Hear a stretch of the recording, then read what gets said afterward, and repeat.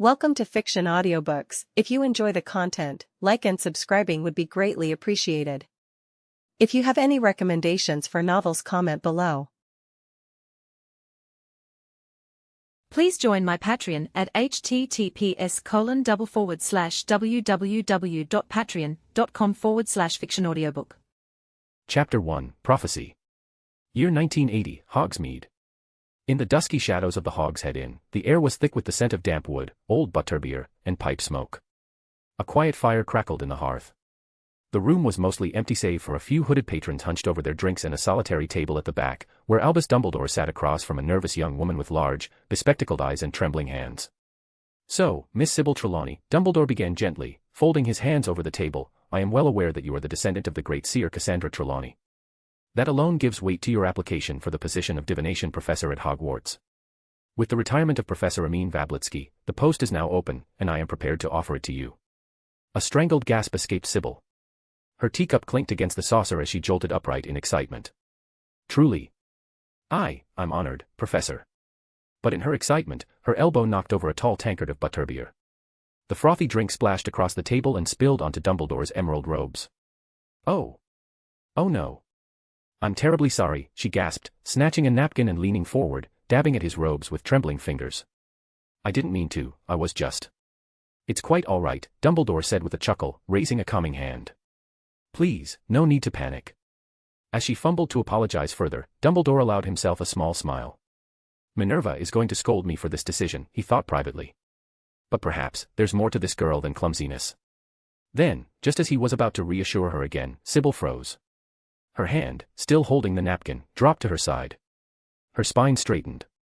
Her eyes, so fluttery and frantic only moments ago, glazed over. Her pupils vanished into white. Dumbledore's smile vanished at once. He recognized the signs. He had seen it before, in old friends and dangerous foes alike. He had seen it in the eyes of a young boy named Gellert Grindelwald, and again in Nicholas Flamel's mutterings beside a pensieve. The gift, or curse, of prophecy. And now it had come to Sybil Trelawney. Sybil spoke in a deep, echoing voice, not her own. "Two shall rise with the power to challenge the Dark Lord. The first, born to those who have thrice defied him. Born as the 7th month dies. Shall be marked as his equal. Wielding power the Dark Lord knows not." Suddenly, a sharp crack echoed from beyond the door of the inn. The quiet murmur inside the hogshead fell silent, broken only by the soft clink of Sybil Trelawney's teacup trembling in its saucer. Albus Dumbledore's head snapped toward the sound, his eyes narrowing behind his half-moon spectacles. A sliver of cold evening light spilled through the slightly ajar door, and in that narrow crack, he caught the briefest glimpse of a pale face, young, sharp-featured, eyes wide with a mixture of curiosity and dread. For a fleeting moment, their gazes locked. The young man's breath caught. Then, as if burned by the contact, he staggered back, turned swiftly, and bolted down the alley. "Oi! You little," growled a voice from somewhere off to the side. Aberforth Dumbledore stormed into view from behind the bar, his sleeves rolled up and wand already drawn. In a flash, he yanked the door open and stepped outside, his boots crunching on gravel as he gave chase. A string of muttered curses followed him into the night. Back inside, the tavern seemed to breathe again. Dumbledore leaned back in his chair, thoughtful now, his expression unreadable. The candlelight flickered across his lined face as he adjusted his spectacles and turned his gaze back to the trembling woman before him. Sybil continued, her voice deep and ethereal. "And either must fall by the other's hand. For neither can live while the other survives. The second, a child of snow, born as the 7th month dies, shall walk a path apart. When the wise one, the old light, fades from the world, the child of snow shall lead the way. Guiding with strength where darkness lingers, their paths entwine to shape the light's return. Their paths entwined, to shape the light's return." Then silence. A long breath escaped Sybil's lips as she slumped back into her chair. Her eyes blinked rapidly. She reached up to rub her temples. As suddenly as it had begun, the trance ended. Sybil blinked, swayed, and touched her temple. "Oh my head hurts," she muttered, slowly rising from her chair. "What happened? Why does my head ache?" Then, she smiled faintly. "Oh yes. I've just been hired as the divination professor at Hogwarts, haven't I? That old man accepted me." Dumbledore, still seated, was staring at her in silence. His mind raced. The words of the prophecy echoed in his thoughts, etching themselves into his memory like an unforgivable curse. This was unlike anything he had heard before. A prophecy about Voldemort's downfall. A child born at the end of July. And another, a child of snow, with a separate fate, yet tied to the first. He looked at the woman in front of him, odd, eccentric, clumsy, and realized at once, her life was now in danger. If the Dark Lord discovered that such a prophecy existed, he would stop at nothing to uncover its contents. And worse, he might already have heard part of it. "Sybil," Dumbledore said quietly, "you must come with me to the school immediately. I will arrange for someone to retrieve your belongings from your home." Sybil blinked in confusion. "But, Professor Dumbledore, the term doesn't begin for another 2 months. Why must I go now?" "Now. You've just made a very dangerous prophecy," he said gravely. "And your life is in danger because of it. I must take you under my protection." Sybil gasped. "A prophecy? I made a real prophecy." Her eyes lit up. "A truly real one? Like an actual seer's vision?" Dumbledore nodded. Sybil threw her arms into the air. "Yes. I knew it. I am still a Trelawney. The blood of Cassandra flows strong in me." But then she stopped, her expression darkening. "Wait, why is my life in danger? What did I say?" Dumbledore stood slowly. "It concerned the Dark Lord. And it was a prophecy of great consequence. If he learns of it, he will come for you." Her lips quivered. "He'll come for me. My third eye is already warning me, I can sense the darkness. The aura of death," she wailed, clutching at her shawl. Dumbledore's lips twitched as he heard she was pretending. "Yes, well, let's keep that third eye out of trouble. Come, Hogwarts is safer than any place in Britain. You'll be protected there." Yes, let's go quickly," she cried, scrambling to gather her things. They stepped out into the cool evening air. Outside the inn, Dumbledore's brother stood with his usual scowl, arms folded, blocking the path. Aberforth Dumbledore gave his older brother a look of deep suspicion. "What is it this time, Albus?" he said, sneering. "Another mess from your past you're trying to fix. Seems like every time something terrible happens in the world, you're not far behind it." Dumbledore sighed, used to the bitterness in Aberforth's voice. "There's been a prophecy, brother," he said. "About the Dark Lord. I must bring this woman to Hogwarts at once. And soon, I'll need to summon the order. We'll need a meeting here, at the Hog's Head." Aberforth snorted. "Your order again? This is an inn, Albus. Not your secret gang's clubhouse." Dumbledore offered a knowing smile and said nothing. He knew his brother well. Aberforth would grumble and insult, but he would clear the inn for the order when the time came, because, beneath all the resentment, he still cared. Without another word, Dumbledore turned and led the new divination professor toward the castle, his mind heavy with the knowledge that the war had just taken a new and dangerous turn. Chapter 2: The House of White.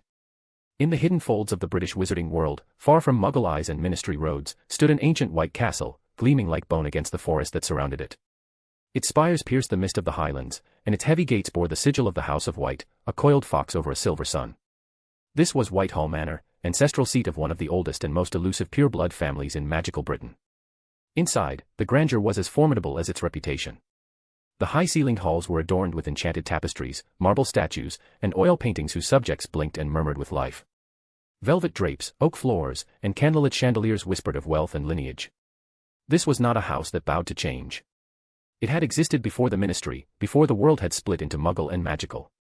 In a long, firelit chamber, two men sat opposite one another at an obsidian table. One was in his mid-30s, tall, calm, and dressed in elegant black robes embroidered with silver trim. The other, younger by more than a decade, leaned forward in his seat, his voice urgent. "Brother," the younger man said, his hands clenched tightly on the polished wood, "I beg you again, reconsider. We should aid the Dark Lord. He's the only one who can throw down Dumbledore, bring back order, restore our place in the ministry. We've been forgotten, Damien. I want the House of White to matter again." The elder brother, Damien White, Lord of the House of White, folded his hands calmly and replied, "Cecil, I've told you before, stop this nonsense. You're young, ambitious, yes, but don't let your ambition blind you. I will not stain the name of White by aligning with a lunatic." Damien White stared firmly at his brother. "Look at the Black family. A house that once rivaled ours, now reduced to nothing. Most of their members are either dead or fugitives, sacrificed at the altar of the Dark Lord's ambition. I will not let our house fall to that fate. I don't care for this war between Dumbledore and Voldemort. The House of White chooses its battles wisely, and I see no gain in joining this one." Cecil's jaw tightened. "And what if he wins? What if he defeats Dumbledore and we're left among the neutrals? You think he'll spare us for sitting on the fence?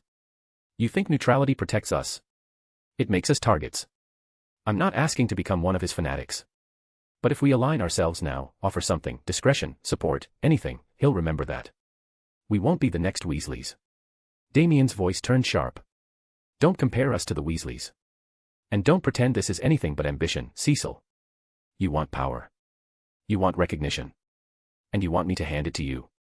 Cecil rose from his chair, his expression twisted in bitterness. The only reason you're Lord is because you were born first. That's all. Father chose you because you were the favored son. But I dedicated my life to this family. I studied harder than anyone. I endured every painful lesson thrown at me. I bore every burden without complaint. And what did you do? He sneered. You wasted your youth in muggle pubs, chasing filth, living like some carefree squib. I stood for this family when you vanished. I protected us from being devoured by other houses. I sacrificed everything. His voice cracked. And still, you were handed the title. Just because of the order of our births. It's not fair. It never was. Damien's voice remained calm, but his eyes darkened. Go, Cecil. You're emotional. You need to calm yourself. Don't lecture me on sacrifice. Father chose me because I was worthy. You were raised to assist, not to lead. I was raised to rule. Let go of your delusions. You're still young, and clearly, still foolish.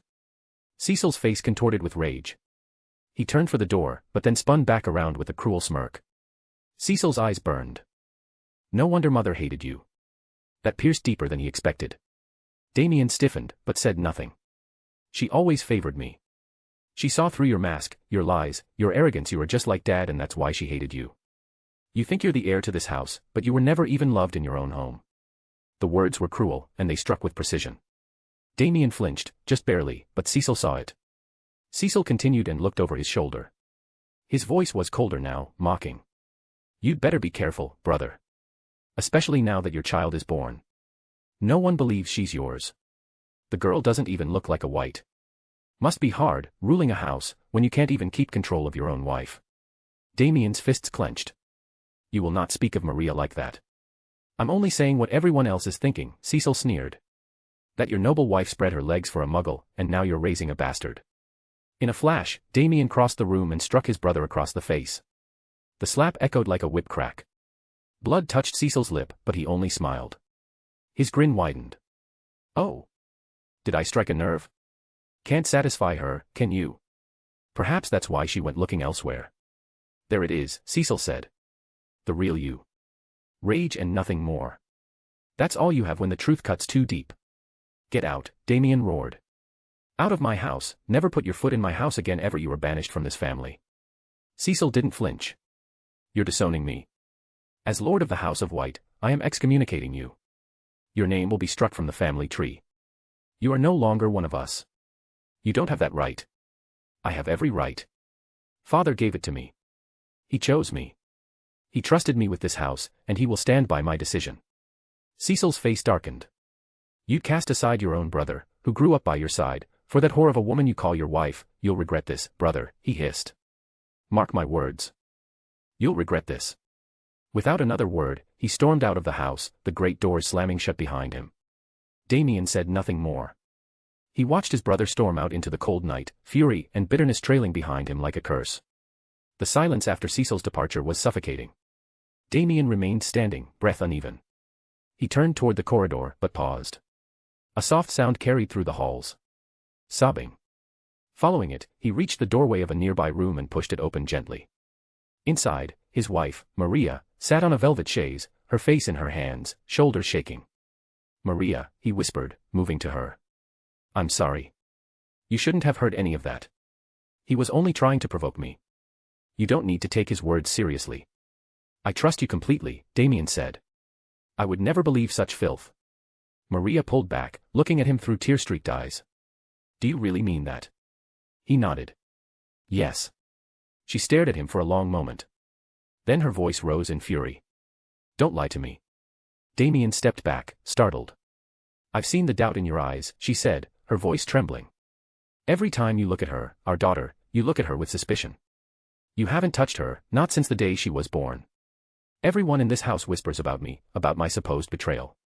They call me a whore, a traitor. And you do nothing. Damien looked away. I tried, Damien said quietly. I tried to accept her. I truly did. But I can't. Every time I look at her. Maria broke down again. I told you to use Veritaserum. I begged you to make me take an unbreakable vow. I offered every proof of my innocence, but you refused. Why? Damien's voice was barely a whisper. Because, if I did, and you failed, I wouldn't survive it.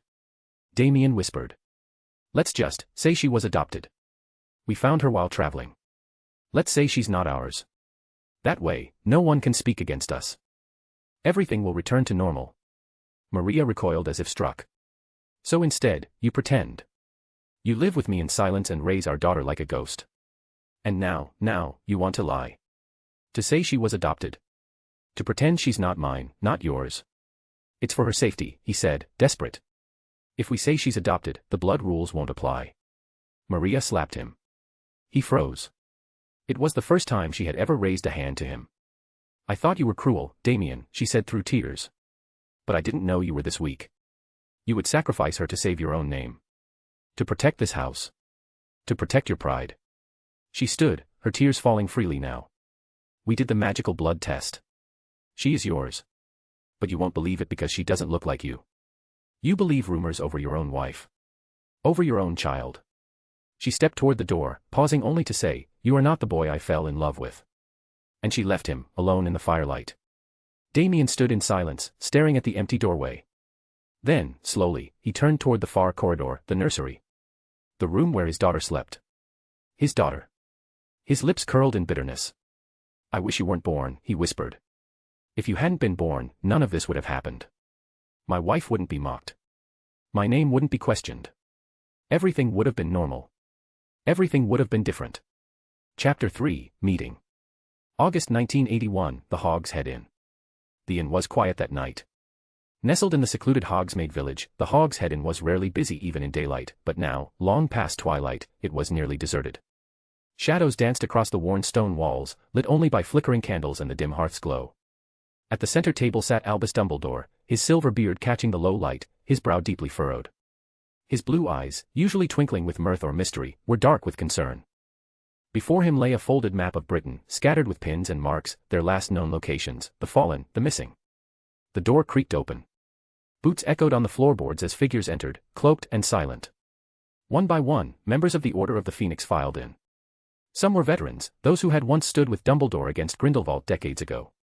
Age sat heavily on their shoulders. Others were young, faces barely past their school years. Among them were Sirius Black, Remus Lupin, Lily and James Potter, and Peter Pettigrew. The atmosphere was solemn as they gathered, no one needing to be told what this meeting was about. Dumbledore stood slowly. We have suffered losses, he began, his voice steady but low. Edgar Bones, his wife, only their daughter was alive. They were attacked last night. None survived. A hush fell. James Potter's jaw clenched. Lily closed her eyes, her hand tightening around James's.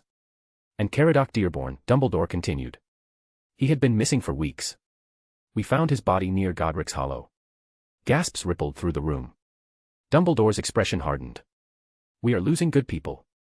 Friends. Brothers and sisters. Lily leaned forward, her voice trembling. Professor, what are we to do? Every week the Order grows smaller. They're picking us off. Dumbledore gave a weary sigh. I said this when the Order was formed, and I will say it again now, if the burden becomes too much, if you fear for your family, no one will think less of you for stepping back. No, James said at once, firm and unyielding. We fight for the future. For our children. I refuse to let my son grow up in a world ruled by fear. Lily looked at him with pride and pressed her hand into his. Dumbledore offered a rare smile. How is Harry? He asked gently. Lily brightened. He just turned 1. His godfather, she shot a glance at Sirius, bought him a toy broom. He's flying it around the living room now, bumping into furniture. James chuckled. My mom's with him tonight. Watching over him. Good, Dumbledore said. Keep him close. There are dark forces moving faster than we'd hoped. The Ministry's investigations, they're slow. And the Death Eaters are still in the shadows. The door burst open again.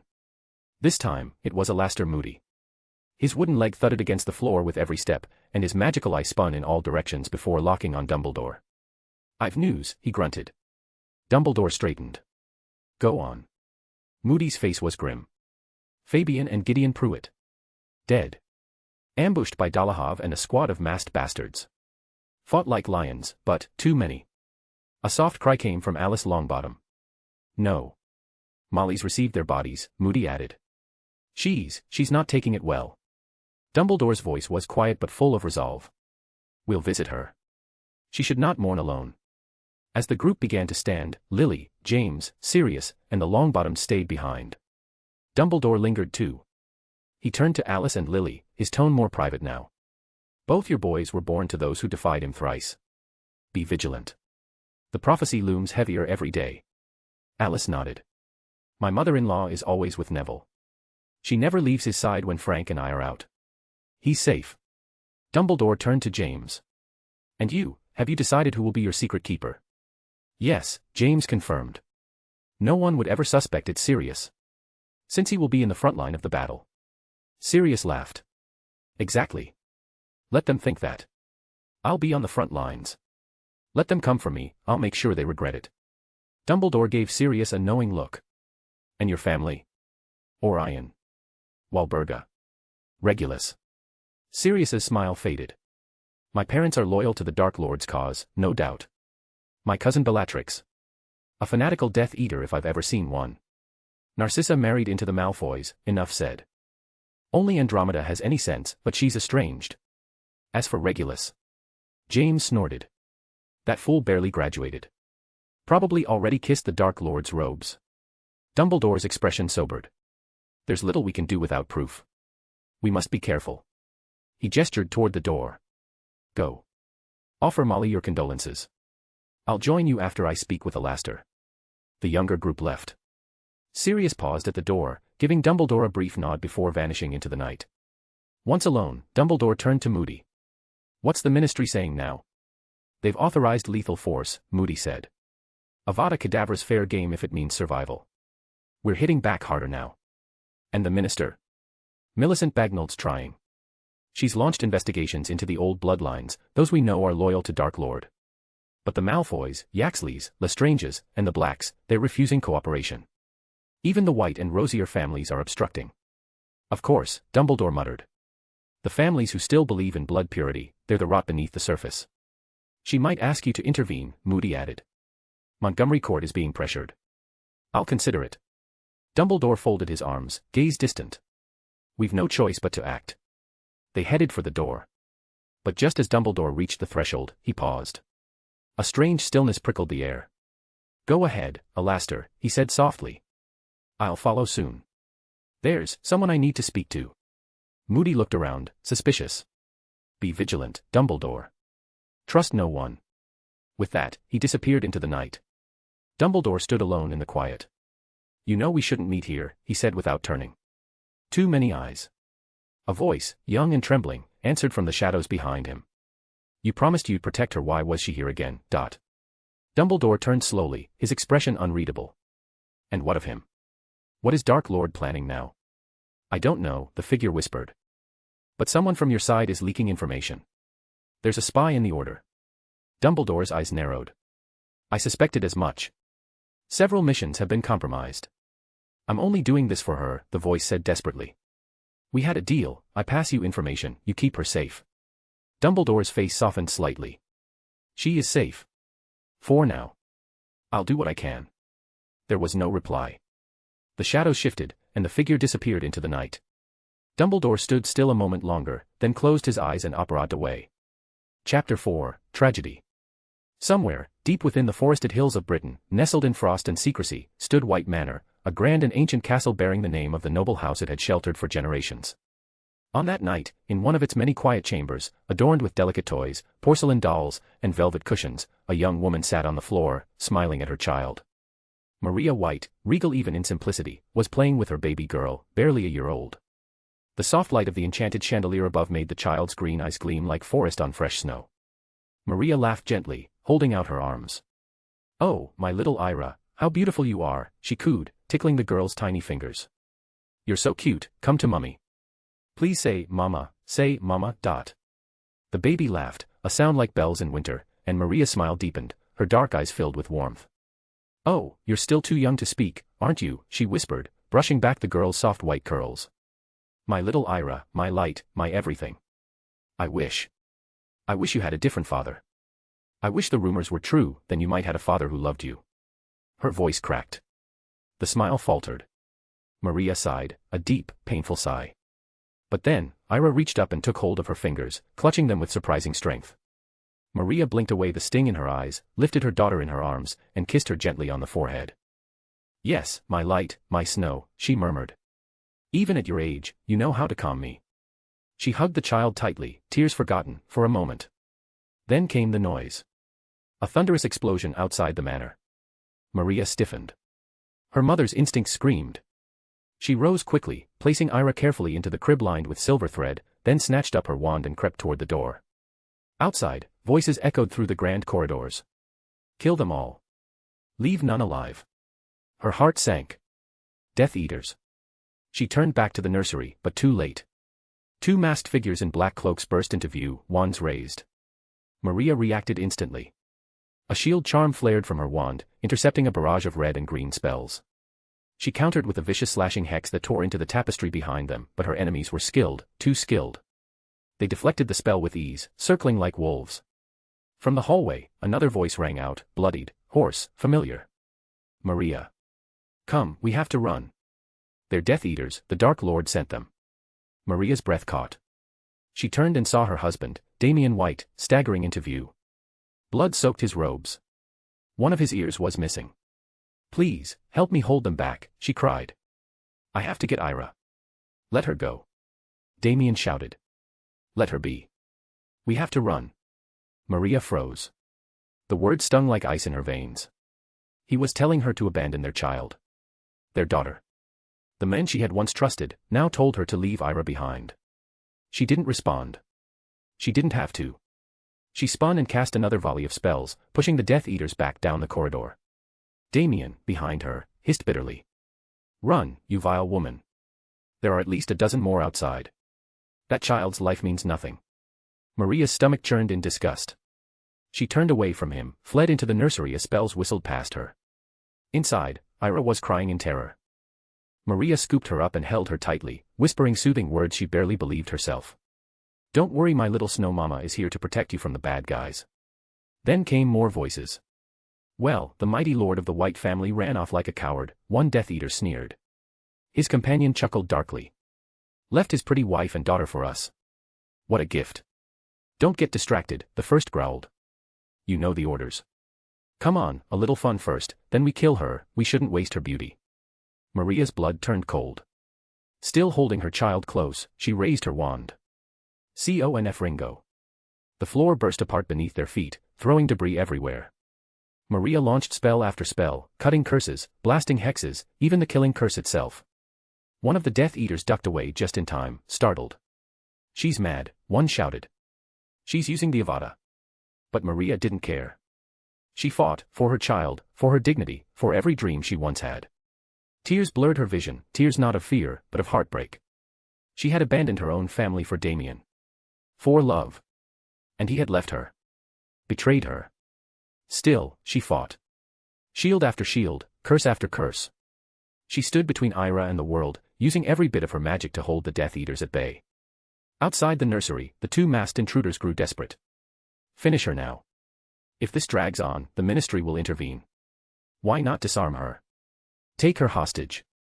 You bastard, the other snapped. Control your lust, no distractions, we end it here. I'll charge the door. You cast cover spells. Maria heard the movement, felt the surge in the air, but it was too late. One of them broke through, and from behind him came the final curse.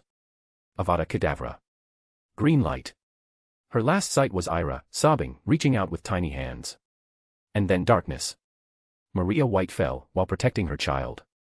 A second later, the two Death Eaters entered the room. The bitch was persistent, one muttered. Not like the others, the taller one agreed. Now, finish the brat. The short, fat one stepped forward and peered into the crib. She's so cute. A sharp slap hit the back of his head. Don't be an idiot. Do it. He grunted. Raised his wand. Sorry, beautiful. Your only sin was being born to this family. If they'd just pledged loyalty to the Dark Lord, you might have lived. Avada Kedavra. Silence. White Manor fell still for the first time in centuries. Elsewhere. Deep beneath the manor, in a hidden tunnel meant for emergencies, Damien White ran for his life. Blood dripped from his ruined ear, his breath came ragged. Why the hell did the defensive runes fail? He cursed aloud, panting. Who betrayed us? A name flashed through his mind. A face. A memory. You fucking bastard, when I get out of here I will come for you. But a flash of red light struck him from the side, and he crumpled to the ground. Laughter rang out, high-pitched, maniacal. A woman stepped from the shadows. Bellatrix Lestrange. Behind her loomed her husband Rodolphius Lestrange, red hair like fresh blood. Bellatrix knelt beside Damien's fallen form, clicking her tongue. Well, look at you. The last time I saw you, you were bending me over in a Hogwarts corridor. Fucking me hard, remember that time, Dammy? He trembled with fear, knowing the terror awaiting him in the face of this deranged lunatic. She cupped his cheek. A shame, really. I used to enjoy your company. But now. You die. For rejecting my master's invitation. She stood and dug her heel into his face. Still a pretty one, aren't you, Dammy? Shame you chose the losing side. Rodolphius growled, enough, Bella. If you are playing around then I'll kill him. Don't tell me what to do, she snarled, shoving him aside. Then she raised her wand. Crucio. Damien screamed. Again. And again. Crucio. Enough. Rodolphius barked. We don't have time. With a sigh, Bellatrix drew in close. Fine. She whispered the final curse, and the green light ended Damien White's life. He fell still, face twisted in agony and shame. Bellatrix leaned down and kissed his lips one last time. So long, lover. She turned and walked away. Rodolphius sneered down at the body, then followed.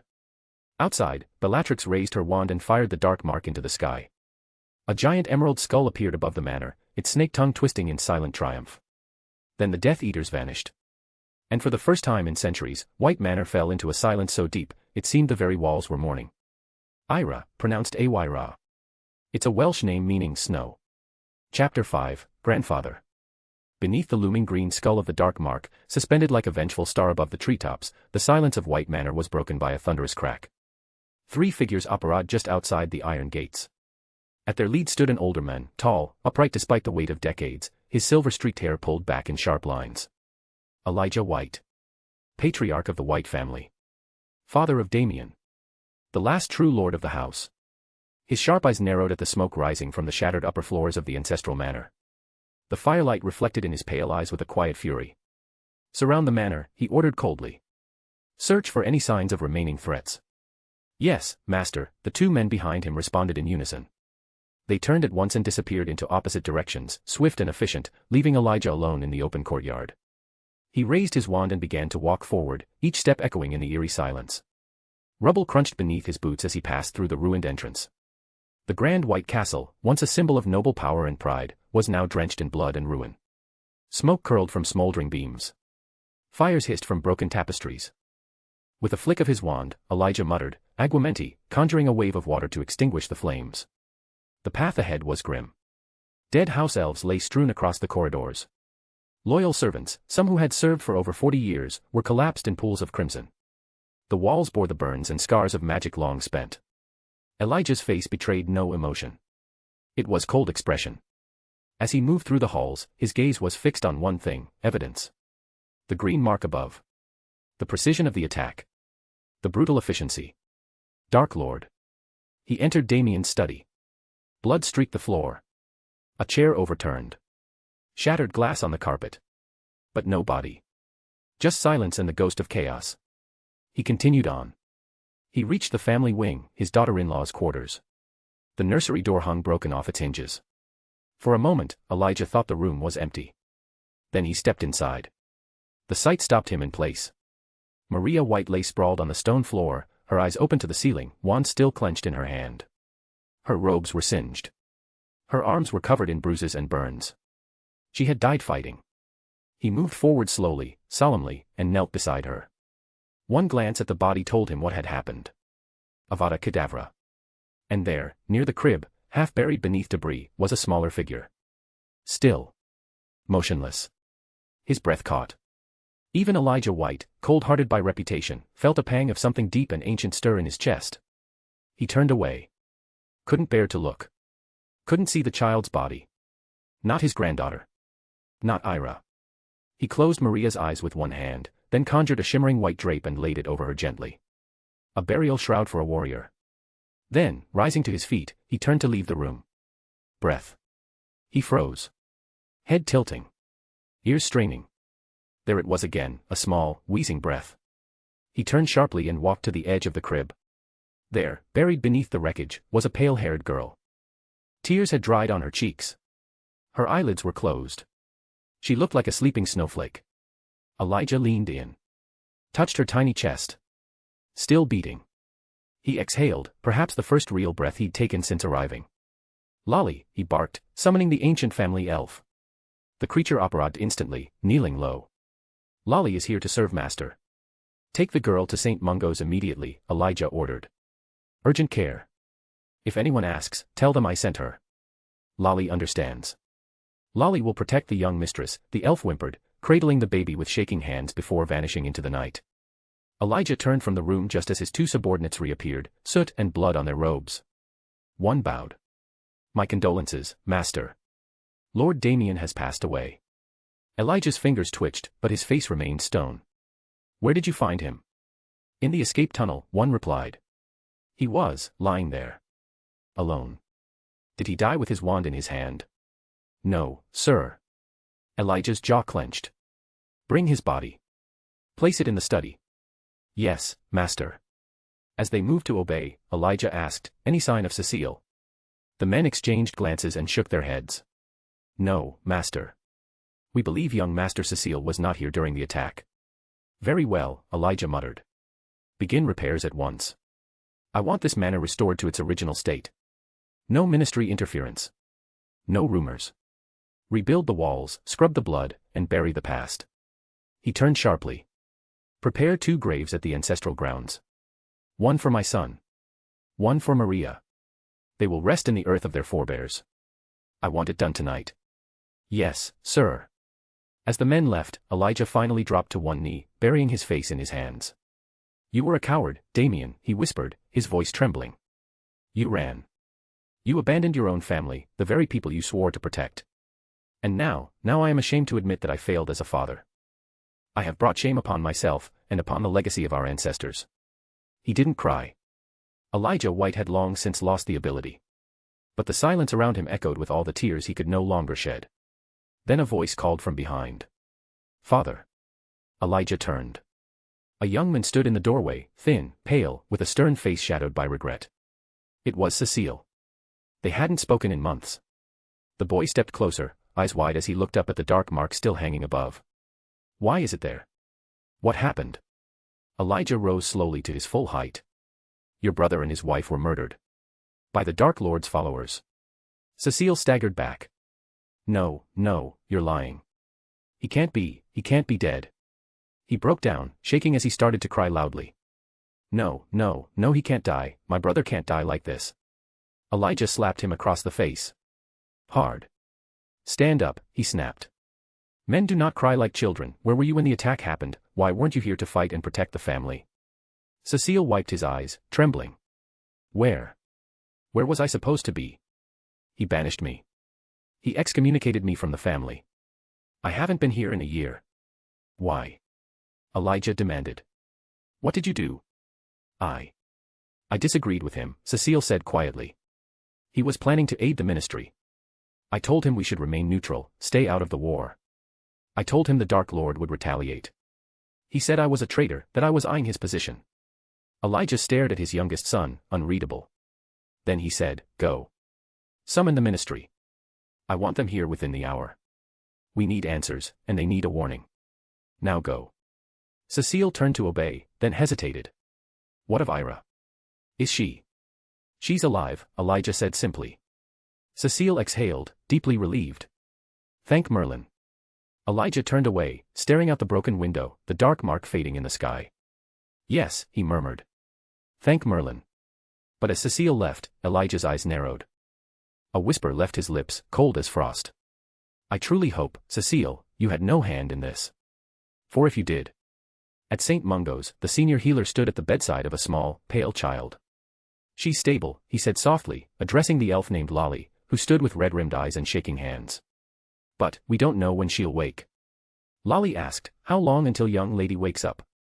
And the senior healer replied, I don't know, maybe a week or maybe a month or years, it depends on her magical healing process in her body and mind. Lolly bowed her head. Tears dripped silently from her chin. Oh, my poor young lady. She's so young. She lost everything. She sat at her bedside, never leaving her side as the wind howled gently outside the ward. In that quiet room, one last flame of the White family flickered, small and wounded but alive. Chapter 6, World's Will. At Hogwarts, in the dimly lit office of the headmaster, the warm crackle of the fireplace cast flickering shadows along the curved stone walls. The scent of aged parchment, lemon drops, and wood polish filled the air. Albus Dumbledore sat behind his intricately carved desk, his fingers steepled in thought, his half-moon spectacles catching the golden glow of the fire. Across from him sat a longtime friend, Elphias Doge, a senior official at the Ministry of Magic. The lines of age traced his face, but his eyes still held the same quiet loyalty Dumbledore had known for decades. Dumbledore leaned forward slightly. So, Elphias, he said with a calm yet probing voice, tell me, how is the investigation against the pureblood families progressing? Elphias sighed, rubbing his temple. Not well, I'm afraid.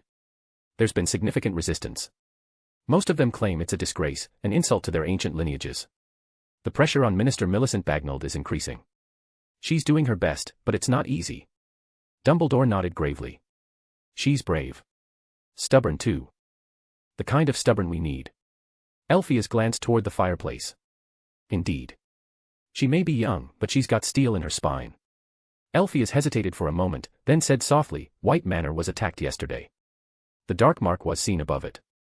Dumbledore's eyes narrowed. Death Eaters. Elphias nodded. We believe so. The Heiress weren't permitted to investigate. Elijah White allowed only the minister herself to enter. She spoke with him, alone, for nearly an hour. When questioned afterward, she said nothing. A long silence fell over the room, broken only by the occasional pop from the hearth. Dumbledore's gaze drifted to the tall wall of portraits behind him, filled with former headmasters and headmistresses. He stood and walked slowly to a particular painting high above the rest, a portrait of a stately older woman draped in flowing white and silver robes. Beneath her was a brass plaque engraved with Headmistress Alicia White. Headmistress White, Dumbledore said gently, do you have any insight from within the manor? The woman in the portrait, regal and commanding, turned her gaze toward him. Her voice was cool and composed. The attack was indeed carried out by Death Eaters. We do not yet know the leadership behind it, but over 20 dark wizards entered. The manor's wards and defensive enchantments were disabled from the inside. Dumbledore's brow furrowed. Internal conflict, then? I believe so, she replied. There was strife within the White family. The previous lord and his wife were both killed during the assault. And the brother? Dumbledore asked. She nodded slightly. Yes, the previous lord had a younger brother. But he was disowned a year ago and exiled from the family estate. A rift that never healed. Dumbledore exhaled slowly. Elijah, then. Yes. Elijah White returned yesterday. He has claimed lordship once more, at least until an heir is determined. Dumbledore's voice dropped to a whisper, heavy with memory. He was my student. Ambitious, calculated, and precise. But not cruel. He was never fully aligned with the extremist views of his kin. Elphias nodded in agreement. When he led the family, he was one of the few to extend support to the ministry. His relationship with the French ministry was instrumental in repairing diplomatic damage after Grindelwald's attack on Paris. Thanks to him, trade and magical cooperation began to recover. And now, Dumbledore murmured, he returns to the ashes of his home. We must watch him closely. The portrait of Alicia White spoke again. He has already spoken with the minister. She agreed to his temporary reinstatement as Lord of House White. Dumbledore looked up at her, his expression distant. Send him my condolences, if he'll accept them. I may visit him in person if time allows. He was always unpredictable, the portrait added. A sudden bang echoed through the office. The heavy doors flew open, and Professor McGonagall burst in, breathless and pale, her hands clenched at her sides. Minerva. Dumbledore said, rising swiftly. What's wrong? Her voice was shaky. It's the Potters, Albus. Dumbledore's heart stopped. His hand trembled against the desk. For a second, he closed his eyes. So, you chose him, Tom, he whispered bitterly under his breath. You finally chose him. He turned sharply to Elphias. Inform the ministry, now. I'm going myself. Without a word, Elphias stood and hurried out of the office. Dumbledore scribbled a message on a scrap of parchment and handed it to McGonagall. "Take this. Prepare what must be done." She nodded grimly. Dumbledore turned to the golden perch beside the fireplace, where Fawkes, his majestic phoenix, waited silently. "Come, old friend. We have no time to waste." In a flash of fire and flame, they were gone. Somewhere else, in the space between worlds. Beyond all known existence, where time was nothing and space had no shape, two lights flickered in the void. One burned brightly, radiant, vast, eternal. The other was much smaller, fainter, curious. A voice, warm but powerful, echoed from the larger light. "Are you a god?" the smaller asked timidly. The larger light chuckled. "A god? No. I am the will of this world." The smaller light quivered. "Then, why am I here? Why did you show me that child's life for a whole year?" "Because you will be that child," the will said simply. The smaller soul pulsed. "But that child, she died. Her body was already dead." "Her body was nearly lost, yes," the will replied. "But I preserved what I could. Her soul was shattered by the killing curse. I gathered the remnants and fused them with you. Now, your soul carries both strength and magic. Enough to survive here. So, the girl's soul is inside me. Fragments, yes. They made your foreign soul strong enough to take root in my world. You now carry magic, bloodline, and memory." The smaller light hesitated. "I feel a strange attachment to her mother." "Why?" "Because you carry echoes of her daughter's soul. Her grief is yours, now. She will be like your mother, in this new life." The small soul was silent. Then softly, "Is she at peace?" "I mean her mother. She is. Somewhere safe. Somewhere beyond even my reach." Another pause. "Why me? Why bring me here?"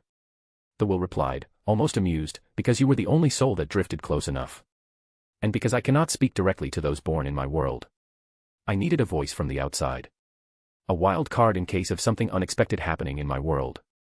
So I'm just a contingency plan," the smaller soul muttered. "A backup." "Yes," the will admitted. "If the threads of fate twist too far, you will help restore them. But I remember things about this world. From books, stories. The future. That will be taken care of," the will said calmly. "You won't remember enough to damage the timeline. You'll recall fragments. Feelings. Nothing more." The smaller light grumbled.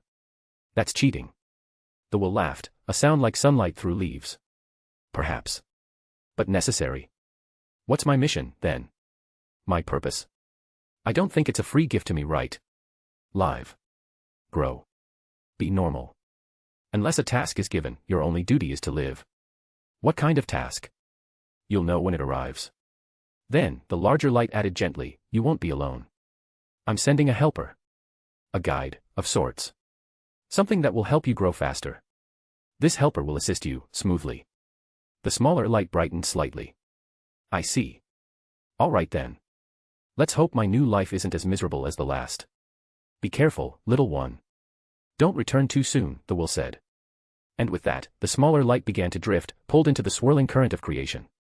The void darkened again, save for a single star-like spark that followed quietly behind. "This," the will whispered into the silence, "will be your helper, little one. May your second chance be worthy of you." Then all was still once more. Chapter 7, The Girl Who Woke Again. 9 years later. In a grand chamber within the towering walls of White Manor, a girl stirred from her slumber. The velvet sheets rustled as she rubbed her eyes and blinked against the golden morning light streaming through the tall, arched windows. The room was just as it had been the day she returned from St. Mungo's hospital, unchanged by time, like a memory trapped in glass. Ira White. She was 10 now. 10 years since she was born, and 5 since she had awoken from the deep, dreamless coma that followed the fall of the ancient White family. Only 2 remained, her grandfather, Elijah White, and her uncle, Cecile.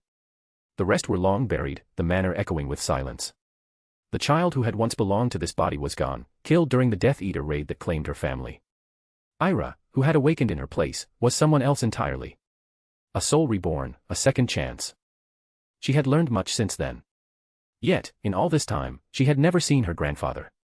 Her uncle visited rarely, and even then, he was cold and bitter, full of resentment. The only constant in her life was Lolly, the house elf who had fed her, clothed her, and cared for her since the day she arrived. Ira climbed from bed and stretched. Her white, snow-like hair shimmered in the morning light.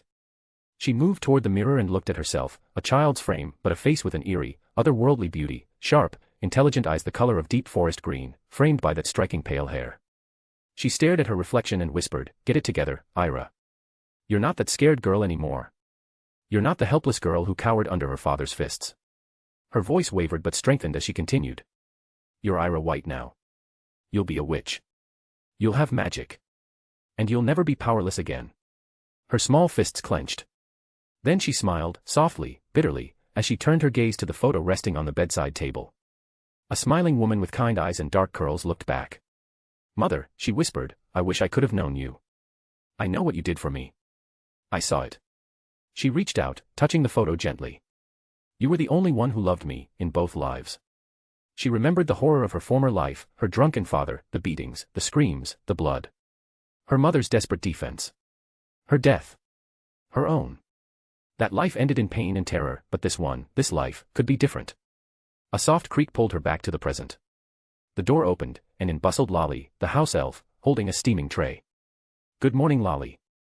"Good morning, young lady," chirped Lolly, her large ears bouncing with excitement. Young lady said good morning to Lolly. "Oh, how precious." Ira smiled gently. "Good morning again, Lolly. What's got you so excited today?" Oh. Young lady, today is a grand day indeed," the elf squeaked, nearly dropping the tray. Ira arched an eyebrow. "Grand? What happened?" "The master, your grandfather, is coming to visit you.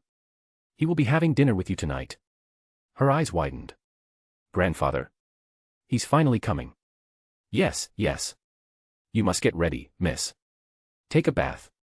Pick your best clothes." Without hesitation, Ira nodded. "Then let's go. I want to be presentable." In the warmth of the marble bath, as water soaked into her skin, Ira let her mind wander. The House of White, one of the oldest wizarding families in Britain. Ancient, powerful, feared. Once rivals to the Black family. Where the Blacks had withered and fallen, the Whites clung to existence by a thread. Sirius Black, the last scion, rotted in Azkaban. While Berga, the last matriarch, had died in 86. Now the Black name was extinct. And the Whites? Only Elijah, Cecile, and herself remained. After dressing in elegant black robes that made her hair gleam like silver thread, Ira walked out into the manor's garden. The flowers were in full bloom, and fruit hung lazily from the trees. This garden had become her sanctuary, a small escape from the long, dull days without Muggle distractions, with only books for comfort. She sat, legs swinging from the wrought iron bench, her eyes watching butterflies dance across flower beds. "Where's that helper?" she thought. "The one that the world will promise me. They said I'd have guidance. A system. Something. But nothing had come. No magical awakening. No dreams. No signs." She stared down at her palms. "Please, don't let me be a squib. I don't want to be powerless again. I don't want to be beaten and broken by those who should have protected me. I want to protect myself this time. I want to rely on my strength to be not killed like my previous life. I don't want to be strangled by a drunken man to death." She reassured herself, it must be the adjustment. Her soul adapting. Her magic just hadn't manifested yet. As the sun dipped low behind the trees, a voice broke the quiet. "It's beautiful, isn't it? This garden." Ira blinked. "Yes, it really is." She paused mid-sentence, her eyes widening. She was alone in the house. There shouldn't be anyone here besides Lolly. She stood, startled, turning toward the voice. An old man stood by the rose bushes. Tall, regal, with chiseled features and the same cold poise she had seen in her uncle. "Are you my grandfather?" she asked cautiously. The man gave a slight nod. "Yes, child. I am Elijah White." She quickly bowed. "I welcome you, my lord." He studied her with a pleased expression. "Well done. You've been taught properly. Manners and discipline are what separate nobility from common stock." "Thank you, grandfather. I've learned much from the tutors you sent." "Good," he said with a faint smile. "Let's walk." She followed him like a shadow, small feet padding after his long strides. "Do you know what makes our family feared and respected?" he asked as they strolled past the hedges. "I think it's because of our history. The achievements our ancestors made for the magical world. That's why we're respected.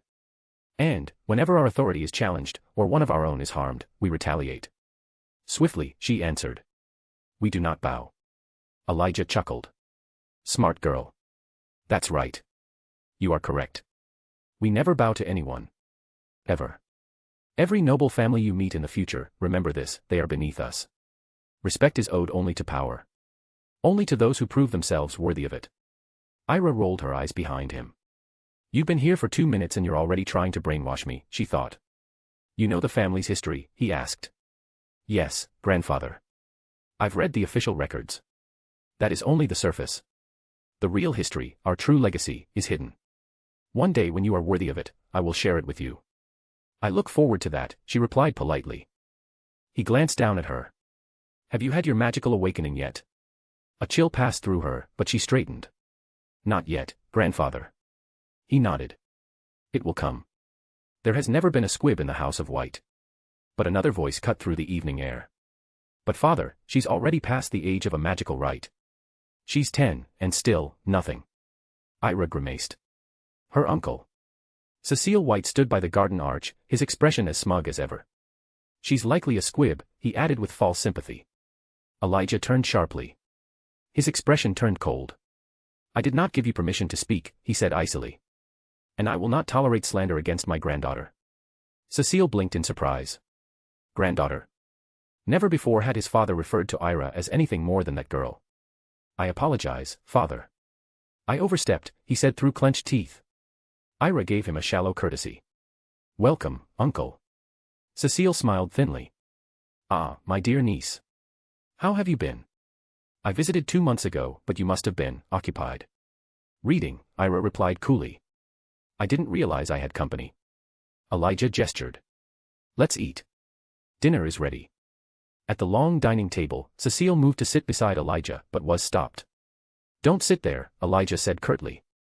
Excuse me. I said don't sit there. Then, turning to Ira, he said, come, granddaughter. Sit here. Cecile stood frozen as Ira walked forward and took the honored seat, reserved for the heir of the family.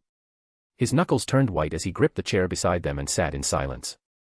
During the meal, Elijah watched Ira eat, elegant, graceful, precise. He nodded with approval. Cecile glanced sideways. His father's face, smiling. He's smiling. Suddenly, his eyes widened. In all his life, he had never once seen his father smile not at his mother, not even at his favorite son, Damien. But now, for the first time, he watched Elijah smile. And not just at anyone at her. The sight sent a tremor through him. It wasn't just the smile, it was what it meant.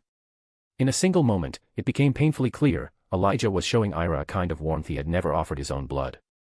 And this was their first meeting. After the main course, Elijah set down his fork. There is a ball next week, hosted by the ministry. Ira, you will attend with us. It will be your formal debut into the pureblood circle. Cecile's voice jumped, sharp. But father, no one knows of her existence. There are questions surrounding her parentage. Elijah's hand slammed against the table. Ira flinched but caught herself. She wouldn't look weak. I said enough, Elijah growled. Her records are verified. She is Damien's daughter. She is of our blood. But her appearance. I said enough. Elijah stood, voice hard and final. You will not bring this up again. Next time, watch your words. He turned to Ira. Be ready. I will return for you. Yes, grandfather, she said, her voice even. With that, Elijah swept from the room. Cecile remained seated, staring at the table. Ira leaned back, exhaling softly. Oh boy, she muttered to herself. This family drama. And just then. Ding. A chime echoed in her head, sudden and strange. A familiar, long-awaited voice followed. Chapter 8, The Helper. As soon as Ira heard the strange chime in her head, her heart leapt with excitement. It was finally happening, the moment she had been waiting for. The system, the helper promised by the world will itself, had arrived. She stood up from the table without a second thought. Her uncle, still silently staring down at his untouched meal, didn't even notice her sudden movement. Have a nice meal, uncle, she said casually. Without waiting for a reply, Ira turned and walked swiftly toward her room. The moment the door clicked shut behind her, she let out a quiet, giddy laugh. She climbed onto her bed and sat cross-legged, anticipation brimming in her chest. A glowing interface appeared before her eyes, like a translucent window floating in midair. Ding. Congratulations, host. You have activated your system. Her breath hitched slightly. She had read enough about systems to know what usually came next. So. Ira said aloud, her voice filled with curiosity. What are your functions, system? What can you do for me? Please guide me through it, and explain how to use everything. The system replied in a calm, neutral tone. This is the check-in system. Every year, you will be granted one opportunity to check in. Each check-in will reward you with 5 items. Rewards may include talent points, spells, magical tools, or rare items such as alchemical materials. All rewards are randomly generated and based on luck. Ira tilted her head. So, each year, I get 1 sign-in, and in that sign-in, I receive 5 different rewards. Correct. 1 check-in grants 5 rewards. She leaned back with a grin. Cool. I just hope the first batch gives me some useful spells. Would you like to view your status window, host? Sure, she said. Show me my stats. Ding. Status window. Name, Ira White. Age, 10 years old. Race, human/. Class, witch, unawakened. Bloodline, ancient blood of the White family. Talents. Charms, 15, excellent. Transfiguration, 13, excellent. Potions, 5, average. Dark magic, 3, poor. White magic, 6, average. Magical creatures affinity, 7, average. Quidditch, 5, average. Alchemy, 1, poor. Prophecy, 0, locked. Note. Talent scale, 1 to 4, poor, 5 to 8, average, 9 to 12, good, 13 to 16, excellent, 17 to 20, genius. Spells, none. Her face twitched slightly as she reviewed the numbers. Oh wow, system, there's a lot of problems here, she muttered, unimpressed. Why is the race listed as human/? And nearly all my talents are stuck at poor or average. Charms and transfiguration are excellent, at least, but the rest. She sighed and shook her head. Explain the question marks in the race section. And what does my bloodline really mean? But the system did not respond. Instead, it repeated the earlier prompt. Would you like to check in for the first time? Ira groaned lightly. Of course. You're not even a smart system. Just a glorified menu. Would it have been too much to ask for you to come with a helpful AI assistant or something? Still, she smiled faintly and shrugged. Anyway. Fine. Let's do this. Start the check-in. Ding. Resolution complete. Host has received 5 rewards. 1. Master level Occlumency. 2. Perfect memory. 3. Magic awakening. 4. 10 talent points. 5. System space, non-living items only. Her eyes widened, then a smile slowly curved across her lips. This was huge. Occlumency, master level.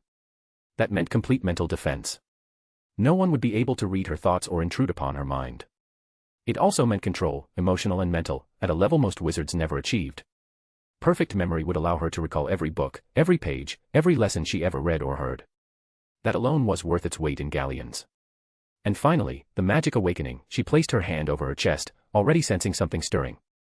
Plus, 10 talent points. She could use those to raise her weaker areas. And the system space, a portable inventory to store items. That was an incredibly rare magical convenience. She'd never need a trunk again. I'm ready, she whispered. Now that my magical core is awakening. Warning, please be seated. Awakening magic will channel your soul through your body. This may cause temporary pain. Ira's smile faded as she nodded and quickly sat cross-legged on her bed. Understood. Start it, system. 3, 2, 1, initiating awakening. Suddenly, her body began to burn. An unbearable wave of heat surged through her limbs. Sweat dripped from her forehead as she gritted her teeth, clutching the edge of her bed with trembling hands. Then came the pain, sharp, deep, and electric, stabbing into her chest like an arrow of fire. She bit her lip, refusing to scream. Tears squeezed out from her closed eyes. 2, 3, endless minutes passed. And then, just as suddenly, it stopped. A strange fullness spread through her veins, as if a glowing river had begun flowing through her body. Magic. Real, tangible, living magic. She opened her eyes slowly, and froze. The room was in chaos. The drapes had torn from their rods and lay in tangled piles. Toys lay flattened across the floor. Her bedposts were splintered and crooked.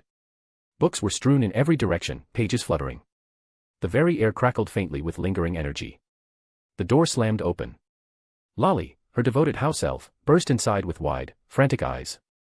Young lady. What happened? Are you all right? Did someone attack you? Do you need me to take you to St. Mungo's? Ira held up a calming hand. Calm down, Lolly. I'm fine. No one attacked me. But the room. The destruction. It's because of my magical right, she said softly. I just awakened. Lolly gasped, her eyes filling with tears. Then, without warning, she began jumping up and down, squealing with joy. The young lady has awakened. Magic, real magic. Oh, the Lord will be so proud. Finally. Finally. As Lolly jumped and screamed with joy, Ira glanced at the house elf and smiled, warmth blooming in her chest. The devotion this elf had shown her throughout all the years of her life was nothing short of extraordinary, and Ira felt deeply, sincerely grateful for it. Ira chuckled. All right, enough celebrating. Can you help me clean up this mess? Lolly immediately straightened. At once, young lady. It will be done. While Lolly began repairing the chaos with eager efficiency, Ira focused back on her system. She still had 10 talent points. She pulled up her status screen. Potions first, she murmured. It's too low. And dark magic, as dangerous as it is, it might be useful. She allocated 5 points to potions and 5 to dark magic. Ding. Points allocated. Displaying updated status window. Status window. Name, Ira White. Age, 10 years old. Race, human/. Class, witch, newly awakened. Bloodline, ancient blood of the White family. Talents. Charms, 15, excellent. Transfiguration, 13, excellent. Potions, 10, good. Dark magic, 8, average. White magic, 6, average. Magical creatures affinity, 7, average. Quidditch/flying, 5, average. Alchemy, 1, poor. Prophecy, 0, locked. Note.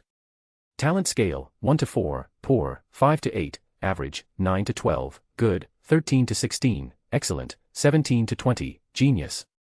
Extra, system space, perfect memory. Spells, occlumency. Ira stared at the updated screen and nodded, though a faint frown remained on her lips. Better, she murmured. But still a long way to go. Genius. That was her goal. Not average. Not even excellent. And one day, she would get there. Chapter 9, A Gift. It was the weekend, and today marked a pivotal moment in Ira's life, her first true dip into the treacherous and dazzling social circles of pureblood society. The Ministry of Magic was hosting a ball, and she would be accompanying her grandfather, Elijah White, and her uncle, Cecile. After spending much of the morning dressing and redressing, Ira finally settled on a gown. It was black, adorned with delicate golden patterns that shimmered faintly in the light. Her house elf had gently advised against darker colors. First impressions are best made in lighter tones, miss, but she had dismissed the notion. Red, green, pink, even silver had all been options, yet her choice remained clear. Black was her favorite color, and tonight, she would wear what she loved. After spraying herself with a subtle mist of rose-scented perfume, she stood before the mirror. The gown clung to her gracefully, its embroidery catching the light, while her eyes and hair seemed to gleam even more under its elegant contrast. Satisfied, she stepped out of her room. Elijah White stood at the foot of the grand staircase, waiting, draped in his signature creamy-colored robe. He turned as she approached. I'm sorry for making you wait, grandfather, Ira said, bowing slightly. Elijah's eyes softened. Don't worry about that, he replied. His gaze swept over her, pausing on her gown. You look well in those clothes. Especially your eyes, and your hair, it's highlighted beautifully. Ira offered a small smile. Thank you. I appreciate your compliment, grandfather. At that moment, Cecile White entered from the opposite corridor. Clad in a striking red robe layered over a formal suit, he stood tall, his expression unreadable. His eyes flicked to Ira, then to Elijah. Let's go, father. Elijah gave a simple nod. We'll be using the carriage. It will take us directly to the Ministry of Magic. They exited the manor and stepped into the waiting carriage, an opulent vehicle styled like something from a medieval painting. Oddly, there were no visible horses pulling it. Ira noticed this but said nothing as she climbed in, seating herself between her grandfather and uncle. The carriage rose smoothly into the air. As they ascended, Ira looked out the small window. Down below, the White Manor sat like a relic out of time, its towering silhouette wrapped in forests and guarded by the shadows of distant hills and mountains. It was, in a word, breathtaking. This castle, Elijah began, his voice calm but weighted with pride, was built by our first ancestor. At the time, as they struck an agreement with the Muggle king. He granted them this land and the title that came with it. Legally, This land, everything you see around us belongs to the House of White. Ira's eyes widened slightly as she listened. There are no Muggle residences here anymore, Elijah continued, nor any wizarding villages.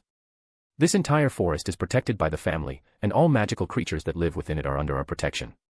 But grandfather, Ira asked thoughtfully, how are we protecting them? Surely there are poachers trying to steal magical beasts. Elijah gave a nod of approval at her question. Dozens of our family's wizards patrol the area. And we have house elves as well, brave, old ones, dedicated to guarding the forest and its magical inhabitants. A thoughtful silence filled the carriage for several minutes before Elijah spoke again. His words were deliberate. Today, at the ministry ball, I will announce you, Ira, as the next heir to the White family. Ira blinked. Her breath caught. But Cecile, when he heard what his father said, got shocked and reacted instantly. No. Father, that's impossible, he said, his voice rising.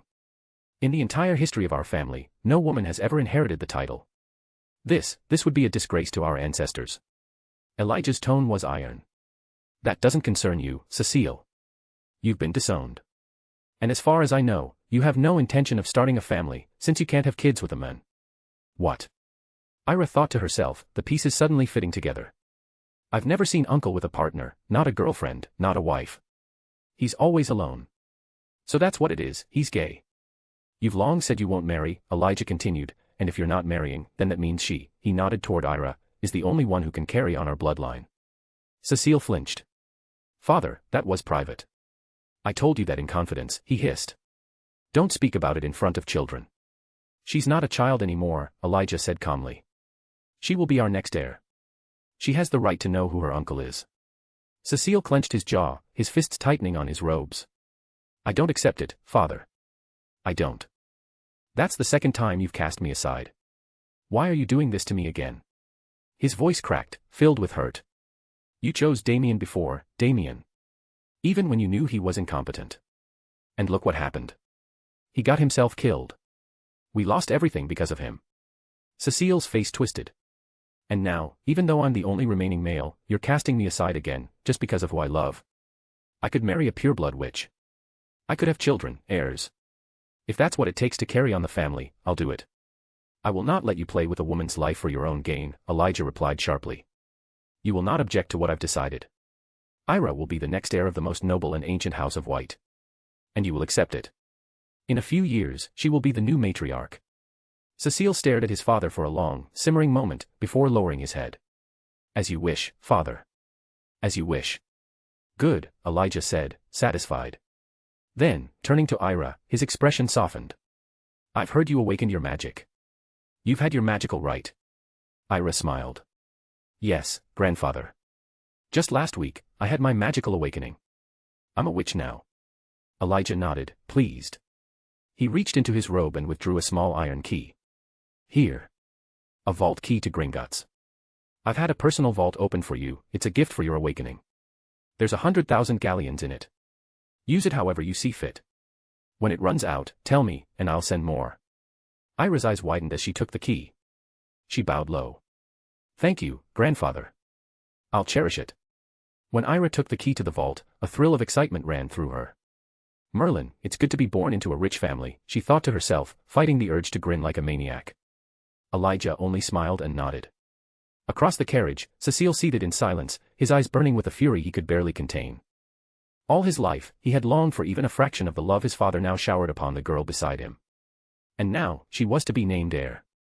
The wound ran far deeper than wounded pride, it was a festering resentment that grew each time he witnessed their bond. Every compliment, every indulgence, every affectionate glance stirred something bitter within him. But he forced himself to stay calm. He wasn't powerful enough, yet, to challenge his father's decisions. After half an hour, the carriage descended from the sky, landing with a gentle thud. The door opened. Elijah and Cecile stepped out first, then Elijah reached up to help Ira down. Together, they walked toward a small, unassuming building nestled behind magical enchantments. Inside stood 2 guards. Welcome, Lord White, one of them said with a bow. This way. Through this door, you may enter the Ministry of Magic. Elijah nodded. Come, Ira. The enchanted door opened soundlessly, revealing a long corridor gleaming with golden fixtures and marbled floors. Ira stepped in, and Cecile followed silently behind them. This is the VIP entrance, Elijah explained, his voice echoing softly through the corridor. Only officials, foreign dignitaries, and certain pure-blood families use it. It's protected by ancient runes that open directly into the ministry without use of flow or apparition. Ira nodded, absorbing every word. As they walked, she admired the golden statues, the grand paintings, and even the ministry's new banners, glowing with the face of the current minister. "You'll be coming here a lot from now on," Elijah said, a knowing glint in his eyes. They were soon met by several ministry staff, who bowed and ushered them to the ballroom. As the doors opened, a wave of sound spilled out, laughter, music, the clinking of crystal goblets. Inside, the ballroom was filled with elegantly dressed witches and wizards. Some danced, others debated politics, children dashed between tables of floating desserts.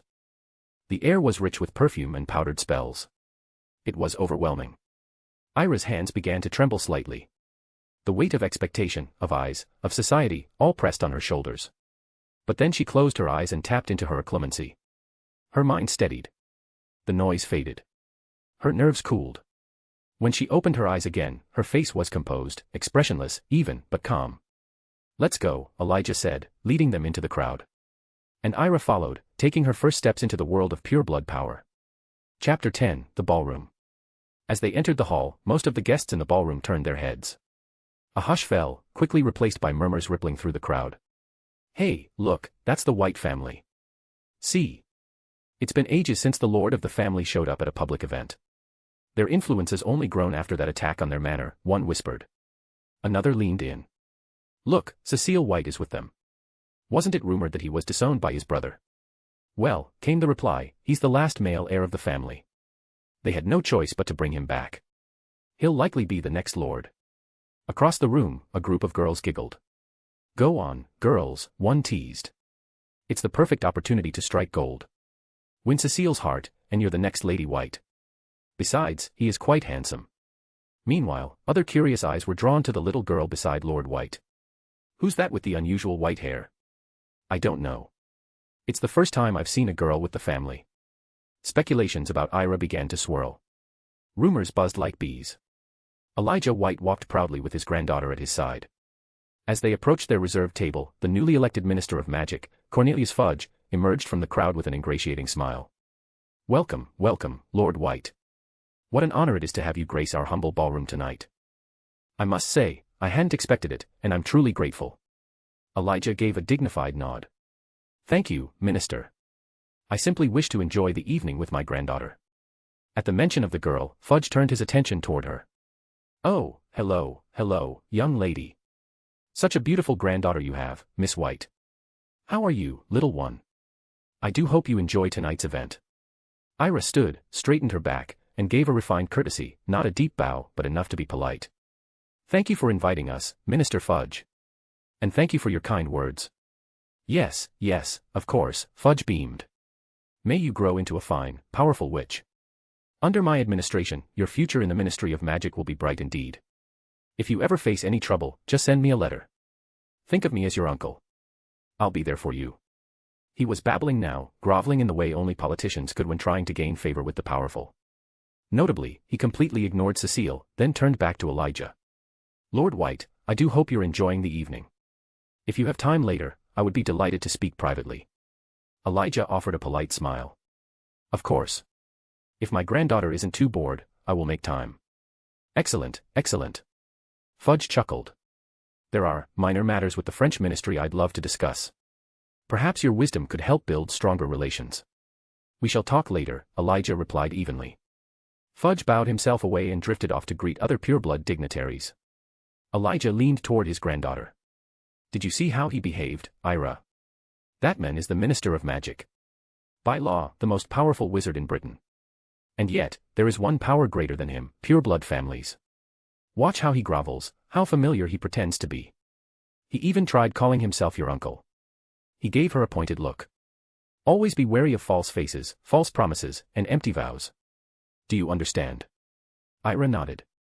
"Yes, grandfather. Everyone here is pretending. Every smile hides an agenda. In this world, especially among purebloods and politicians, no one is truly your friend. And no one is your sworn enemy. You must always think before you speak. Your words carry weight now. And as my heir, your every move will be watched." "I understand, grandfather." Elijah gave a nod of approval, then glanced across the hall, spotting his son deep in conversation with several purebloods. At that moment, a man approached with a silver-handled cane, long flowing robes, and gleaming hair. Lord White, Lucius Malfoy greeted with a formal bow. It's a great honor to see you after so long. Elijah inclined his head. Lord Malfoy. The honor is mine. How have you been? Lucius gestured behind him. Allow me to introduce my wife, Narcissa Malfoy, and my son, Draco. Elijah looked to Narcissa.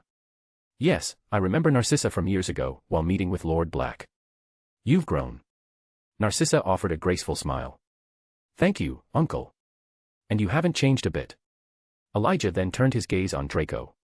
Hello, young man. Draco puffed up his chest. It's an honor to greet Lord White. I've heard a lot about you from my father. Quite an upfront young man, Elijah remarked with cool voice. Lucius chuckled. Yes, he's my only son, the next heir to the Malfoy name. Elijah looked down at Ira. And this is my granddaughter, Ira White. Tonight is her ballroom debut. Ira stepped forward, offered a delicate courtesy.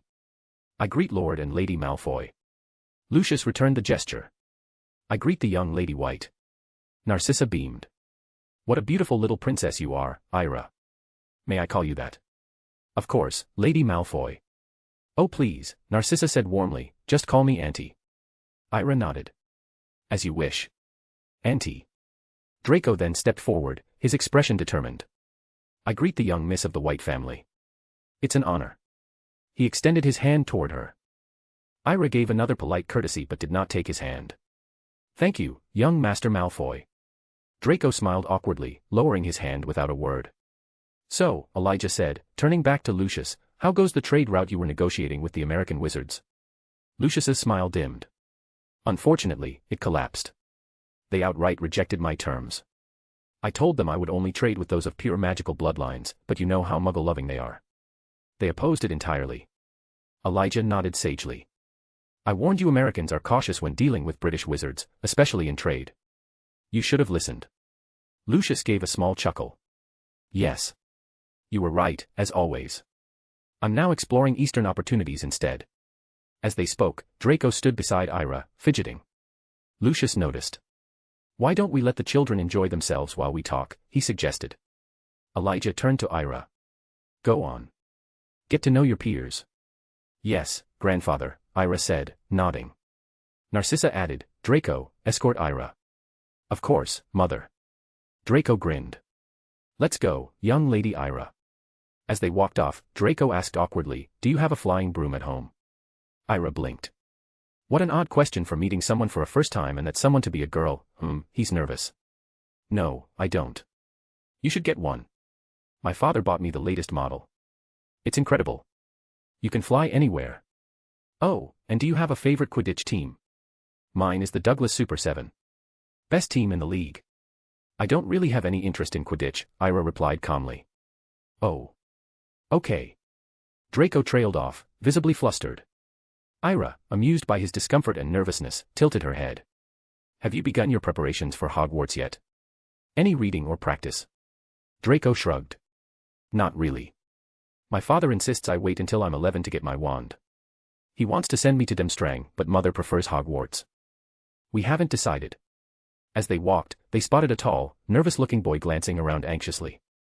He seemed lost. That's Neville Longbottom, Draco whispered with a sneer. Total idiot.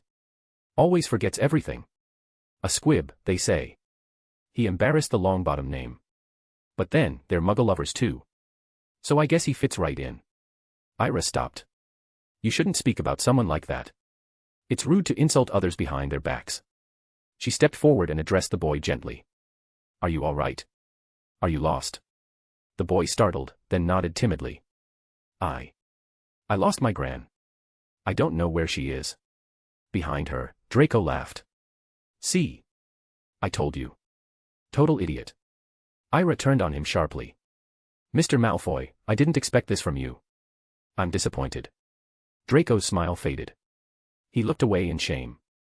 Ira turned back to the boy. Neville, right. He nodded. Come. Let's sit. I'm sure your grandmother will find you soon. They sat beside the refreshments table. Ira handed him a plate of cakes and sweets. Eat something. It'll help you feel better. Thank you, he whispered, still trembling. What's your name? I'm Ira White. Nice to meet you. Neville's eyes widened. The White family.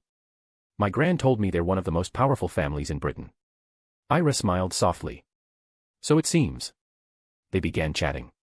Behind them, Draco sat silently, unsure what to say. He listened as Neville spoke about his struggles with memory, the pressure from his uncle to prove himself magically. Neville had just begun to relax when a stern voice called out. Neville. There you are. He sprang up. Gran. I was looking everywhere for you. Augusta Longbottom, dignified and severe, strode over. I was speaking with some families, Neville. You wandered off. She turned to Ira. And who might this polite young lady be? Ira stood and offered a formal courtesy. My name is Ira White. It's an honor to meet you, Madam Longbottom. Augusta arched a brow, then returned the gesture. The honor is mine, young lady of the White family. Are you here alone? No. My grandfather is here, he's speaking with Lord Malfoy. Augusta nodded. Thank you for keeping Neville company. She turned to her grandson. Say goodbye to your friend. We're leaving. Neville looked at Ira. It was nice to meet you. I'll send you a letter. And I'll write back, Ira promised. We'll see each other at Hogwarts next year. Augusta smiled. What a lovely girl. And with that, she and Neville departed. Beside Ira, Draco finally spoke, his tone irritated. You spent the whole time with that idiot. You were supposed to be with me. Ira shrugged. You were silent the entire time. That's not my fault. Draco clicked his tongue. Whatever. I'll give you my address. You can visit. We'll fly brooms. I'll write you letters too. Sure, why not? They began walking again when music filled the hall. Draco looked at her eagerly. Would you honor me with a dance, my lady? Ira smiled faintly. I'm sorry, Draco. I'm not a fan of dancing. You know, he said, puffing his chest again, when a gentleman offers a lady his hand, it's an insult to refuse, especially among purebloods. I don't see it that way, Ira replied coolly. And I won't make myself uncomfortable just to spare someone's ego. With that, she turned and walked away, leaving Draco frozen, stunned. He stood in silence, her words echoing in his ears. Rejected. He had never been rejected before. He was the Golden Prince of the Malfoys. And yet he was rejected upright in the face by her. He didn't like how it felt being rejected. Especially, not from her. Chapter 11, The Heiress. The ballroom was at its height, music swelling, wizards and witches dancing under golden chandeliers, laughter and murmurs echoing across the ornate chamber. In the midst of this lively grandeur, the Minister of Magic, Fudge, stood upon the podium. With a charming smile and a theatrical wave, he called for attention. Ladies and gentlemen, he began, voice ringing across the ballroom, thank you for gracing us with your presence tonight. I am grateful for your continued support and honored to serve in my first year as Minister for Magic. I especially call upon our esteemed pureblood families to aid this journey, through wisdom, guidance, and yes, generous donations. He gestured graciously. There are new projects in the works, initiatives that will secure a brighter future for the British wizarding world. Your support is not just requested, it is vital. Murmurs of approval and a few polite claps followed, though most seemed to be listening with polite detachment. That was, until Elijah White, the lord of the ancient White family, rose from his seat. The ballroom quieted. Elijah walked with regal calm toward the podium. The minister stepped back to make space, nodding respectfully. Elijah turned to the crowd and said, voice clear and steady, as the lord of the White family, a family which has supported the ministry since its founding, I stand here tonight to reaffirm our loyalty. I believe the projects presented by Minister Fudge are visionary and necessary, and the White family will offer its full support. He paused. But that is not the only reason I speak tonight. All eyes were upon him now. For more than a decade, Elijah continued, since the loss of my son, Damian White, our house has lacked an heir. And tonight, I will end that uncertainty. Whispers immediately broke out across the ballroom. Eyes darted toward Cecile White, seated quietly below.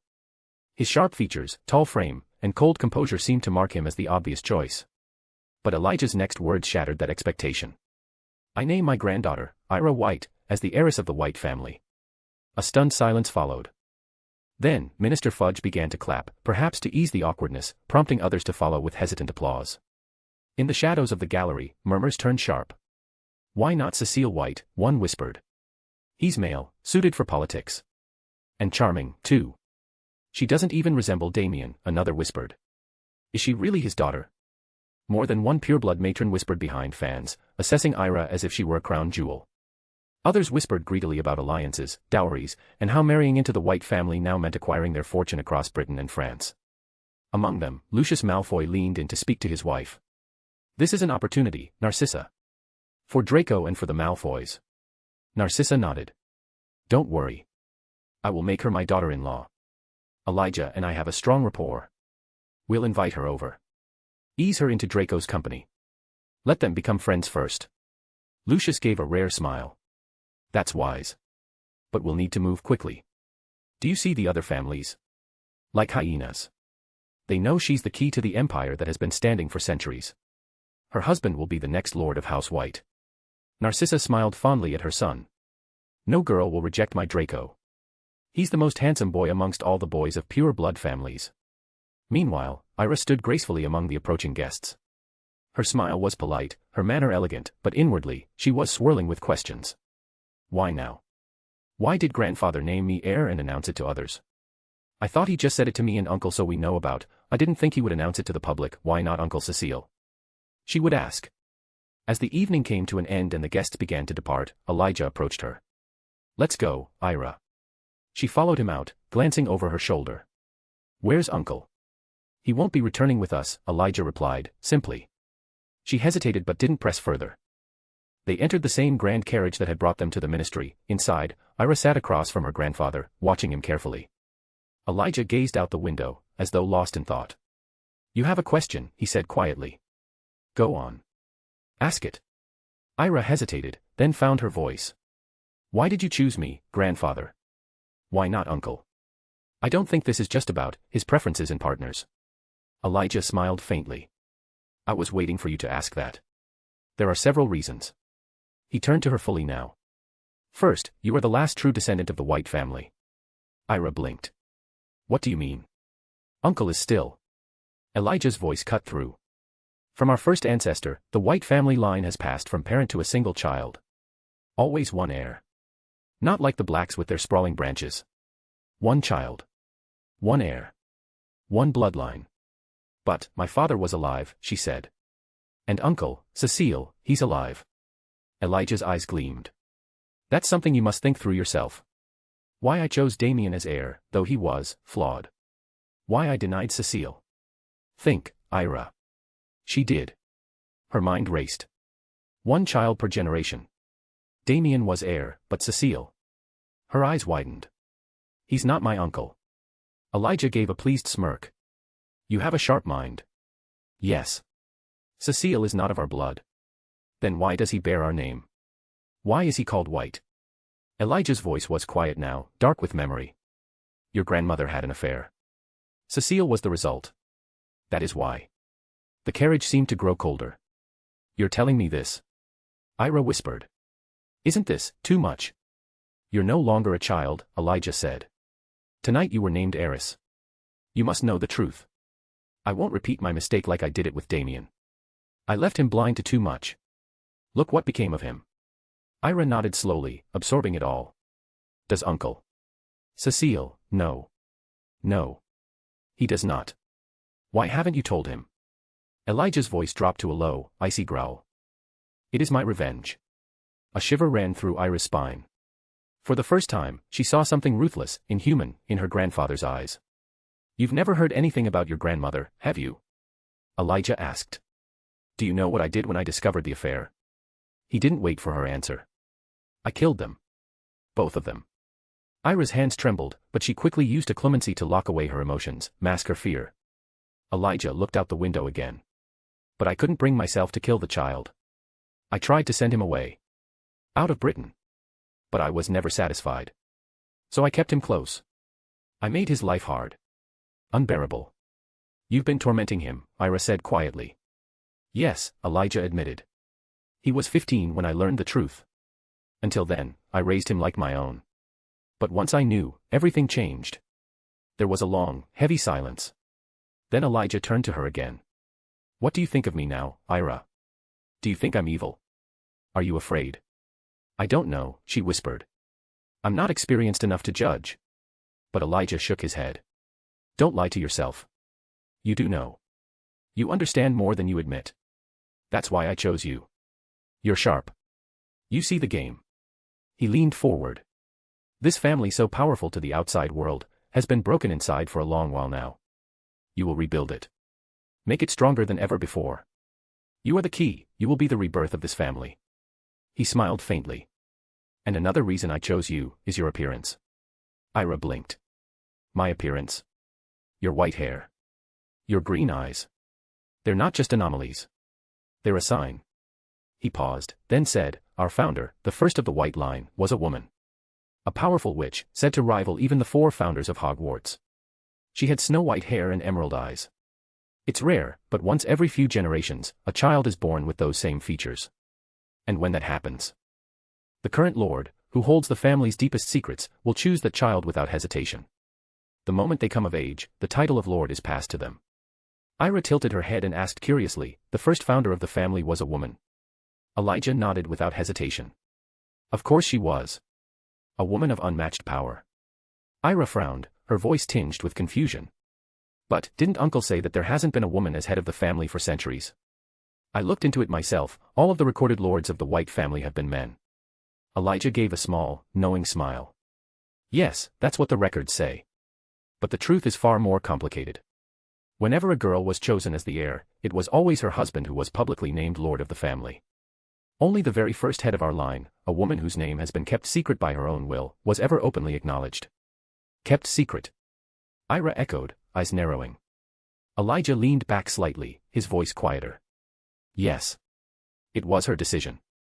She believed her name and identity should be known only to those who bear the title of lord and their chosen heirs. No more than that.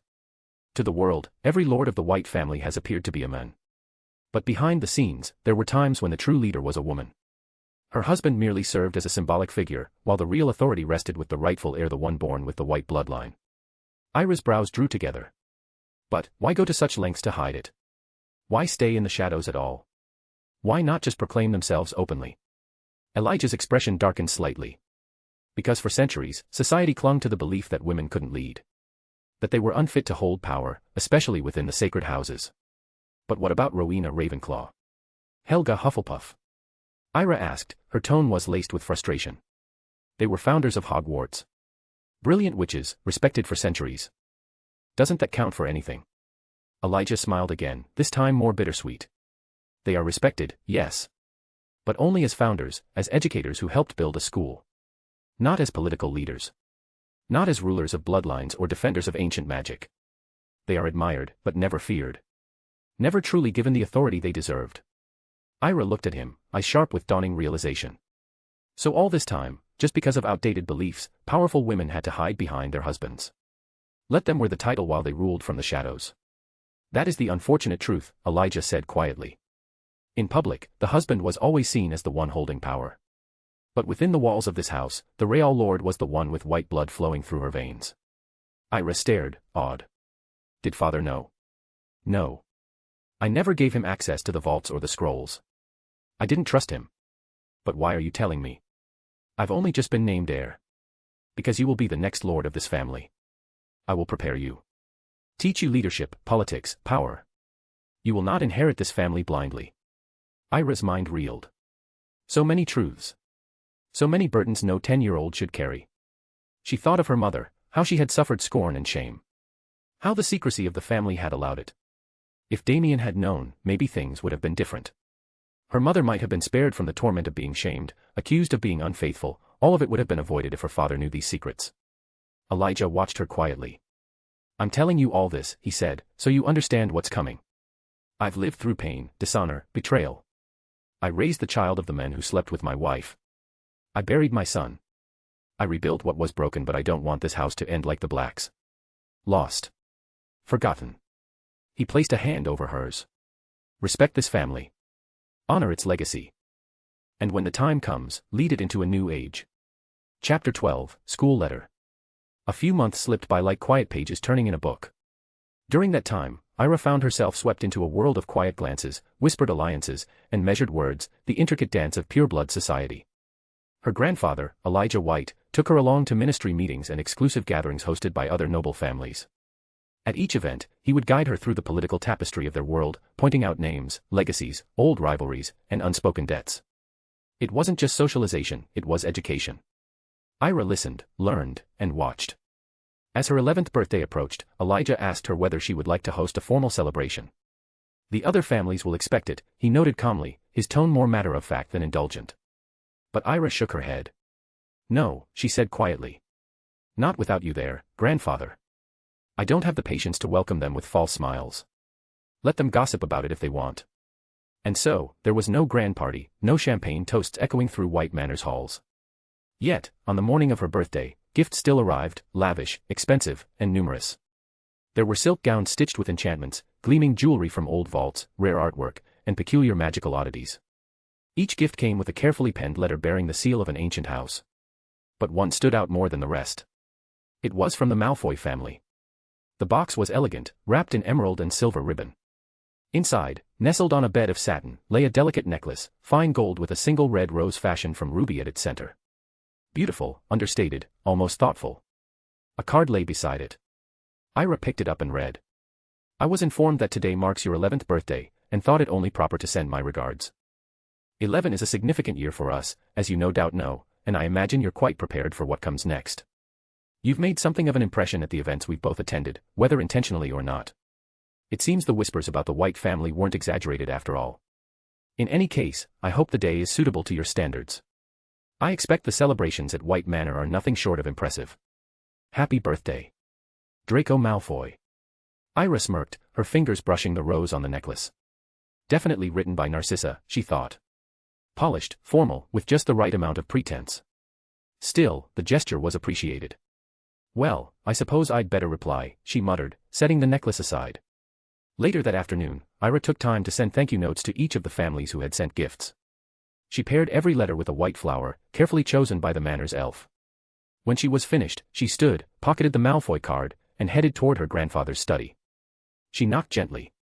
Enter, came Elijah's voice from within. Ira opened the heavy oak door and stepped inside. Her grandfather sat behind his desk, poring over a stack of parchment. As he looked up, his expression softened. Come in, Ira. Sit. There's something important we need to discuss. She walked over and sat across from him, straight-backed and attentive. What is it, grandfather? Instead of answering, Elijah stood and retrieved a single envelope from the drawer of his desk.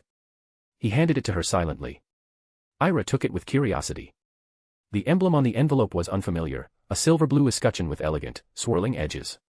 At its center were two crossed golden wands tipped with starlight, behind a stylized crystalline fleur-de-lis. A swan soared gracefully to the left of the shield, and a frosted rose bloomed on the right. Beneath it ran a ribbon inscribed with a flowing motto. Elegance, Excellence, Enchantement. Académie de Magie Beauxbatons. Haute-Provence, France. Directress, Madame Olympe Maxime. Chère Mademoiselle Ira White. C'est avec un grande fierté et un immense joie que nous vous informons de votre admission à l'Académie de Magie Beauxbatons, établissement de renomme dédié à l'excellence magique, à l'élégance et à la maîtrise de arts enchantés. Vous avez été choisi, pour entamer votre première année d'études magiques sous la direction de professeurs parmi les plus respects du monde sortir. À Beauxbatons, nous cultivons l'art de la magie avec discipline, raffinement et grâce. Vous trouverez ci joint la liste de manuels et équipements nécessaires pour votre première année. La rentrée scolaire est fixée au 1er septembre. Les élèves sont attendus au château de Beauxbatons en Haute-Provence au plus tard le 31 par Portoloin design ou autre moyen de transport magique autorisé. L'uniforme officiel, composé de robes de soie bleue et enchantées pour le confort et l'élégance, sera attribué à votre arrivée et devra être pour lors de toutes les occasions formelles. Nous attendons avec impatience votre arrivée au château, niche au cœur de Pyrénées, au début de votre apprentissage de la magie dans un cadre noble et enchanteur. Avec nos salutations distinguées. Madame Olympe Maxime. Directress, Académie de Magie Beauxbatons. Ira frowned slightly, her brow furrowed as she opened the letter. It was written entirely in French, a language she could not yet read, but she recognized two things, her name at the top, and the word Beauxbatons. She looked up. Is this a school letter? Elijah nodded. But, shouldn't I have received my Hogwarts letter by now? You did, he replied simply. I declined it. Ira stared at him in disbelief. You what? He gave a small, patient smile. Don't panic. It's only for the first year. If, after 1 year, you still wish to attend Hogwarts, I'll arrange the transfer. You won't miss a thing. But. Why? She asked, voice lowering. I was planning to go. I mean, I was looking forward to it. There are several reasons, Elijah replied, settling back into his chair. The White family has done business in France for centuries. Beauxbatons is a part of that legacy. Every heir and heiress of our family has studied there, at least for a time. You'll learn the language, of course, but more importantly, you'll become familiar with French magical culture, how they think, how they operate, how they negotiate. You'll meet their families, their customs. And as the future matriarch of this family, that knowledge is essential. Ira was silent, eyes on the envelope in her hand. Elijah continued, more gently now. The headmistress, Madame Maxime, is an old friend of mine. I've already discussed it with her. She'll look after you. It's only for 1 year, Ira. After that, if you truly want to attend Hogwarts, we'll make it happen. She considered this carefully. The idea of learning French and being immersed in a new world was intimidating, but also intriguing. Still, doubt lingered. Are you sure Hogwarts will take me after I transfer? Elijah chuckled softly. They certainly will. Hogwarts never turns away a witch of your potential. Besides, I transferred there myself from Beauxbatons in my 4th year. It's not unheard of. Ira looked at him for a long moment. Then she slowly nodded. All right. I'll go. But only for 1 year. Her grandfather's expression brightened. Good. Then it's settled. I'll be in France too, for business.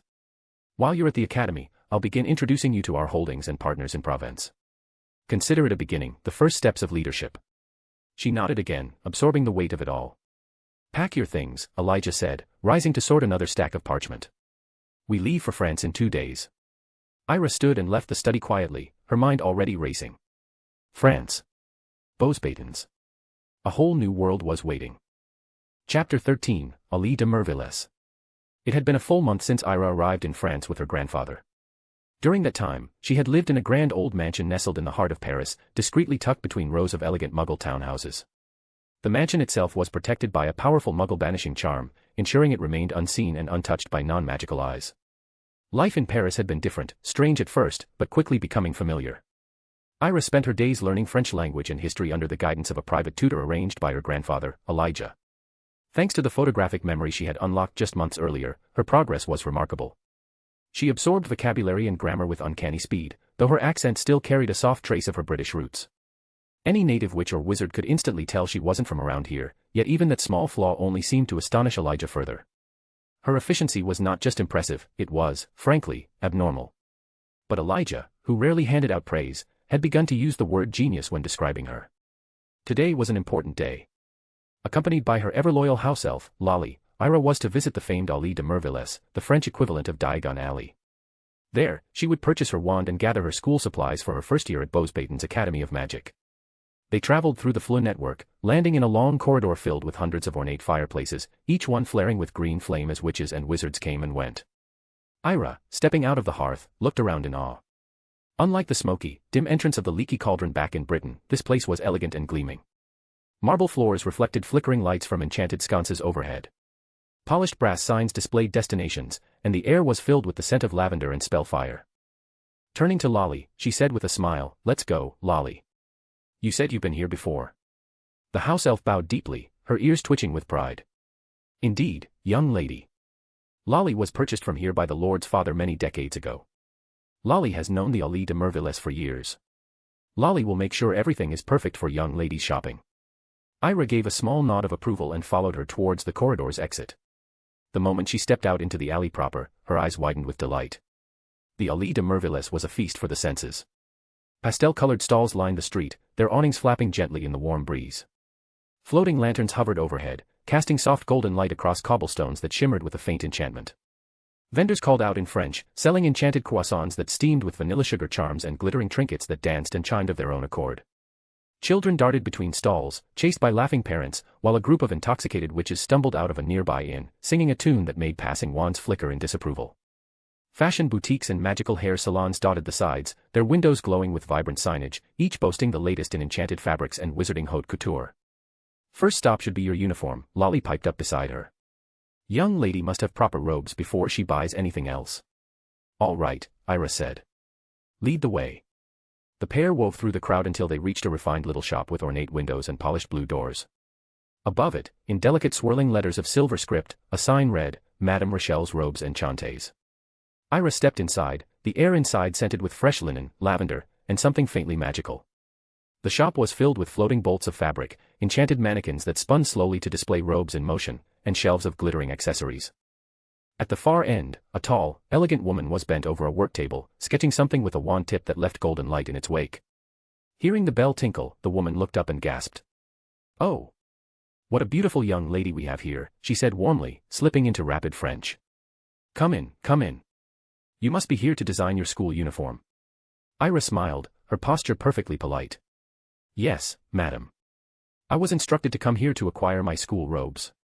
The woman's eyes sparkled as she stepped closer, her gaze appraising. British, aren't you? Your French is very good, but there's a little English in the accent." "Charming, really." "Yes, I am British," Ira replied, a faint blush touching her cheeks. "I'm still new to the language, so it must be easy to tell." "Very easy," Madame Rachel said with a playful wink. "But impressive nonetheless.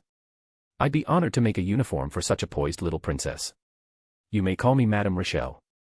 I'm responsible for all the Beauxbatons uniforms for our young ladies, who, unlike the boys, require something a touch more refined." "Thank you for the compliment, Madame Rachel. I can already tell your craft is a kind of art," Ira replied sincerely. The older woman laughed, delighted. "That's the best compliment I've received since my husband last remembered our anniversary. You're quite the charmer, mademoiselle." With a flick of her wand, measuring tape sprang to life and began fluttering around Ira, taking her measurements with clinical precision. Madame Rachel made small sounds of approval as she jotted down numbers on a floating parchment. "Well, you have a perfect figure for the uniform. It will be sky blue, of course, as per Beauxbaton's standard. And your robes will be tailored with the enchantments we use for warmth, grace, and flexibility. Simply give me your home address, and I'll have the finished pieces delivered by all within 2 days." "Thank you, Madame Rachel. I'll be waiting for them," Ira said, offering a polite bow of her head. After handling the payment, she turned to leave.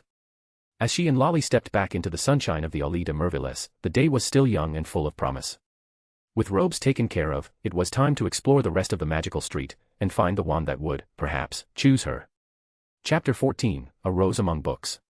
The next stop on their list was Librairie Latoile, a quiet, somewhat hidden bookshop nestled between a wand repair boutique and a cafe that smelled of cinnamon and roasted hazelnuts. The wooden sign above the door swayed slightly in the breeze, its golden star glinting softly in the afternoon sun. As Ira stepped inside, a little bell jingled overhead. The scent of old parchment, lavender wax, and a faint trace of dust met her like a gentle wave. The shop stretched deeper than expected, its narrow aisles lined with shelves stacked to the ceiling. Books of every size and subject filled the space, from thick volumes of magical law to slim guides on unicorn care. But there was no one in sight. "Bonjour. Ilya quelqu'un. Je suis ici pour acquitter de livres scolaires," Ira called out, her voice echoing slightly. "Hello. Is anyone there? I'm here to buy school books." For a moment, there was only silence. Then, crash. A loud thud rang out from a nearby aisle. Ira turned sharply just in time to see a boy tumble down from one of the higher shelves, dragging an avalanche of books with him. He landed with a muffled grunt, now buried under a small mountain of leather-bound tomes. Startled, Ira rushed toward the scene. "Are you all right, mister? Do you need help?" she asked quickly, kneeling beside the pile. A muffled voice replied from beneath the mess, still in French, tinged with a sheepish tone. "Ah non, cava, je suis habitué à ce bazar. Merde. Toujours pareil quand un client arrive. Surtout une fille. Ah no, I'm fine. I'm used to this mess. Damn. It always happens when a customer arrives, especially a girl." He muttered the last part under his breath, but Ira caught it, and a small, amused smile tugged at her lips. She turned to Lolly, who stood behind her looking unimpressed. "Lolly, could you give him a hand, please?" "Of course, young lady. Anything you order," the house elf replied proudly. With a flick of her fingers, the books began to levitate one by one, gently reshelving themselves. From under the pile emerged a boy who looked to be around Ira's age, perhaps 11 or 12. His hair was a striking shade of cerulean blue, tousled wildly, and his eyes matched, bright, curious, and slightly dazed. His cheeks flushed as he stood and dusted himself off, offering her a grateful smile. But the moment he properly looked at her, his jaw dropped slightly. "Par Merlin, aie pitié de moi. By Merlin, have mercy on me." He pressed a hand to his chest. I think I'm in love. Before Ira could respond, a hand smacked the back of his head. That's the third time this week, Marin, barked a sharp female voice, rich with a thick French accent. Stop flirting with every customer who has a pulse. Go help someone or I swear, I'll ground you and confiscate all your precious flowers. The boy winced and turned to face the scolding woman, who bore the same bright hair and eyes. His mother, no doubt. Oui, maman. But could you not hit me in front of beautiful girls? It ruins a man's charm, he grumbled under his breath. Charm, his mother scoffed.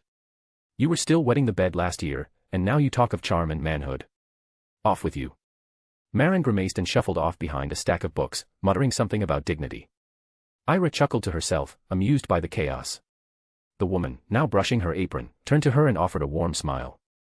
I apologize for my son's foolishness. What can I help you with, mademoiselle? No worries, Ira replied. I'm here to buy schoolbooks, for first-year classes.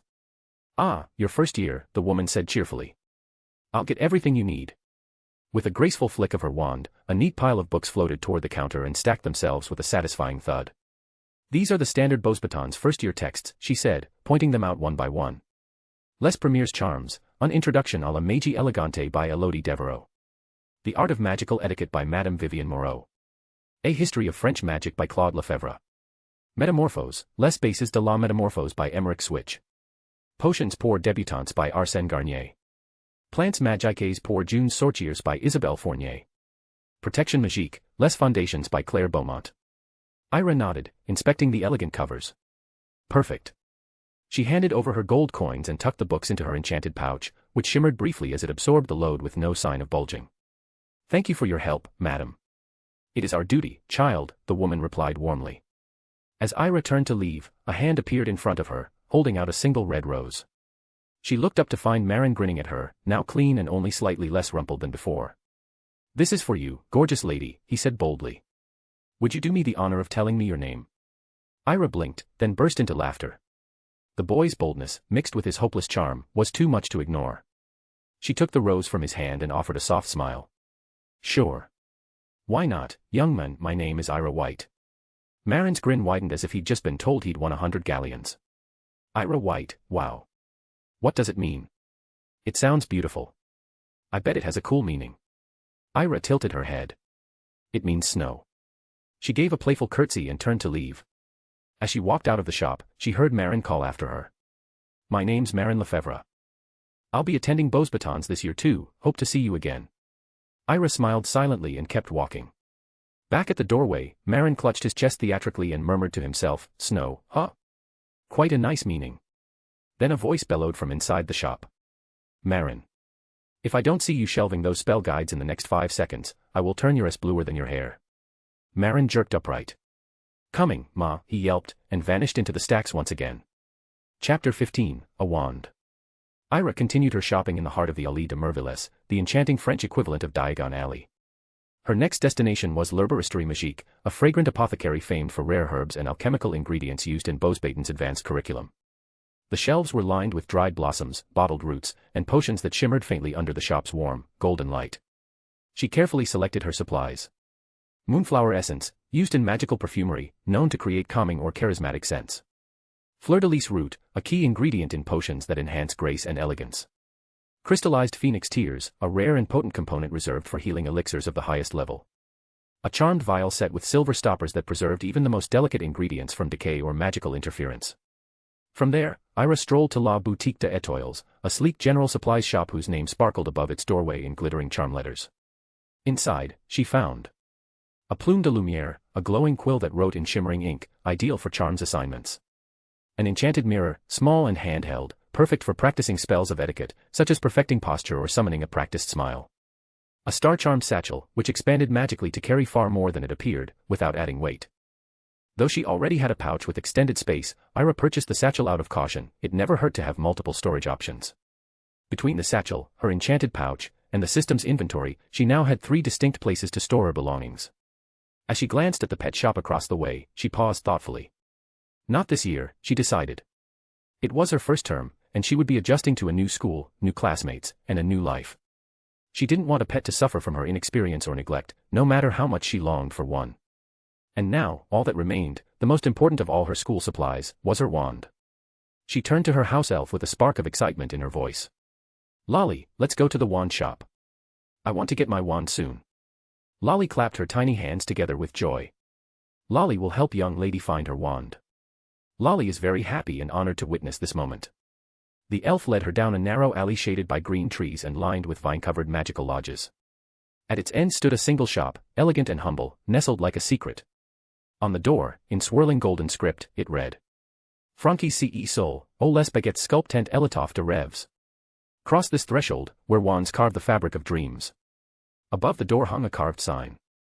Monsieur Bissot's baguettes magiques. Ira stepped inside. The interior was unlike any shop she'd visited. Bright and airy, it shimmered with quiet magic. Velvet cushions displayed elegant wands beneath crystal chandeliers. Wooden shelves bore boxes etched with floral patterns and ancient runes. The air smelled of polished wood and soothing lavender. She walked slowly, her eyes wide, pausing before a set of wands in a display case. One wand, violet in hue and threaded with silver, drew her attention. She reached toward it, but just as her fingers were about to brush the glass, a calm voice spoke in French from behind a nearby shelf. Je ne pense pas que ce soit une bonne idée de toucher à celle-ci. I don't think it's a good idea to touch those. A tall, bald man stepped into view, sporting a curled mustache and purple robes trimmed in silver. Those are the most ancient wands crafted by my ancestors, he continued in a warm, if slightly amused tone. Each of them represents a masterpiece, meant for display only, not for use. Ira quickly withdrew her hand and turned toward him, offering a small bow of apology. Hello, Monsieur Bissot. I hope I didn't offend you or disrespect your ancestors' work. The wandmaker's serious face softened into a smile. Oh, don't worry. Every year, children try to touch those. If I were offended so easily, I wouldn't display them at all. He stepped closer. Now then, what is your name, young lady? Ira White, she answered. I'll be attending Beauxbatons this year. At this, Monsieur Bissot raised an eyebrow. White. Ah. You must be the granddaughter of that little Elijah. Ira blinked in surprise. Little Elijah. She had never heard anyone refer to her dignified grandfather in such a way. It was both amusing and disarming. Yes, she said, trying not to laugh. Elijah White is my grandfather. Bissot's smile twisted into something between amusement and disapproval. That mouthy boy broke more wands than I cared to count. He was banned from Gregorovich's shop. Ollivander had enough of him. I banned him from here a decade ago. I hear he goes to Beauvais in America now. TSK. A lord of an ancient house, yet his worst enemy is his wand. Ira didn't know whether to laugh or be embarrassed. Her grandfather, feared and respected in the magical world, undone by wands. But Bissot's mood shifted as he looked her over with his discerning eye. I hope you're not like him, he said, his voice gentler. Now, which hand do you write with? My right, Ira replied, raising her dominant hand. Monsieur Bissot nodded and retrieved a wand from a velvet-lined box. Try this, vine wood, 11 inches, Vila hair core. Light, graceful, suited for elegant magic, let's see how she responds. Ira took the wand carefully, a flutter of anticipation in her chest. But as her fingers wrapped around it, she felt nothing. Not even a spark. She frowned and handed it back. It doesn't seem to like me. Monsieur Bissot nodded and murmured something to himself in French, too quietly for her to catch. He disappeared to the back of the shop. Moments later, he returned with another, smaller box. Inside was a wand of pure white wood, slender and elegant, with no visible ornamentation. Rosewood, he said. 10 inches. Slightly smaller than average, but finely balanced. The core is a loon-chat whisker. Ira blinked. Loon-chat. A magical feline from the Pyrenees. Its whiskers glow faintly under moonlight. Very rare. Their magic is subtle, intuitive. Spells cast with this core produce a silvery luminescence. Try it. The moment Ira's fingers curled around the wand's smooth handle, she felt it. A quiet hum, a soft thrill that traveled up her arm and settled into her chest like warm moonlight. The wand responded, not with a bang, but with a shimmer of silver that danced like moon dust in the air. Monsieur Bissot smiled. You found your companion, Mademoiselle White. Take good care of her. She is elegant and rare, and far too precious to be shattered like your grandfather's poor victims. Ira held the wand close, still in awe. Thank you, monsieur. I promise, I'll cherish her. After paying for the wand, Ira stepped back into the sunlight, wand in hand and heart still fluttering. Lolly, she said with satisfaction, let's go. I've got everything now. All we have to do is wait for school to begin. The house elf bowed. As you order, young lady. We'll take the fireplace home to the manor. Together, they disappeared into the shadows of the alley, leaving the wonder of the Allée de Merveilleux behind. Chapter 16, A Pen to the Pyrenees. As the grand doors of the White family mansion closed behind her, Heiress stepped into the cool, marbled foyer, still carrying the soft scent of herbs and parchment from her day's shopping.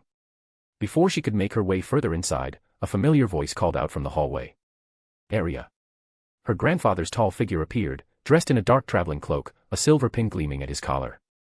Elijah White looked as if he were about to leave, but paused upon seeing her. So, he asked, adjusting his gloves, did you get all of your school supplies? Ira nodded brightly. Yes, grandfather. I did. I even got my wand. At this, Elijah turned back fully, his interest piqued.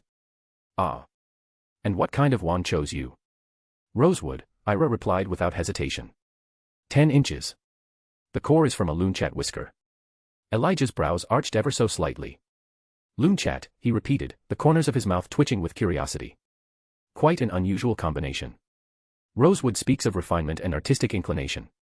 The moon-cat's essence, however. He paused, as if considering the implications. Good. Rosewood represents elegance, beauty, curiosity. Ira couldn't help but smile under his approving gaze. It felt good to impress him even if just a little. Here, Elijah said, reaching into the folds of his cloak. He drew out a crisp letter, sealed in silver wax, and a slim, black object. At first glance, it looked like a simple muggle pen. This is your portcle, your door key to Beauxbatons. The pen is the alchemical anchor, the letter holds the instructions for its use, including where and when you'll be transported. Ira accepted the pen carefully, turning it in her fingers. It looked completely mundane, like something from a stationery shop, but she could feel the gentle thrum of enchantment beneath the surface. I thought I'd be going by a Braxton-drawn carriage, she said, puzzled. Elijah shook his head. Not at first. Every first-year student is given a door key. Once activated, it will bring you to the countryside in the Pyrenees. From there, the carriages will arrive to bring you to the chateau along with the others. Understanding dawned, and Ira nodded. So that's how I'll be arriving. All right. Thank you, grandfather. You have 2 days, Elijah said, stepping toward the front doors once more. Rest well and prepare.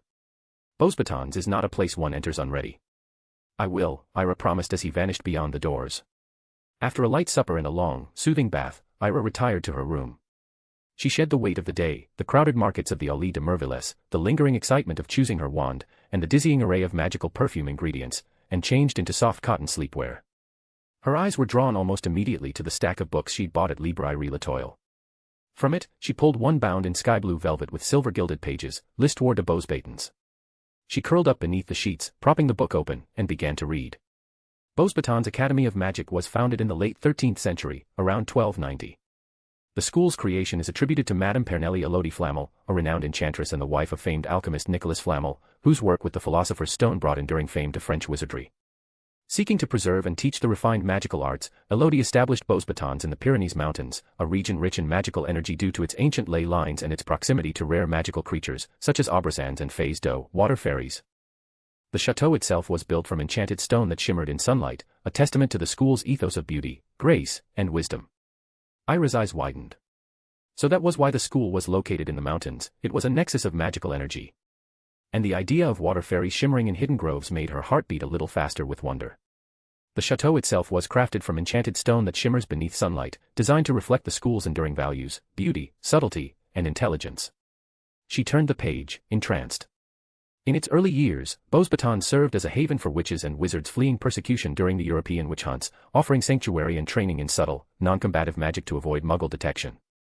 The school's emphasis on elegance reflected in its curriculum of charms, illusions, and magical etiquette was born out of necessity. It set Beauxbatons apart from other schools, like Hogwarts, which focused more on practical and battle-oriented magic. Ira paused. That explained the school's graceful aesthetic, the deliberate choreography of its curriculum. It wasn't about being louder or stronger, it was about control, artistry, intention. She flipped another page. By the 15th century, Beauxbatons had established itself as a premier magical institution. It drew students not only from France, but also from Belgium, Spain, Switzerland, and beyond. This cosmopolitan legacy shaped a distinct culture, one proudly French, but internationally aware. Ira was struck by the contrast. Hogwarts had felt more like a fortress, a relic of a world at war.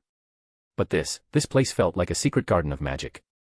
Beauxbatons has long produced extraordinary witches and wizards, particularly in the fields of enchantment, alchemy, and the visual magical arts. Then came a particularly glowing entry. In the 18th century, Headmistress Aurélie Devereux wove a master enchantment across the chateau, a spell known as le voile de lumière. It rendered the grounds unplottable, invisible to muggles, and caused the gardens to bloom eternally with magical flora. The castle itself now emits a soft, silvery glow seen only by magical eyes. She could picture it now, glowing towers amidst snow-dusted peaks, lantern-lit gardens whispering with flowers that never wilted. A place hidden from the world, yet full of its magic. Ira paused, absorbing every word. The more she read, the more she felt a fluttering anticipation deep in her chest. She remembered glimpses of Hogwarts from her past life, the ancient stone walls, the vast lake, the surrounding countryside. And now, she was about to enter a new world entirely. A world of French magic, shimmering stone chateaux, and graceful enchantments. The nervous excitement lingered as she laid the book gently on the bedside table. Curling beneath her blanket, she allowed herself a smile.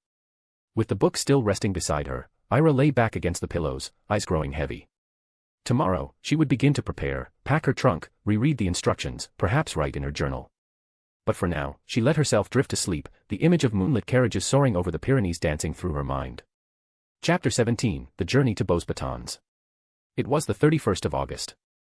Ira White stood at the threshold of her future, heart fluttering with excitement and curiosity. Today marked the start of her journey to becoming a full-fledged witch. Her belongings had already been neatly packed, books, robes, quills, inkpots, and all the supplies listed in the school letter. Beyond the essentials, she had carefully selected a few personal items, room decorations, daily comforts and stored them within her system space, a magical storage only she could access. Dressed in a presentable outfit with her white hair neatly combed back, she made her way to the grand atrium of White Mansion-only Paris, where her grandfather Elijah awaited. The tall, silver-haired patriarch was seated in an ornate high-backed chair, as regal and composed as always. As Ira approached, he stood and regarded her with sharp, thoughtful eyes.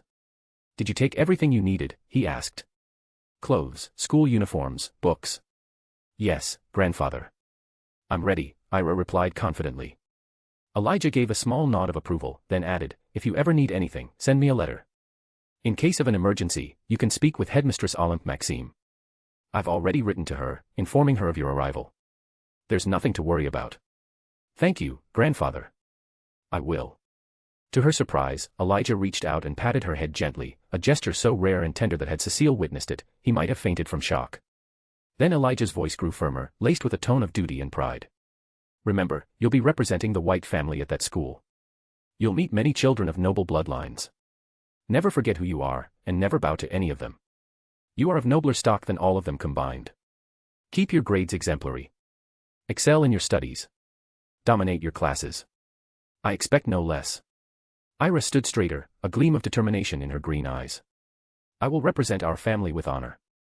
I promise not to bring shame to our name." Elijah smiled slightly. "I know you won't. You're not like Damien or Cecile. You're better than both." Without another word, Ira withdrew a silver pen-shaped door key from her pocket. As she held it up, Elijah said, "Activate it now. It's time. Goodbye, Ira." "Goodbye, grandfather." "Thank you." With a final nod, she activated the key. Light enveloped her. Ira felt her body lighten, the world twisting into streams of color. The sensation was neither painful nor pleasant, just strange. She closed her eyes against the dizzying hues that blurred past her vision. Moments later, she landed on something soft. Opening her eyes, she found herself lying in a room completely empty, save for thick padded blankets covering the entire floor. She sat up, brushing off imaginary dust, and murmured, "Oh," she muttered to herself, blinking. They made this room for teleportation arrivals. How thoughtful. The soft flooring must be to prevent injuries for students new to door key travel. Quite convenient. She stood, smoothed her clothes, and walked to the door. Beyond it stretched a long hallway filled with murmuring students, most around her age. Excitement buzzed in the air, though many faces held nervous expressions. The languages around her were varied: Italian, Spanish, German, Russian, and French. She heard no English, but a few groups chatted in familiar-sounding French. Following the crowd down the hallway, Ira soon reached a checkpoint where two stern-looking witches stood examining each student. When her turn came, the woman before her said curtly in French, "Your wand, admission letter, and the door key you used, please." Ira understood immediately and handed them over. The witch examined the letter, then tapped her wand with a spell, verifying its authenticity. After inspecting the door key and deeming all acceptable, she returned only the wand. "You may go to the room on the left. There, you'll receive your uniform," woman said. "But I already have my uniforms," Ira replied politely, a little confused. "If you read the admission letter carefully," the witch replied briskly, "you'll see it mentions a ceremonial welcome uniform for first years. It's tradition." "Ah, I understand now. Thank you." She made her way into the room on the left. Inside the room, a tall man stood by a shelf filled with folded clothes. "Name?" he asked. "Ira White." The man quickly pulled out a neatly folded uniform in a shade of sky blue, embroidered with a small name tag.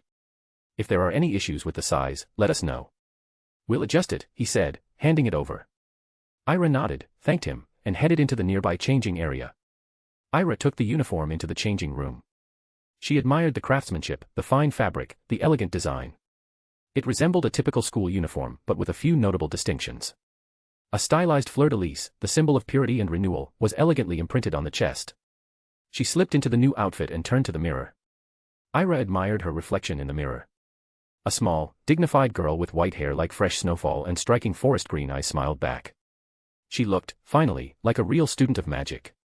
She took out a small bottle of moonflower essence perfume and sprayed a gentle mist on her neck and the inside of her sleeve. The scent was calming and graceful. After storing her regular clothes back into her system space, she stepped out. "You can proceed through that door," the uniform assistant gestured. "From there, you'll board the carriages." "Merci," she said softly. Outside, she found herself in a wide, breathtaking garden at dusk. Pale blue carriages lined the gravel path, each drawn by mighty, winged Abraxan horses, huge, powerful creatures that snorted impatiently, their coats gleaming like polished marble. As she approached, one of the carriage doors opened for her of its own accord. She climbed aboard, finding a seat among a group of other students, 12 in total. The interior was beautiful, but strangely silent. No one spoke. Ira gave a soft smile and spoke in French. "Bonsoir à tous." "Good evening, everyone." To break the tension, Ira smiled and asked in French. "Do you know when we'll be leaving for the school?" No one replied immediately, but after a pause, one boy answered her earlier question about departure. "My mother said the horses will take off at 6 p.m., he said in accented French. "So we've still got 10 minutes. "Thank you," Ira replied, sitting down beside him. "Your accent is different, where are you from?" "Switzerland," he said cheerfully. "I wanted to go to Ilvermorny in the US, but my mum insisted I come here since it's closer to home." "You?" "Britain," she replied. "My family made the choice for me as well." He laughed. "That's such a bummer." Their laughter lightened the atmosphere, and soon they were talking easily about the school, the uniforms, the professors they'd heard about. Outside the carriage windows, other students were boarding as well. Some of the pale blue carriages had already taken to the sky. Then, with a barely noticeable motion, their own carriage began to move. Slowly, gracefully, it rolled forward, then lifted into the air. Ira glanced out the window, marveling at the view below. The carriages soared over the lush countryside, gradually making their way toward the distant mountains, their slopes blanketed in thick, ancient forests. Despite the height, the ride was perfectly smooth. It felt like floating in a bubble of calm. Chapter 18, Arrival. The sky had begun to turn a dusky lavender as the carriage soared gracefully above the clouds, the golden hue of the setting sun casting long shadows over the landscape below. The wind whispered against the magically silenced windows, and inside, Ira sat in quiet awe as the mountains grew larger on the horizon. After a while, as the evening deepened, and with an uncomfortable silence lingering inside the carriage, which Ira assumed was simply the nervousness of first-year students, the carriages began their descent. Twilight blanketed the mountains, cloaking the scenery outside in velvety darkness. Ira pressed her nose to the window, but the last sliver of daylight had vanished. Only when they finally touched down could she see again. One by one, the carriages landed smoothly in a vast courtyard paved with pale stone. As Ira stepped down, a gust of cool mountain air brushed past her cheeks, and her breath caught in her throat. Before her stood a vision that seemed torn from the pages of a storybook. Beauxbatons Academy of Magic. Perched atop terraced cliffs and nestled among ancient pines, the chateau rose with breathtaking elegance. Its towers were tall and slender, adorned with pale blue rooftops that shimmered faintly under the glow of lantern light.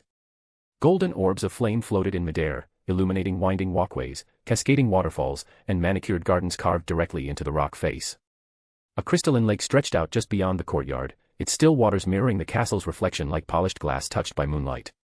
Marble fountains trickled gently at the base of the castle, and flowering trees bloomed in soft pinks and whites. Statues with wings, graceful women, solemn-faced angels, and mythic beasts, lined the paths, shifting slightly in their poses as if stretching after a long slumber, enchanted into slow, perpetual motion. Ira let out a breath she hadn't realized she was holding. "It's beautiful." Beside her, Oral nodded, equally enchanted. "Now I see why Mum insisted I come." Around them, dozens of first-years stepped out of their carriages, their faces bathed in wonder. The air was thick with the scent of fresh roses, lavender, and crisp mountain breeze. Staff members in flowing blue and silver robes moved like dancers through the yard, guiding students and carriages with effortless grace. A clear, kindly voice rang out in French. "Premiers Annies, suivez-moi. Ne vous laissez pas distraire, restez groups. First years, follow me. Do not get distracted, stay with the group." Ira turned and spotted the speaker, a tall, auburn-haired witch in a sky-blue pointed hat. She waved a wand tipped with a soft silver light, beckoning them forward. Ira and Oral fell into line, following a garden path lit with floating orbs of soft gold. The path wound gently through hedges and flower beds, leading to a grand staircase carved from gleaming white stone. Every few steps, the railing shimmered with spells, soft melodies drifted into the air, a gentle harp here, a violin there, turning the climb into something dreamlike. At the top, the massive double doors of the chateau creaked open, revealing a breathtaking entrance hall. The floor was polished marble, so finely reflective that it mirrored the students' shoes like rippling water. The high, vaulted ceilings floated with enchanted chandeliers, each one a cluster of hovering crystal spheres, glowing softly like captured starlight. The walls were carved with ancient runes and adorned with majestic tapestries, their silver threads weaving tales of magical history, grand duels, legendary inventions, royal courts, and wizarding triumphs. At the far end of the hall stood a towering figure, easily the tallest witch Ira had ever seen. She wore robes the color of a storm-tossed sea and a feathered bonnet that gave her an air of noble elegance. Her curly black hair was swept high, and her expression, though serene, commanded attention. When she spoke, her voice carried effortlessly through the hall. "Bienvenue à Beauxbatons," she said. "Welcome to Beauxbatons Academy of Magic. I am Madame Olympe Maxime, your headmistress." The hall immediately fell silent. Not a sound stirred among the first years too. "You have come from many countries, many families, and many magical traditions," she continued, her voice a rich blend of strength and grace. "Here, you will grow, not as separate people, but as a community. As witches and wizards united by knowledge, discipline, and beauty. Tonight, we shall dine together in our grand hall, but first, it is time to sort you into your maisons, then, as tradition dictates, you will be welcomed by a ceremonial dance from your seniors to begin the new school year." At her signal, 3 older students stepped forward, each bearing a floating banner. One was emerald green and bore the image of a flourishing leaf. Another was silver, etched with a luminous crescent moon. The third shimmered in violet and displayed a delicate butterfly mid-flight. "These are the 3 Maisons of Beauxbatons," said Madame Maxime. Her eyes gleamed with pride as she introduced them. "Maison Bellefeuille, the house of the beautiful leaf, values kindness, compassion, and harmony with the natural world. Maison Amberlune, the house of the shadow moon, cherishes ambition, intellect, and the pursuit of subtle magic. And, Maison Papillonless, the house of the silken butterfly, honors creativity, elegance, and personal transformation." A silver curtain was drawn aside to reveal an ornate, freestanding mirror resting atop a circular dais. Its frame was carved from white gold and starlit crystal, and at its crown blazed a single carved star. "This," said Maxime, "is the Miroir de l'Étoile Première, the mirror of the first star. It was crafted centuries ago by Nicolas Flamel himself, as a gift to our academy. When you step before it, the mirror will read the truth in your heart and reflect the strongest traits within you. Then, the Étoile Première, the first star, will glow in the color of your destined maison, green for Bellefeuille, silver for Amberlune, or violet for Papillonless." There was a ripple of excitement and nervous whispers among the students. "Now," Madame Maxime concluded, her lips curving into a faint smile, "let us begin." Chapter 19, Sorted. The grand hall was silent, the kind of stillness that buzzed with anticipation. All eyes were on the gleaming mirror standing at the center of the platform, the Miroir de l'Étoile Première, a marvel of magical alchemy, tall and elegant, reflecting more than mere images. It shimmered faintly with arcane enchantments, and among the first years assembled near the front, Ira White stood quietly, lost in thought. She stood silently, observing the tall, ornate structure ahead, Le Miroir de l'Étoile Première, an alchemical marvel crafted with such delicate enchantments that even seasoned wizards would have considered it a masterpiece. What fascinated Ira most wasn't just its elegance or the way it softly pulsed with star-like light, but the fact that it revealed the name of each student in delicate silver script. Once called, the student would approach, and upon standing before the mirror, the brilliant star would lighten and shift in color, each hue revealing the house to which they belonged. Student after student was called, each stepping forward nervously and then hurrying off to join their new house tables after their fate had been sealed by the mirror's starlight. Then a familiar name appeared. Marin Lefebvre. Ira blinked. Of course, him. The blue-haired boy from the bookstore. She watched as he strolled up to the mirror, his usual self-assured gait a little more hesitant now. He stood for a few moments, hands shoved into his robes, before the star glowed a luminous silver. Omberloon. Marin turned, looking almost bashful for a moment, before heading to the Omberloon table. But as soon as he sat down, the shyness evaporated. He leaned over toward a pretty, older girl and began chatting animatedly, rather flirtatiously, in fact. Ira narrowed her eyes and muttered to herself, he'll grow into a playboy. I'm sure of it. Moments later, her own name unfurled across the glass in elegant script. Ira White. She drew in a slow breath and stepped forward. Her reflection greeted her, calm, composed, with the great hall stretching out behind her in flickers of chandeliers' lights and anticipation. At the staff table, a striking older woman with raven black hair watched her closely. Her features were beautiful, though time had left its subtle traces. Still, behind those ageless dark eyes, something intense lingered, an expression unreadable, carved into a face of serene control. Ira held her gaze for a heartbeat before returning her focus to the mirror. She waited. Then, the star lightened, radiant silver, casting its pale glow over the floor. Omberloon. Ira raised her eyebrows, then allowed a small smile to creep onto her lips. So. Omberloon. Ambitious, intelligent, and seekers of deeper magic. That's what the mirror sees in me. Interesting. She turned and made her way to the Omberloon table. A few older students offered warm smiles and polite greetings. One young woman, poised and elegant, leaned toward her with a graceful nod. Bonsoir, she said. My name is St. Clair, of the noble family St. Clair. Welcome to Beauxbatons. I've heard you're from the British White family. Ira nodded. Thank you. Yes, I am a member of White family. Mai's brows lifted ever so slightly with polite interest and tilted her head. How did you choose Beauxbatons instead of Hogwarts? Before Ira could answer, a new voice cut in, a boy's, mocking and sharp. Oh, come on, he scoffed. That old junkyard. Once, the British were arrogant enough to brag about it. But now. Even Wagadu in Uganda is better. He chuckled obnoxiously. What do you think, English girl? Do you agree? Ira turned to him calmly. He was broad-shouldered with messy blonde hair and an annoying smirk plastered on his face. She replied coolly, and how exactly do you know Hogwarts has declined? Have you studied there? Or is it just your childish bias that leads you to call a 1,000-year-old institution, the birthplace of the magical school system, a joke? The boy's smirk faltered. Relax. It was just a joke, English girl. Mai rolled her eyes. Go away, Trevor. Stop harassing the new students.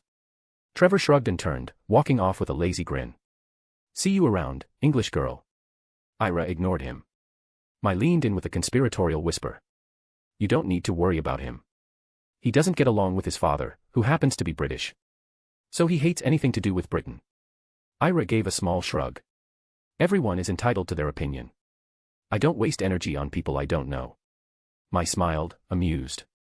Just, don't tell him I told you about his relationship with his father. Sure, Ira said with a smirk. A sudden hush fell across the hall as music began to play. Heads turned toward the stage, where 6 pairs of students stepped into formation. The dance began, graceful, mesmerizing. The students were dressed in opulent robes of shimmering blues, silvers, and moonlight hues. As they moved, their wands traced ribbons of light and color through the air. Spells and visual illusions wove around their bodies, sparkling petals, glowing stars, delicate arcs of silver mist. The synchronization of movement and magic was breathtaking. Ira leaned forward, captivated. The girls moved with uncanny flexibility, their bodies arching in elegant, spell-casting forms that felt almost otherworldly. Their gestures conjured illusions of butterflies, constellations, and enchanted flowers that bloomed and vanished in bursts of soft color. When the final note played, the room erupted into applause. Madame Maxime stepped onto the stage, towering and resplendent in her embroidered robes.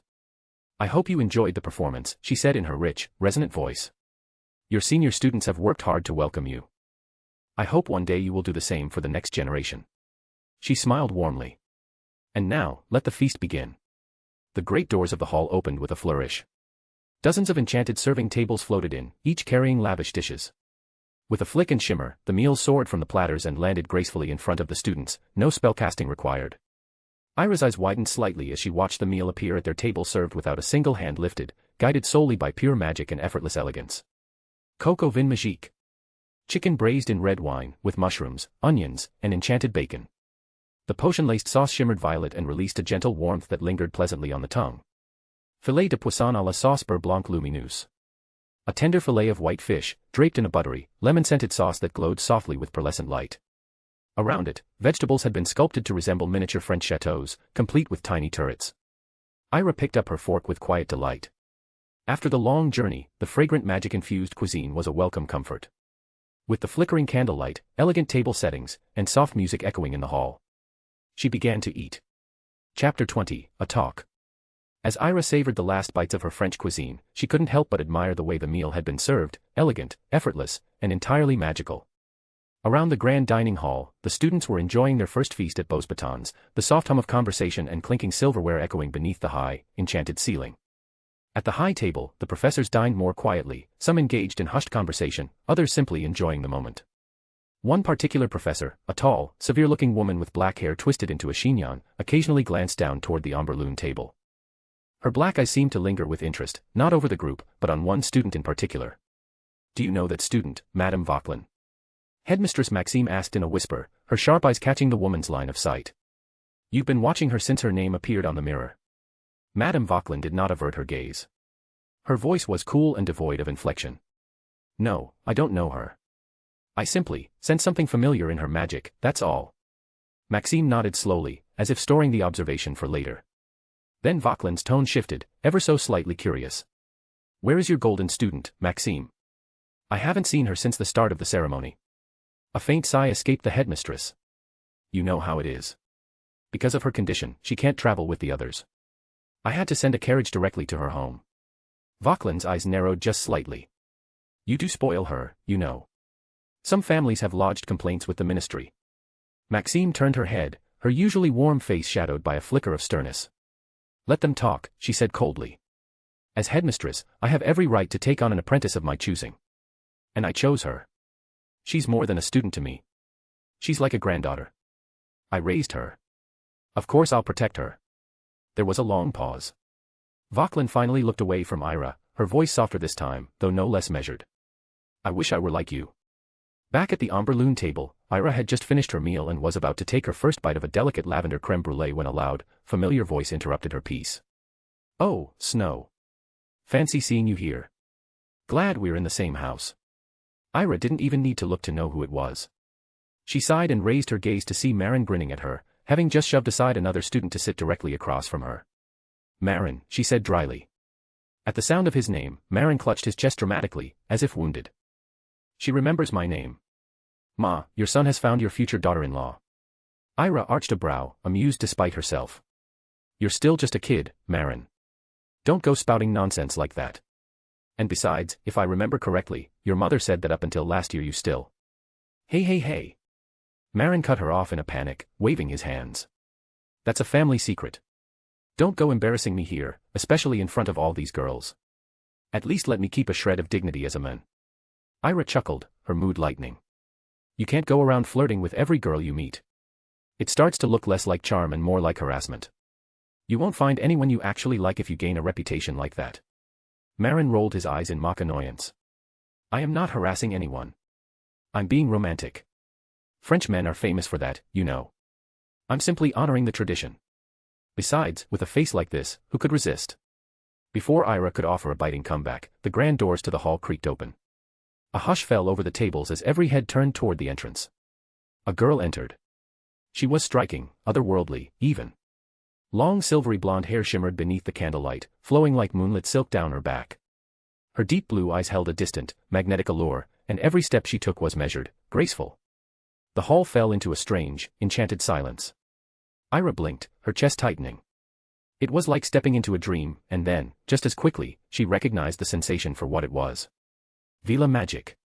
Without hesitation, Ira raised her occlumency shields, clearing her mind and shaking off the charm. As her senses returned to normal, she looked around and saw boys practically drooling over the girl. A few of them looked as if they might leap from their benches in desperation. The girls, by contrast, glared with contempt. "She pulls this act every year," someone muttered bitterly from a nearby table. "Ugh, does this bitch have to flaunt her villa allure like that? Bloody attention-seeking bitch," sneered another, crossing her arms. Some girls resorted to smacking their dazed friends on the arms or heads to break the spell. Beside Ira, Marin had already risen from his seat with theatrical enthusiasm. "I think I've found my true love." I must declare my feelings before the entire school. To prove my pure love. Ira grabbed his robes and yanked him back into his seat before he could humiliate himself publicly. Sit down, idiot. You'll only make a fool of yourself. As the girl glided toward the teacher's table, she greeted each professor with respectful nods before leaning close to whisper something to Headmistress Maxime. Then, without a word to anyone else, she turned and made her way to the ombre-lune table. Several boys eagerly scooted over, trying to offer her a seat. She ignored them entirely and instead sat between two clearly displeased girls, who barely concealed their disgust. Ira watched her quietly, observing the calm poise the girl held even in the face of open hostility. So this is the one everyone talks about, a quarter vila, she thought. Her power is dangerous, not just in how it charms, but in how it isolates. Though she understood the resentment from the other girls, a part of her couldn't help but find it unjustified. She never asked for that gift. And power like that must be a curse more often than a blessing. The hall slowly returned to its usual buzz, and desserts resumed, laughter, gossip, and tales of summer holidays weaving through the air once more. Chapter 21, Dorm. As the last spoonfuls of dessert disappeared from silver dishes and enchanted plates cleaned themselves with a soft shimmer, the gentle hum of conversation died down. Headmistress Maxime rose from her seat at the central dais, her towering form commanding attention even in silence. Her elegant robes, embroidered with swirling silver threads and the symbol of beaux batons, a pair pale white swans shimmered in the candlelight. She raised her glass of crystal water and spoke, her voice warm but regal. Bienvenue, mes chers élèves, she began, her French accent rich and welcoming. Once again welcome, my dear students. To those returning, we are glad to have you home. And to those joining us for the first time, may this place become your sanctuary, your inspiration, and your proving ground. Her gaze swept across the hall, pausing momentarily on each of the house tables Belfoil, ombre-lune, and papillonless before resting on the newest faces. You are the future of magic, and this school shall help you shape it. She lowered her goblet. Now, prefects and staff will escort you to your dormitories. Sleep well, and tomorrow your journey truly begins. With that, the great crystal chandeliers dimmed slightly and the tall glass doors to the outer gardens opened with a soft creak and a waft of floral air. The warm summer night poured in, along with the scent of lilac, orange blossom, and fresh water. Ira followed the flow of ombre-lune students as they stood and gathered their belongings. As she was quite exhausted of today's event, so she needed a good night's sleep. The students were divided, boys moving toward one side of the garden paths, girls to the other. Marin, of course, tried to linger near Ira until a prefect physically redirected him with a tired sigh and a firm hand on the shoulder. Gender separated for living quarters, the prefect called out with a clap. Let's move along. Ira stepped outside and was immediately struck by the beauty of the grounds. The school itself stood behind them now, a breathtaking chateau of pale stone and tall windows glowing with candlelight. Before them lay 3 separate garden paths, each leading to a different set of dormitories, one for each house. Ombre-lune's path, marked by a silver arch entwined with moonflowers and forget-me-nots, shimmered faintly in the moonlight. They followed it in silence. Nestled deep within the garden was a 2-story building, shaped like a crescent moon and covered in flowering vines that swayed with the breeze. Crystal lanterns floated midair, guiding the way like gentle fireflies. Around the building flowed narrow streams of clear water, curving like ribbons between wildflower beds, low stone bridges arching gracefully across them.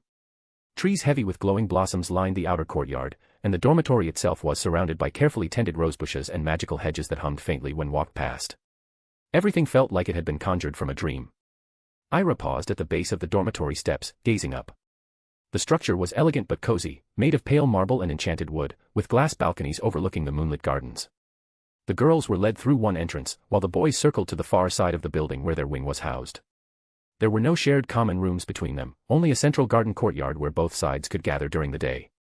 The architecture was balanced, symmetrical, and respectful of privacy. Inside, the ombre-lune girls' dormitory was even more beautiful. The entrance hall opened into a spacious common salon, softly lit by floating orbs and delicate moon-shaped chandeliers. Velvet chairs, pale silver rugs, and shelves of French magical books created a warm, elegant space for study and conversation. A prefect gestured toward the staircases.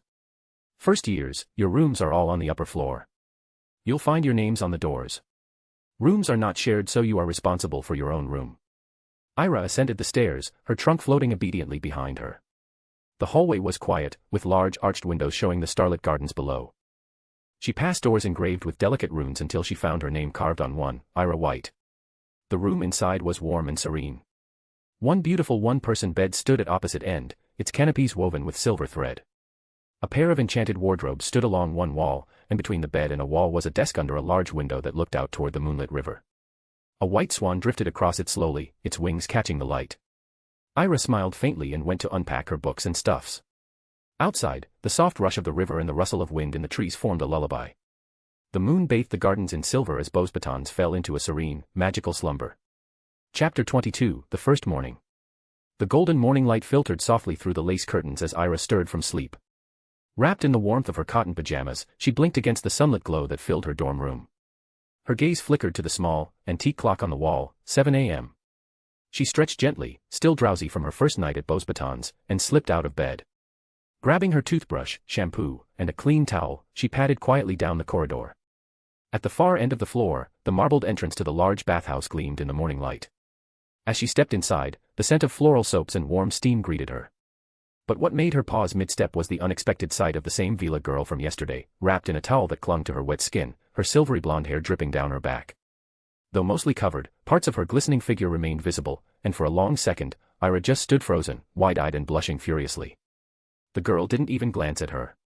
She walked past without a word, as if Ira were invisible, and exited the bathhouse with an air of indifference. Embarrassed, Ira quickly darted into the nearest private bath chamber and shut the door behind her, heart pounding. Sliding into the warm water, she tried to relax, but her mind replayed the image she had just seen, again and again. Her cheeks reddened even deeper. What was she doing in the first year's bath? She's definitely older, 14, maybe 15. She sighed and sank deeper into the water, letting it rise to her chin. It's not like I'm a child, she tried to reason with herself. Mentally, I'm still 16. Just, in an 11-year-old's body. It's not that strange, is it? The thought made her cringe. With a groan, she covered her face with both hands and muttered, "Ugh. It's my first day of school, and I already have a crush. What is wrong with me?" She tried to laugh it off, but the lingering heat in her face betrayed her unease. It's probably the Vila charm, she told herself sternly. It's not your fault. It's like magic pheromones. Completely understandable. Then, a beat later, "Stop it, Ira. Don't try to justify it. That makes you sound like a criminal." After a long, steamy shower filled with far too much overthinking and self-reprimanding, Ira finally stepped out, dried off, and returned to her room. She brushed out her long hair slowly, regaining her composure, and pulled on her uniform, sky blue with silver embroidery, elegant yet simple. As a final touch, she spritzed on the required school perfume, a light, moonflower scent that hung delicately in the air. Regulation or not, she rather liked it. Once ready, she headed down toward the Amberloon dormitories hall. The space was already buzzing with activity, filled with the soft clink of cutlery and the hum of early morning chatter. Girls in matching uniforms sat around round tables, enjoying breakfast under the soft chandeliers. "Good morning, Ira," a cheerful voice called out behind her. She turned to see Mai St. Clair, smiling brightly as she approached with her usual graceful bounce. "Did you sleep well last night?" Mai asked. "It's your first official day, after all." Ira returned the smile warmly. "Good morning, Mai. Yes, I slept wonderfully. Thank you for asking. Is breakfast always served here? Or do we go to that big hall from last night?" Mai laughed lightly. "Oh, that's called the Star White Medium Star Hall. It's only used for ceremonies and special events. Meals are usually taken here, in your dorm's hall, with other members of your house. So come on, let's grab something." Ira followed her to a buffet-style table where students helped themselves to fresh croissants, buttered bread, fruit, porridge, cheeses, and a selection of juices. She took a plate and filled it modestly, some strawberries, a warm brioche roll, and a glass of orange juice. As they sat down to eat, the prefects came around handing out slips of parchment, the class schedules. Ira took hers eagerly and scanned it. "I have potions this morning, and it's a joint class." Mai leaned over to peek. "Oh yes, for first and second years, the classes are held together. Later, from third year onward, you get to choose your subjects and they split us up more." She stirred her tea before continuing. "You're lucky, though. There's a new potions professor this year. The previous one left for maternity leave. The replacement is apparently quite serious. She was sitting beside Headmistress Maxime during the ceremony. I think she's from the Vauquelin family. You've probably heard of them, they're practically royalty in potion craft and alchemical beauty products. Some of the perfume blends we wear were originally designed by Vauquelin witches." Ira's eyes widened with curiosity. "So we might actually get to learn some really good stuff." Mai nodded. "Hopefully. Though I heard she doesn't tolerate misbehavior. Very strict." After finishing her breakfast and chatting a bit more with Mai, Ira excused herself politely. She returned to her dorm room, packed her textbooks, quills, and notebook carefully into her satchel, and took a deep breath. Her first day at Beauxbatons had officially begun with a class that her talents points aren't great. Chapter 23, First Class. After stepping out of her dorm, Ira made her way to the Omberloon Hall, where a tall girl with a silver prefect badge stood waiting. The prefect addressed the assembled first years in a sharp but calm voice. Ira had just stepped out of her dormitory, freshly dressed and brushing a strand of hair behind her ear, when her attention was drawn to a confident voice at the front of the hall. A tall, older student stood before the gathered first years, her Omberloon prefect badge glinting faintly. "All right, all of you, eyes up and ears open," the girl said, hands on her hips. "You'll be following me to your first class, potions. Do not wander off. For this first week, each of your lessons will be accompanied by a senior. After that, you'll be navigating on your own." With a swish of her navy blue cloak, the prefect turned and led the way out of the hall. Ira moved with the group, her polished shoes clicking quietly on the flagstones. As they stepped into the garden beyond, she gasped softly.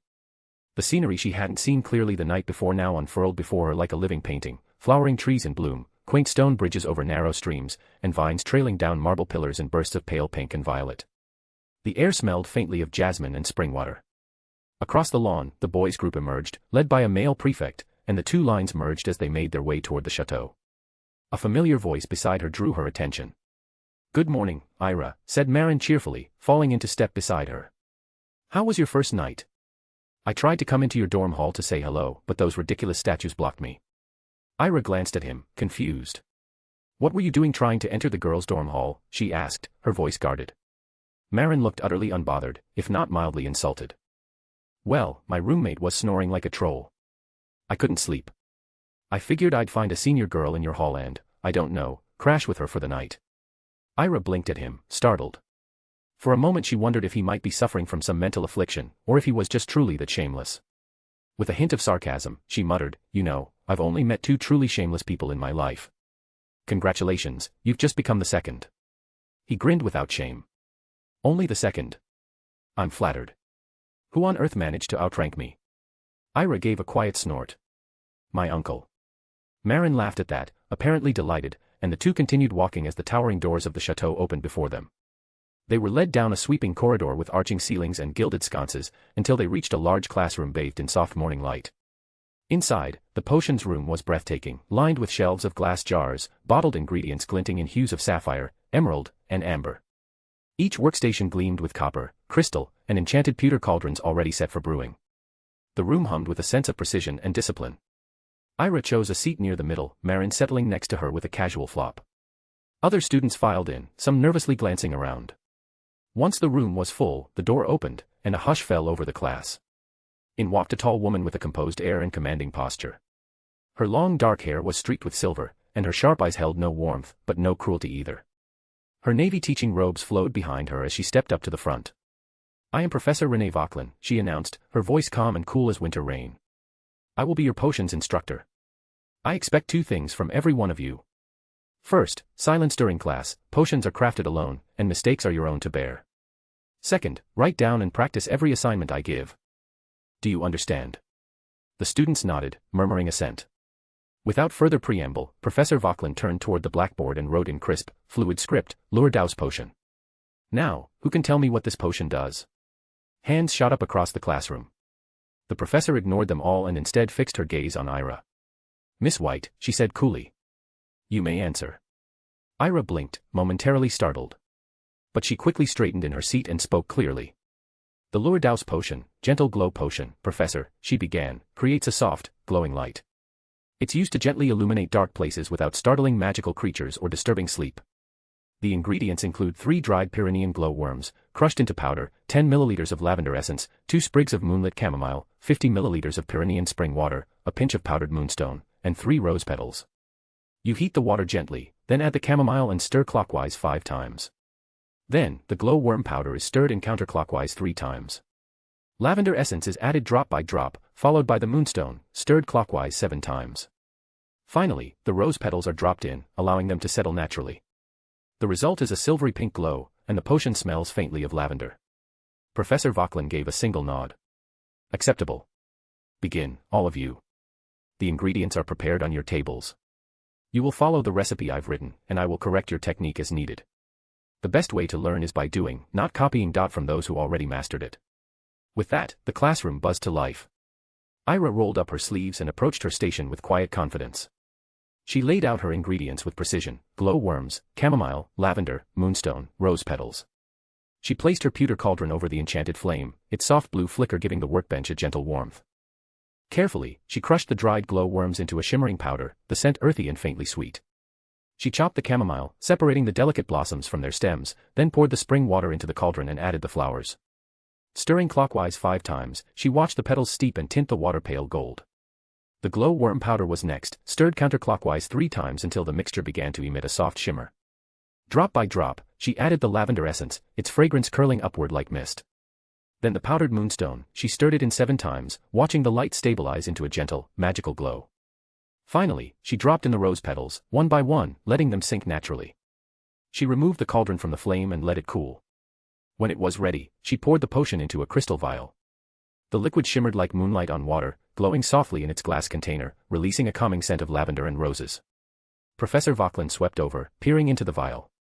"Standard," she said, nodding slightly. "Not perfect, but competent. You seem to have some talent. With refinement, it may become something worthwhile." 1 star to Amberloon. With a flick of her wand, a glowing silver star rose into the air, hovering briefly before gliding out the open window.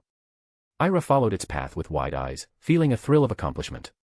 She had earned her first star, and a small, glowing piece of pride that would be sent directly to the Amberloon Tower. She'd learned from older students that each house collected stars like these throughout the year, earned through talent, discipline, or creativity. At the year's end, the house with the most stars would perform the closing celebration, a performance of magic and dance to honor their work. As Ira turned back to her potion, a quiet smile played on her lips. It was a good beginning. Chapter 24, Headmistress Office. After the end of the potion class, Professor Vauquelin walked slowly between the rows of cauldrons, examining each one with a sharp, calculating gaze. When she reached the front of the classroom, she folded her hands and spoke in a crisp, no-nonsense voice. "Well," she began, "I've reviewed your attempts at the Lourdes potion. I must say, the results were underwhelming. However, you are still first years, so I shall grant some leniency. But be warned, I expect nothing less than perfection by the end of this school year. Anything short of that, and you will fail." A murmur of nervous whispers spread through the class. "As for your assignment," she continued, "you will remake this potion at least 3 times over the course of the next week. Bring your finished samples to the next class. And let me be clear, don't try to be clever. I'll know whether you brewed it yourself or begged help from a 7th year. I'm already quite aware of your individual skill levels." With that, she gave a brisk nod and swept her cloak around before retreating to her desk. The students rose and began filing out of the classroom. Ira gathered her things and exited alongside Marin, who practically bounced with excitement. "You look way too happy for someone who just got threatened with failure and talked with Professor the whole time," Ira said, raising an eyebrow as they stepped into the corridor. Marin gave her a smug grin. "Please, the Lourdes is child's play. I had it under control. I was just chatting with the professor to double-check a few technique details." Ira said, feigning doubt. "Didn't expect you to be good at potions." Marin gasped dramatically. "Excuse me. Did you think I was some talentless little toad? I've practically lived in a bookshop my whole life. Of course I study." Ira smirked. "Book reading is one thing. Potion making is something else entirely." "Well, actually," Marin said, puffing up a little, "my mother taught me the basics ages ago. I have loads of rare flowers at home that require delicate care, and potions are a part of that.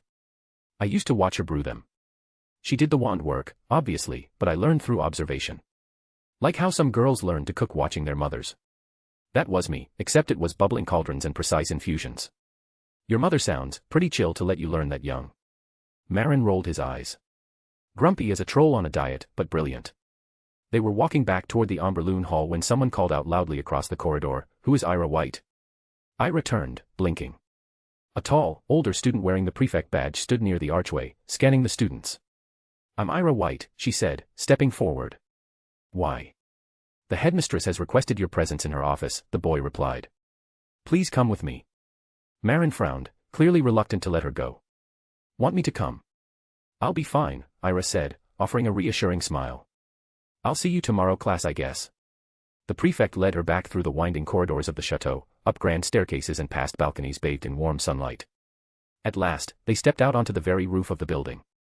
To Ira's astonishment, it was not just an open space, but a hidden garden in full bloom. The rooftop garden was enchanting, with winding stone paths, clusters of flowering trees, and a crystalline stream running in a perfect circle. Birds fluttered in the branches above, and butterflies danced on the breeze.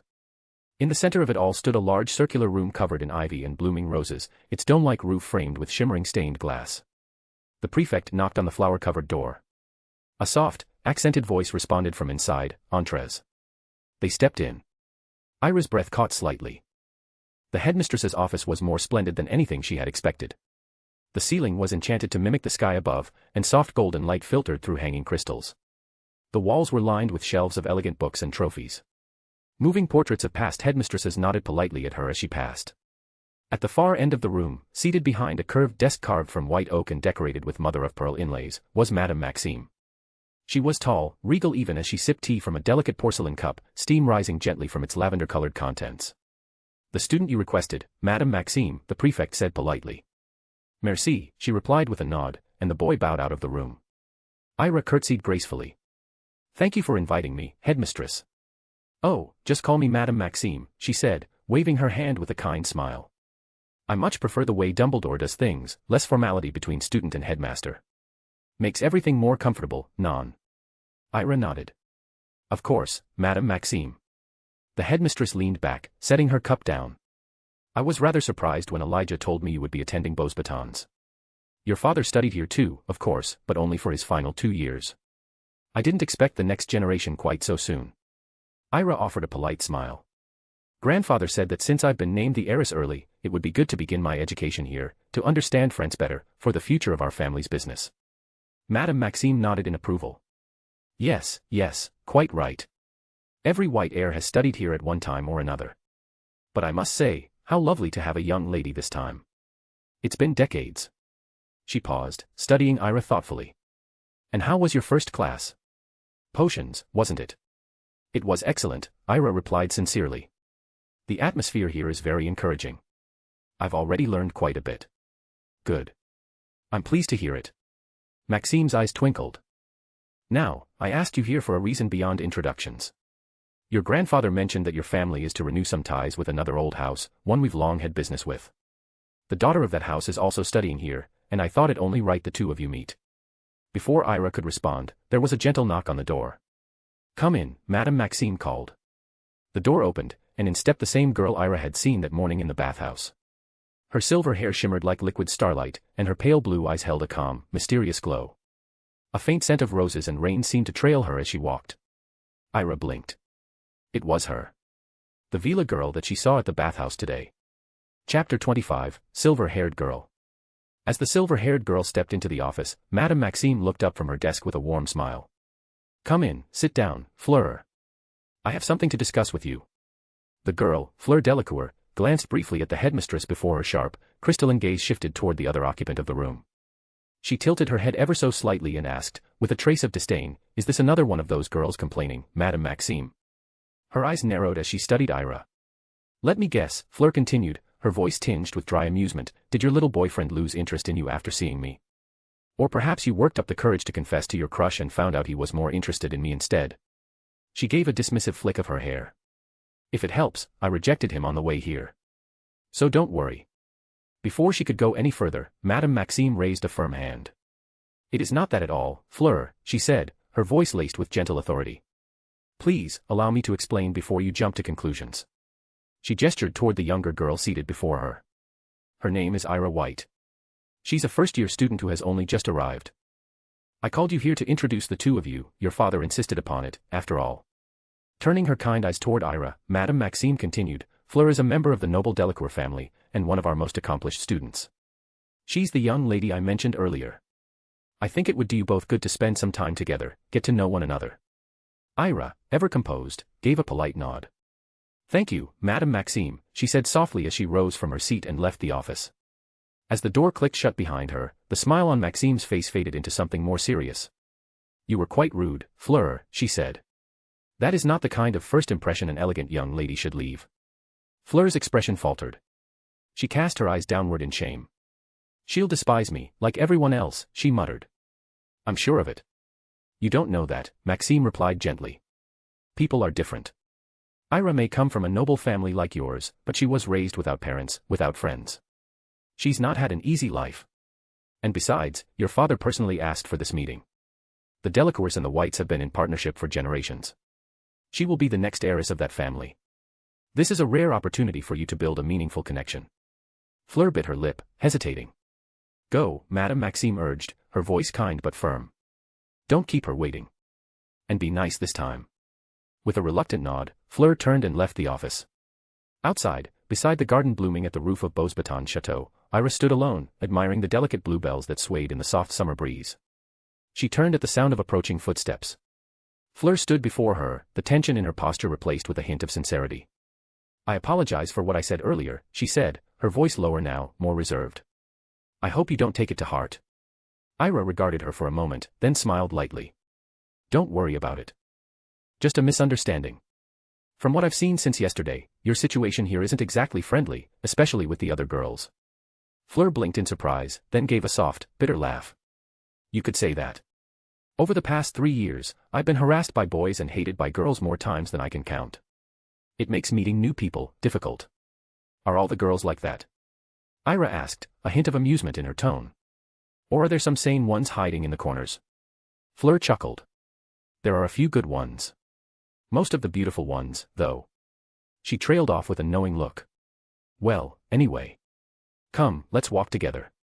It's lunchtime. Maybe we can grab something to eat. Heiress nodded, her smile growing a little warmer. Sure, why not? As they strolled along the gravel path winding through the Beauxbatons gardens, birds chirping softly overhead, Fleur glanced sideways. I heard something interesting, she said casually. You chose to come here instead of going to Hogwarts. Why? Heiress paused a moment before answering, her eyes thoughtful. Well, I came with my grandfather. It's kind of a tradition in our family to study here. But one day, I'll have to go back and transfer to Hogwarts. Fleur raised a delicate brow. Why is that? Don't like it here. Oh, nothing like that, Heiress said quickly. I love it here. I could study here all the way through, honestly. But as a British citizen, and given my family's history, it's expected that I'll graduate from Hogwarts. Besides, I'm curious. I've heard stories about the school. Curious, Fleur mused. That's fair. Though Beauxbatons is far more elegant, in my opinion. By the time they arrived at the Ombre Hall, the late afternoon sun filtered through the high glass windows. Some students sat at long tables eating lunch, while others huddled in corners, noses buried in books. The two girls took plates and helped themselves to the elegantly arranged spread of fresh baguettes, cheese wheels, roasted vegetables, and charmed pastries that shimmered faintly with sugar. As they sat down, Fleur asked, So, how was your first class? It was good, Heiress said honestly, I enjoyed it. There's something satisfying about working with ingredients, watching them transform under your hands. It's like coaxing life from magic. That's good, Fleur said, nodding approvingly. It's rare to see someone who actually enjoys studying. If you ever need help with anything, you can come to me. Heiress smiled, touched by the offer. Thank you. I appreciate that. A moment later, Fleur glanced at the clock and stood up. I've got class this afternoon, so I should get going. It was nice meeting you, Heiress. We'll catch up again soon, I hope. Nice meeting you too, Fleur, Heiress replied, watching her go. After finishing her lunch, Heiress made her way back to her room. With no afternoon classes scheduled, she sank gratefully into her bed, letting the hum of distant chatter and the scent of lavender lull her into a peaceful afternoon nap. Chapter 26, Conspiracy. Deep in a forgotten forest, far from the reach of civilization, a lonely cottage stood half swallowed by the gnarled arms of ancient trees. The sky above was thick with mist, casting a pale light over the overgrown path leading to the cabin. All was quiet until a sharp crack echoed through the woods like the snap of a bone. A tall figure emerged from the shadows, his black cloak brushing the forest floor as he strode toward the cottage with purpose. He reached the weathered door and pushed it open without hesitation. Inside, the cabin was pitch dark, silent but for the creaking of wooden floorboards beneath his boots. The air was stale, filled with dust and the scent of old ash. Suddenly, a wand pressed against the back of his neck. Don't fucking move, came a voice, low, gravelly, edged with violence. One twitch, and I'll curse you with my death spell. The tall man didn't flinch. He exhaled slowly, unimpressed. If you weren't my partner, he said coldly, I'd have killed you long ago for these childish theatrics. Put the wand down. Behind him, a shorter man burst into laughter and lowered his wand. Oh, come on. You used to be fun. First time I pulled that trick on you, you pissed yourself, mate, he said with a crooked grin, stepping into the flickering light of a single floating candle. The tall man turned to face him, expression like stone. What is it this time? You asked me to come all the way to this cursed hole. I was in the middle of fun, enjoying a muggle girl, frozen stiff, just how I like them. Then your bloody emergency owl interrupted my fun. This had better be worth it, or I'm digging up your mum to finish what the worms started. The short man cackled. Ha! If my mum were still alive, she'd probably shag you herself. Lot of men lost their virginity to her, legendary woman, really. But enough reminiscing. This is business. Big pay. He led the tall man toward a worn table in the center of the room. On it lay a folded copy of the Daily Prophet. With a flick of his wand, the paper smoothed itself out. A photograph on the front page caught the taller man's eye, an image of a young girl in a pale silver gown, speaking to an elegantly dressed woman at a ballroom. So, the tall man asked, squinting down at the photo. Who's this little beauty, then? What's the job? The shorter man leaned in, a glint in his eye. That, my dear friend, is our target. The heiress of the White family. Someone wants her gone and they're paying a mountain of galleons to make it happen. The tall man stared at the image for a long moment. Then he licked his lips. A shame. Such a pretty thing. What kind of monster wants to waste something that exquisite? You still haven't changed, partner, the short man said, smirking. But you'll be pleased to know we don't actually kill her.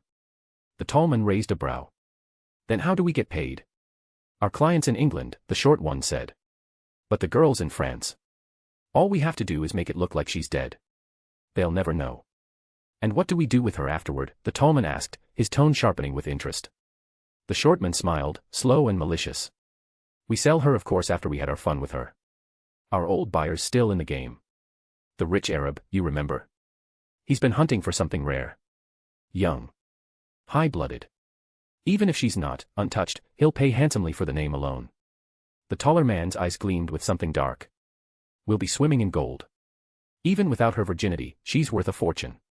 Exactly. The short man said. First, we make contact with our men in France. He'll be key. The girl's living in that heavily guarded Beauxbatons school. We'll need an inside hand to make the job smooth.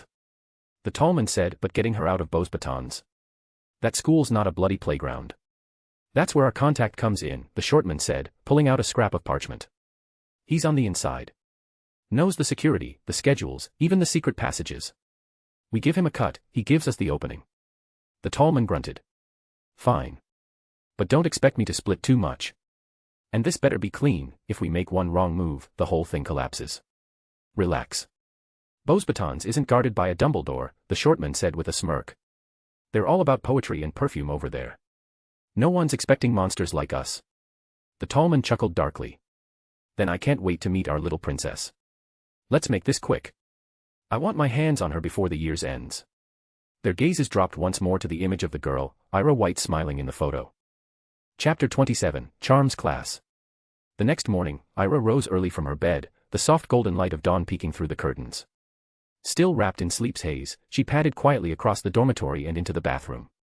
A warm shower chased away the last traces of drowsiness, and after brushing her teeth, she returned to her room to check the day's timetable. Charms class. She gathered her textbook, a clean notebook, and her favorite quill, then slipped them into her satchel. With her hair still slightly damp, she made her way out of the dormitory and down to the Omberloon Hall. Breakfast was a near replica of the day before, elegant and enchanted, plates gliding gently to the tables without the aid of a single server. After the meal, the first years assembled once more, following the prefects out of the hall toward their class. As they walked along the polished stone corridors, Marin caught up to her with a grin. "Good morning, Ira," he said cheerfully. "Good morning to you," she replied with a teasing smirk. "I hope you didn't try to break into the Omberloon girls' dorm last night." Marin rolled his eyes, hands stuffed into his robe pockets. "Of course I didn't. But I'll find a way eventually." Ira gave him a look. "Anyway," he went on, "what did the headmistress want from you yesterday? It's not every day a first year is summoned to the headmistress's office. Unless..." He grinned, "You did something terribly wicked." "Nothing wicked," Ira said plainly. "She just wanted to introduce me to a senior. It's a family thing." Marin narrowed his eyes. "A senior? Who was this person? Was he male? If so, introduce me to him, I need to have a few words with him." Ira raised a brow. "Oh. And what exactly would you like to make clear?" "That he shouldn't have any thoughts about you," Marin said without hesitation. "That's what I want to make clear. Ira stifled a laugh, her lips twitching with amusement. This boy has all the energy of a clingy little brother, she thought. The senior, she said with a mockingly slow tone, was Fleur. Fleur Delacour. Marin stopped in his tracks, eyes going wide. Wait. You mean that Fleur? The one with Vila blood? Ira gave a smug nod. Merlin's beard, you're so lucky to be introduced to that hot chick, he exclaimed. You have to introduce me to her after class. After all, she'll be your sister-in-law one day. Ira couldn't hold it in, she burst out laughing.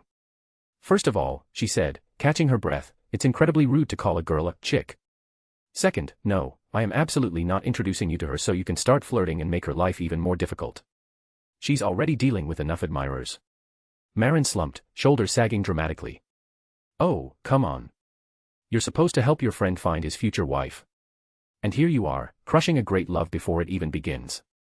Ira looked at him and laughed again, more softly this time. He really did resemble a sad puppy who'd just been scolded for chasing after something too big for him. They eventually reached the chateau's main academic wing, where the prefect led them up the wide staircase to the second floor. There, in a large classroom with wooden benches and long tables, the students filed in and took their seats. Soon after, students from the other two houses arrived, each guided in by their own prefect. The room buzzed with quiet chatter until the door creaked open. A man stepped inside, leaning heavily on a carved cane. He moved with the slow, unsteady gait of someone who had once been strong but now bore the weight of years and past injuries. Yet, when he smiled, there was something lively in his eyes, mischievous, even. Oh, he exclaimed, spreading his arms. That look. I love that curious spark on your faces. Brings me joy, it does, to see young witches and wizards eager to dive into one of the most essential subjects in magical history. He tapped the cane against the floor, eyes gleaming. Charms are the foundation of it all. Without charms, there'd be no magical enchantments, no protective wards, no levitation spells, none of those fancy tricks you all dream of. He continued in a ramble, full of excitement and strange metaphors, until a student raised their hand. Professor, the student asked, you haven't introduced yourself. The man blinked, then smacked his forehead with a theatrical groan. Ah, how rude of me. You see, I used to be quite famous, so I got used to people recognizing me on sight. Everywhere I went, oh, it's him. But fame, it wears you out, you know. So I stepped back. Left it all behind. Now I'm just a humble professor in a quiet chateau. He gave a half-bow. My name is Eric Chamberlain. Once the most famous duelist in Europe, the champion, undefeated for 7 years straight. But then, love came calling. He paused dramatically. I left the ring for her. Gave it all up. But the girl, she left me, you see. She said I wasn't the same without the fire, the passion, the trophies. So I tried to return. One last duel. Thought I could win her back. His expression soured. But I was beaten. By a little imp. A filthy, half-blooded goblin with a wand too big for his hands. An unfair defeat, I say. He slammed his cane down with a dramatic thud, startling a few students. Then he sighed and began pacing slowly again. Ira watched him from her seat, eyebrows raised, unsure whether to laugh or be concerned. She leaned slightly toward Marin and whispered, oh dear. Let's hope we actually learn something in this class, because so far, it sounds like we've enrolled in theater studies. Chapter 28, First Spell. Just as several students began to exchange skeptical glances, Professor Chamberlain stopped pacing and clapped his hands. Enough about heartbreak and goblins. You're here for magic, aren't you? He said with a theatrical sweep of his cane. Well, allow me to introduce you to one of my personal favorites. The spell of light and some modifications that isn't in your textbook, because it's too stylish for ink and paper. He raised his wand with flair, the tip flickering like a firefly. Today, we master a spell every witch and wizard must know, the humble yet mighty Lumos. He waved his wand again. A soft white light bloomed from its tip, like a glowing pearl. The shadows in the corners of the classroom seemed to shrink. This is no ordinary flashlight charm, my dear students. Lumos is the spell that lit the path of every great explorer, illuminated cursed tombs, and saved lives in the darkest forests. It is not to be taken lightly. He leaned forward, eyes gleaming. And I expect flawless pronunciation. If you mutter Lumus or Lamus, you'll get nothing but sparks and shame. A few students chuckled nervously. The incantation is Lumos. The wand movement is a firm upward flick, like drawing a tiny tick mark in the air. He demonstrated again. Lumos. The light flared bright enough to make a few students squint. Now, your turn. Partner up. I want each of you to try to light your wand and hold it steady for 5 seconds. If your wand flickers like a dying candle, try again. Magic obeys willpower, and you must mean it. Ira paired up with Marin, who immediately struck a dramatic pose. Lumos, he cried. His wand sparked weakly, then went out with a pathetic pop. You're terrible, Ira said, giggling. I just need to warm up. Ira pointed her wand, focused on what the professor thought her. Lumos. A steady white light blossomed from her wand tip, illuminating her desk in a gentle glow. Excellent. Professor Chamberlain called from across the room. That, Miss White, is how it is done. The light of confidence. Marin pouted beside her, flicking his wand again. Lumos. This time it worked, barely. His light fizzled in and out like a faulty lantern. Ira gave him a sympathetic glance. Well, at least it's not on fire. Professor Chamberlain moved through the rows, adjusting postures and correcting incantations with flair. One unfortunate boy managed to singe the sleeve of his robe. Remember, the professor boomed, the wand is not a torch. The spell must come from you, not your wrist alone. Light comes from within. After some time, nearly every student had mastered Lumos to some degree. The room glowed with a constellation of tiny wand lights, and Professor Chamberlain beamed proudly. You've taken your first steps out of the darkness, he said, bowing dramatically. Next time, we banish that darkness. Knox, my dear children, is a lesson for next class. Now I will teach you something else. Marin whispered, so when are you going to introduce me that Vila girl? Ira smacked him lightly with her notebook. I just taught you how to light a room and I will certainly not introduce you to her. Don't push your luck. Professor Chamberlain stood near the chalkboard, a pleased smile stretching under his silvered mustache. Well done, he called, clapping twice. Your wand tips now glow like miniature stars, but let's not get too comfortable. Magic, my young hopefuls, should never stagnate. Once you've mastered a spell, you bend it, you shape it, you elevate it. The lights flickered slightly as students turned their eyes toward him, intrigued. Now then, Chamberlain continued, tapping his cane dramatically on the wooden floor, I'm going to teach you something not in the textbooks. A trick I developed in the jungles of Belize, while tracking a cursed jaguar statue under a blood moon, long story. Marin whispered to Ira, did he say jungle? Ira elbowed him into silence. The professor raised his wand again, and with a subtle flourish and a softer voice, he said, Lumos chromatica. A brilliant blue light sprang from his wand tip, not cold like frost, but rich and electric, like moonlight reflected off sapphire. The class gasped. Color, Chamberlain declared, can be woven into light with the right intent. Simply append chromatica to your incantation, and while you cast, focus on the hue you wish to produce. Picture it in your mind, amber, emerald, rose gold, even amethyst. Think it, and the magic will listen. He paused to let the awe settle in. Then, with a snap of his fingers, he raised his wand again. Now for the fun part. He muttered, Lumos orbis. This time, a small orb of golden light detached from the tip of his wand and floated several feet away, hovering midair like a glowing wisp. He twirled his wand, and the orb followed, drifting across the room, circling students' heads like a firefly under command. Control. His voice dropped to a whisper. With this variant, the light is not bound to your wand tip, it is casted into the air, and your wand guides it like a conductor's baton. Imagine being in a cave, unsure what lies ahead, you send your light forward, into the darkness. Or behind you, if you suspect you're being followed. The orb swirled dramatically behind his back and returned to float above his palm. Advanced. Yes. Impossible for first years? Absolutely not, he said with a wink. Magic is more about focus than age. He turned to the blackboard and scribbled in large, looping cursive. Lumos chromatica changes the color of the light based on the caster's focused visualization. Lumos orbis detaches light from wand tip and allows remote control with wand gestures. Now then. I challenge you all, try to make your light blue, green, or violet. And if you feel daring, try sending it away from your wand. But remember, control is everything. If you send it flying into someone's face, you'll be helping Madame Oriel treat temporary blindness. Marin grinned at Ira. You thinking what I'm thinking? You're going to hit someone with your glowing love orb, aren't you? She muttered, raising her wand. She focused first on the color. Green. Calm, steady, forest deep. Lumos chromatica. A glowing emerald light bloomed at the tip of her wand. Not quite as radiant as Chamberlain's sapphire, but it held a soft, verdant glow. Excellent, the professor called. Miss White, brilliant visualization, I see that you are extremely talented, 1 star to the Amberloon. Marin tried his own. Lumos chromatica.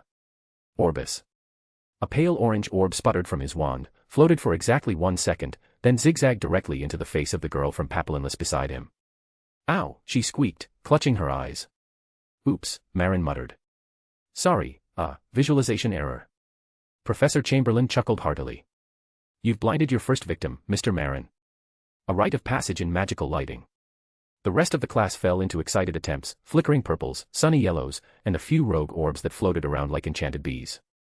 The classroom now looked like a miniature planetarium made of soft, floating stars. Ira guided her own orb gently above the desks, watching as it obeyed the subtle tilt of her wand. She felt power, yes, but not overwhelming. It was gentle, responsive, like the spell was listening to her. Chapter 29, Argument. After the final round of practice, Professor Chamberlain gave the classroom a charming yet pointed smile. His robe flared slightly as he paced the front, wand still held lightly between two fingers. Now, my dear little wizards and witches, he began, voice ringing with an affectionate finality, we've reached the end of today's lesson. Before I dismiss you, I have an assignment for each of you. I want you to practice today's spell, the simplest charm one can learn, and by next week, I expect every one of you to have mastered it. Perfectly. His eyes swept the class with a playful glint, though the firmness in his voice left no room for negotiation. In the next class, I will be checking who has learned it and who has not. If all of you succeed, then, and only then, I will proceed to teach you something new. He lifted a finger. And remember, help each other. If one of your classmates struggles, show them how. But never, and I mean never, cast the spell too close to your own eyes, or anyone else's. It's a lighting charm, not a toy. You'll blind someone. Several students shuffled awkwardly. A few groaned under their breath. Professor Chamberlain chuckled. Yes, I see some of you looking like starved kittens. I know I've run over time. Off you go now. Lunchtime awaits. As students filed out of the classroom in chatty little groups, Marin caught up to Ira with his usual swagger. Let's go, he said casually, brushing a hand through his already perfect hair. Let's eat at the boys' dorm hall. It's more fun there. Ira tilted her head. Aren't girls not allowed in the boys' dorm hall?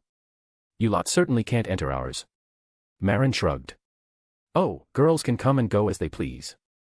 Senior girls drop by all the time. They even sleep over sometimes, dating, you know. Happens all the time. No one's going to say anything.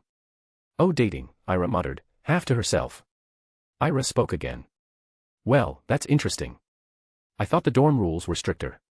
I heard that Hogwarts certainly doesn't allow students from other houses to enter other houses' dorm halls. Marin turned to her and asked. Anyway, are you joining me for lunch? Ira shook her head. No, you go ahead. I think I'll take a walk. I need air more than I need food right now. That breakfast filled me up. Marin gave her a casual wave. Suit yourself, Snow, he said before strolling off. Ira wandered into the gardens alone, her step slow, thoughtful. The weather was mild, the kind of calm warmth that danced gently with the wind coming down from the distant mountains. The sunlight played between leaves, dappling the grass in gold. Magical creatures skittered across flower beds, tiny winged beasts, glowing beetles, something that looked suspiciously like a two-tailed squirrel hopping on lily pads. She sighed contentedly. It was beautiful here. Not quite home, but peaceful. Then came the voices. Sharp and angry female voices. She turned toward the sound, drawn by the emotional crackle in the air, and slipped quietly among the trees toward the noise. In a narrow clearing near a hedge of rose thorns, she found them. 3 older girls, clearly 6th or 7th years, faced down a single student with silver blonde hair that shimmered even in the shade. Fleur Delacour. One of the older girls snarled. You bitch. Since the day you came, Sharon doesn't even look at me. We were friends, he's my childhood friend. But now he only sees you, that fucking face of yours. Fleur raised an elegant brow, her lips curling into a disdainful smile. Do you really think I want anything to do with your little boyfriend? He used to be mine, the girl screamed. He only looks at you because you're a Vila whore, he doesn't even speak to me anymore. Fleur's voice dipped into a venomous purr. That's not my fault. Maybe if you weren't so hideous, he'd still glance your way. And honestly, I wouldn't even vomit on his face, let alone look at it. Ugh, those yellow teeth make me sick just thinking about them. The girl's wand was out in an instant. You have no right to say that about him, she shouted, and without hesitation she cast a blinding spark, only for Fleur to flick her wand and block it with a sharp protego. Fleur's eyes narrowed. You attacked me first. Cast another, and I'll bury you. The other 2 girls raised their wands. Today we're going to teach you a lesson, you Vila bitch, one spat. They launched a barrage, cutting spells, fire bursts, even a curse meant to distort a person's face grotesquely. Fleur was a storm. She twisted and moved with lethal precision, blocking every spell with graceful ease. Then, with a snap of her wand, she cried, Expelliarmus, and one wand flew from a girl's hand. Before she could recover, ropes shot from Fleur's wand, encasing her in a web of silken threads laced with invisible itching hexes. The girl screamed, scratching wildly as the ropes crawled over her skin. Another girl launched a fire curse, but Fleur sidestepped and retaliated with a flick that sent a gust of magic slashing through her robes. Fabric tore, and the girl shrieked in horror, clutching at her exposed chest with flushed cheeks. "You fucking whore," she cried, covering herself. Fleur coldly muttered a freezing charm and the girl dropped like a statue to the ground. Only the leader remained. She trembled but didn't back down. Her voice was shaking, but still venomous. "Don't get cocky, whore. The only reason your magic is strong is because of the filthy blood running in your veins. You're not human. You're a prostitute's child. A fucking vila slut pretending to be one of us. You and your kind are all fucking prostitutes. You are all used for our lustful purposes, you fucking prostitute." Fleur froze. Her eyes blazed. The wand snapped forward, casting spell after spell, freezing hexes, wind bursts, pain-inducing jolts. The girl staggered, hit, groaning in pain. Ira couldn't stand it. She stepped out from behind the tree and shouted, "That's enough, Fleur.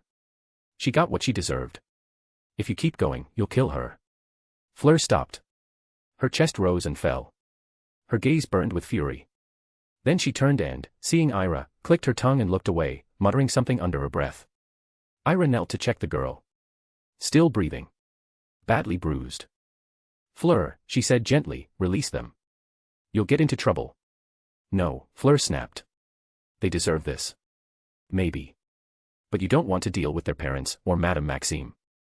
After a long pause, Fleur sighed, muttering, "Fine. Only because I don't want my old man yelling at me." She waved her wand, and the frozen girl thawed. The bound girl was released, still twitching and scratching. "Take your bitch and get lost," Fleur growled. "And tell her I don't care about her bloody boyfriend." The girls, pale and humiliated, gathered their injured leader. "You'll pay for this," one spat, eyes gleaming with malice. "I look forward to it," Fleur said with a wicked grin. When they were gone, silence fell. Then after a long silence Ira said, "You know, you were actually kind of cool."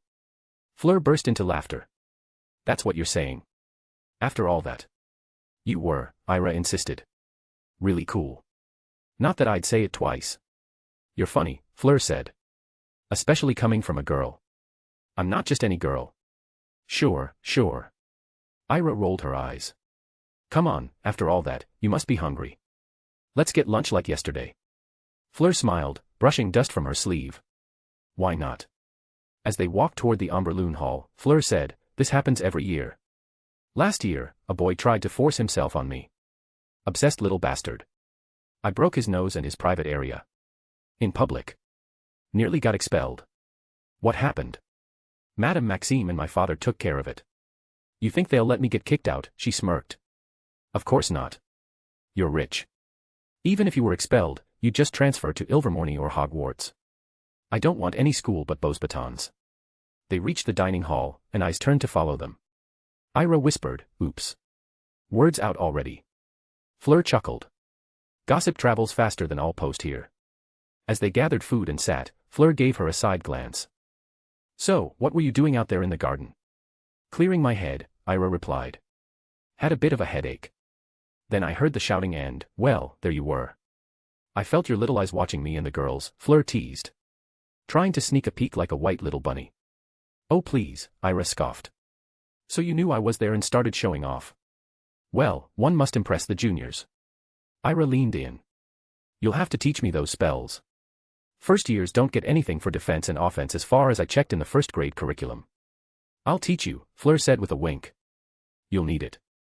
With that face of yours, you'll attract wolves too. Let this big sister prepare you." Ira laughed. "Sure, big sister." They clinked goblets together and continued their lunch, ignoring the stares as whispers fluttered like feathers around the dining hall.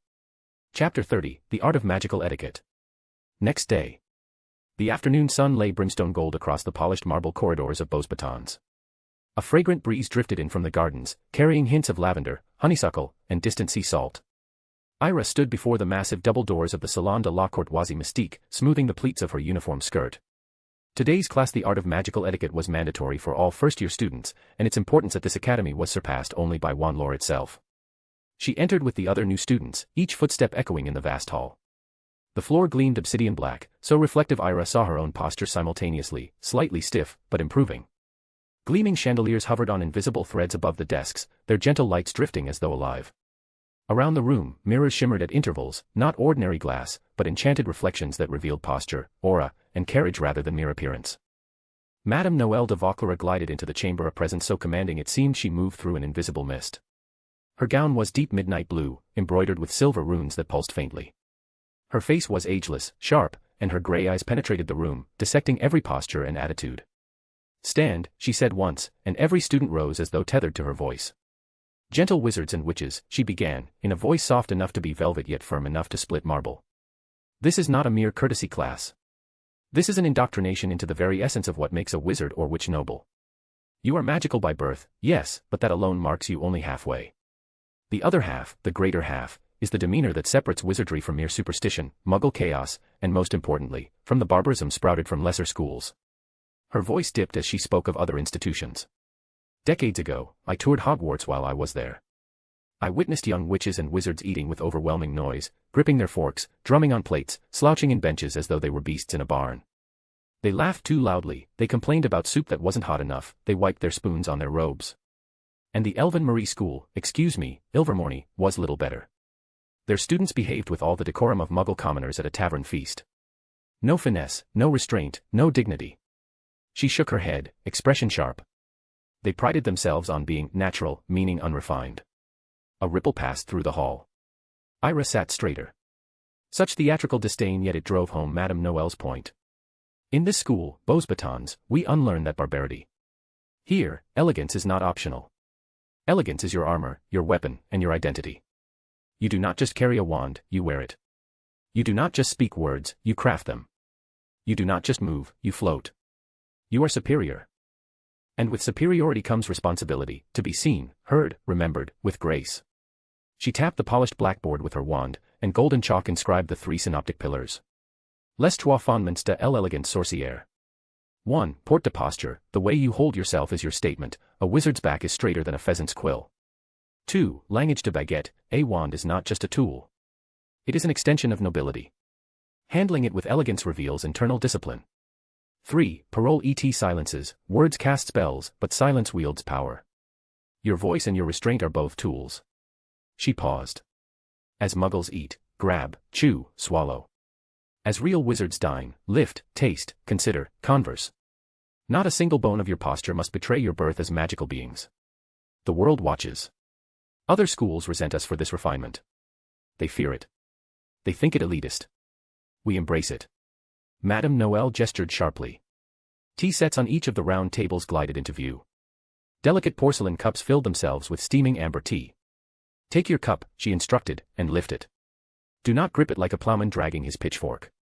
Students reached uncertainly, one girl's spoon clattered. Madame Noël's eyebrow arched like a drawn blade. Stop. Observe. Ira watched as the professor, without effort, lifted her own cup by lightly hooking her thumb beneath the handle, her fingers curved in graceful repose, pinky trailing just so, knuckles soft. She sipped quietly, holding herself small, yet dignified. Ira bowed her head slightly as she drank, eyes lowered modestly. She could feel her cheeks flushing, then relaxing. She had done it right, even though she was taught when she was younger, but still it's quite different than British etiquette. The class moved on, shifting from tea drinking to wand exercises, not spells, but subtleties. How to cross the ballroom with a wand in hand, never flipping it, never swinging it, always secure, balanced, perpendicular to the wrist. How to bow while holding a wand, never stepping, turning on the heel, a fluid arc of the wrist that showed deference without weakness. How to refuse a duel without more than a polite flick of wrist and phrasing, "I must decline," said as though the words cast a spell that ended the conversation. The class was relentless. Madame Noël moved among them, correcting postures, adjusting elbow angles, tapping seated students on their shoulders to straighten backs. "Imagine you are floating on a cloud," she said to a boy slumping against the desk. "Now drop this cloud, and plant your feet firmly. You are arrayed. You are never below the mark." She turned again to lecture. "To remind you, Hogwarts may value bravery, Ilvermorny adventure, but they lack refinement. They have student quarrels in corridors. At Beauxbatons, you will know how to end quarrels before they begin, with a subtle gesture, a courteous but firm word, a posture that says, 'I would not meet you in Halfling Hole.' You are above that." After nearly an hour of practice, she brought the students to a final exercise, magical correspondence. The desks rearranged magically into letter-writing stations, and because she despised sloppiness, she produced fine writing parchment, goosefeather quills, and inkwells of deep sapphire ink. "Tomorrow, we continue with bowing protocols," she announced. "But tonight, I expect each of you to practice your own letter of introduction. It should express gratitude, dignity, and subtlety. No dragon's bile.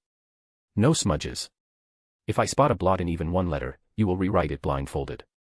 And I will read it aloud, so choose your words as though you are addressing a foreign ambassador."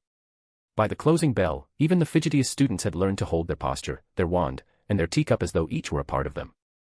Ira felt quite exhausted from this class since it was quite boring stuff to practice. As they filed out, Madame Noel dismissed them with the smallest of nods. "You are dismissed, for now. Pursue refinement. Let the other schools fumble in their own chaos. Here, you will shine." No applause followed. Only broad shoulders and lifted chins exiting into sunlight. Ira hurried down the corridor, desperate to escape the class that seemed to trigger severe OCD in everyone. And the professor definitely had this condition.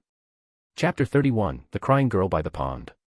After class, Ira made her way toward the Amberloon garden, her footsteps quiet against the soft grass path. The sun hung low in the sky, casting golden light through the tall trees, and the air was fragrant with lavender and damp stone. As she neared the entrance to the Amberloon Hall, she paused. Somewhere nearby, there was the faint sound of crying. Small, muffled sobs, barely audible over the gentle bubbling of the nearby pond. Her brow furrowed. Concerned that someone may have fallen into the pond or hurt themselves, she followed the sound until she reached the pond's edge. There, beneath the drooping branches of a silver willow, she found a small girl with long black hair, seated on the stone rim of the pond. She was facing the water, her shoulders trembling, her soft cries laced with anguish. "Mommy, please take me home," the girl whispered through tears. "I miss you. They look at me like I'm a monster." The word struck Ira like a dart to the chest. She hesitated, heart aching.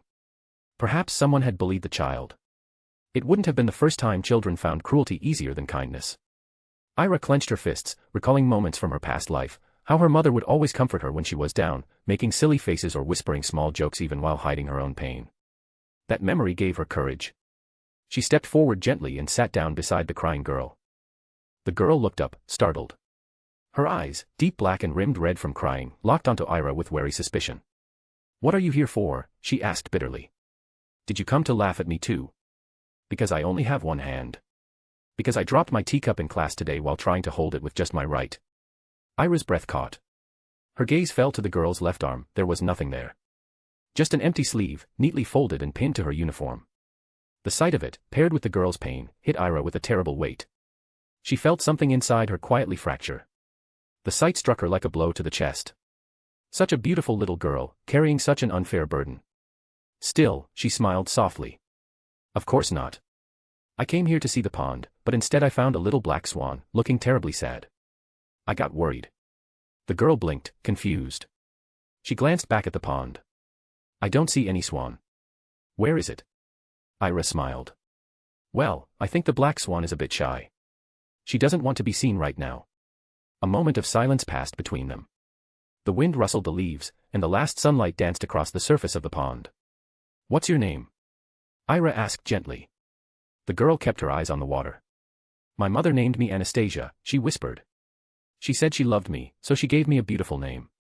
Ira's smile grew. "Anastasia. That's a lovely name. So, Anastasia, why were you crying here all alone?" But the girl didn't respond immediately. After a pause, she muttered something under her breath. "I'm sorry." Ira leaned in. Anastasia looked up and said more clearly, "You didn't tell me your name." Ira giggled. "Oops. I forgot, didn't I?" She tapped her temple playfully. "My name is Ira White. You can call me Ira." The girl nodded faintly, then murmured, "I was crying because I miss my mom. She told me I'd make lots of friends here. But everyone just makes fun of me because I don't have a hand. When I tried to talk to the other girls, they called me names. They said I must be a half-wizard because of not having a hand. It hurts a lot." Tears welled in her eyes again, and this time, they came in a flood. She buried her face into her sleeve and sobbed. Ira didn't hesitate. She reached over and gently embraced her, letting the girl cry against her shoulder. Stroking her soft black hair, she whispered, There. It's okay. You don't have to cry. And you certainly don't have to listen to those bullies. People say cruel things when they don't understand. I didn't choose to be born like this. Anastasia cried. I didn't ask for it. But they act like it's my fault. Like I'm some sort of broken doll, like I'm some weird creature. I hate it. I hate the way they look at me. Her voice cracked, and she clung tightly to Ira. She clung to Ira tightly, burying her face in her chest. Ira held her close, her own eyes welling up with tears. She felt her heart twist painfully. It was unbearable, seeing such an innocent child, with nothing but the hope to be treated like everyone else, crushed under the cruelty of a world that didn't understand. What Anastasia had said echoed in her mind, each word a shard of sorrow cutting deep. They stayed like that for a while, sitting in silence beneath the willow tree, the pond reflecting the orange sky above them. Eventually, Anastasia calmed. She pulled away slightly and looked down, cheeks flushed with embarrassment. Sorry, she whispered. I didn't mean to cry like that in front of you. It's just, everything felt so heavy. And you were nice. Ira smiled gently. You don't need to apologize for crying. Everyone needs to cry sometimes. I cry when I miss my mom too. It's nothing to be ashamed of. Anastasia tilted her head. Where is your mother? Does she write to you? Ira looked out across the water. She's far away. So no, she doesn't write. But I know she's okay. I like to believe that. Anastasia nodded slowly. It's okay. Maybe one day you'll see her again. My mom says, someday, Grandma will come and take us somewhere very beautiful. Ira smiled. That sounds lovely. She stood up and offered her hand. Come on, it's time for dinner. If we wait too long, those chubby girls from first row will eat everything, and we'll go hungry. Anastasia let out a tiny giggle, the first one yet. She took Ira's hand and stood. As they walked toward the hall together, Anastasia hesitated and asked, Ira. Are we friends now? Ira looked at her and smiled brightly. Of course we are. And if anyone bullies you again, just tell me. Your big sister will take care of them for you.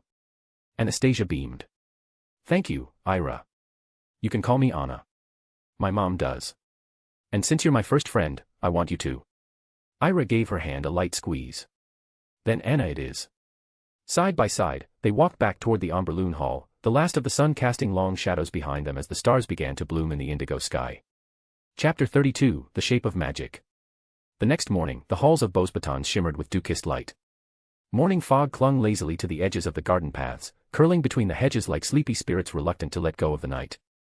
In the Amberloon dormitory, a pale blue mist hovered near the open window of room, where Ira White was brushing her hair in slow, sleepy strokes.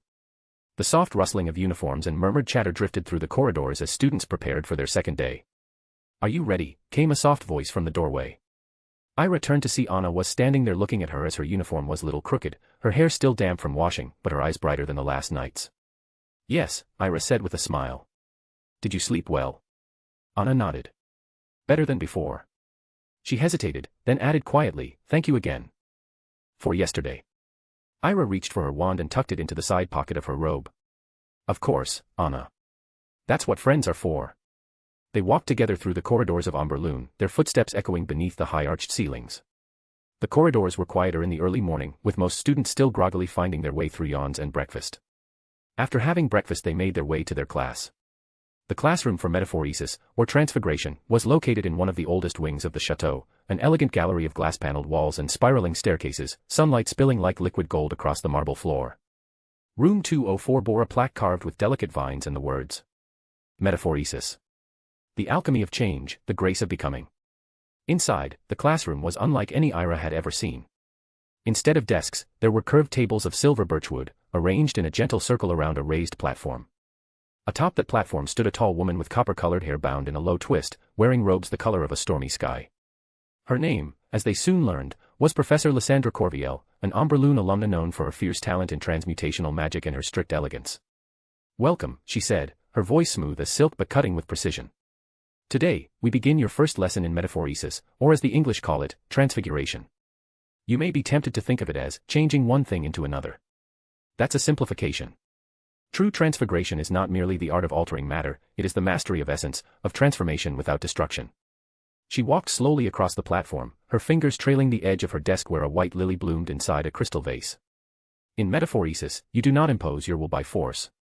You do not destroy the lily to make a rose. You speak to its essence, guide its shape, suggest a new form, and if your intention is pure, the magic listens. With a flick of her wand, the lily shimmered. The white petals curled inward, deepened, darkened, and within seconds, a black rose stood in its place. Its texture was richer, its form prouder, but it still held the memory of what it had once been. Gasps rippled across the room. That, said Professor Corviel, is the kind of transformation we will begin with today. A white lily, simple, receptive, into a black rose, complex, symbolic, yet equally natural. This task will teach you both grace and control. Once you succeed in altering the flower's species, we will take it a step further. You will reshape the rose into a new configuration, any design you choose. A crown, a spiral, a serpent, whatever form you imagine. Let the flower become your voice. She clapped once. Stations are ready. Begin. The students spread out, and soon every pair of hands had a lily and a wand in front of them. Ira and Anna took the station closest to the window, where the morning light made the petals of the lily glow faintly. Anna reached for her wand with a look of focused calm. Ira glanced at her curiously. Do you think it's really about asking the flower to change? Anna nodded, her black eyes thoughtful. I think it's about respect. You don't force magic. You guide it. Ira smiled. You sound like the professor already. Anna gave a tiny smile. My mom always said magic responds best to kindness.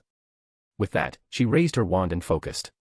Ira watched as Anna murmured the incantation Professor Corviel had written on the board, Floris Vera Verto. There was a shimmer, quiet, almost delicate, and then the lily before Anna folded into itself like a dream unraveling. Petals darkened from white to dusky gray to a rich, inky black. Within moments, a perfect black rose unfurled on the stem. Ira's eyes widened. Anna, that was incredible. Anna's cheeks turned faintly pink. It just made sense. Like I could feel how it wanted to grow. Across the room, Professor Corviel was watching. She stepped closer, her footsteps as silent as mist. Miss Anastasia, she said, eyes glinting. An excellent first demonstration. Very refined execution for a beginner, 1-star white medium star for Amberloon. Anna's face lit up with a shy pride. Thank you, Professor. Professor Corviel turned to Ira. Miss White, you're next. Ira took a deep breath. She held her wand a little tighter and tried to remember what Anna had just said, respect the magic, guide it, don't push it.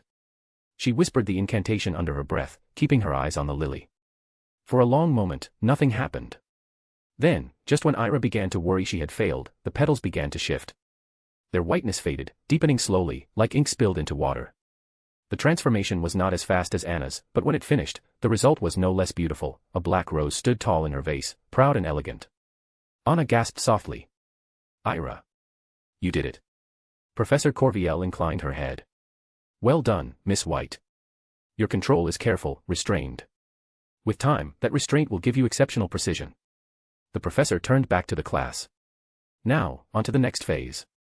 She lifted her wand again. Metaphoresis is not limited to nature mimicking nature. Now, you will change the rose into a new form entirely, one that expresses something of yourself. The spell remains the same. But your intention must be clear. Picture it. Focus. Will it.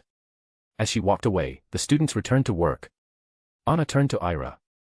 What are you going to make? Ira tilted her head. A crescent moon, our house Amberlin symbol. Anna smiled. That's beautiful. Ira glanced at her. You. Anna looked down at her rose. She hesitated, then said, I think, a heart. Not because I'm trying to be cheesy. But because of yesterday. Meeting you. It made me feel less alone. Anna's eyes sparkled. I'll help you if you get stuck, she said. Deal. They worked side by side, murmuring encouragements, offering corrections gently when one of them mispronounced a syllable or lost focus. Occasionally, they would giggle over a mishap, like when Anna's rose turned briefly into a fish, and then reset and try again. By the end of the lesson, Ira had sculpted a delicate black crescent moon that hovered above the vase like silver caught in shadow. Anna's rose had curled its petals inward, reshaping into a simple but honest heart. Perfect, but not real. Professor Corviel walked past again, paused, and with the faintest smile said, Both of you have begun to understand the language of transformation. Keep listening. The bell rang softly. As the students filed out, Ira and Anna lingered for a moment, admiring each other's work. That was actually fun, Ira said. Anna nodded. It was. I like this class. Ira looked at her. You're really good at it. Anna shrugged, a small smile tugging at her lips. You're good too. We'll help each other. Deal. Ira grinned. Deal. They walked back toward the hall together, their steps light as one of them finally was able to get to have a friend and the other was simply happy to be able to learn a new spell. Chapter 33, The Library. The morning sky over Beauxbatons shimmered with a pale lilac hue, streaked with the silver threads of high clouds. It was the kind of morning that promised quiet discovery rather than drama, and for Ira, that was a welcome change. She walked beside Anna through the soft gardens behind the Ombre-Lune dormitory, both girls wrapped in their pale blue robes, chatting idly about breakfast, last night's dreams, and the curious behavior of the enchanted painting in their corridor, which kept attempting to offer unsolicited romantic poetry. Today, Anna said with a gentle grin, we're going to the library. Ira glanced sideways. You sound very excited about that. Anna's cheeks turned slightly pink. Books don't laugh at you when you mess up your wand movements. That made Ira smile. True. They just sit quietly and let you come to them. As they approached the east wing of the chateau, Ira noticed a plain wooden door, half hidden beneath an arch of ivy. It looked like a modest entryway, unremarkable, certainly not the sort of place that would house one of Beauxbatons' great secrets. This is it? Ira asked. Anna nodded. Wait till we go in. Anna pushed the door open, and the moment they crossed the threshold, Ira's breath caught. The library was not a room, it was a world. The space opened into a vast, multi-leveled atrium that stretched far beyond what the external architecture could ever allow. The walls glowed with soft amber light, and the air was filled with the quiet, comforting scent of parchment, beeswax, and lavender. Above them, a domed ceiling swirled with constellations that shifted slowly across the sky, even though it was morning. Dozens of floating staircases moved of their own accord, forming bridges between levels. Some led to alcoves wrapped in ivy, others to wide balconies lined with tapestries or glass-walled study chambers. The entire library pulsed with books and beautiful arts. Ira's eyes went wide. This is unbelievable. From the outside, the library had looked no bigger than a classroom. But inside, it seemed to stretch forever. Anna giggled softly. Told you the first day when I visited here I nearly passed out from the amount of amazement I felt. The first floor alone contained hundreds of neatly labeled sections, Beauxbatons history, beastology, herbalism, astromagics, and a tall glass-walled corner simply labeled whispers. At the far end, a spiral staircase wound upward through a silver arch etched with ancient runes. Above them hung floating signs, divinatoire, enchanted languages, modern magical theory, and, Ira gasped, Muggle science and philosophy. She pointed. They have Muggle books here. Anna nodded. Yup. Some professors believe magic isn't the only way to understand the world. Ira stared. But I thought wizards didn't care about Muggle things. Most don't, Anna said, her voice quiet. But Beauxbatons is different. They say knowledge belongs to everyone. Magic or not. Ira's heart stirred at that. Something about this place, its openness, its beauty, made her feel at ease in a way few other places ever had. Come on, Anna said, pulling her toward the center of the hall. I'll show you the machine. At the heart of the library stood a circular dais upon which rested an elegant device unlike anything Ira had ever seen. It looked like a blend of ancient clockwork and living alchemy. Dozens of tiny brass arms shifted across a circular plate engraved with symbols, glowing letters, and diagrams of planets and flowers. A crystalline orb pulsed softly in its center, responding to the presence of those nearby. A sign above it read, Alchemical Indexer. Whisper what you seek, and it shall find your path. Anna leaned forward and whispered, Transfiguration techniques, beginner level. The brass arms rotated with a soft ticking sound, and the orb glowed bright blue. A small card emerged from the side slot, hovering in the air in front of them. Upon it, in elegant script, was written. Section, Transmutational Arts, 2nd floor, West Wing. Shelf, 7B, Shaping Nature, A Beginner's Guide to Metaphoresis. Ira's eyes sparkled. That's amazing. It's like a librarian and a map all in one. Anna smiled. And it's never wrong. Together, they climbed the staircase to the 2nd floor, where the west wing opened into a smaller, quieter space filled with silverwood shelves and floating candles that never dripped. The transmutational arts section was filled with books of every color and size, some leather-bound, some glimmering with enchanted ink, some that pulsed softly like sleeping creatures. They found their book, Shaping Nature, and settled into a nearby reading alcove shaped like a crescent moon, covered in velvet cushions and surrounded by soft glowing ivy. This place is like a dream, Ira whispered, running her fingers over the gold-embossed title. Anna opened the book and began flipping through pages. Let's go over yesterday's class. Maybe it'll help us in the next one. They spent the next hour reading, whispering to each other excitedly when they found notes about emotional resonance in metaphoresis, or the idea that intention, when pure, could influence transformation faster than technical precision. One paragraph explained that young wizards who had experienced deep emotional events sometimes performed better in early transfiguration spells, due to the raw clarity of their intent. That explains your rose, Ira said, nudging Anna with a grin. Anna blushed and rolled her eyes. And yours was beautiful too. You put your heart into it. Suddenly, the floor beneath them creaked, and Ira looked up to see something tall gliding silently between the shelves. It was the librarian. At first glance, it resembled a tall human figure in dark robes. But upon closer look, its face was made of sculpted gold, smooth, expressionless, and radiant. Its eyes were orbs of sapphire light, and its hands, though gloved, moved with unnatural precision. Beneath the robes, faint inscriptions glowed faintly against polished metal limbs. That's the alchemical librarian, Anna whispered. They say it was created centuries ago by Bosbaden's founders, part automaton, part homunculus. It's alive, in a way. Ira stared, fascinated. The librarian moved like flowing water, carrying books, placing them gently, scanning shelves without pause. Despite its lack of a human voice, there was something deeply gentle in its movements. It felt wise. I want to live here, Ira muttered, half serious. Anna laughed. You'd never leave. They continued their reading, exploring spell diagrams and case studies, until Ira's stomach growled loudly, betraying her. Anna giggled. I think that means it's time for lunch. They closed the book carefully and returned it to its shelf. As they descended the staircase, Ira glanced around the library once more, students of all ages seated in reading boxes, tiny lanterns floating gently above their heads. There were study tables carved from marble, windows that opened onto impossible views of starlit oceans, and walls of enchanted books that whispered quietly when passed. Is it weird that I feel safe here? Ira said softly. Anna shook her head. Not weird. This place, it welcomes people like us. People like us. Anna looked at her. People who carry too much inside. Who need quiet places. Ira was silent for a moment. Then she smiled. Thank you for bringing me here. Always. As they stepped outside, the magical hum of the library faded behind them. The door clicked softly shut, again appearing like nothing more than a modest wooden entrance tucked beneath the ivy. Chapter 34, Magical Protection, Dada.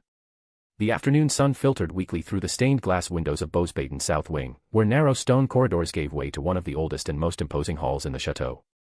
Unlike the airy library or the bright transfiguration room, this classroom was lined with weathered tapestries depicting battles long past, wards etched in silver along the walls, and tall, arched ceilings that echoed the faint hum of protection charms.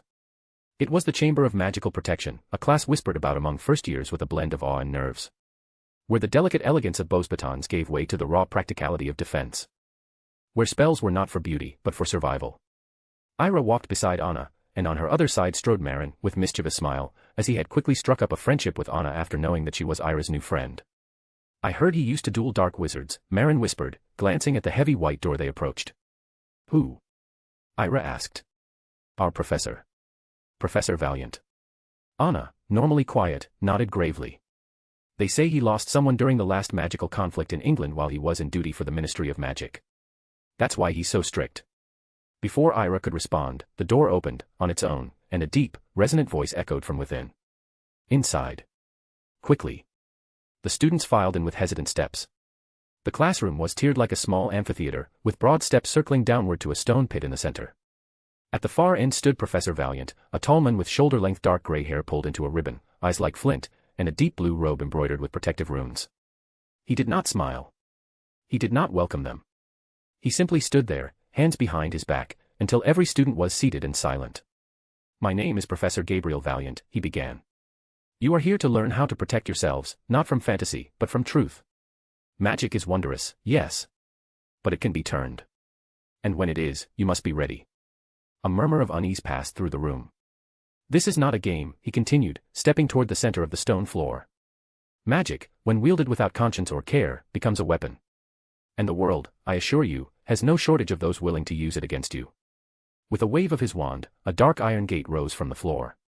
Behind it, a low, animalistic growl echoed. A moment later, the creature was revealed. It had the shape of a hound but stood taller than a man, its body composed of smoke and sinew, flickering like a living shadow. Its eyes glowed faintly violet, and its breath left trails of mist in the air. This, Professor Valiant said calmly, is a Morchus. A creature born of fear magic. Not inherently dark, but reactive to emotional states. It cannot harm you in this form, it has been bound and diminished for training. However, it will lash out if provoked. He turned to the board, and with a flick of his wand, the spell they would learn appeared in shimmering silver script. Protego. The shield charm.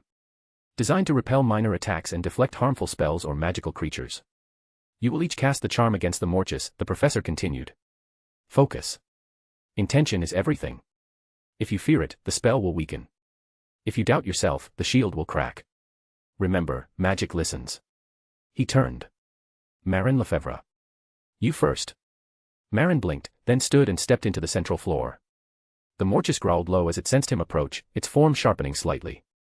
Professor Valiant gave a subtle nod. Marin raised his wand. His voice was firm and steady. Protego.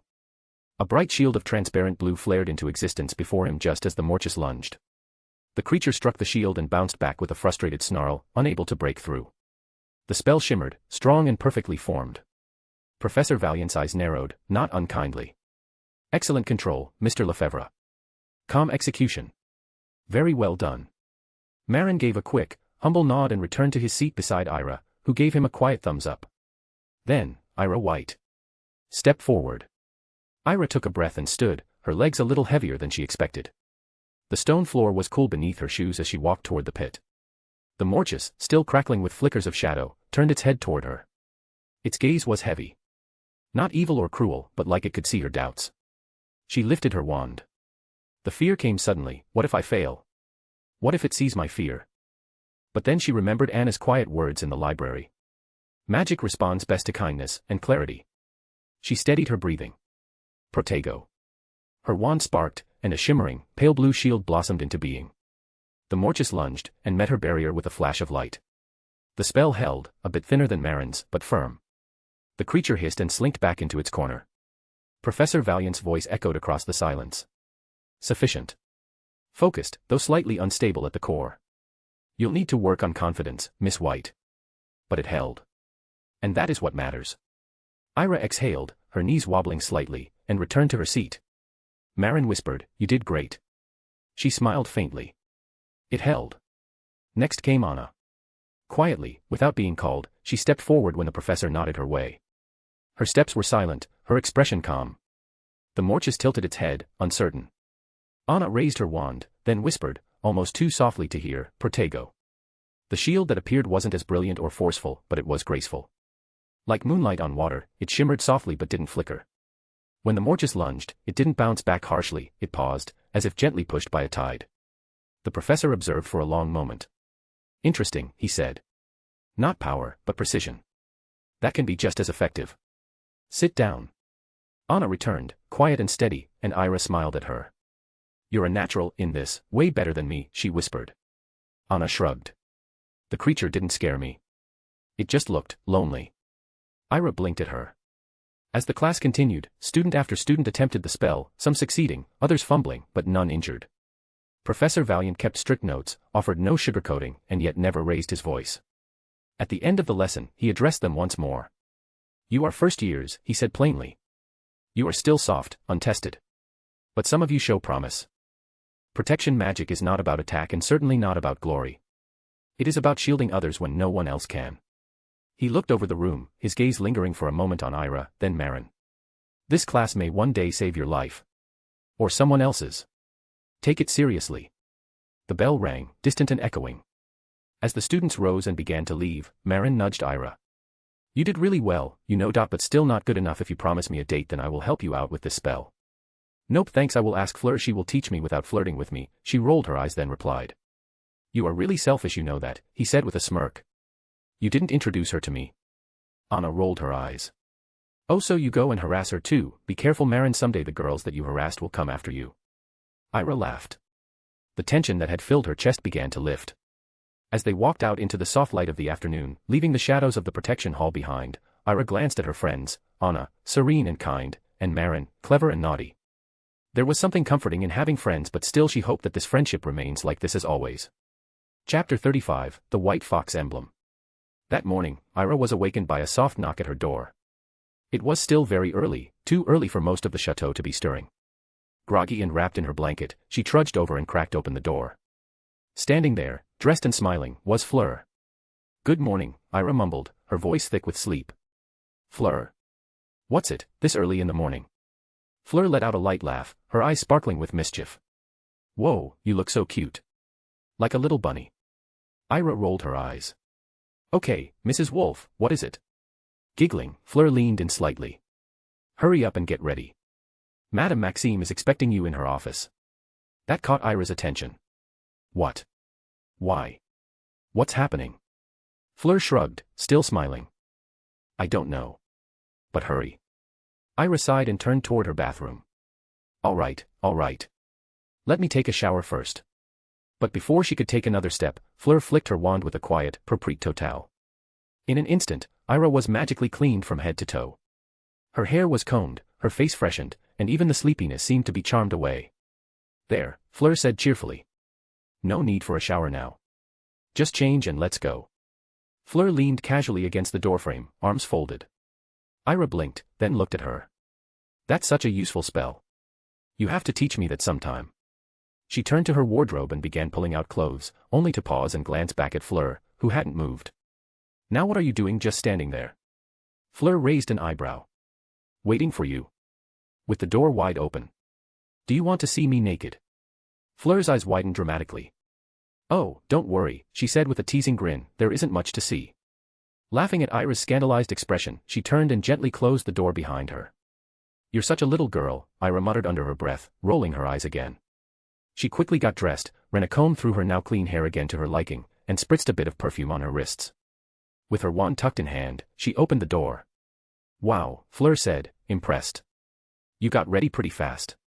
All right, let's go. The two girls made their way through the quiet grounds of Beauxbatons, toward the grand chateau. Morning light filtered through the misty gardens, dew sparkling like tiny crystals on flower petals.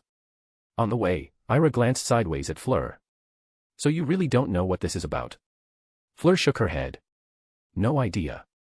All I know is, early this morning I received a patronus from Madame Maxime. She told me that you and I were to meet her in her office immediately. That's all. Well. Ira said with a shrug. Let's go and find out. They climbed the vine-laced stairs and crossed the flower-filled terrace to Madame Maxime's office. Ira knocked once, and the door opened by itself with a soft creak. Inside, Madame Maxime was already seated, sipping tea. When she saw them, she smiled warmly. Come in, both of you. Sit. Ira and Fleur sat down, casting curious glances at the headmistress. Madame Maxime set her teacup down, looked first at Fleur, then focused her gaze on Ira. Forgive the early summons, she said. But I received a letter from your grandfather this morning. It concerns you, Ira. Ira frowned slightly. A letter. From grandfather? What is it, madam? Wordlessly, Madame Maxime pulled out a sealed letter and handed it to her. Ira opened it and began to read. Ira. It's time for a new challenge. I'm currently tied up with other matters, so I need you to represent our family at a very important event in England. This matter is of great significance to the White family. You will attend the upcoming hearing regarding the Black family's estate. Its remaining assets are being prepared for auction. Many families will attempt to claim them. I want you there, representing our house. This is not just an assignment, it is a test of your judgment.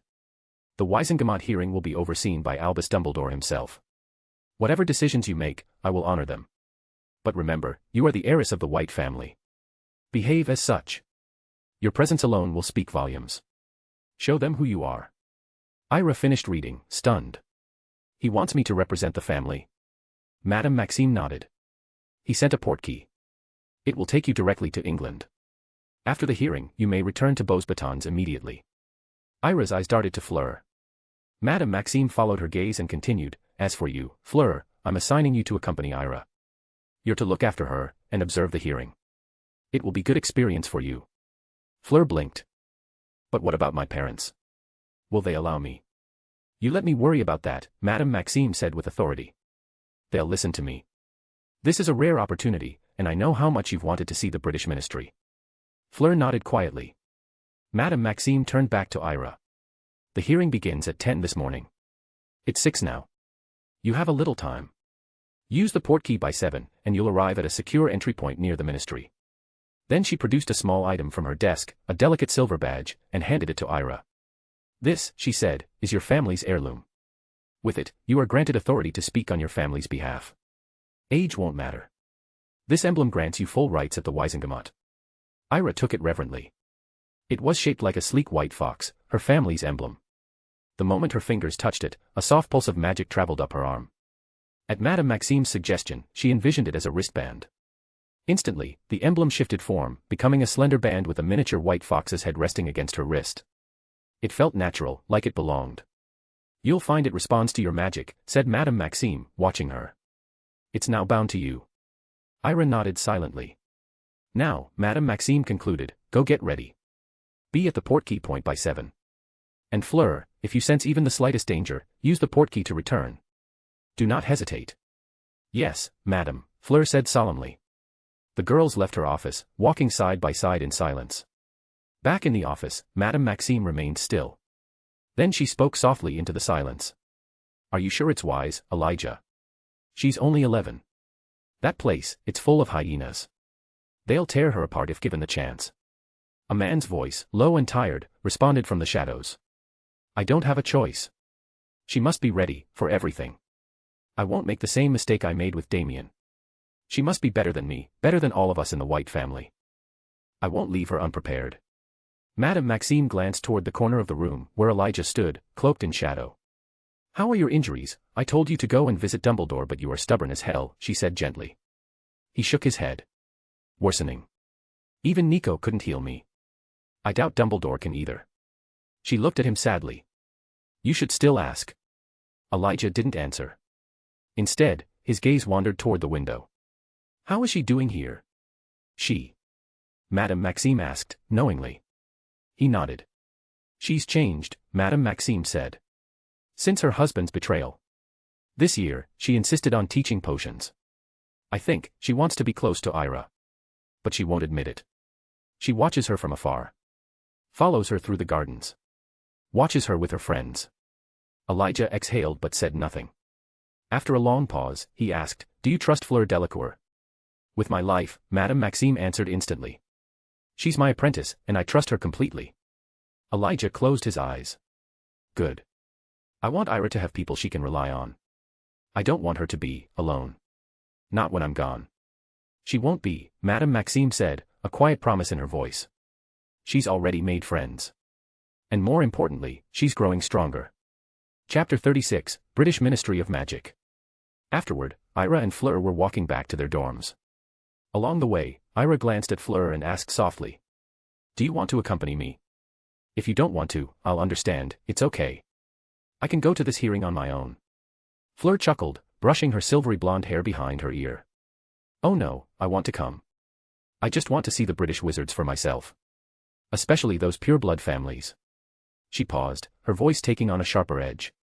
"You know, ever since the Muggles started the French Revolution, the whole ideology of blood purity and nobility completely changed. Even the French wizarding community was affected. That's why here in France, there's barely any of that pureblood nonsense left." She looked at Ira with a raised brow. "But I've heard Britain still clings to it." Ira sighed, her expression darkening slightly. "Well, yeah. Unfortunately, that is true.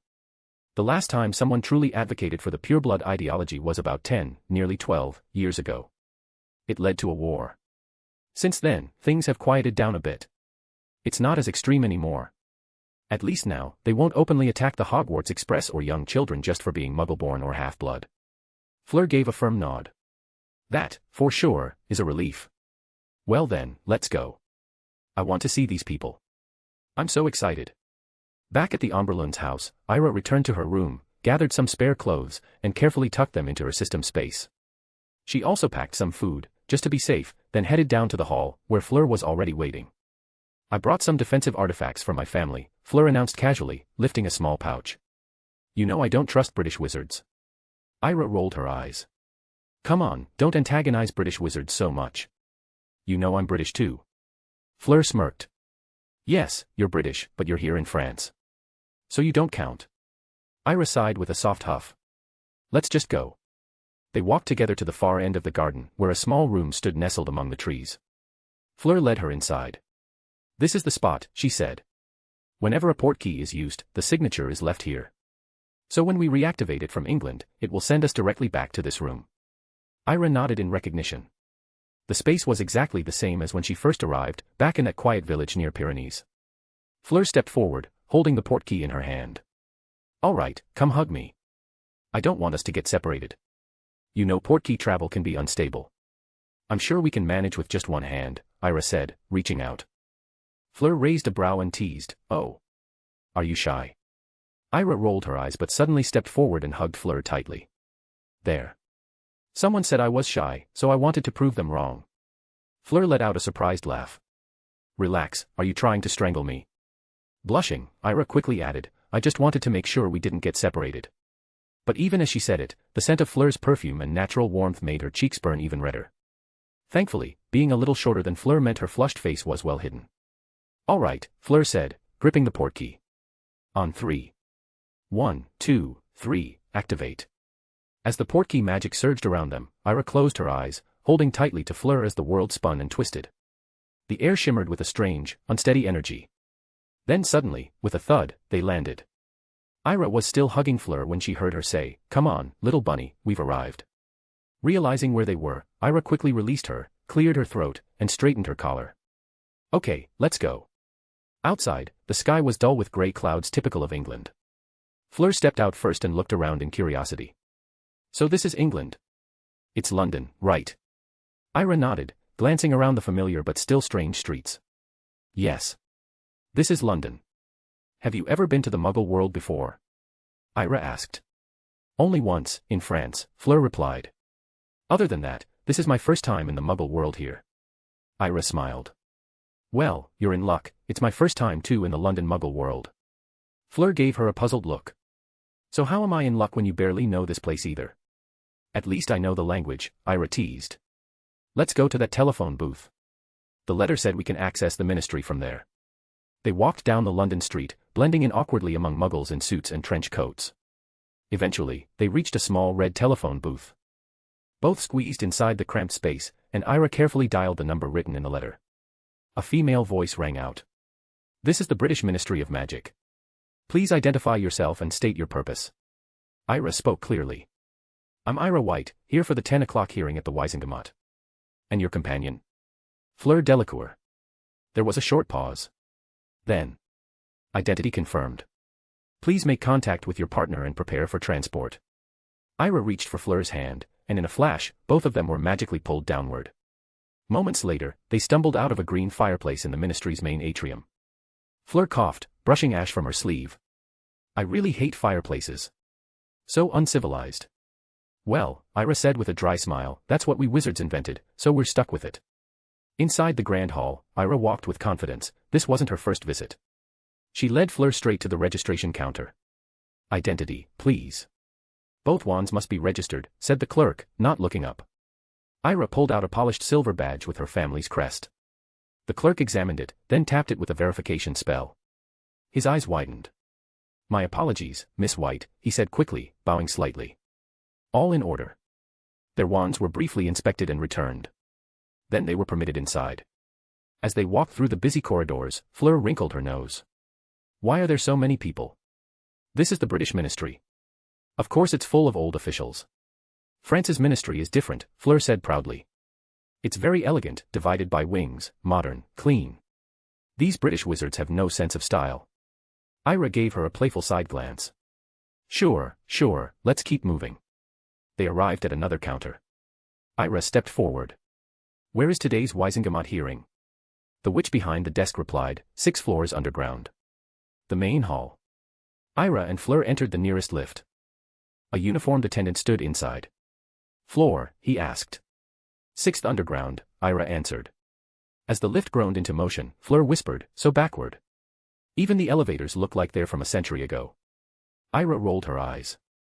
"What if they understand French?" Fleur giggled. "Well, I'm not wrong, am I?" Ira gave a small amused smile. The lift dinged, and they stepped into a long corridor leading to an imposing golden door. Just before they reached it, a stern wizard stepped in front of them. "Who are you?" Ira lifted her badge once more. "Ira White. I'm here to represent the White family." The wizard nodded respectfully. "Right this way, miss." They entered the grand hearing chamber. A few people were already seated, but many had yet to arrive. They were shown to their seats, front row, near the presiding judge. Fleur leaned over and whispered, "At least this chamber is as grand as the one in the French ministry." Ira arched an eyebrow. "So you've been to a hearing before?" Fleur nodded. "Once. There was a small issue with something my grandmother created. I accompanied her." It was my first time witnessing a hearing. Ira looked surprised. So you've been there? Of course.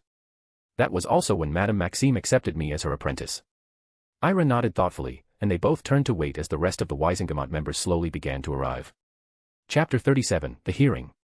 As the grand clock struck 10, the great wooden doors of the wizarding court of the High Enclave swung open with a deep, echoing creak. A hush fell over the assembled audience as Albus Dumbledore, in his regal robes of deep sapphire, stepped into the chamber. Behind him followed Minister Cornelius Fudge, dressed in his official judicial vestments, robes trimmed in gold and a high-collared cloak denoting his authority for the day. The audience rose slightly in respectful acknowledgement as other notable figures trailed in: the Malfoy family, proud and aloof as always, Augusta Longbottom, upright and formidable in her emerald green hat, Arthur Weasley, modest yet determined in posture, and others from the sacred and storied bloodlines, the Rosiers, the Greengrasses, and more, took their places in the grand marble gallery. Among them stood Madame Bones, calm and sharp-eyed, and a scribe from the Barty Crouch Senior, the magical legal counsel, who silently prepared to document the hearing. They settled into their seats, but not before several heads turned subtly toward a quiet figure seated confidently toward the left aisle. Ira sat there, her striking appearance, white hair woven through one another, eyes like jade embers, was impossible to miss. Her posture was calm, assured, far more collected than one might expect from a girl her age. She gazed forward with a quiet intensity, catching glances but never shrinking from them. Dumbledore stepped forward to the judicial podium, his voice sonorous and clear as it echoed off the vaulted ceiling. As far as I see, he began, most of the noble houses are represented. Even the some foreign delegates have arrived. As Chief Warlock of the Wisingamot, I hereby open today's hearing, brought forward by request of several pure-blood families and approved by the Ministry of Magic. He took a long pause, scanning the rows of robed figures. Today's matter concerns the Black family estate, its assets, vaults, properties, and holdings, left untended and unclaimed. With the tragic demise or disappearance of nearly all members of the Black line, and with Sirius Black, its last known heir, imprisoned for crimes against the wizarding world. A few murmurs echoed through the court. Dumbledore raised a hand, calming them. The Ministry of Magic has sanctioned a proposal to auction the Black estate to eligible bidders. As such, we have called this open hearing for statements, objections, and clarifications before any formal proceedings begin. A voice rang out, firm and sharp. Before that happens, I have a question that must be answered. All turned toward the source. It was Augusta Longbottom, now standing straight-backed, eyes fixed on the podium. If these properties are to be sold, who, precisely, are we paying? Who is the legal recipient of such a sale? If the Blacks have no heir, does the gold simply disappear into the Ministry's coffers? Before Dumbledore could reply, Minister Fudge stepped forward. If I may, Chief Warlock. Dumbledore gave a polite nod. Thank you, said Fudge, clearing his throat. According to Article 5 of the Magical Property Inheritance Law, should a wizarding bloodline come to an end, meaning no living heirs of direct or legally adopted lineage, all assets revert to the Ministry of Magic. The Ministry then holds full authority to allocate or auction said assets, provided the buyers are British citizens of the magical community. The funds, in accordance with law, are reinvested in the functioning and security of the magical world. He clasped his hands behind his back and nodded formally. That, Madame Longbottom, is who you would be paying. Dumbledore gently raised a hand. Any further questions? This time, Madame Amelia Bones stood. All eyes turned to her. Yes, she said calmly, her voice steady. In fact, I do not believe the assumption that the Black family has no heir is entirely accurate. Gasps and murmurs spread instantly through the chamber. A low tide of tension rolled across the courtroom. Dumbledore raised his brows, though his eyes twinkled faintly. Fudge narrowed his gaze. Please elaborate, Madame Bones, he said. She turned to the assembled crowd. Under Clause 12 of the Heirship and Asset Continuance Act, the godchild of a legally recognized head of house, especially one declared in writing, may be considered a potential heir if the godparent holds the title and lacks direct issue. The chamber waited in silence. As we all know, Harry Potter, the boy who lived, is the godson of Sirius Black. The chamber erupted. Gasps, whispering, even a few exclamations of disbelief echoed through the court. Fudge looked stunned. That is unverified. Even if true, Sirius Black was disowned by his family. The assets were no longer his to pass. Dumbledore raised a hand again and spoke with calm clarity. Under the Inheritance Reclamation Act of 973, should all senior members of a house perish, even a disowned member may reclaim their birthright as the last scion. Disownment does not sever blood. It merely severs titles, until the family tree has no other branches. Sirius Black, despite imprisonment, is the last living male heir of House Black. Therefore, his legally named godson, Harry Potter, stands as rightful heir to all Black family properties. Another wave of stunned conversation flowed across the room. Then a colder, clipped voice rang out from the opposite side of the chamber. "If that is to be the argument," said Lucius Malfoy, standing now, one pale hand resting on his cane, "then allow me to remind the court that my wife, Narcissa Malfoy, born Narcissa Black, is also of the Black bloodline. That makes my son, Draco, equally a descendant, and a legitimate contender for the family's inheritance." He tilted his chin ever so slightly. "Mr. Potter's connection is through godparental designation and a distant maternal ancestor. My son's lineage is far more direct. I would suggest the matter of heirship is far from settled." Murmurs returned once again, louder this time, divided, speculative, heated. Dumbledore raised both hands now, his expression grave but composed. "Then let it be known," he said, "that this hearing must now consider a full legal review of the Black family's inheritance. Until such a determination is made, no auction shall proceed." He turned to the scribe. "Record these motions, and summon the Inheritance Tribunal for formal arbitration." Chapter 38, End of the Hearing. The room had fallen into a stiff silence until Dumbledore cleared his throat and addressed the hall once more. "Since the decision to halt the auction has been accepted," he said calmly, his gaze sweeping across the gathered crowd, "let us proceed with the matter of inheritance, of reviewing who, by law, is eligible to succeed the Black family title and assets." Before he could continue, the Minister for Treasury rose abruptly. "I'm not certain it's wise to proceed so informally," he objected. "Wouldn't it be more appropriate to leave the matter to a vote by the full Wisengamot?" Dumbledore gave a slow nod and turned toward Minister Fudge, who was seated beside him in his ceremonial robes. "As recommended, we shall put this matter to vote. All in favor of holding the auction, please raise your hands."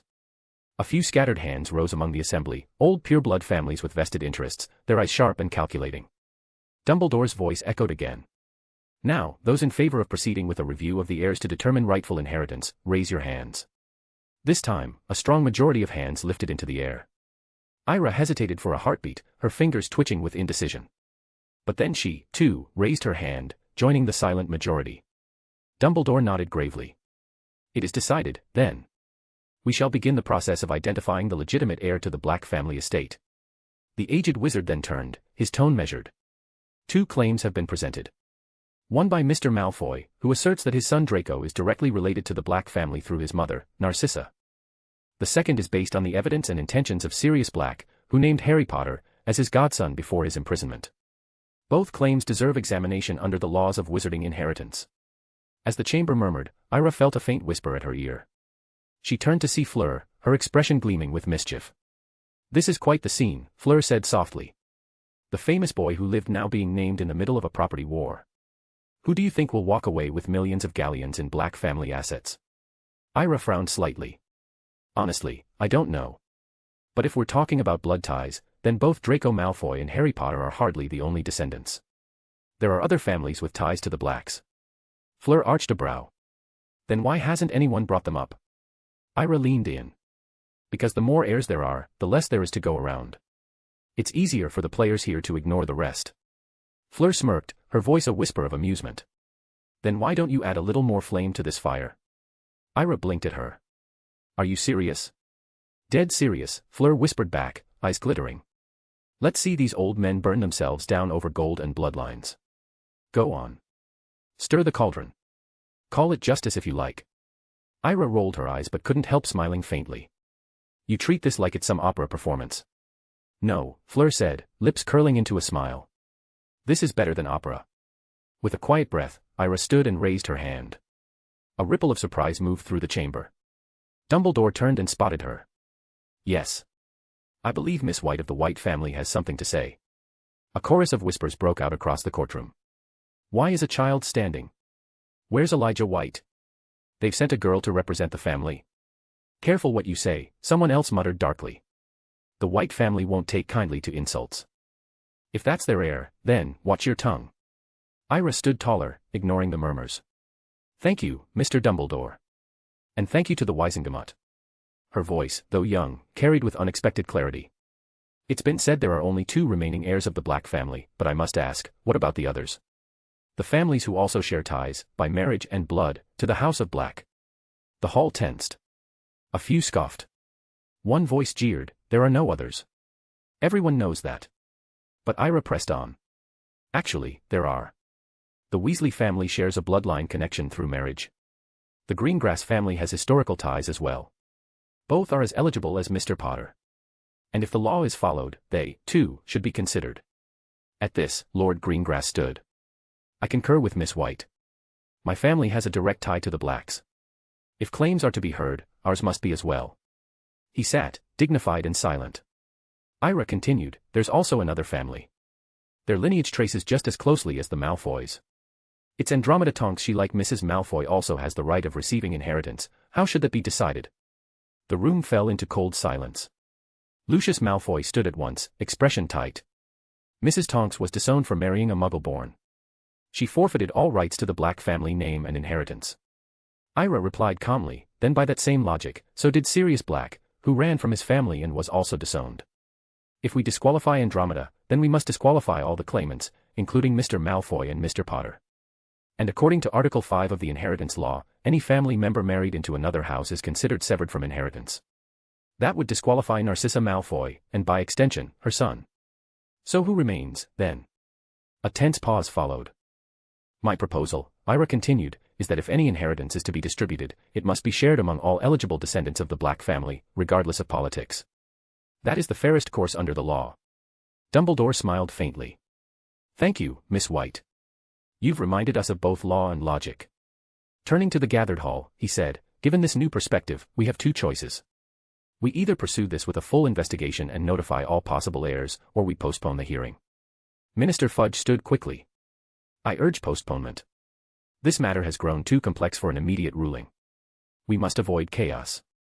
From the benches, Fleur leaned in again and whispered, so, all this urgency, and now they just postpone it. What was the point? Ira kept her eyes on the front of the chamber. Because this wasn't about justice. It was about two sides, one, pure-blood families using the Black estate in secret and wanting to legitimize it through an auction. The other, Fudge and his allies, wanted to funnel the profits into the ministry, to make his term look like a golden age of wealth. They didn't expect Dumbledore to step in and throw their scheme off course. And now, Fleur muttered, they're stuck. Too many heirs means too little profit. Ira nodded. Exactly. No quick fortune, no easy glory. And since the Black family's assets aren't just in Britain but scattered across countries, it would lead to months of legal disputes. At the front, Dumbledore raised his voice one final time. Very well. With the vote leaning heavily toward postponement, this hearing will be suspended. I, Albus Dumbledore, Chief Warlock of the Wizengamot, declare this session adjourned. Thank you. Chairs scraped against the marble floor as wizards and witches stood to depart. Ira turned to Fleur. Well, that was quicker than I expected, she said with a sigh. 40 minutes of tension, and now it's over. Fleur grinned. Short, but deliciously dramatic. Come on, Ira said. Let's get out of here. Together, the two girls walked out of the courtroom. Chapter 39, Talks. As the heavy doors of the courtroom closed behind them, Ira and Fleur stepped into the marble-lit corridor of the Ministry of Magic's lower levels. The air was lighter now, the tension of the hearing slowly dissolving into the ambient murmur of wizarding affairs. Outside, near a gilded pillar, Minister Fudge was engaged in conversation with another official. Upon noticing Ira, his face brightened, and he excused himself politely before approaching her with a smile. Mississippi White, he greeted warmly. It's good to see you again. It's been quite a while. Ira returned his smile with grace. Minister Fudge. I hope you've been well, especially with how busy the ministry must be lately. Fudge gave a soft chuckle, nodding. Oh yes, the days seem to disappear with all the new initiatives we're managing. But I must say, thanks to the generous donation from the White family, last year's projects exceeded our expectations. Your family's support was instrumental. He paused, then added with a glance around, speaking of which, where is your grandfather? I received a letter yesterday mentioning you would be attending in his stead. Ira folded her hands neatly in front of her. He sends his deepest regrets. A family matter kept him from attending, but he entrusted me to represent the family in his absence. Well, Minister Fudge said, clearly impressed, you did a remarkable job. I believe this was your first time representing your house in an official hearing. Ira inclined her head. It was. Thank you for your kind words, Minister. Fudge's expression turned more thoughtful. There's another matter I'd like to discuss, two new projects in development. One involves revitalizing Diagon Alley, appointing new aurors, and increasing safety measures. But funding remains a concern. If you could mention it to your grandfather. I will, Ira assured him. I'll bring it to his attention. Thank you, Mississippi White, he said, bowing slightly. Your family has long supported the ministry, and I am personally grateful. Ira's tone carried both pride and legacy. The White family was among the original founders of the Ministry of Magic. We've always recognized and respected its authority, and we shall continue to do so. Just then, a familiar presence approached. Albus Dumbledore, regal in his deep plum robes, stepped forward beside Cornelius Fudge. His blue eyes twinkled behind his half-moon glasses as he looked at Ira and Fleur. "It appears this is our first official meeting, Mississippi White," Dumbledore said with a gentle smile. "I regret not introducing myself sooner." Ira responded with polished etiquette, offering a small curtsy. "It's an honor to meet you, Mr. Dumbledore. I've heard much about you, and I'm pleased to finally make your acquaintance." Dumbledore's eyes gleamed. "Today, you were both brave and eloquent. You spoke with clarity and conviction. Hogwarts has surely lost a brilliant witch to Beauxbatons batons. Madame Maxime is fortunate to have you." Ira's cheeks tinged slightly pink. "That's very kind of you, sir. But I don't rule out the idea of transferring to Hogwarts, if permitted." "You'd be more than welcome," Dumbledore said warmly. "Hogwarts never closes its doors to bright minds. Should you choose to join us, the school would be honored." "I'll give it serious thought," Ira replied sincerely. Dumbledore tilted his head slightly. "As I recall, you made your public debut only recently, during this year's spring ball." Ira nodded. "Yes. Before that, I had been unwell and avoided public engagements." Dumbledore gave her a respectful nod. "Then I shall look forward to your visit to Hogwarts, whenever that may be. Until then, Miss White." He turned to Fleur, switching seamlessly into fluent French as he addressed her with equal courtesy. After bidding them both goodbye, Dumbledore and Fudge strode away, speaking in low tones. Fleur, visibly stunned, stared after them. Ira nudged her playfully. "Why the look of shock?" she asked. Fleur blinked and exhaled. I finally saw him. The most famous wizard of our time." Ira raised an eyebrow. "Didn't think you'd be that impressed." Fleur rolled her eyes. "Oh, come on. Since I was a girl, I've heard the name Albus Dumbledore. Even Madame Maxime spoke of him with awe. She said he and Sir Nicholas Flamel helped save Paris from Grindelwald himself. He's respected across France, no, across the world." Ira nodded, more subdued. "True. Though in Britain, not everyone shares that respect. Some pure-blood families aren't particularly fond of him." "Of course not," Fleur replied bluntly. "Dumbledore stands in direct opposition to their outdated ideals. He's the only one with both the power and the influence to challenge them. Naturally, they resent him." They stepped into the lift and ascended from the 6th level underground. The golden gates opened to the vast, bustling atrium of the Ministry of Magic. As they made their way to the main exit, Ira spotted Lucius Malfoy in conversation with a member of the Yaxley family. He noticed her and excused himself. Well, Mississippi White," he said smoothly. "What a pleasant surprise. It's been far too long. I hope you're well." "Thank you, Mr. Malfoy. I'm quite well. It's good to see you." He nodded approvingly. "You represented your family with remarkable dignity today. A proper heiress of a noble house. I only hope that one day, Draco might show the same capability for the Malfoy name." "I'm sure Draco will do so," Ira replied courteously. "He's a clever boy." Lucius turned to Fleur with a glint of curiosity. "And may I ask who this lovely young lady is?" Fleur gave a small bow. "Hello, Mr. Malfoy. I am Fleur Delacour of the Delacour family." Lucius arched a brow, intrigued. "Ah, the Delacours. Our families once had business ties, regrettably no longer active. Still, it's an honor to meet a member of your house." After the polite exchange, Lucius returned his gaze to Ira. "We sent several invitations for you to visit Malfoy Manor. Your Aunt Narcissa was especially eager to see you. But I understand you were preparing for your studies in France." "Yes," Ira said. "I had to immerse myself in the language and customs. It was quite the adjustment." "A pity," Lucius said with a sigh. "Draco had hoped to attend Beauxbatons batons with you. Sadly, his application was declined. I believe the French ministry intervened." "I heard," Ira said softly. "Nevertheless, he's now settled at Hogwarts," Lucius continued. "He'd be delighted to see you. Perhaps you'll consider visiting us over the Christmas holidays." "I can't promise," Ira replied carefully. "But if the opportunity arises, I'd be glad to." With a final nod, Lucius excused himself, swept away by another call for his attention. Once he was out of sight, Fleur leaned close, frowning. "Who is this Malfoy?" "Draco Malfoy." Ira gave her a wry smile. "His son." Fleur glanced back. "Well, I didn't like the way he spoke to you. Too familiar." "I know. They've tried several times to arrange a visit. Even invited me to their home. It's clear what they want. A marriage? Fleur asked bluntly. Fleur looked troubled. So it's about breeding, right? If you, the White family heir, marry that Draco boy, all your family's assets go to them. And if the Malfoys also secure the Black family's inheritance, they become one of the wealthiest pure-blood families in all of Europe, possibly even more influential outside Britain. That seems to be the plan, Ira admitted. Marrying into wealth and legacy. Fleur shaking her head and nudged her. Come on. Let's get out of here. Ira checked her watch.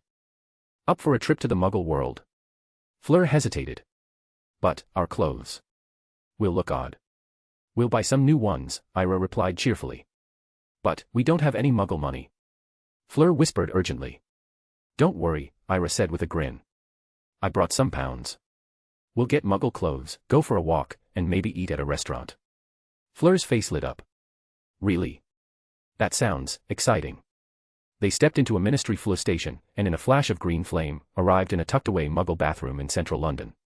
The door creaked open, and they emerged, robed, elegant, and still slightly magical, onto the bustling, modern streets. Chapter 40, London. As the bathroom door creaked open, a gentle waft of perfume and disinfectant gave way to the vibrant hum of Muggle London. Outside, the city was alive, horns honked, buses roared past, and pedestrians hurried along the wide pavements, each absorbed in their own little world. Ira stepped out confidently, adjusting her cloak as if she'd done this 1,000 times, which, in truth, she nearly had. But beside her, Fleur looked thoroughly out of place. Her long dress with blue robes flowed like a ripple of moonlight, and her platinum blonde hair glimmered under the grey English sky. Several passers-by did a double take. Ira, Fleur whispered nervously, pulling at her sleeve. Are we allowed to be here like this? Ira smiled gently, pulling Fleur toward a nearby boutique. Not in these clothes, no. We draw too much attention. But don't worry, I've got it all planned. They entered the shop, where soft music played and mannequins posed elegantly behind glass. A Muggle salesgirl looked up and beamed at them. Welcome. Looking for anything special today? Something casual but classy, Ira answered, leading Fleur deeper into the shop. Half an hour later, they emerged from the boutique transformed. Ira wore a cream linen blouse tucked into wide-legged black trousers with soft loafers, her hair tied back with a velvet ribbon. Fleur, after much gentle coaching, had traded her robe for a pale lavender sundress and a light wool cardigan, paired with flats that sparkled slightly when she walked. Fleur looked down at herself, marveling. It feels strange, like I'm not even me. You look beautiful, Ira said honestly, smoothing a lock of hair behind Fleur's ear. Now come on. We're not finished yet. They walked along the river, crossed bridges, past flower stalls and buskers and families. Fleur couldn't stop looking at everything, traffic lights, pigeons, advertisements on double-decker buses. I still can't believe Muggles live like this. It's my second time visiting a Muggle city. It still amazes me, she said in awe. There are no charms keeping the tea warm, no flying carpets, no floating lanterns, but it all works. They've built their world in their own way, Ira replied with a soft smile. It's not lesser, just different. Sometimes, it's even more beautiful because of the effort behind it. And I'm sure that in the next few decades, their technology will advance so much that it might even surpass magic. A black cab pulled up beside the curb as Ira waved it down. Fleur jolted. Wait. That's a car, right? Are we really going to sit inside that thing? Ira laughed. Yes. That thing is a taxi. It takes people places for money. You'll love it. But it has no thestrals, no magic. How does it move?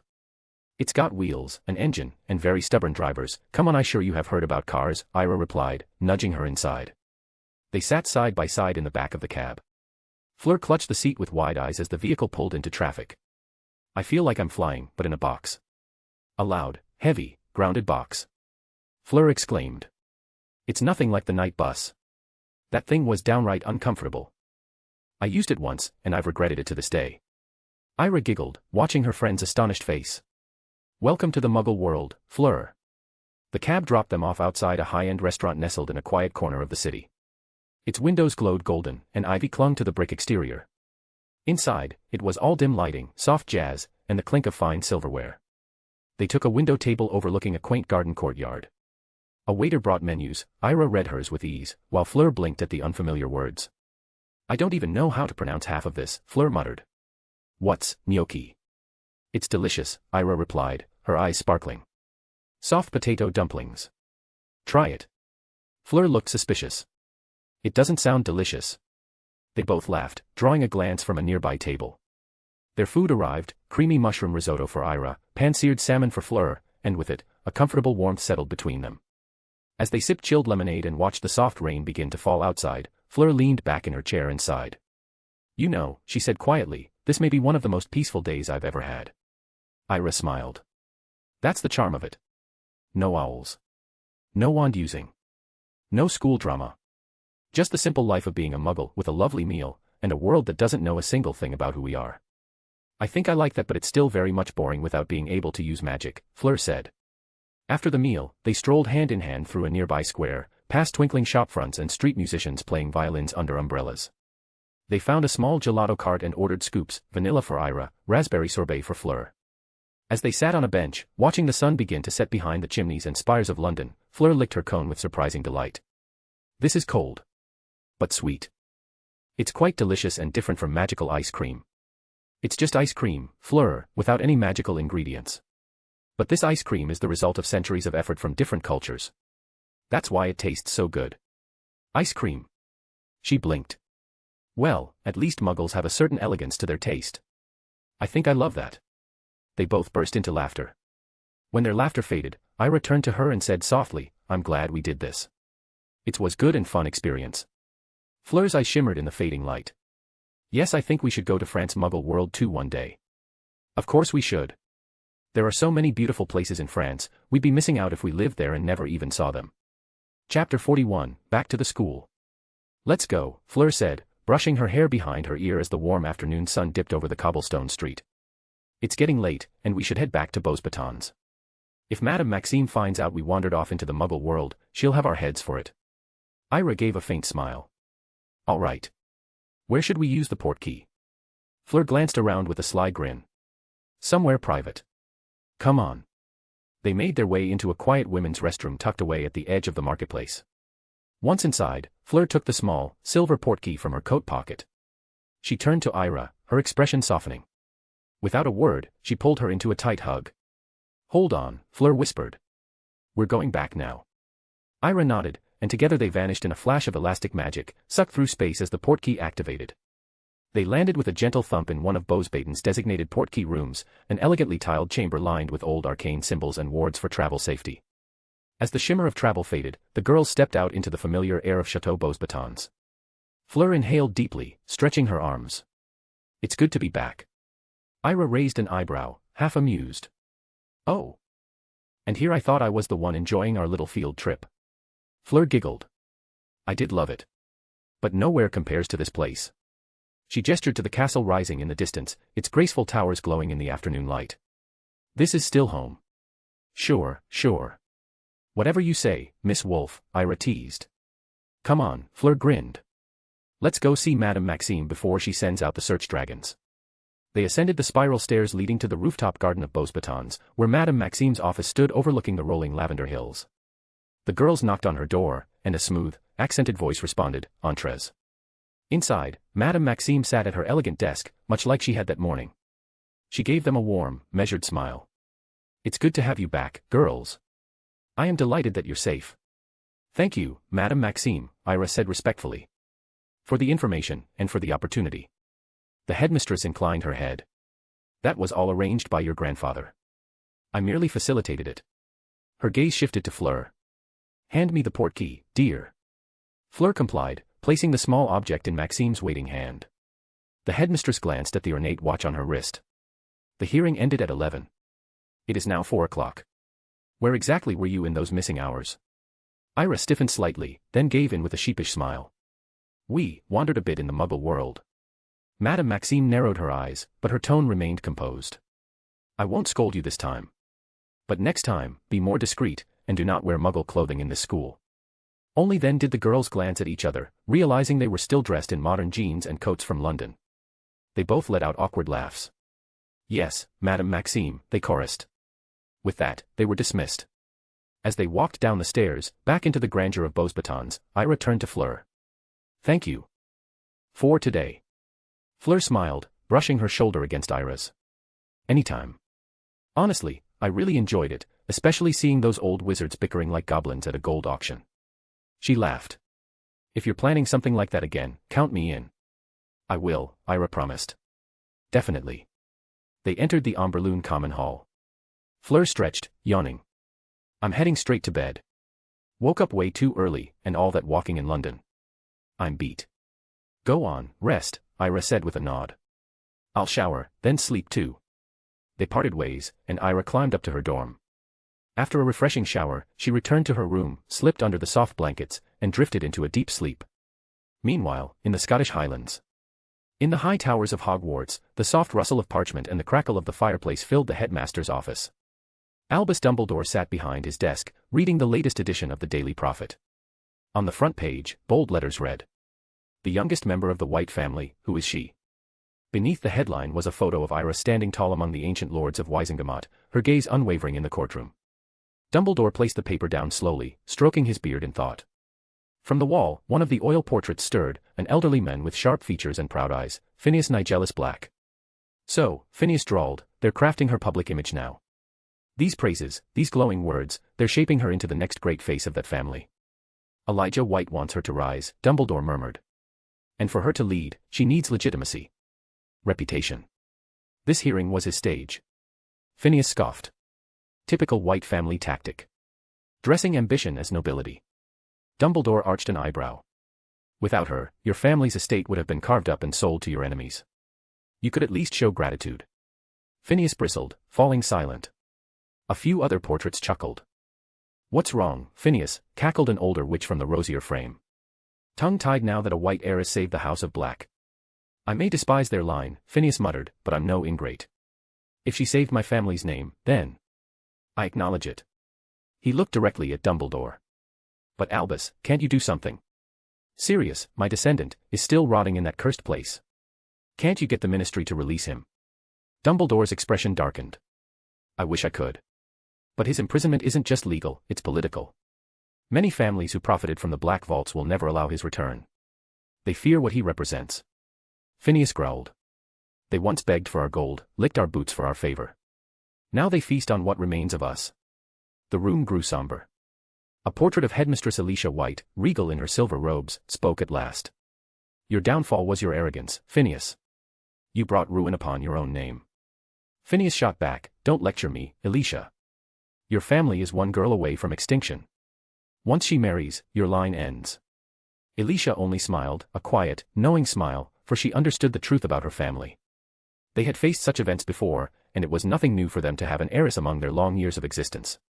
Dumbledore stood, pacing slightly as he glanced again at the newspaper. From another frame, Armando Dippet, who was his predecessor, cleared his throat. Albus, he said, have you discovered the rest of the prophecy? The second child, the one born of snow. Dumbledore paused. I believe I've found a clue. But I need time to confirm it. Dippet leaned forward. Who do you think it is? Dumbledore turned toward the castle window, watching the wind whip through the trees. If fate permits, we'll know when they come to Hogwarts. Just then, the door opened. Professor McGonagall strode in, her tartan robes sweeping behind her. Albus, I'd like to request a new broomstick. For whom? Dumbledore asked, amused. She smiled excitedly. Harry Potter. During flying class today, he caught a memory ball like a born seeker. I've already signed him onto the Gryffindor Quidditch team.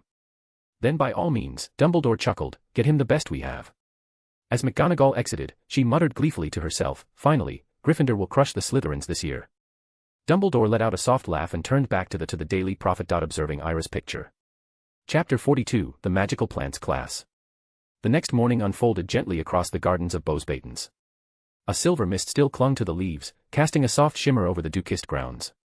The breeze was mild and sweet, carrying with it the scent of lavender, moss, and something faintly floral, something magical. Ira stirred early. The dorm was hushed, draped in the soft stillness that only early morning brought. After a warm shower that chased away the remnants of sleep, she slipped into her sky-blue Bowsbaton's robes, brushed her hair until it shone. Ira stepped out of her dorm and made her way down to the Amberloon dining hall for breakfast. As she descended the stairs, she scanned the crowd for familiar faces, and then she spotted her. At the hall near the dining table, Anna was already sitting, buttering a croissant. Her dark hair was pinned half up, and her uniform was neat as always. She glanced up as Ira approached and offered a warm smile.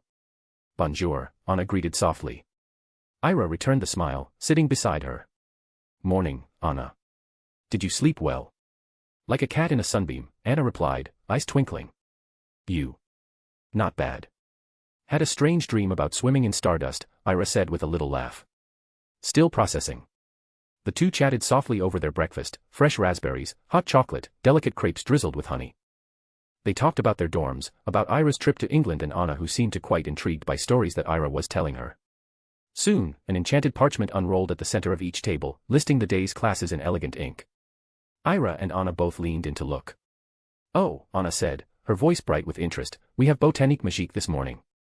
With Professor Lior, Ira added, recognizing the name. I've heard he's lovely. Apparently, he used to work in magical gardens all across Europe. There's even a rumor that he oversees part of the world's largest and most famous garden, called Heaven. They say magical fairies tend to every flower, tree, and fruit there, including plants that are impossible to find anywhere outside of Heaven. He's supposed to be one of the top botanical alchemists in France, then of course he will be working there, Anna said. I'm glad it's not potions first again, Ira muttered, remembering the assignment that the professor had given to them and she still hadn't finished it. They both giggled and stood to leave. Marin, who had just arrived with his hair slightly tousled and a daisy tucked behind his ear, caught up to them. Magical plants today, he said brightly, clearly in his element. I've been waiting for this all week. It's only our 5th day of our classes, Anna teased. Exactly. That's what I mean. The Greenhouse of Miracles. The class was held just beyond the orchard, where an enormous greenhouse stretched like a glass cathedral. Vines curled along its arches, and the scent of earth and blossoms greeted the students as they stepped through the doors. Inside, warmth enveloped them. Magical sunlight poured through enchantments woven into the glass above, keeping the temperature perfect. Rows upon rows of glowing, whispering, pulsing plants surrounded them. Some hummed gently. Others swayed in no breeze at all. Welcome, everyone, came a calm, melodious voice. Professor Lior stood at the center of the greenhouse. He was a tall man in his late 40s, with a mane of silver blonde hair and gentle brown eyes. His robe was embroidered with patterns of ivy and moonflower, and his presence radiated patience and warmth. He gestured for the students to gather around a large, raised stone planter in the center. You are now standing in one of the most sacred places on Bosbaten's ground, he began. This greenhouse is older than even the chateau itself.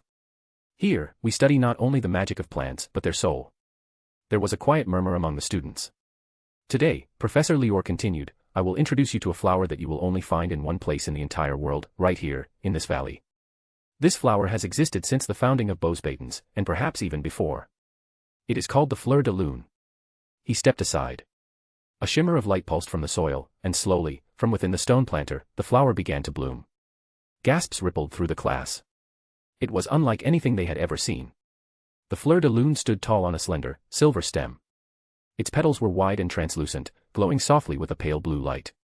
At its heart shimmered something like a pearl, but it shifted colors faintly, lavender, moonstone, rose. The scent it released was faint and sweet, and somehow nostalgic. It's like a memory, Ira whispered. Professor Lior smiled. Very good. The fleur de lune is a memory flower. It reacts to emotion and echoes the essence of the one who cares for it. The students leaned closer. Even Anna looked awed. It blooms only in this valley because of the unique magical ley lines that flow beneath Bosbaten's. The soil, the starlight here, the ancient enchantments, they all nourish it. It cannot grow anywhere else. Marin was practically glowing with excitement. I read about it in a botanical compendium once, but I thought it was a legend. It is very real, Professor Lior chuckled. And very rare. The last time a fleur de lune was sold, it went for over 500,000 galleons. Ira's eyes widened. That much. Marin nodded beside her, almost breathless. It's the most expensive flower in the magical world. I always dreamed of having one.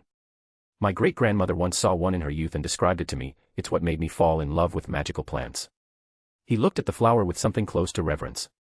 I wanted one for my family garden, Marin continued, but, well, that's impossible. Unless I marry into French wizard royalty or get adopted by a botanical queen. Ira grinned. Well, don't give up hope. Professor Lior gently interrupted their whispering. The fleur de lune must be approached not with desire, but with empathy. It listens, in its own way. Now, who would like to try? Many hands went up, but the professor selected a few students.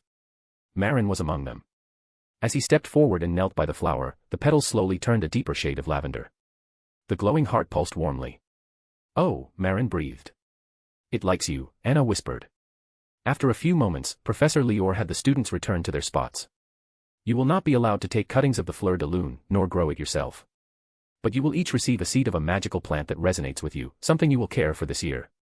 Think of it as a familiar. Some of you may even discover your wand's alignment through it.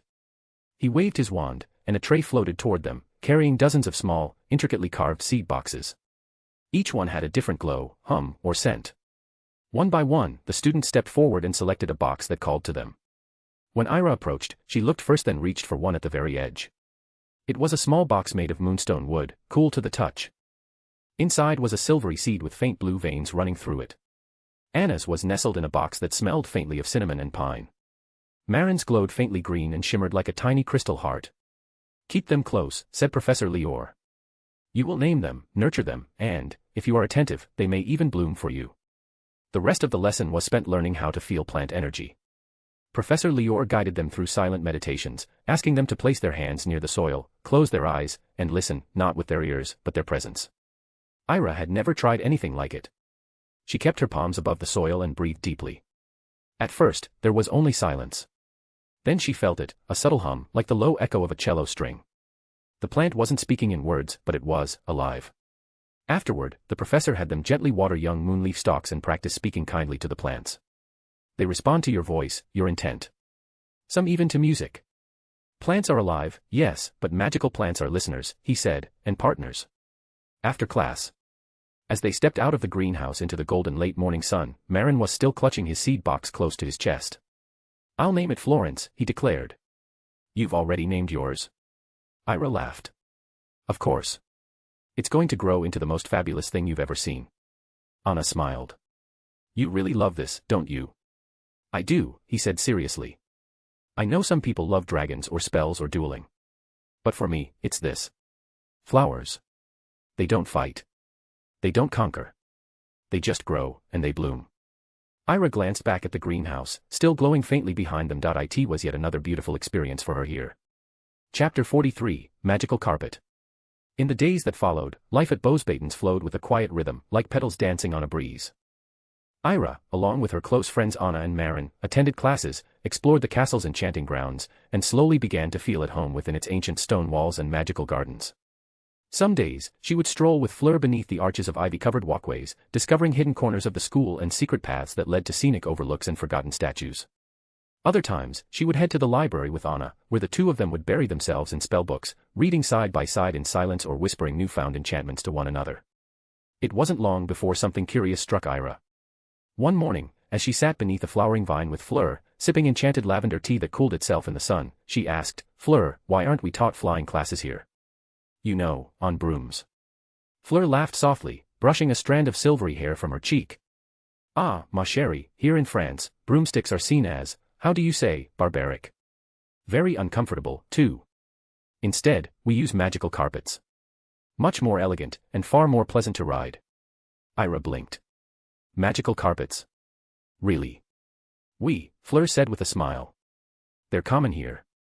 You can fly from one place to another while sitting comfortably, like lounging on a cloud. Then, noticing Ira's puzzled look, she added, but yes, we do use brooms for Quidditch. There's a special class starting in third year for anyone interested. Only those on the Quidditch team are taught to use them earlier. Ira tilted her head. Then, how are we supposed to learn to fly carpets? I've never even seen one in my life. My family never used them. At that, Fleur stood up with a twinkle in her eye. Come to my dorm. I'll show you. They made their way through the hallways, then up the staircase leading to Fleur's dorm. There, she retrieved a beautifully embroidered silver carpet, small and shimmering like starlight. She tucked it under her arm, then turned with a grin. Let's go, little bunny. I want to see how you fly. They walked out to the far end of the gardens, where few students wandered and where the wind whispered freely through the trees. Fleur unrolled the carpet on the grass and said, in a soft, confident tone, flute. The carpet responded at once, gently lifting 1/2 meter into the air. Ira stared in awe. It floated. Fleur smiled. Of course. First, I'll demonstrate. She gracefully sat upon the floating rug, which held her weight without faltering. With her right hand, she pressed gently into the center of the fabric. This hand guides the direction, she explained. And to make it ascend or descend, you use your left, just pinch the front edge of the carpet. Like this. She mimicked the motion. It's more complicated than using a broom, Ira murmured. With a broom, you just hold on and lean. Perhaps, Fleur said, lifting effortlessly into the air, but this is so much more comfortable. She twirled through the sky, rising and gliding like a silver leaf in the wind, then descended again, smiling. Your turn. Nervously, Heiress stepped forward. Flute, she said, but the carpet only rustled, remaining flat on the ground. Fleur giggled. Your intent must be stronger, but respectful. Try again. Heiress closed her eyes for a second, focused her will, and repeated, flute. This time, the carpet shimmered and gently lifted. Yes. Heiress laughed, delighted. It listened. Now sit, Fleur urged gently. And try floating, just a little. Heiress settled onto the soft carpet and followed Fleur's earlier instructions. Slowly, shakily, she rose about 2 meters into the air and began drifting around the garden, turning carefully with each small gesture. The wind tousled her hair, and a wild grin spread across her face. You're doing wonderfully, Fleur called out. Now, ready to try the skies? Heiress froze. I'm not sure. It's dangerous. I'll come with you. Fleur joined her on the carpet, sitting close behind and wrapping her arms tightly around Heiress' waist. I've got you, little bunny. Heiress blushed at the closeness, heart fluttering. Fleur whispered in her ear, now, go up. Together, they soared into the sky. They drifted over the castle's towers, glided past glowing windows and sweeping arches, circling like shadows in the twilight air. Below them, the gardens shimmered with enchantment, students walking between flowerbeds unaware of the 2 figures above. Can they see us? Heiress asked softly. No, Fleur whispered. My carpet can make us invisible. No one will notice. Just enjoy it. Heiress let out a breath of relief, then another of wonder as the view unfolded, endless hills, forests, and distant mountains painted by the amber hue of dusk. She wanted to remember this feeling forever. Eventually, they returned to the garden, the carpet landing gently on the grass. Heiress stepped off, beaming. We have to do this again. Fleur laughed. Of course. Anytime you want. I want my own, Heiress said dreamily. First years aren't allowed to own carpets yet, Fleur said with a wink. But who knows? Madame Maxime made an exception for me. Maybe she will for you, too. And so, days passed. Heiress practiced flying whenever she could, soaring gently under Fleur's watchful eye. She still spent her afternoons tending magical flowers with Marin or diving into spellbooks with Anna, but the sky had become her favorite place. Nearly 2 months passed in a blink. Then came Halloween. The entire school buzzed with anticipation. Rumors swirled of dazzling performances, magical decorations, and an enchanted feast like no other. Each student was gifted an outfit chosen to match their personal style, woven with subtle enchantments, glimmering in candlelight, and all 3 houses were invited to gather in the Grand Star Hall for a celebration of wonder, mystery, and magic. Chapter 44, Halloween. Halloween had arrived. As twilight melted into dusk, the students emerged from their dorms, one by one, wearing the costumes the school had provided them. They were not the silly sort of costumes worn by Muggle children. These were elegant, enchanted garments, woven from moonthread and illusion silk, tailored to fit each student as if by magic, because, of course, they were. Heiress stood before the mirror in her dormitory, breath-catching as she took in her reflection.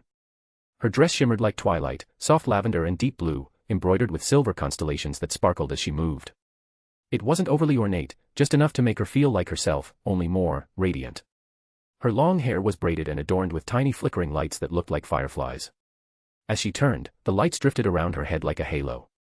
Anna, in contrast, wore a flowing forest green gown with long sleeves and ivy-like embroidery that curled over her shoulder.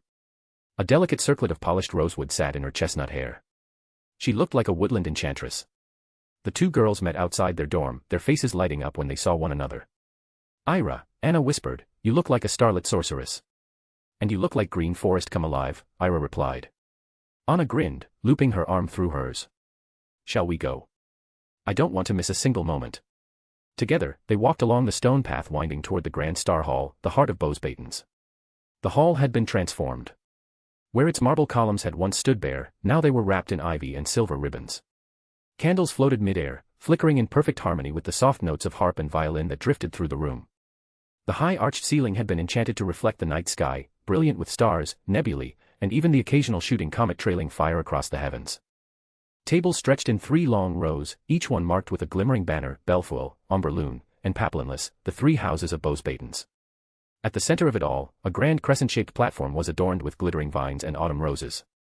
That was where Madame Maxime now stood, her towering form regal and commanding in a deep plum gown embroidered with golden leaves. She lifted her arms, and the hall fell silent. Mes chers élèves, her voice rang clear, deep, and warm. Tonight is a night of wonder, of remembrance, and of joy. Halloween is a time when the veil between our world and the unknown grows thin. It is a night for magic and for stories, for celebration and for courage. Ira leaned forward slightly, her heart fluttering. Here at Beauxbatons, Madame Maxime continued, we honor both tradition and creativity. You, my dear students, are the future of our magical world. Tonight, let that future shine. Dance. Feast. Laugh. And above all, dream. A gentle wave of applause swept through the hall as Madame Maxime descended the platform.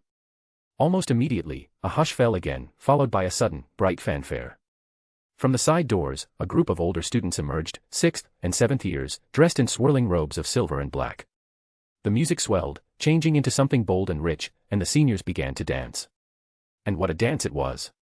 Ira's eyes widened as she watched them glide across the floor in perfect synchrony. They moved with a kind of effortless grace, as if gravity had been enchanted to loosen its grip just for them. At one point, a pair of dancers lifted into the air and spun mid-flight, their robes flaring around them like wings. Spells laced the air, tiny bursts of color, illusions of ravens and roses, glowing butterflies that shimmered and disappeared into smoke. It was like watching a fairy tale unfold in real time. When the performance ended, the hall erupted into applause and cheering. Students were on their feet, clapping, laughing, enchanted by the spectacle. The senior dancers bowed and exited, some blowing kisses to younger students, others just grinning with pride. Ira turned to Anna, cheeks flushed with wonder. That was incredible. I want to learn that, Anna said, eyes gleaming. They have a performance club, Marin, who suddenly appeared beside them, added. We could join next year. Before they could say more, the tables shimmered, and food appeared, steaming and fresh. French cuisine, of course. Platters of roasted duck with orange glaze, salmon en croûte, truffle potatoes, and delicate vegetable tarts. Baskets of warm baguettes and golden croissants were passed around, accompanied by soft pats of honey butter and charmed strawberry jam. There were cheeses, so many cheeses, and bowls of glazed chestnuts, poached pears, and sugared apples. For dessert, platters of millefeuille, éclairs, crème brûlée, and little sugar mice that squeaked if you bit their tails. Ira barely knew where to begin. They ate and laughed and shared bites off one another's plates, trading pastries and favorites. At one point, a tiny pumpkin-shaped cake exploded in Marin's hand, showering his with gold dust and whipped cream. He shrieked, and the others collapsed in laughter, even as he dabbed cream off her nose and huffed. The mood was electric. Students from all houses mingled, some even sneaking out onto the floor to dance once the music shifted again, now more lively, full of fiddles and tambourines. Professors wandered the hall as well, laughing and sipping spiced cider, clearly content to let the students revel. Fleur stopped by the Amberloon table to wink at Ira. She was dressed in a sleek, icy blue gown that seemed to float around her like mist. You look beautiful, she said, voice teasing. Having fun, little bunny? Ira blushed. More than I expected. Good. I'll steal you for a dance later, Fleur said with a playful smile. Ira blushed, replying, thanks, but I'm not much of a dancer, and my clothes aren't exactly dance-worthy. Still, I promise you a dance. All right, you owe me one, and trust me, I'll claim that dance, Fleur teased, before gliding away like a breeze under moonlight. Ira turned back to Anna and Marin, cheeks warm. Was that? Anna began, arching a brow. Nothing, Ira said quickly. She was asking for a dance and I declined. Marin gasped dramatically, no, how could you turn down a dance with a goddess like her? Oh, Merlin, why didn't she ask me? I would have agreed immediately. His exaggerated expression sent both girls into fits of laughter. Chapter 45, The Box. A week after Halloween, the air around Beauxbatons had grown crisp and golden. The last of the amber leaves clung to the trees like sleepy thoughts, drifting lazily in the autumn breeze. It was a weekend, and the chateau grounds had a soft hush to them, students scattered in small groups, soaking in the weekend sun. Ira and Anna strolled through the enchanted gardens of Beauxbatons, their cloaks wrapped loosely around their shoulders. The lavender bushes whispered in the wind, and the marble fountains gurgled gently nearby. As they walked along the pebbled path, Ira slowed down slightly, glancing toward Anna with a hesitant look. I want to ask you something, she began softly. I hope it doesn't make you uncomfortable. Anna turned her head, giving a small, reassuring smile. Sure. You can ask anything. Ira nodded and looked ahead. It's about your hand. Anna froze for the briefest second, just long enough for Ira to notice. But then, without a word, Anna resumed walking, her pace unchanged. Seeing no sign of discomfort on her friend's face, Ira continued gently, I was just wondering, couldn't you, or anyone, go to a healing center? I don't know, regrow it. Anna let out a soft sigh, folding her remaining arm across her chest. No, she said quietly. Unfortunately, I can't. It was severed by black magic when I was young. That kind of wound, it can't be undone. Even if it weren't cursed, regrowing a limb is almost impossible. It's not like healing a broken bone. It takes so many galleons, and pain, excruciating pain. Even the risk of death. It's only done in the rarest cases, and only when part of the limb still remains. Ira frowned, puzzled. But, when we first met, you told me you were born that way. Anna stiffened slightly, then laughed, a little too quickly. Oh. Did I? I must have said it wrong. I was a bit emotional back then, probably didn't think before speaking. Her tone was light, but her eyes avoided Ira's. Ira nodded slowly, still confused. Maybe she just didn't want to tell me she was cursed. That she was hurt by dark magic. The thought gave her a strange, heavy feeling. Changing the subject, she asked, so, what does your mother do? I mean, her job. Anna brightened. She runs a tavern, not far from here, actually. When I'm not at school, I help her out. Ira smiled. Oh, if that's the case, I'd love to come with you sometime. Anna grinned, her eyes twinkling. Of course. Sooner than you think, actually. Ira chuckled. All right, all right. I hope you invite me soon. I want to see it. You'll like it. Though, you're a rich girl. You probably haven't been to little taverns like ours, places where us common folks gather. They both laughed as they reached the edge of the garden, where a massive oak tree stretched its limbs toward the sky.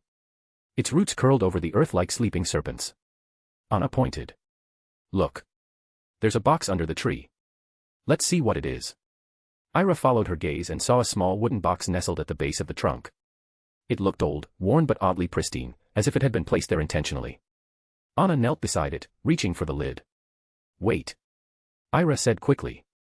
It could be a prank. Some students hide joke spells in boxes like that, smoke bombs, jinxes.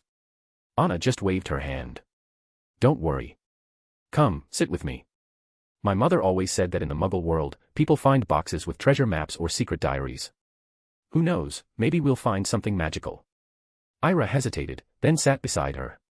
Anna carefully lifted the lid. Look what I found. She held up a folded piece of parchment, yellowed with age. Ira leaned in and reached out, brushing her fingers against the edge of the paper. But the moment her skin made contact, the world spun. The garden blurred, the colors melting into one another like wet paint. Ira barely had time to gasp before her vision went white. And then everything went black.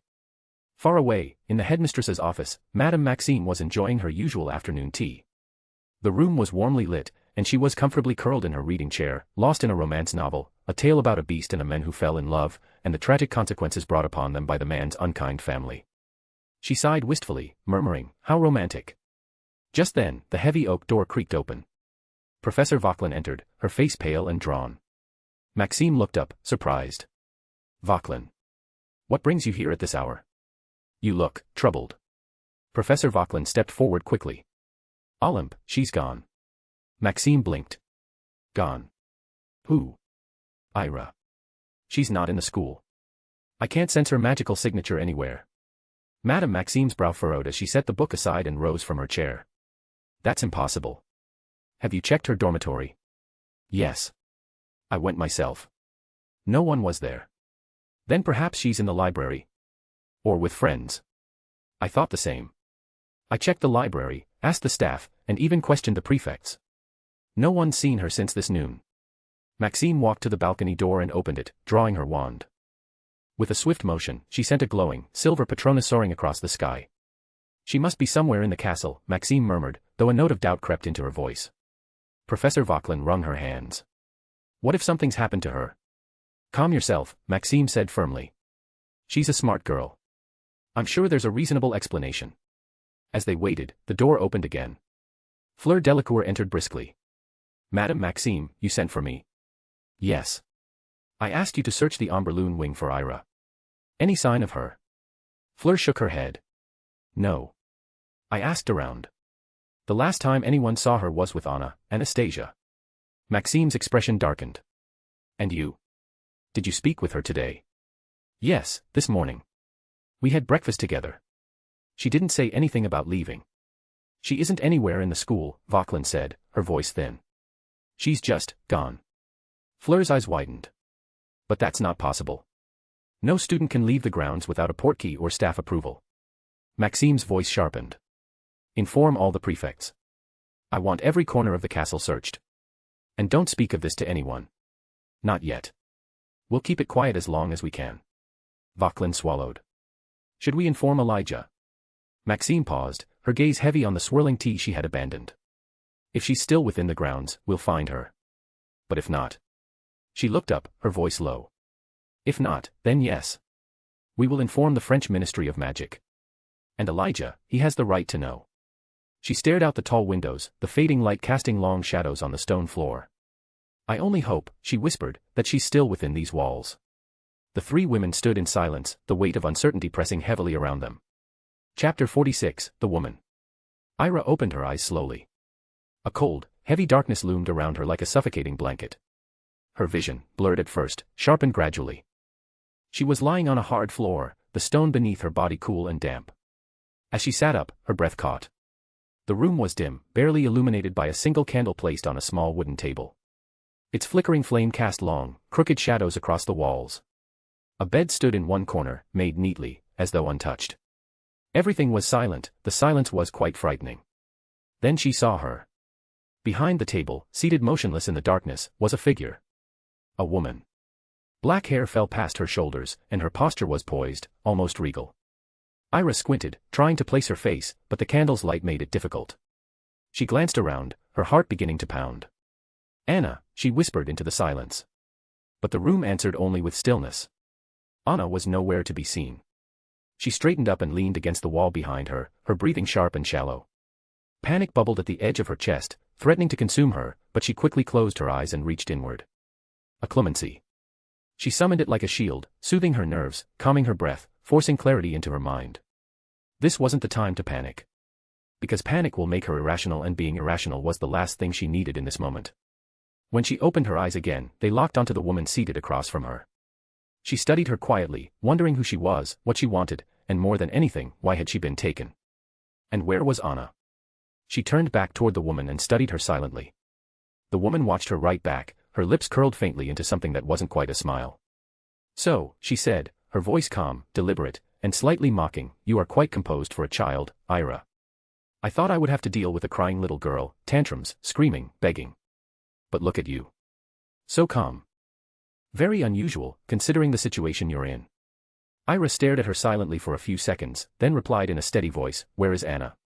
The woman chuckled softly, a cruel sound in the silent room. The woman raised an eyebrow, clearly amused. Oh. Even now, you worry about that little friend of yours. She leaned forward, the candlelight casting sharp shadows across her face. Why do you care about that disabled girl?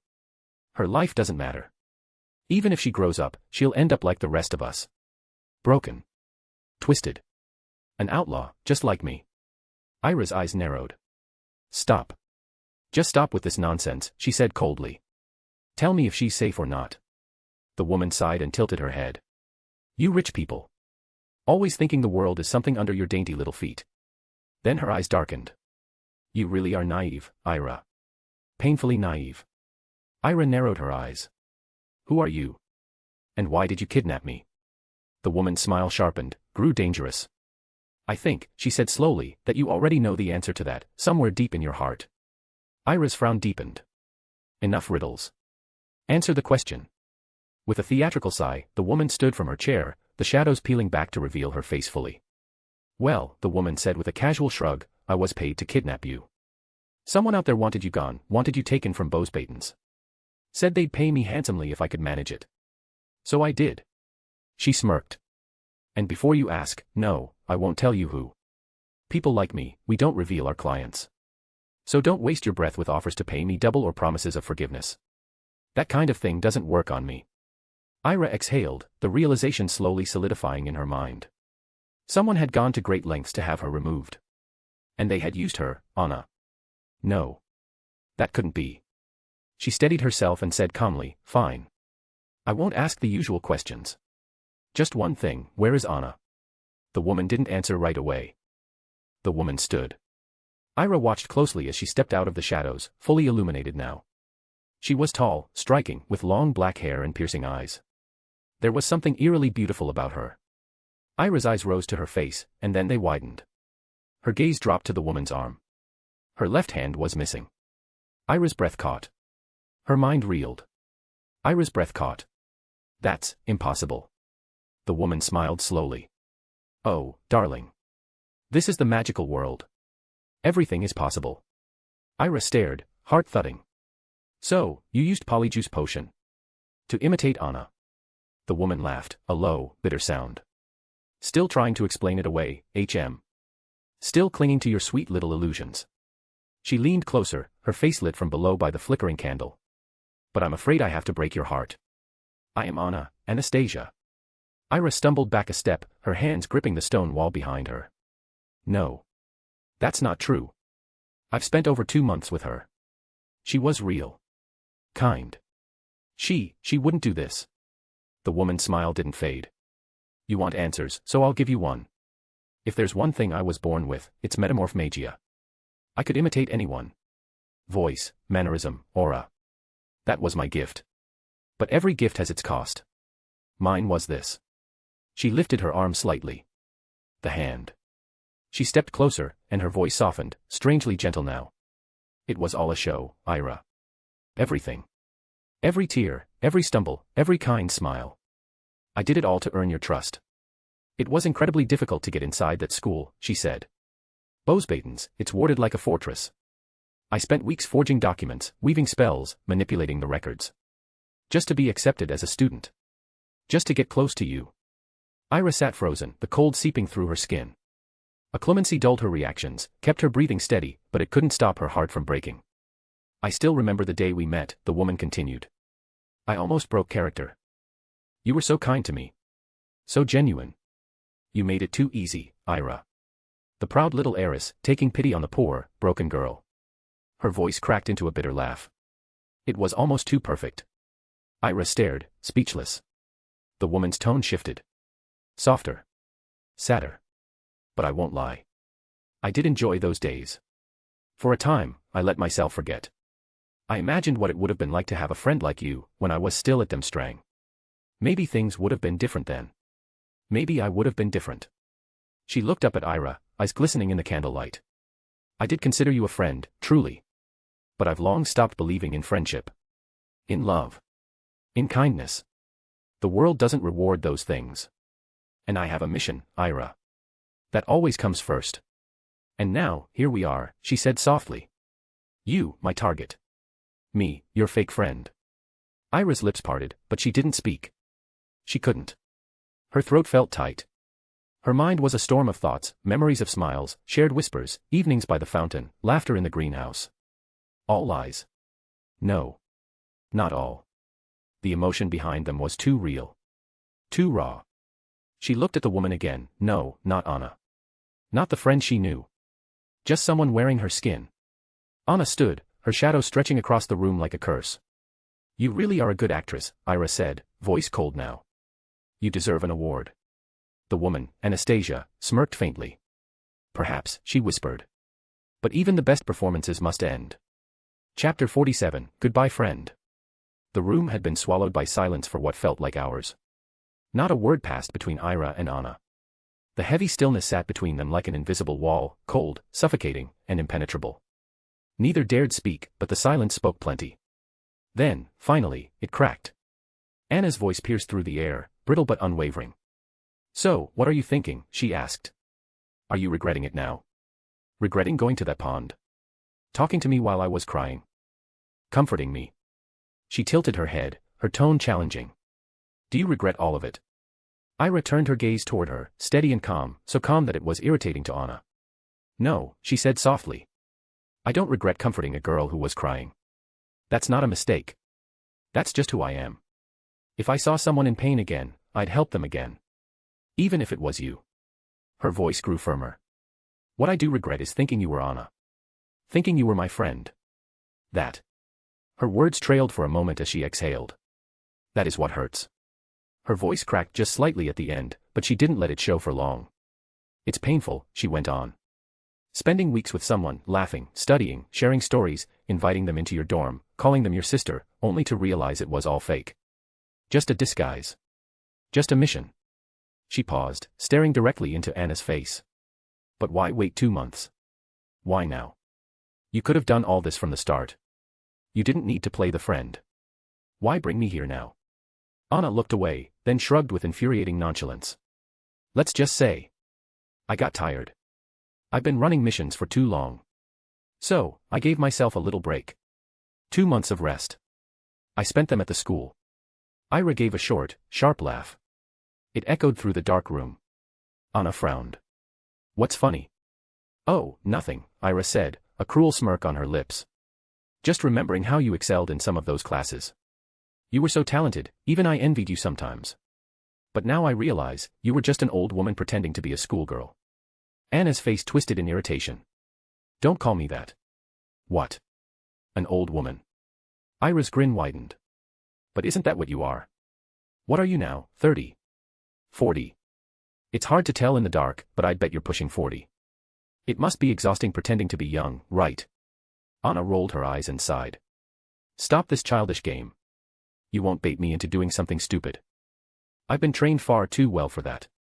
Don't waste your time with mind games, little girl. Ira leaned back and shrugged. Oops. You caught on. She tilted her head and said coldly, so. What now? Come on, get it over with. Torture me. Kill me. Kidnapping isn't fun if you're just going to sit here in the dark and let me get thirsty. You know, for someone who spent 2 months pretending to be my friend, you could at least offer me a glass of water. Anna didn't respond to that. Instead, she answered plainly, I'm not the one you need to worry about. I was just supposed to get you out. The rest. She looked toward the door. The rest is for someone else. The room fell silent again. Then, a knock came from the door. Anna immediately rose, her wand already in hand. With a quick flick of her wrist, a mask appeared on her face, concealing her features. Oh, Ira mocked. Suddenly shy.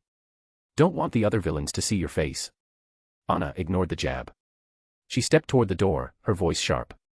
Who is it? A man's voice answered coolly, I'm here to sell a phoenix. With a flick of her wand, Anna opened the door. 2 figures entered, a short man with sharp eyes and a taller one with broad shoulders and a cruel smirk. Their eyes scanned the room, pausing on Ira. So this is the girl, the short one said. Why isn't she unconscious? Shouldn't she be asleep or something? Anna crossed her arms. Spare me the complaints. My job was to deliver her. You can handle the rest. The tall man chuckled. She's awake and feisty. That's your problem. Anna glared at him. I'm done here. I'll inform the employer that my part of the contract is fulfilled.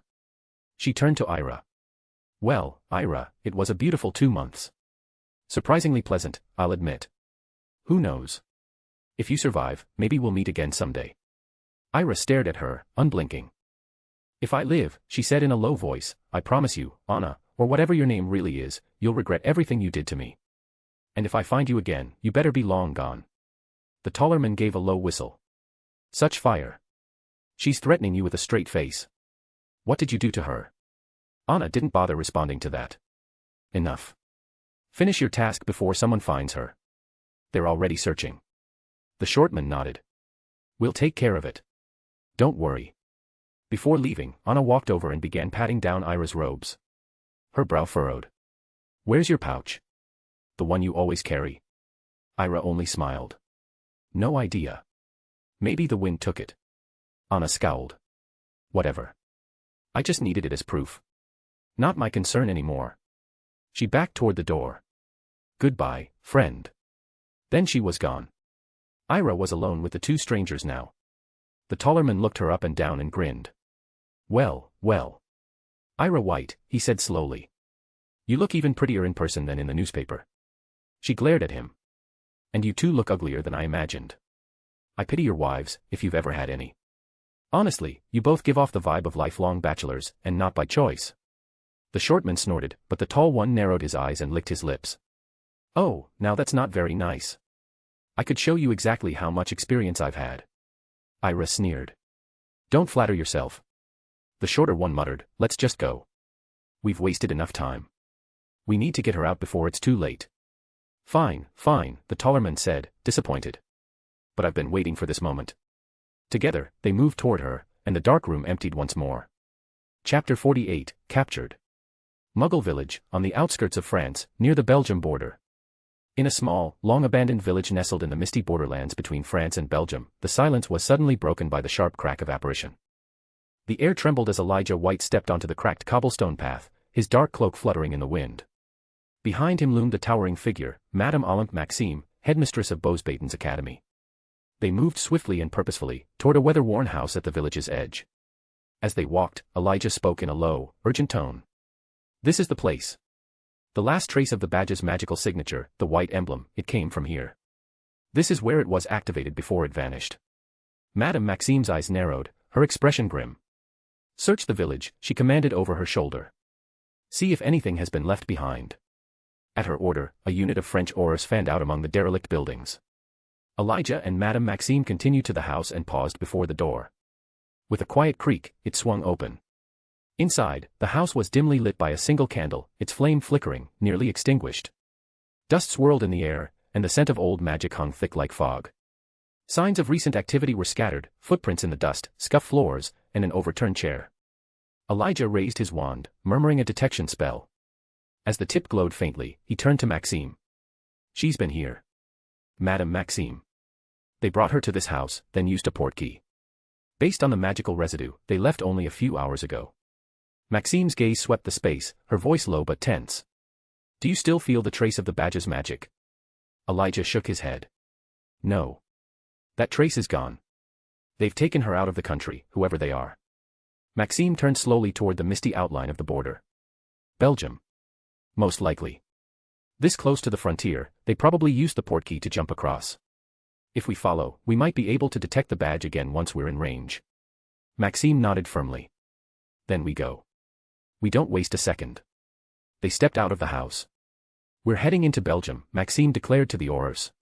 One of the senior aurors hesitated. "We can't cross borders illegally. If we do, it could spark diplomatic tension." Elijah raised a hand. "If there's trouble, I'll speak with the Belgian ministry myself." "And if they see me," Maxime added, her voice a touch colder, "they will not object. As headmistress of Beauxbatons, I hold the authority to act in defense of my students." The auror gave a reluctant nod. "Understood. One of us will alert the ministry. The rest of us will accompany you both." Within seconds, the search party vanished in a flurry of apparition. The village fell silent once again. Elsewhere, somewhere along the coastline, Ira trudged forward, her head still veiled beneath a white cloak, her wrist sore and bound. Each step pressed harder into the dirt path as her captors guided her in the darkness. Though she couldn't see, the change in the air gave her clues. The wind grew damper, salty, and she could now hear the distant crashing of waves. They were near the sea. Dangerous, she thought. But also helpful, at least now she had an idea of where she was. "I swear," she grumbled, "if we walk any longer, my feet are going to fall off." The tall man laughed, a deep, amused chuckle at her whining. The shorter man sneered. "Shut up and keep walking," he snapped. "You're a grumpy little goblin, aren't you?" Ira muttered. "No wonder your own kid probably ran away from home. People like you should really take a parenting class." The tall man laughed harder. "Oh, she got you good." "Enough," the short man barked. "Oh thank you, Mr. Giraffe," Ira added cheekily to the tall one. "Don't call me that," he growled. "Then tell me your names," she shot back. "You didn't answer me before. What do I call you?" "Troll 1 and Troll 2. They ignored her, and minutes later, their journey ended. Ira heard the creak of a wooden door opening. She was led inside and forced to sit. "Sit down and stay quiet," the short man ordered. Ira obeyed, quietly calculating. Her mind raced with questions. Where was she exactly? How long would they keep her? And most importantly, how would she get out? "I'm going to sleep," the short man announced. "Tie her hands first. We wait here for 1 week. After that, the buyer will arrive. He'll take her off our hands." The tall man chuckled. "A whole week, huh? Just enough time to have a little fun." "Don't be stupid," the short man hissed. "Sleep. I'm exhausted." With that, the short man disappeared into the shadows. The tall man turned to Ira. "Lucky you. Just don't wake us, or it'll be unpleasant." He tied her wrists tightly, muttered a warning, and finally, silence returned to the room. Hours passed. As the sound of snoring filled the space, Ira slowly stirred. Her eyes still covered by the cloak, she began shaking her head, trying to wriggle it free. It took time, several exhausting minutes, but at last the fabric slipped off, and she blinked into the dimness. They were in a barn, or something like it. Wooden beams, hay scattered across the floor. It looked like an old stable converted into a hideout. She spotted her captors, one curled up on a pile of hay, the other snoring on the opposite side. "They're asleep," she whispered. "Really asleep. Unbelievable. Did they underestimate me just because I'm 11? She scanned the room. No wand. No chance of casting a spell, yet. She needed something sharp. Then she saw it, a sickle, lying in the grass near the wall. Heart pounding, she crept over, stepping carefully. But her foot struck a small metal box, creating a loud clank. She froze. Nothing. The short man continued to snore, and the tall one just shifted and muttered something unintelligible. She exhaled slowly, then picked up the sickle. Positioning the rope against the blade, she began the painful process of cutting through the binds. Minutes dragged on. Finally, the rope snapped. She rubbed her sore wrists, then rose. First task, find a wand. She checked the short man, nothing. Then she turned to the tall one. His wand stuck out from his coat pocket. He was sleeping with a hat over his face.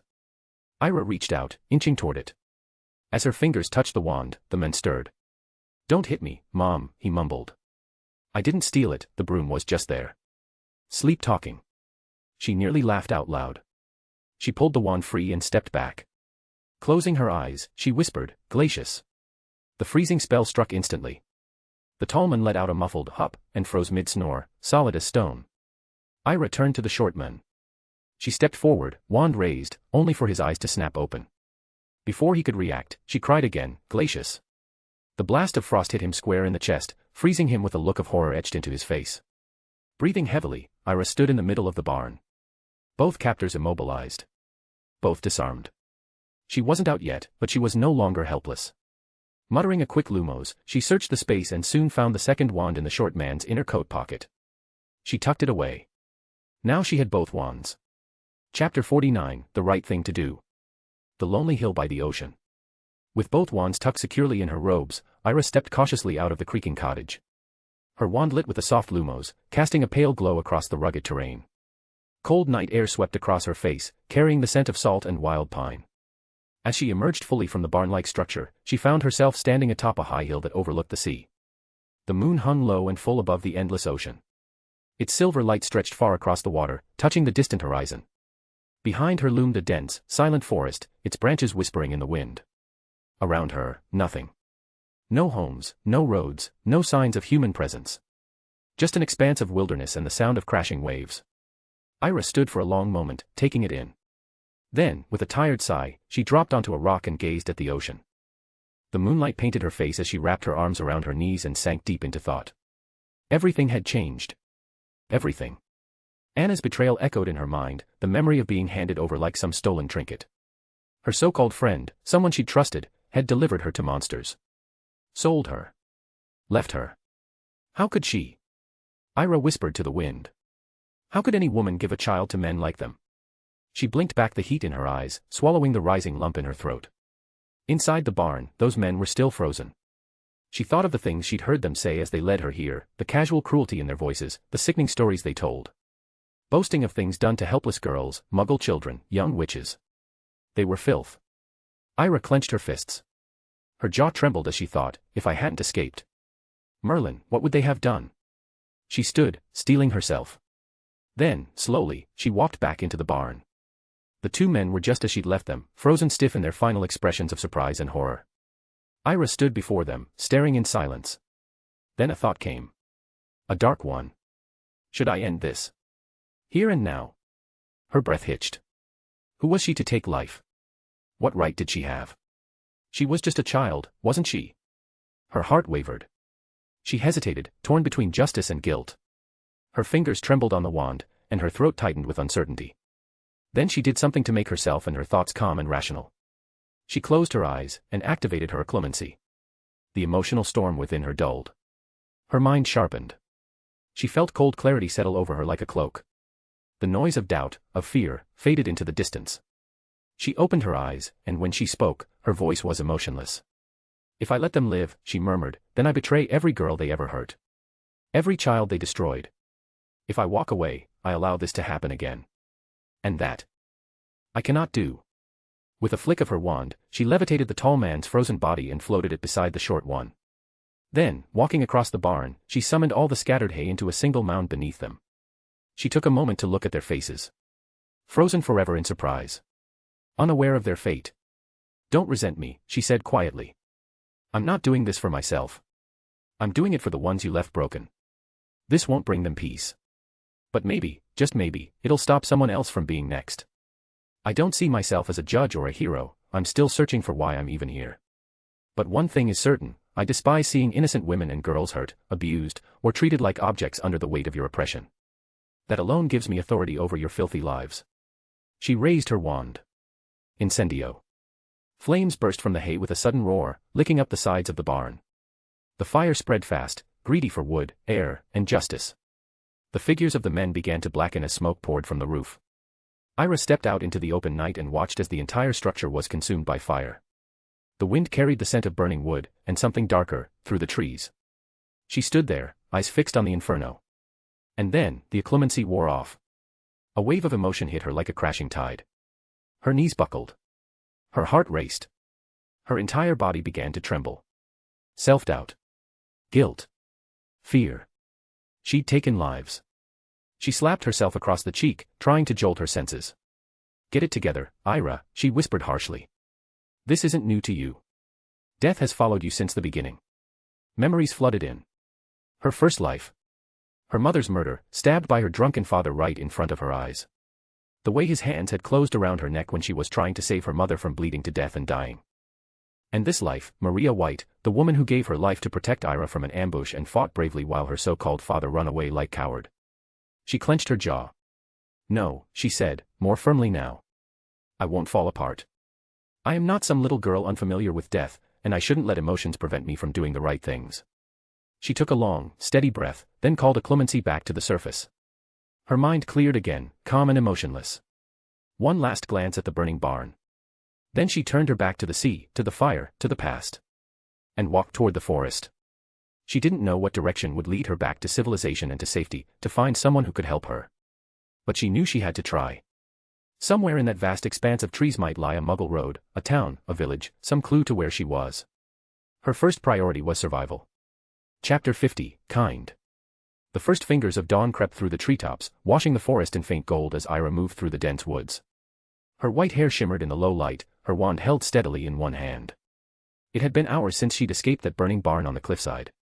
Her legs ached, her lips were dry, but her spirit refused to break. Every few trees, she carved a tiny mark into the bark, careful not to double back on her path. The forest stretched endlessly in every direction, silent and unfamiliar. Then, the sound of running water caught her attention. A river. She broke into a trot and found it winding through the trees, cutting the forest clean in two. Ira paused at the edge, recalling survival advice she'd once read: if you're lost in the wild, follow the river. It will lead to people or places. With cautious hope, she began to follow its course downstream. 2 or 3 hours passed before signs of life appeared, a thin wisp of smoke in the air, the faint scent of burning wood. Then, as she rounded a bend in the river, she saw them, a pitched tent, a small campfire, and a dog tied to a post. Ira stopped. Her heart skipped with cautious hope. Slowly, she approached, keeping to the trees at first. The dog was the first to notice. It growled, then barked sharply, pulling at its leash. A man and a woman emerged from the tent. The man was holding a shotgun. They froze when they saw her. A lone child. Pale, strange white hair. With strange clothing.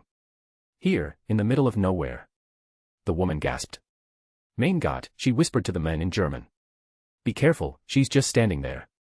Ira raised both hands gently. Je suis désolé de vous déranger, she said in French. Je suis perdu. Pouvez-vous m'aider? They blinked at her, confused. No French, the men said. German. Do you speak German? Ira shook her head, then quickly switched to English. Please. I'm lost. I've been here for 2 days. My parents said they would come for me, but they didn't.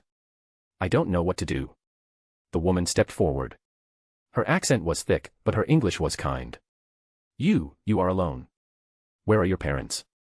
I don't know, Ira said, lowering her eyes. 3 days ago, they told me to wait, and I did. But they didn't come back. I followed the river. Then I found you. The man lowered the gun slightly and looked to his wife.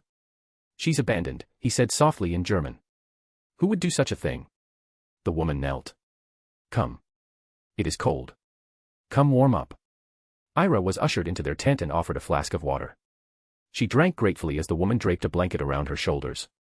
What is your parents' name? She asked gently. And, are you from France? You spoke French. Ira hesitated. Yes. I'm from France. My parents' names are Martha and Wayne. The couple exchanged a glance at the odd names but didn't press her. She learned that they were hikers, lovers of nature who came to this forest for peace and fresh air. Relief flooded her.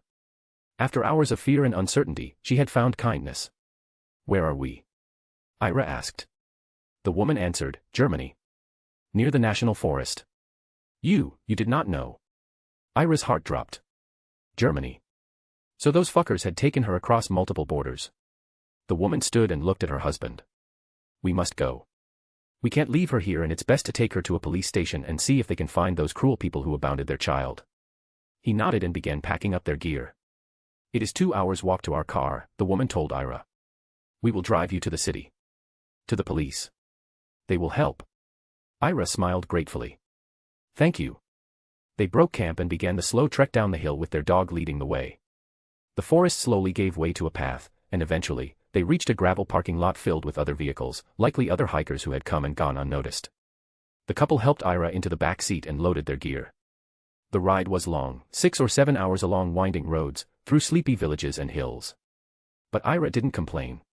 She was finally moving toward safety. They arrived in a modest city and drove straight to the local police station. Inside, the couple explained as best they could in German how they had found a child alone in the forest. The officers, though confused, nodded and took notes. One of them, understanding a bit of English, knelt beside Ira and offered her a soft smile. We help you, okay? You are safe now. The couple lingered. The woman was hesitant to leave. She is a child, she said in broken English. I feel scared for her. The officer reassured her. We contact French embassy. We find out who she is. Don't worry. Ira stood and bowed slightly to the couple. Thank you. Truly. They smiled warmly. The woman kissed her forehead. Be brave. After their farewell, Ira was taken to a small room where she was given milk tea and a sandwich. The police let her rest, speaking softly and kindly. One of them even gave her a cookie. After some time, an officer said, if you are bored you may walk. Just here, in station. You are not prisoner. So she wandered a little, watching officers work, smiling at those who smiled at her. Some made silly faces to cheer her up. Others ruffled her hair gently. They believed she was a scared, abandoned girl. They weren't wrong. Yet as Ira walked past one desk, something caught her eye. A wand. Sticking out from the coat of a man hunched over paperwork. A real wand. Her breath hitched. A wizard. She froze. Her mind raced. Should she approach him? Could he be trusted? Or was he like the men who'd kidnapped her? It was a gamble. But it was one she had to take. Ira walked forward and stood beside the man. He didn't look up. Go away, kid, he grunted in German. I'm working. Without a word, she reached into her coat and pulled out one of the wands she'd taken from her captors. She laid it on the desk in front of him. The man froze mid-sentence. His eyes locked onto the wand. Then they darted to her. Zauberer, he asked sharply. Ira nodded once. He stood abruptly, snatching the wand. Are you mad? Did no one teach you never to show this in front of muggles? I don't understand German, she said quickly. English or French? He switched to clumsy French. You, student. From where? Bosbatens, she said. I need to contact someone. Anyone. I need help. He scowled. I can't contact France. But I can take you to the German ministry. Now is not place to speak magic. With a flick of his wand, he turned to the other officers. Obliviate. Ira watched as the officers' faces went blank, memories wiped clean. What did you do? She asked. Erased you, he said. To them, you were never here. Come. Ira hesitated, but then followed. She quietly slipped the second wand into her system space. Just in case. The men led her out of the station, down a quiet alleyway. He placed a firm hand on her shoulder. We go to Berlin. The ministry is there. Hold still. With a crack, the world spun. When it settled again, Ira found herself standing on the edge of a cobbled street in the German capital. The morning sun was rising behind the skyline. "Follow," the men ordered. They walked beneath a massive bridge toward what looked like an abandoned stairwell. "This," he said, "is the entrance." And together, they disappeared into the shadowy underpass, toward the hidden world of German wizardry. Chapter 51, German Ministry of Magic. They descended the hidden staircase beneath the city bridge, the Auror's hand firmly resting on Ira's shoulder. At the bottom, a narrow passageway opened to a plain, undecorated counter where a bored-looking witch sat, leafing through a stack of parchment. The Auror stepped forward. "Guten Morgen," he greeted her, and the two quickly fell into conversation, fast-paced German that Ira couldn't follow. The witch raised an eyebrow as she glanced at Ira, then back at the Auror. A moment later, he pulled a small metallic badge from his coat and placed it on the counter. It gleamed dully, an Auror's insignia, unmistakable even to her. The woman nodded and pressed her palm against the wall behind her. A soft hum echoed through the chamber, and the solid stone wall shimmered before it split down the middle and swung open with a quiet whoosh. "Follow me," the Auror said in a low tone. "Don't wander. Don't talk. Just stay close." Ira gave a small nod and silently stepped into the world hidden behind the veil. She'd expected an underground fortress, perhaps a maze of high-security rooms or torchlit stone halls. But what unfolded before her eyes was a garden. A vast courtyard, brimming with life. A lush yard surrounded the grand ministry building, where wide stone paths curved around trimmed hedges, enchanted rosebushes, and gurgling fountains that danced to invisible music. Birds flitted overhead, and ministry workers bustled along the paths, robes flapping in the breeze, some holding scrolls, others wand-led briefcases floating behind them. Ira slowed, her eyes wide. Is that the German Ministry of Magic?" she asked quietly, tilting her head toward the large glass and stone structure beyond the courtyard. The Auror glanced at her. "Yes. Welcome to it." She kept walking, unable to stop her gaze from drifting. She saw a man leading a full-grown troll across the yard, a heavy iron collar around its neck, its steps slow but obedient. The troll gave a grunt, sniffed the air, and kept following. Ira blinked, confused. Why is there a troll here? Inside the ministry. The Auror glanced back and noticed her bewildered expression. "It's a tamed one," he explained. "They bring them in for magical examination. If the creature passes behavioral enchantment testing, its owner is granted a ministry permit to keep it." "But, why would anyone want to keep a troll?" she asked, incredulous. "Some use them for shows, magical circuses, or even magical construction labor. Rare, but it happens. That one's probably here for a license." She nodded slowly. "That's weird. You'll get used to it if you stay here for a long time," he muttered. As they stepped through the large entrance doors of the ministry building, the scene changed entirely. Ira had imagined something grand, glittering, ancient, mysterious. But instead, it looked almost mundane. Hallways of pale white stone. Paper-strewn desks. Wizards and witches in plain robes talking across cubicles. Small fireplaces occasionally roared green as people flood in and out. The only hints of magic were floating memos, an enchanted clock ticking backwards, and a few moving portraits whispering softly to one another. She followed him through 2 corridors and into a quiet office. It was plain, just a chair, a table, and a pitcher of water. "Wait here," he instructed. "Someone will come and take your statement." And with that, he left. Ira sat. Time passed slowly. The hum of magic seemed dull in this place, as if the ministry had buried wonder beneath layers of protocol. Eventually, the door creaked open. A woman entered, older, perhaps in her 60s, with neatly pulled back gray hair and sharp but not unkind eyes. She wore deep emerald robes and carried a wand tucked into her belt. She sat across from Ira and gave a polite smile. "You're the girl found in the Central Forest, yes? I've read the preliminary report." Her German accent was noticeable, but her English was fluent. "May I ask what you were doing there?" Ira met her eyes and took a breath. "I touched a portkey. I don't know who made it or where it came from. It brought me to that place, and then I was trapped. I escaped and followed the river." The woman raised a brow. "Curious. But then, you told the Muggle police that your parents had abandoned you." Ira leaned forward. "And what did you expect me to say? That I used a portkey? That I'm a witch? They're Muggles." The woman paused, then nodded. "Fair enough. That was smart." She opened a folder and glanced down. "Now, your real name, please. No aliases or false identities. I'm not here to play games." Ira hesitated, then said clearly, "Ira White." The woman froze at the sound of the name. "White? As in the White family? From Britain?" "Yes. Yes, I am." The woman tilted her head slightly. Can you prove it? Before Ira could answer, she felt something. A foreign presence, subtle but insistent, probing into her thoughts. Her eyes narrowed. Legitimacy. She immediately pushed back. Her reclumency shields flared up, and the presence vanished like smoke in the wind. She straightened and glared at the woman. That was rude. You tried to read my mind.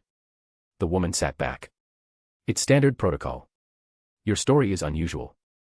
We have to determine whether you're a danger. I'm 11, Ira said flatly. And you're an 11-year-old who just blocked a legitimacy probe with advanced occlumency. That only makes me more cautious. Ira reached into her sleeve and pulled free a silver band around her wrist. She tapped it, and it shimmered, transforming into a delicate badge bearing the white fox crest of her family, the symbol of the House of White. She placed it gently on the desk. This should be proof enough.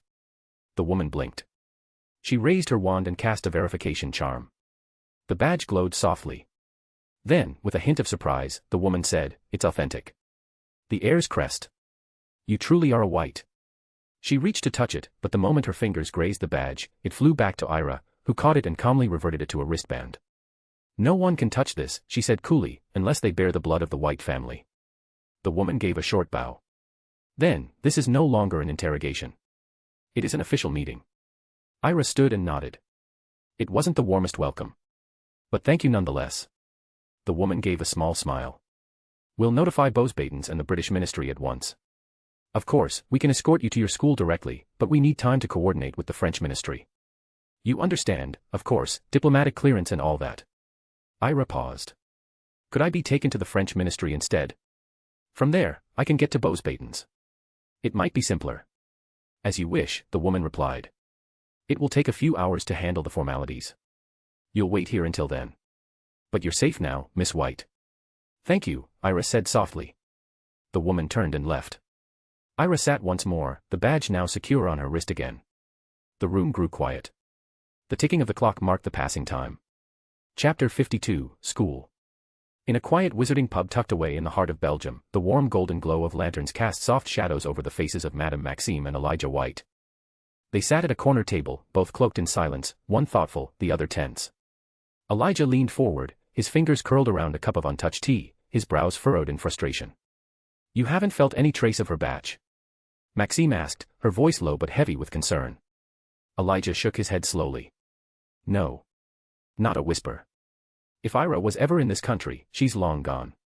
Before Maxime could respond, the door creaked open. A senior French auror strode toward their table, his expression grave but laced with urgency. "Sir, madam," he said, stopping before them. "We've just received word from the French Ministry. Miss White has been found." Madame Maxime rose from her chair so quickly it scraped the floor. "Where? Where was she found? Is she safe?" "She is," the auror assured. "She was discovered in a remote region of central Germany. After confirming her identity, the German authorities transferred her to their ministry. From there, she was given a portkey and transported directly to the French Ministry of Magic. We've just been informed that she insisted on returning to Bosbatons at once." Elijah exhaled, his entire frame relaxing. "Thank Merlin," he muttered, then stood. "Madame Maxime, we should return to your school at once." As they made their way toward the exit, the auror added, "She was found with the help of one of the German field agents." Elijah offered a nod. "Then be sure to pass along my thanks. And please inform your superiors, I'll be making a donation to both your auror department and the German ministry. You've all been more than helpful." The auror smiled. "We appreciate your generosity, sir." With that, Elijah and Maxime stepped out into the night, already preparing their return to Bosbatons. Meanwhile, within the quiet portkey receiving chamber at Bosbatons Academy, a faint blue flash signaled the arrival of a girl. Ira White stumbled slightly as her feet touched the floor, exhaustion written across her features. She lingered for a moment, letting the warmth of the room seep into her bones. Then, slowly, she turned and made her way outside, toward the quiet garden where, hours ago, she had vanished. The sky was overcast, the breeze soft. She reached the hidden aisle in the garden, the very spot where Anna had tricked her. Her gaze swept the area, and there, resting in the grass, untouched, was her wand. With a gasp, she darted forward, dropped to her knees, and clutched it in both hands. "Oh, thank Merlin," she whispered. "I missed you, girl." She pressed the polished wood to her lips, then a gentle sigh came out of her lips. Later, Ira returned to the Amberloon dormitory. The hall was buzzing with life, students laughing, chatting, going about their day. No one looked at her strangely. No one acted like she'd been missing. She furrowed her brows. Did they even know I was gone? She wondered. Perhaps Maxime never announced it. Shrugging off the thought, she climbed the stairs to her room, grabbed a towel and fresh clothes, and made her way to the baths. Nearly 2 days in captivity had left her grimy and sore. She stood under the steaming water for what felt like an eternity, scrubbing away every trace of fear, of grime, of memory. Clean and composed, she changed into a fresh uniform and headed straight for Madame Maxime's office. She had to inform them. Let them know she was safe. As she crossed the marble corridor, a voice called out behind her. Little bunny. She turned, and saw Fleur. Ira smiled. Fleur. Long time no see. Fleur rushed forward and threw her arms around her. Where were you? We searched everywhere. Ira returned the hug gently, activating her clemency to suppress the swell of emotions threatening to rise. I'm all right, she murmured. Fleur pulled back, looking her up and down with worry. Come to the hospital wing. Let them check you. No, I'm fine. I just want to let Madame Maxime know I'm back. All right. Let's go together. They reached Maxime's office and knocked twice. No reply came from inside. It looked like she wasn't in her office.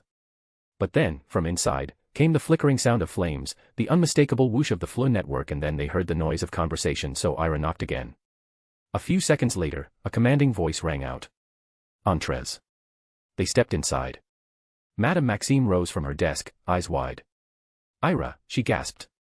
Mille tonnerres, we were so worried. She wrapped Ira in a warm, protective hug. I'm fine, Ira said softly. Then she saw him, her grandfather, Elijah White, standing tall behind Maxime. He walked forward and gently patted her head. I'm proud of you, Ira, he said. You're safe now. That's all that matters, you were brave. She smiled and softly nodded. Thank you, grandfather. Sit, Maxime urged. Tell us everything. Ira obeyed, settling into the armchair by the fireplace. She recounted it all, how Anna had deceived her, the use of metamorphomagus magic to disguise herself, the betrayal, the abduction, and how she had escaped. Every word, every detail, except one. She said nothing about what she had done to the 2 men in the cottage. As her story ended, silence settled over the room. Elijah stood, eyes burning with cold fire. I will find that woman, he said. Whoever she is, whatever her background, I will find her. Madame Maxime nodded. For now, Ira, go rest. You've been through enough. Ira rose, thanked them both, and walked out with Fleur. Hours later, Elijah and Maxime arrived deep in the forests of central Germany. They followed Ira's description until they came upon the charred remains of a barn. Nothing remained but ash and bone. Maxime murmured a spell, and the debris cleared away. Beneath it, 2 scorched skeletons. Elijah stared for a long time. Then he laughed. Maxime looked at him sharply. Why are you laughing? Because, he said, she didn't tell us what she did. But now I know, I am very proud of her. And now I'm relieved. She's no weak-hearted girl. She can lead the White family. She has strength in her. She's a child, Maxime said coldly. An 11-year-old child. This will scar her. Elijah scoffed. They were monsters. She did what had to be done. It's good she has that will. Because the world is darker than she knows, and worse is coming. Better to know she can handle it. The headmistress glared at him. Even strong girls deserve to be children. Don't rob her of that. They fell into silence, gazing out at the dark waves of the sea beyond the cliff. Then Maxime asked quietly, what about that woman called Anna? I'll find her, Elijah said. I'll hire the best mercenaries. I'll contact Karkaroff. She was a student at Demstrang. A witch without a hand, metamorphomagus. Easy to trace. Someone helped her forge her way into my granddaughter's school. I'll find out who, whether in the ministry or beyond. No one lays a hand on my family and walks away. Maxime's voice softened. I'll have Fleur stay close to Ira for now. Help her cope. She's been through more than most. No, Elijah said firmly. She doesn't need coddling. She's proven that. Maxime turned sharply. She is a child. Whether she acts strong or not, she needs care. They both looked out across the coastline, the air between them heavy. The waves crashed silently against the rocks below. Chapter 53, Cecil. In the heart of the English countryside stood an elegant, sprawling manor nestled between dense woods and winding paths. The manor was old, regal, a place that held centuries of secrets behind its ivy-clad walls. Moonlight bathed the slate rooftops and frosted gardens in silver, and within one of the upper chambers, silence reigned, until a soft but persistent tapping echoed against the glass. Inside the lavish bedroom, two figures lay entangled beneath silk sheets, their breathing steady in slumber. The tap came again, rhythmic and urgent. One of the men stirred. He was tall, dark-skinned, his body lean and strong. He blinked away sleep and sat up, glancing toward the window with a sigh. Grumbling under his breath, he rose, stepping over the cool stone floor to unlatch the window. An owl, pale and sharp-eyed, waited there with a scroll tied to its leg. With a soft click of his tongue, he retrieved the message, and the bird disappeared into the night, wings slicing through the mist. Josh, the man's name, unfurled the letter. As his eyes scanned the contents, his brow furrowed. He turned, walked back to the bed, and gently shook his partner awake. "Cecil," he said softly, "you have a letter." Cecil stirred beneath the duvet. He emerged slowly, his eyes heavy with sleep. Naked and unbothered, he stretched before sitting up, brushing a hand through his tousled, black hair. "What is it now, Josh?" he murmured, voice gravelly with sleep. Josh handed him the letter without a word. Cecil took it, and as he read, his face darkened, his lips curling with rage. His fingers clenched the parchment so tightly it crinkled under his grip. Josh placed a calming hand on his arm. "Breathe, mon amour. You'll work yourself into another panic attack." Cecil exhaled sharply, his shoulders trembling with fury. They failed. Those filthy bastards. They couldn't even kill an 11-year-old girl. Josh remained quiet, watching him. "I paid so much," Cecil hissed, eyes burning. "That woman promised me she'd get the girl out of Bosbaden's discreetly, and when I told her to kill the brat, she refused. Said she doesn't do children. Bloody moral code." He snorted. "Then I had to hire those two imbeciles, and they couldn't finish the job either." Josh placed the letter aside and wrapped an arm around Cecil's tense shoulders. "It's unfortunate. But you know as well as I do, we'll find another way.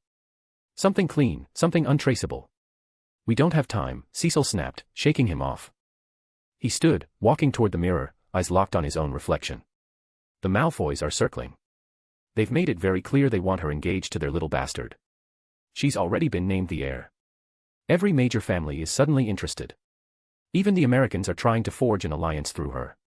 They want access to the UK's magical economy, and the White family name is their ticket." He spun back toward Josh, voice growing colder.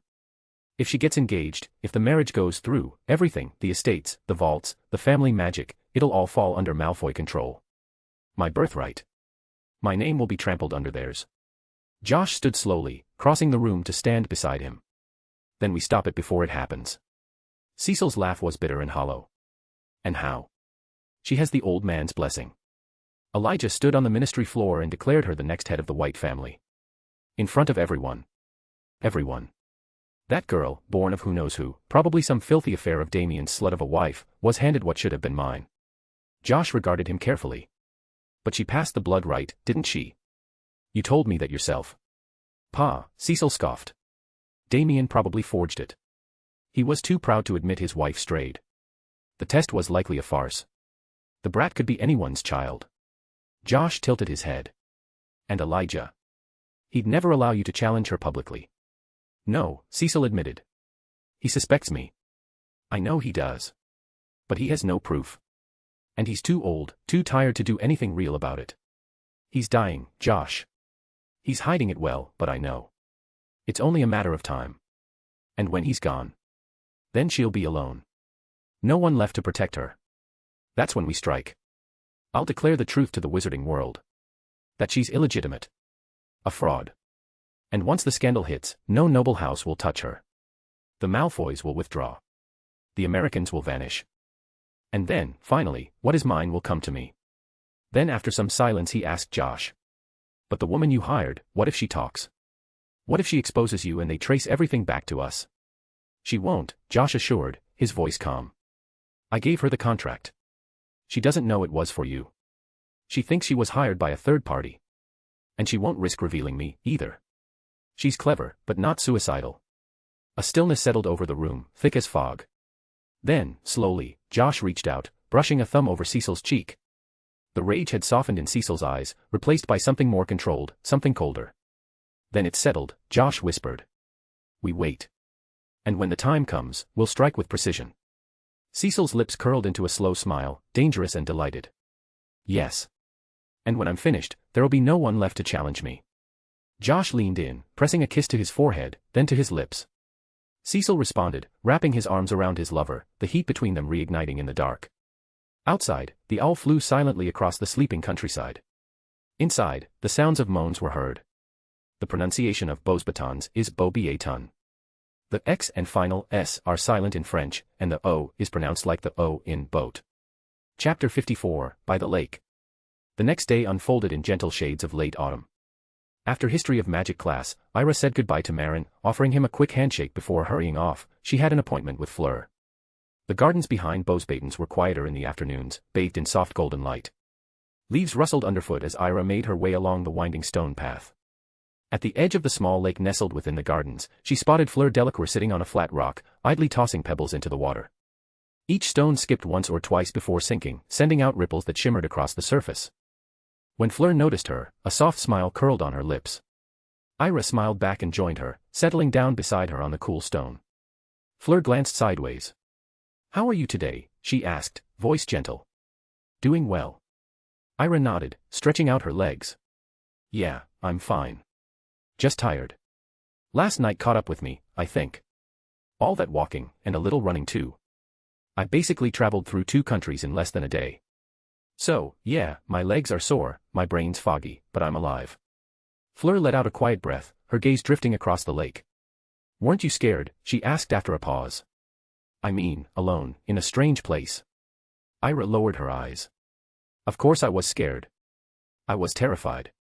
I thought I might never make it back. I thought." She paused, fingers curling into the hem of her skirt. "I thought my time here might be over before it even began. Before I even had a chance to learn magic properly, it could have ended." There was silence for a beat before she added, with a crooked smile, "But I guess I'm a little cleverer than I look. Got out with some quick thinking. Those 2 idiots didn't expect that." Fleur smiled faintly, but it didn't quite reach her eyes. "I'm really glad you're safe, Ira," she said. You're my first real friend. I didn't want to lose you." Ira blinked. "Your first real friend?" Fleur nodded. "Yeah. You're the only girl who doesn't sneer at me or look at me like I'm some threat. Most girls either act like I'm a rival or pretend to like me because of my name. But you're just honest. It means a lot." Ira's smile softened. "Don't worry. I'll never be jealous of you." She turned slightly toward her. "I mean, yes, you're beautiful. Gorgeous, even. But why would I be disgusted by that?" Fleur raised a pale brow. "Are you flirting with me, Ira?" Ira gave an exaggerated roll of her eyes. "Don't flatter yourself. Not everything is flirting. You're such a narcissist sometimes."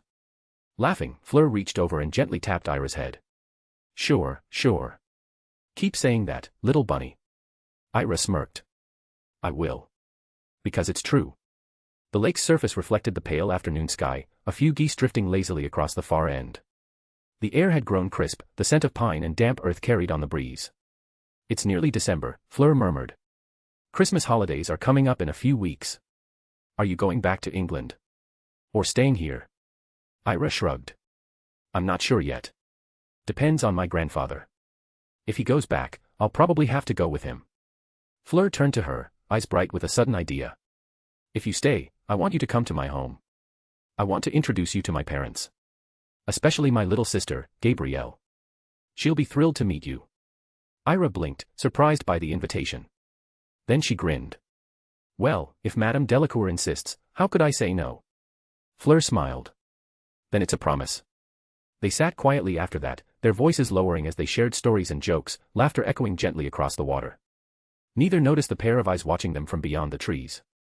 Standing in the shadows just beyond the garden's edge was Professor Vauquelin, her dark robes blending into the thinning foliage. Her expression was unreadable as she observed the 2 girls by the lake, especially the one with white hair and bright, inquisitive eyes. The one who laughed freely, unaware of the past that lingered so close. Footsteps approached from behind. Professor Vauquelin didn't turn. "I thought I'd find you here," came Madame Maxime's voice, soft but firm. Vauquelin's jaw tightened. Her eyes stayed fixed on the girl at the lake. Maxime followed her gaze. "They look happy," she said. "Why don't you go and speak to her? Introduce yourself." Still, Vauquelin didn't move. "It's not wise," she said quietly. "Why?" Maxime asked, arching a brow. What are you afraid of? Silence. I know why you came here, Renee, Maxime continued. You applied for this job not because you needed it, but because you wanted to see her. You wanted to be close to her. Professor Vauquelin's eyes narrowed, lips pressing into a thin line. Tell her, Maxime urged. Be brave. Tell her what? Vauquelin snapped, voice breaking as her hands trembled at her sides. Tell her that I'm her bloody grandmother. That I disowned her mother. That when I found out my daughter had died, I did nothing. That I let that poor child live in a frozen castle for years, alone, unloved, because I was too proud to admit I was wrong. Her voice cracked. What do I tell her, Maxime? That the woman she should have been able to call family didn't even have the courage to send a letter. Madame Maxime said nothing for a moment. Then she spoke, her voice gentler this time. You can't outrun guilt, Renee. You tried. It didn't work. Don't let the mistakes of the past steal your chance now. You lost your daughter to betrayal. Don't lose your granddaughter to silence. Vauquelin turned her face away. The late light caught the shimmer in her eyes. You know Maria would have wanted you to be part of her life, Maxime said. You know that. But Vauquelin didn't reply. She simply turned, her steps brisk and stiff as she walked away, deeper into the shadows of the trees. Maxime watched her go, then looked back at the girls by the lake, still laughing, still unaware of the people behind them. She sighed. Such a tragic family, she murmured to herself. Such a tragic, fragile thing, love is. Then she, too, turned and walked away. Chapter 55, The Departure for Christmas. As the days slipped by, Bosbatons fell into its familiar rhythm. Ira moved through her classes with quiet focus, her days filled with magical theory, spell practice, and the gentle hum of daily life. More often than not, she found herself accompanied by Marin, whose antics never failed to draw a laugh or roll of the eyes. He was funny in the sort of way that helped distract her thoughts, especially the ones that drifted too often toward Anna. Homework piled up, assignments were handed in, and the rare magical flower they had received in Professor Heiress' class now rested in a crystal vase near her bedside. She watered it diligently, whispering to it as she had been taught, marveling at how the petals seemed to glow faintly whenever she was near. Some evenings, she would sit alone in the library, her fingers curled around a worn book, and sometimes Fleur would join her. They would read in silence or trade whispers between the rows of ancient tomes. And then, quietly, the term came to an end. It was time to return home for the Christmas holidays. Ira packed her belongings carefully, folding her robes with care and tucking away her wand, books, and the flower, safely enchanted in a preservation pouch. She closed her suitcase and shrunk it into a compact charm-sized parcel, placing it gently into her space pouch. With one final look around the Amberloon dormitory, she took a breath and stepped out of the room. Down the winding staircase, in the quiet dawnlight of the common hall, Fleur Delacour stood waiting for her. She smiled the moment she saw Ira. Together, they joined the trickle of students moving across the Amberloon garden, heading toward the departure field where the Abraxan-drawn carriages waited. The scene was a mirror of the beginning of the school year, only this time, there was snow dusting the grass and frost clinging to the edges of the marble archways. The Aubrazans, majestic winged horses, stomped their hooves impatiently as the students approached. Ira and Fleur climbed into one of the carriages. After a few minutes of anticipation, the great beasts lifted into the sky, wings spanning wide against the clouds. The carriage rose smoothly, soaring higher until the castle below became a speck. It never stops amazing me, Fleur said, leaning back against the velvet seat. Every single time. You'd think you'd feel something, but it's like floating on air. Ira smiled. Well, of course it's beautiful. These Aubrazans are spoiled, you know. They drink liters of whiskey, real whiskey. And that special haze infused with magical fruits. No wonder the ride is so smooth. They carry thousands of students each year, and they expect the royal treatment. Fleur laughed softly. Clearly, they get it. Then she tilted her head and asked curiously, where's that little friend of yours? The boy, what was his name? Marin, Ira replied, chuckling. He said he was riding with his other friends, or possibly off charming some senior girl. Fleur let out a delighted giggle. That one is truly something. You know, twice, he came to me pretending that you sent him.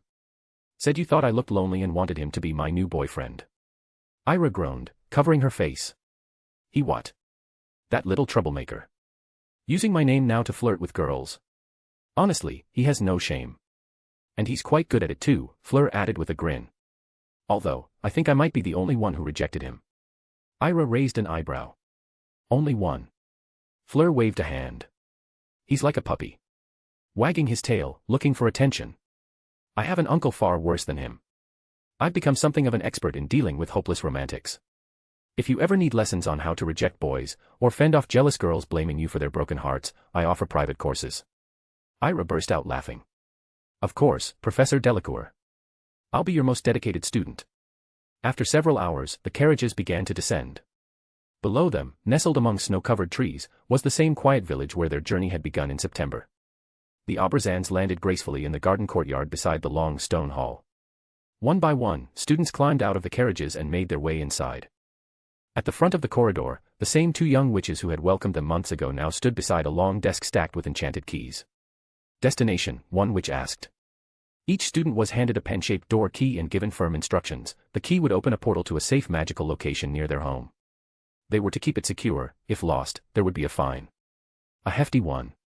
When it was Fleur's turn, she turned to Ira and pulled her into a hug. Joyeux Noël, Ira. I'll see you after or in the break. Ira hugged her tightly. You too, Fleur. Take care. Then Fleur stepped forward, received her key, and vanished through the portal room. Ira stepped up next. Paris, she said. The witch handed her a polished silver key. Like I told the others, keep it safe. You'll need it again at term start.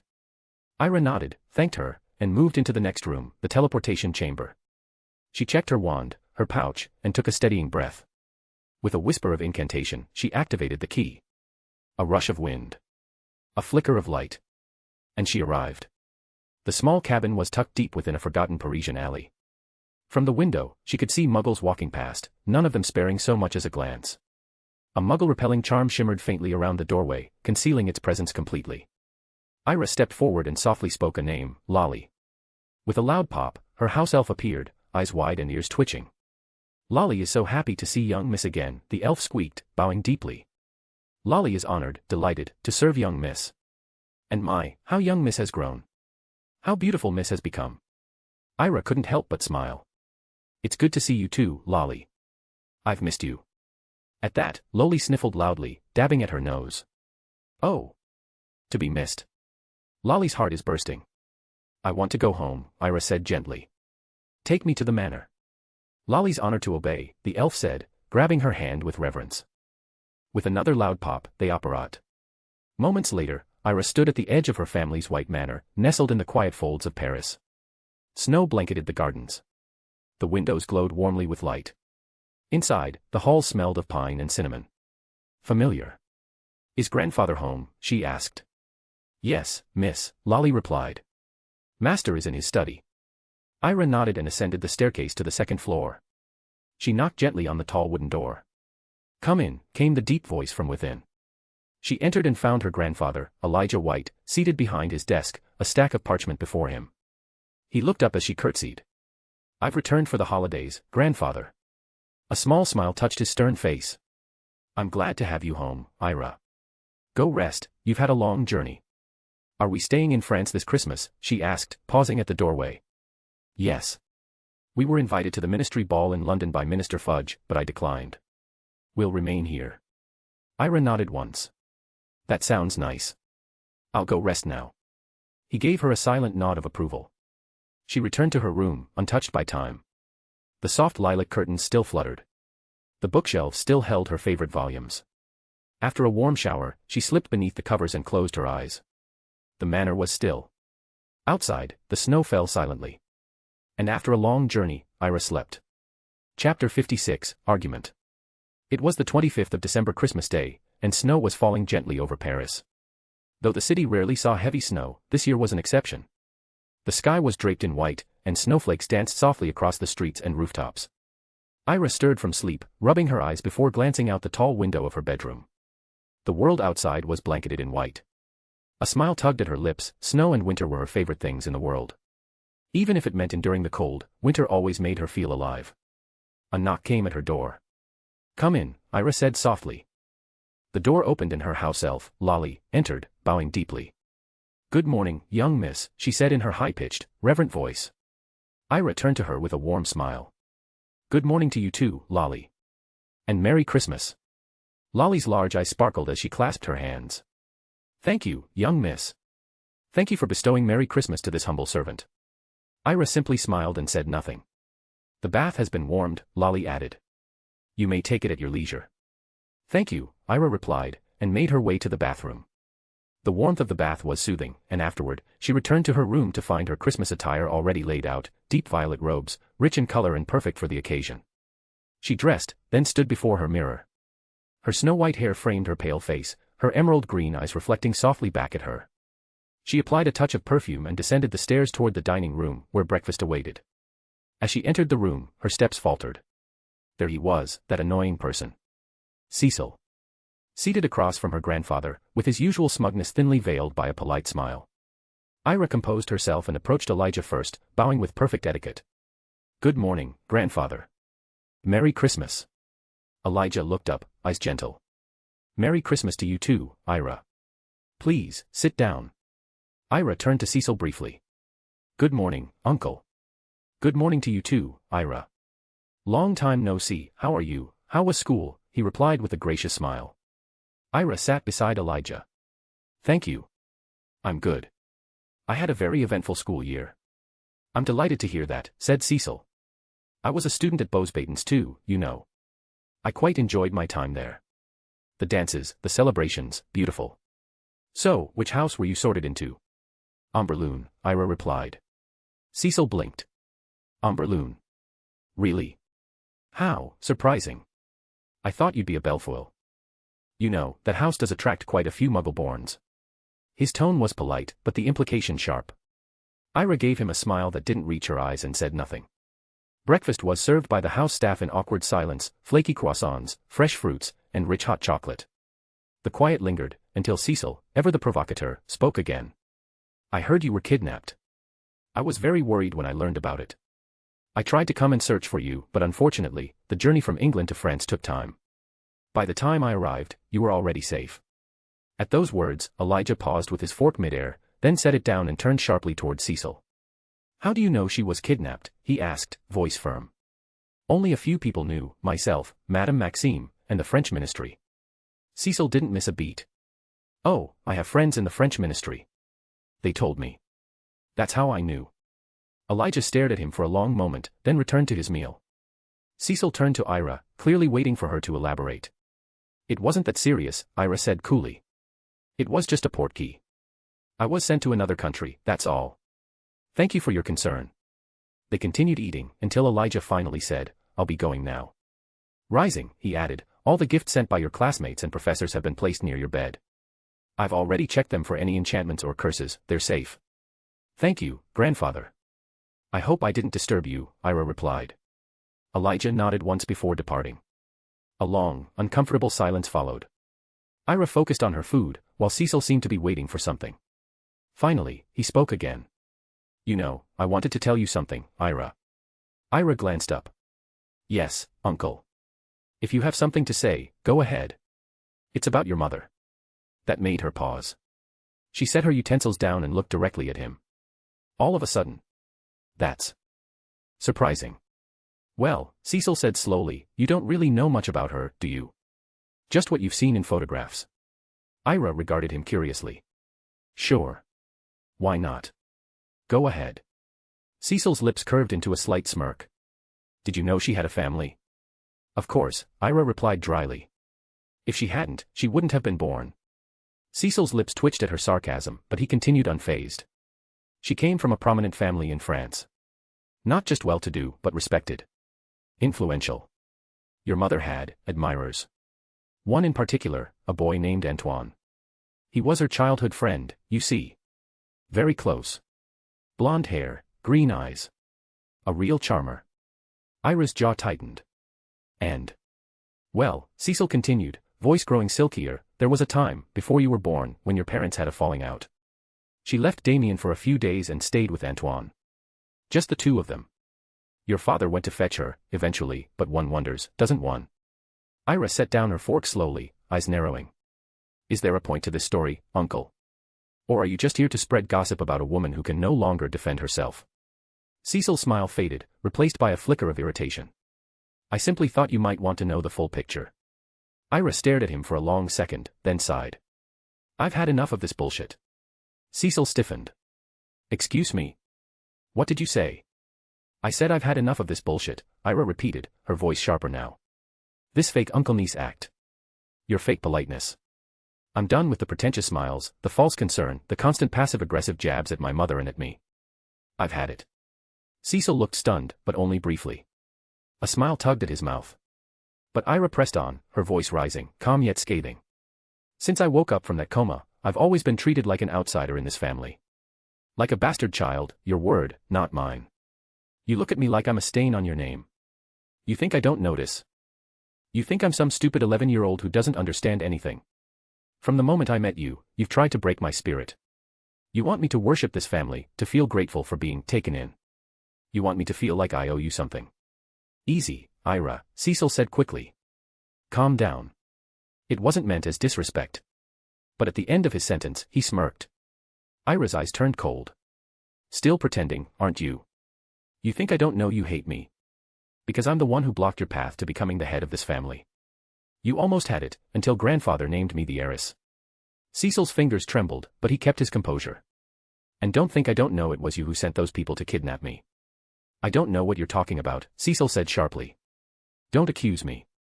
I'm your uncle. I would never. Drop the act, Ira interrupted. Who else would benefit from my death? You think grandfather doesn't know? He's simply giving you a chance to redeem yourself, but you keep failing. Her voice rose, fierce and unwavering. You look down on muggles so much, but you're worse than them. At least muggles value family. At least the 2 muggles who found me in that forest treated me like a human. You're not even that. You're a coward. A pathetic, power-hungry coward.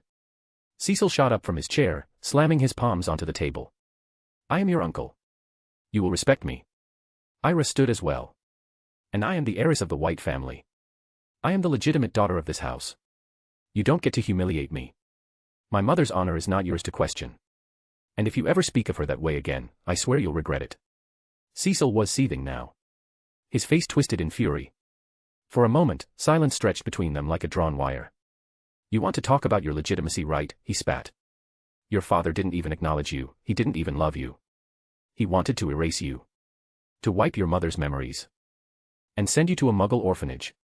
He waited, watching her closely for an emotional reaction. But Ira laughed. It was cold, cutting, bitter laughter. Oh, is that what you were aiming for? She said once the laughter faded. An emotional breakdown. Tears. A shattered little girl. Her eyes glittered with scorn. Do you think I care what that man thought of me? If you think I'll cry over him, you're more foolish than I thought. He's dead. And even when he was alive, he wasn't brave enough to face me. So no, I won't cry over a coward who ran from his dying wife and his child. She gave one last sneer and turned to leave. At the doorway, she found Lolly peeking anxiously around the corner. The little house elf was trembling, having heard everything. Ira didn't speak. She walked silently past and climbed the stairs to her room. Behind her, from the dining room, came a loud crash, the sound of a table being overturned. Cecil's voice exploded in a furious roar. How dare she? How dare that bitch talk to me like that? Like I'm some worthless worm, how dare she? Then silence fell across the White Manor. Chapter 57, Christmas Presents. The corridor was quiet as Ira returned to her room, her footsteps soft against the velvet carpet. Outside the frosted window, snowflakes still danced like drifting petals, unaware of the storm that had just passed within the walls of the White family manor. Her room was warm, aglow with the soft light of enchanted lamps and the quiet hum of a magical fireplace nestled in the corner. On her bed, a collection of carefully wrapped presents waited for her, each one bearing a different mark, a different ribbon, a different piece of someone's heart. Ira let out a long breath and sat down gently at the edge of the bed. The scent of winter flowers from her morning perfume still clung faintly to her robes. For a moment, she simply stared at the gifts, her heart thawing from the icy edge left by her uncle's cruelty. A delicate card rested atop the first package. To my dearest student. Your strength continues to grow like the mountains surrounding Bosbatons. Wishing you joy and peace this holiday season. Madame Maxime. Ira smiled softly.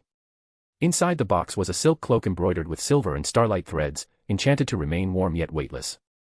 It shimmered with soft blue hues like moonlight on snow. She touched the fabric reverently. Thank you, headmistress. The next gift was from her grandfather. Elijah's writing was simple and elegant. For the heiress of the White family. May this remind you of who you are, no matter who dares to forget. Grandfather. Inside was an ornate hairpin carved from ivory, set with a deep emerald that matched her eyes. An enchantment hummed softly within it, likely a protective charm, old and powerful.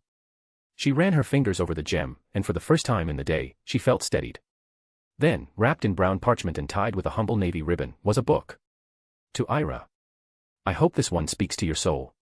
It's a story I couldn't stop thinking about once I read it. Hope after reading this book you go on a date with me. Happy Christmas. Marin. Her fingertips lingered on the note. She unwrapped the paper gently. The book was old, bound in soft leather, with gold-embossed lettering that read, Letter L4A, The Eternal Forest. She opened the cover and found a pressed violet tucked inside the front page. Her smile widened. Marin, the playboy who has flirted with all the girls in school, always found a way to express interest in girls. And Arya was sure that Marin had sent this kind of letter to all the girls that he knows and wants to date them. Next came a velvet box tied with a white ribbon. Fleur Delacour's graceful handwriting glimmered in silver ink. Ma chère little bunny. This once belonged to my family's ancestors, and I believe it suits you more than I can say. With love and invitation. On the 1st of January, you are invited to join the Delacour family for a New Year's feast. Use the Fleur network, and step into the hearth when you're ready. Fleur. Ira opened the box slowly. Nestled within was a delicate necklace, a single opalescent crystal suspended on a chain of woven silver threads, faintly glowing. It was breathtaking. Her fingers brushed the gem. It felt cool and warm at once, pulsing softly like a heartbeat. She read Fleur's letter again, her heart filling with warmth. An invitation. To a real home, a real family gathering. The next few gifts were from her professors. Professor Chamberlain, her charms teacher, sent a charm book of ancient French incantations. Professor Lior, from magical botany, had sent her a tiny potted plant that bloomed at her touch, a Saufleur de Givre, a rare frost blossom said to sing in moonlight. Professor Valiant, the magic protection instructor, sent a new wand holster made of enchanted dragon hide, engraved with her initials in silver, which surprised her since that professor is quite serious, but now he sent a very valuable gift. She sat in silence for a moment, touched beyond words. Then she noticed one more box. Small. Wrapped in soft gray velvet. There was no sender's name, only a small cream card. R.V.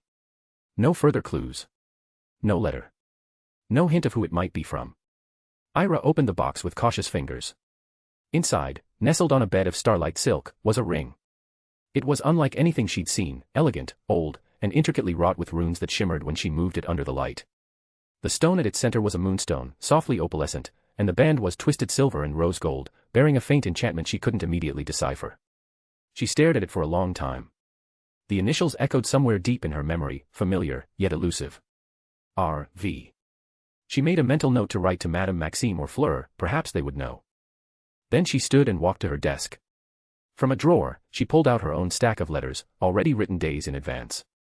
One for Marin, along with a pair of enchanted gloves that would keep his hands warm even while sorting cold, dusty tomes. One for Fleur, with a set of crystal hair charms she'd found in the markets of Beauxbatons. One for Madame Maxime, handwritten, sincere, tucked beside a bar of rare chocolate she'd brought back from Germany. Each friend, each mentor, she had not forgotten any of them. She paused as she sealed the last envelope, then looked out the window again. Snow was still falling. But unlike the storm within the dining room, this snow felt different. Gentler. Hopeful. She turned back to the ring from the mysterious R.V. and placed it carefully into her jewelry box. Not everything needed to be understood at once.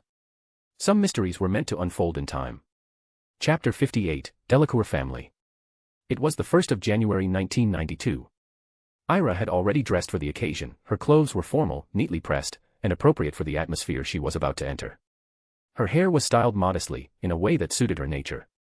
After applying a soft, elegant perfume, she checked herself in the mirror. Clean and composed, she smiled at her reflection, satisfied. With a deep breath, she picked up her wand and slipped it into her robes. She stepped out of her room and descended the stairs to the first floor, where Elijah was already waiting. When he spotted her, he gave a small nod and said, "I know the Delacours. They're good business partners, so you don't have to worry about anything. That place is safe. Of course, if any problem arises, just call for Lolly, she'll get you out of there immediately. So don't worry." Ira nodded. With that reassurance, she stepped towards the Fleur network. She pinched a bit of Fleur powder from the jar, threw it into the fireplace, and clearly announced, "Delacour Manor." Emerald green flames flared around her, and in an instant, she vanished. The next moment, she emerged from a grand fireplace into a lavish drawing room, where two uniformed servants were already waiting. As soon as they saw her, they bowed deeply. "Welcome, Miss White. We have been expecting you. Please, follow us." Ira nodded politely and followed them down a corridor lined with portraits, marble statues, and, unexpectedly, pieces of Muggle art. Her gaze paused on an old gramophone set on a carved pedestal. She blinked, surprised. It was a rare Muggle item, and a beautifully aged one at that. She was soon led to a grand guest room. Inside, golden-colored furniture glowed in the soft light of enchanted sconces. On the polished table before her were laid an assortment of treats, chocolates, candies, dry fruits, pistachios, and more. One of the servants stepped forward and asked courteously, "What would you like to be served, miss? Green tea, milk tea, or perhaps a cold drink?" Heiress smiled. "Tea will be enough, thank you."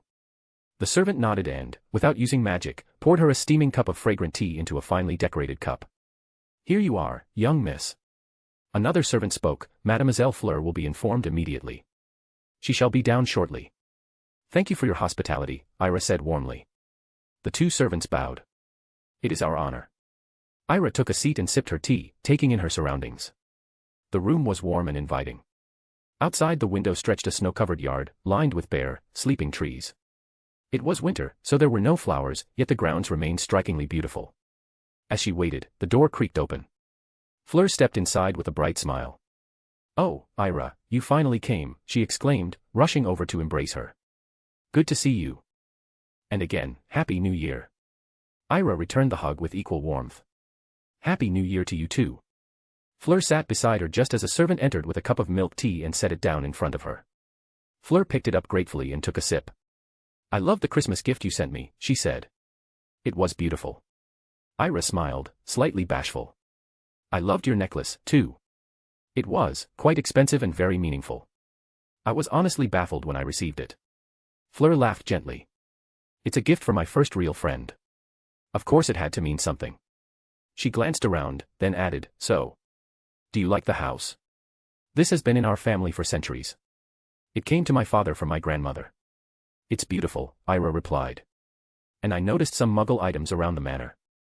Fleur chuckled. "Ah, yes. My father has a fondness for Muggle culture. He collects artifacts, gramophones, typewriters, you name it.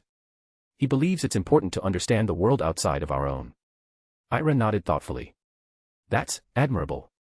How was your Christmas?" she asked next. "Same as always," Fleur replied. "We were invited by my grandmother to a gathering. Every year, all the families with Vila blood come together for Christmas. It's sort of a tradition. Only those with Vila blood." Fleur nodded. "Yes. Even those born to Vila but without the magical signature or traits, they aren't allowed. No family members either, unless they're part of the bloodline. It's strict, but it's been that way for generations." As they spoke, a high, teasing voice echoed from the hallway. "Oh, it's a girl. I thought you finally invited a boy. Well, guess you'll stay single forever." Ira turned her head and saw a little girl, no older than 8 or 9, standing in the doorway with a mischievous grin. Fleur's eyebrows lifted in irritation. "Gabrielle. Don't talk nonsense. Be polite and greet my guest properly." Gabrielle clicked her tongue. "Fine, fine." She marched over to Ira, extended her hand, and said with mock formality, "Hello, friend of my annoying sister. I'm Gabrielle Delacour. Good to meet you." Ira took her hand with a smile. "Hello, Gabrielle Delacour. Happy New Year to you." Gabrielle glanced at her sister, then back at Ira. "I like her. Finally, someone interesting. And a girl, too." Fleur groaned. "Don't be ridiculous. Sit down or go to your room." Gabrielle flopped onto a chair. "Don't worry. When Mom and Dad come, I'll tell them Fleur invited a girl and not a boy." Ira arched a brow at Fleur. "So, your parents expected a boy?" "She's making things up," Fleur muttered. Gabrielle turned to Ira again. "I heard you go to Bosbaton's." "I'll be there too, in 2 years." 3, Fleur corrected. "You always try to make me younger." Gabrielle huffed. Ira laughed softly at their playful bickering, typical sisters, full of love and irritation in equal measure. Just then, a loud, hearty laugh rolled through the hallway. A round, bearded man with a shiny bald head entered the room. "Ah. I see my beautiful daughters are still up. And who might you be, mademoiselle?" Fleur rose. "Papa, this is my friend, Ira White." Ira stood and gave a graceful curtsy. "Hello, Monsieur Delacour. Thank you for having me." He chuckled warmly. "Elijah's granddaughter. I had a meeting with him a few weeks ago. He spoke very highly of you. Madame Maxime too. I'm glad to finally meet you." As he turned to speak with Fleur, Ira studied him. She was genuinely shocked. How had such a comical man fathered two stunning daughters? Then the answer stepped into the room, a graceful, elegant woman with silver blonde hair and glowing skin. Apollon Delacour, Ira thought instantly. That's where they get their beauty. The woman smiled kindly. Welcome, Ira, dear. Welcome to the Delacour family. Ira bowed again. Thank you for having me, Madame Delacour. Come now, Apollon said, dinner is ready. Let's enjoy the new year with a good meal. Chapter 59, Delacour Family. They moved to the grand dining hall, where a luxurious French feast awaited them. The table was full of delicacies, but it was the creamy, spiced soup, France's signature magical dish, that lingered on Ira's tongue. As they ate, Monsieur Delacour leaned forward. So, Ira. I heard you're the heiress of the White family. And I heard about your visit to the British Ministry of Magic, with Fleur, no less. You spoke so confidently, even among those ancient wizards. Remarkable for someone so young. Ira gave a modest nod. Thank you, sir. It was an emergency, and someone had to speak. I was fortunate Fleur was there too. Apollon smiled proudly at her daughter. It's good she was. Experiences like that will help her grow. One day, she and Gabrielle will lead this family. Exposure to the real world is essential. Monsieur Delacour added, I had proposed a business deal with the British Ministry to import our magical carpets. Elijah supported it, but the pure-blood families blocked it. Said it was too muggle. Ira responded, yes, sir. The British Ministry still holds tightly to its traditions. And the broomstick manufacturers have significant influence. Carpets are more comfortable and practical, but also a threat to their profits. That's why the ban remains.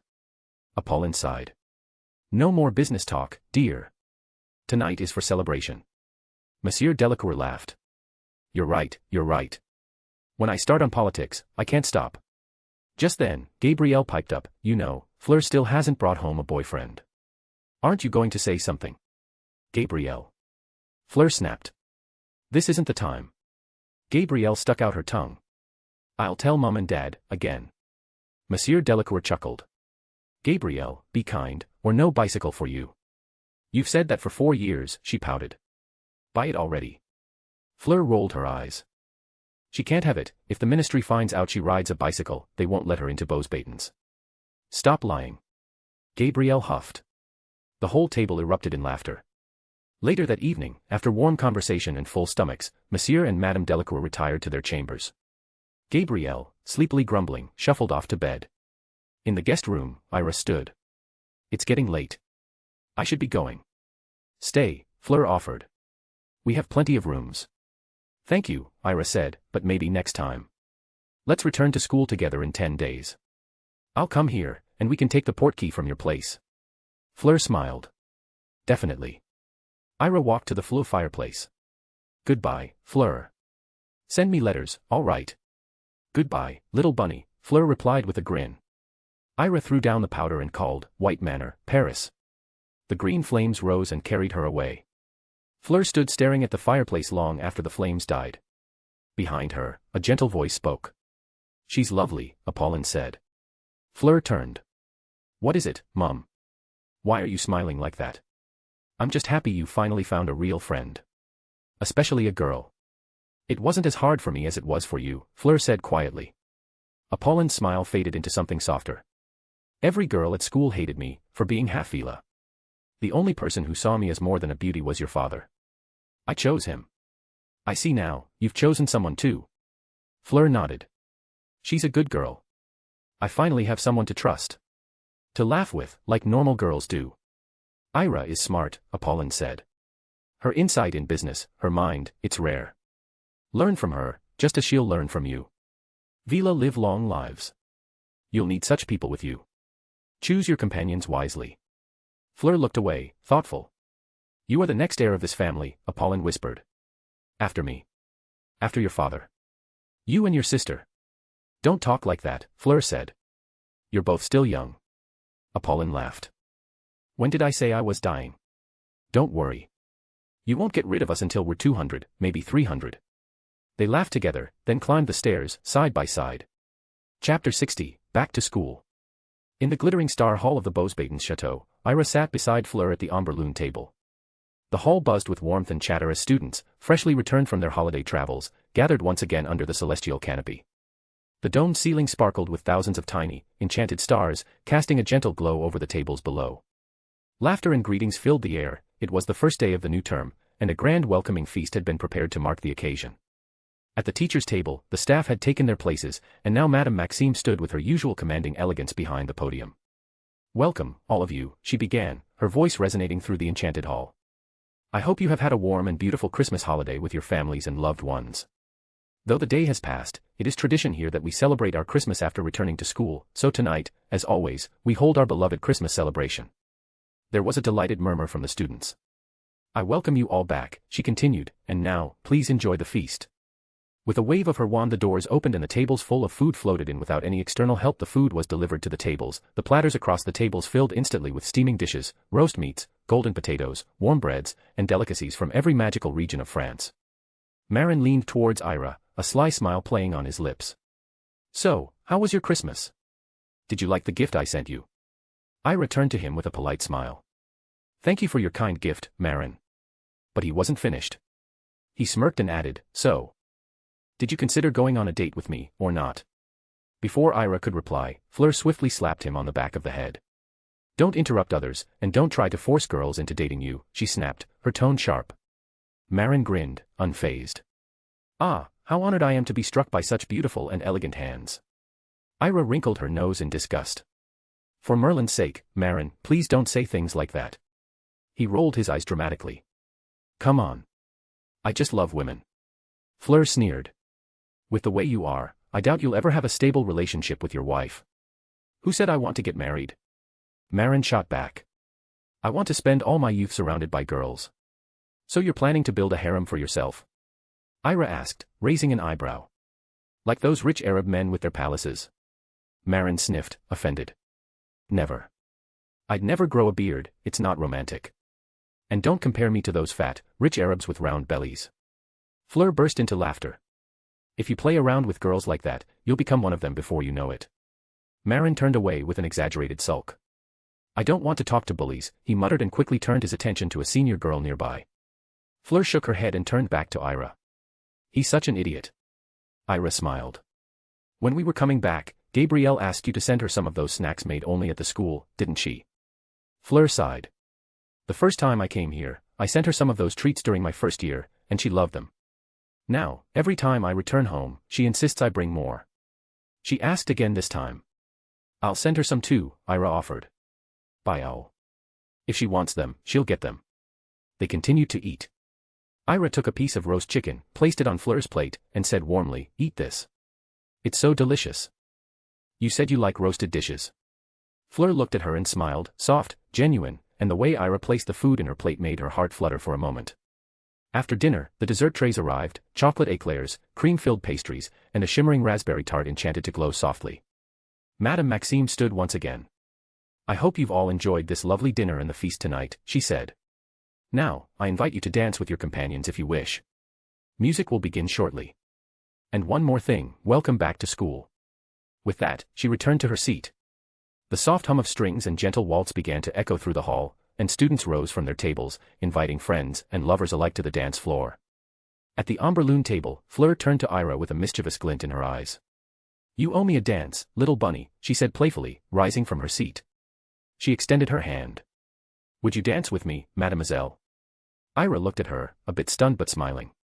"Sure," she replied, slipping her hand into Fleur's. Fleur led her confidently onto the open dance floor, and the two girls stood in front of each other. Fleur smirked. "You look nervous, Ira." "Not really," Ira replied, though her voice betrayed her. "But, it is my first dance." Fleur grinned. "Don't worry. I'm sure Madame Noël taught you well in etiquette class." "After a lot of scolding, yes," Ira said with a laugh. Fleur giggled, then suddenly pulled Ira closer, placing one hand firmly at her waist, the other in Ira's hand. Their faces were inches apart. Ira felt the warmth of Fleur's breath against her skin, and her heart began to race. Her ears flushed pink. "Don't let her take the lead," she told herself. "You have to take the lead, Ira. Otherwise, you'll always be led on." She gripped Fleur's hand tighter, stood straighter, and began to move. Together, they flowed with the music, graceful, instinctive, and free.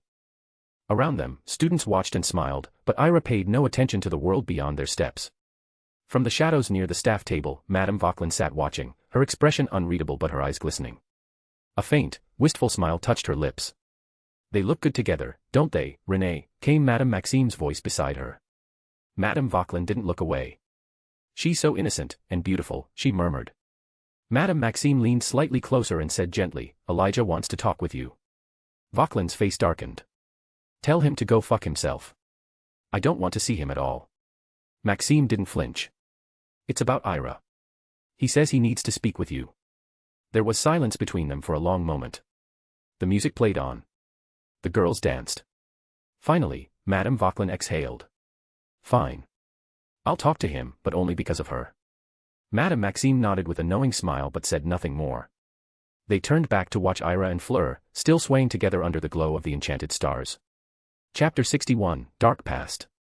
A week after the start of the new term, Elijah White arrived at Beauxbaton's Academy of Magic through the Fleur network, stepping out into the elegant, high-ceilinged office of Madame Maxime. The headmistress was seated at her desk when he entered. She looked up, and he greeted her with a warm smile. Good afternoon, Madame Maxime. How have you been?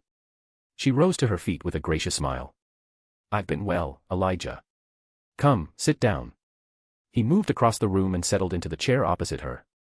With a gentle flick of her wand, she summoned a tray of tea. Placing it on the table, she passed him a delicate porcelain cup. Here, your lemon tea, as you always liked it. Have it, she said kindly.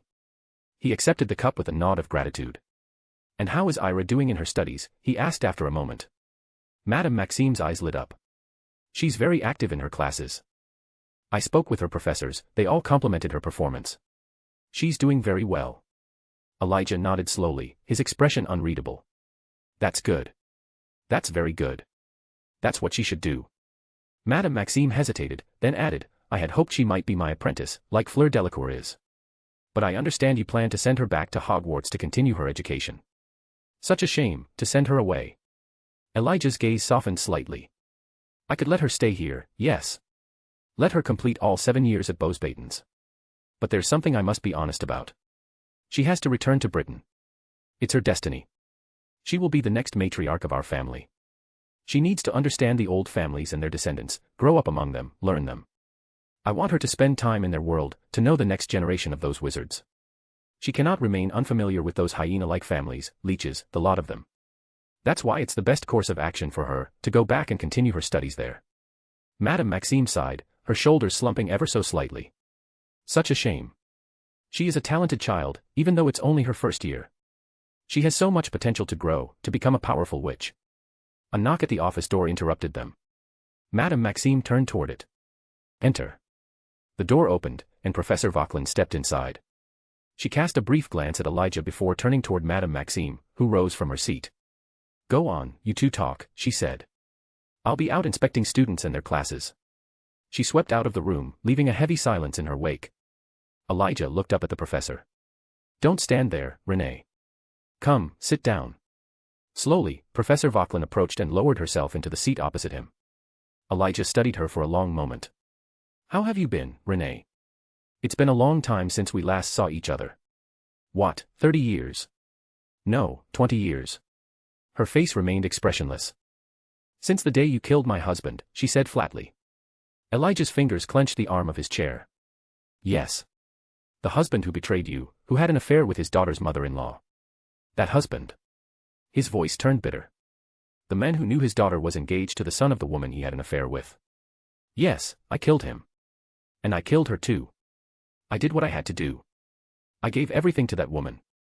I sacrificed my whole life for her, and in the end, he stopped himself, the words trailing off into silence. Renee Vauquelin turned her face away. I told you not to accept the engagement between my daughter and your son. Why did you accept it? I told you to reject it. That engagement brought nothing but shame to both our houses. Elijah's voice rose slightly. And what was I supposed to do? Do you think Maria and Damien would have accepted the truth? That their parents had an affair? That they had a son? How was I supposed to explain to Damien that the angel of a mother he worshipped had given him a half-brother, who also happened to be his wife's half-brother? That's enough, Renee snapped coldly. I don't want to talk about it. I didn't come here to discuss the past. Elijah exhaled and leaned back. Right, of course. I didn't ask you to meet for the past either. Then speak, she said. What is it you want? He looked at her intently. I want you to connect with Ira. Talk to her.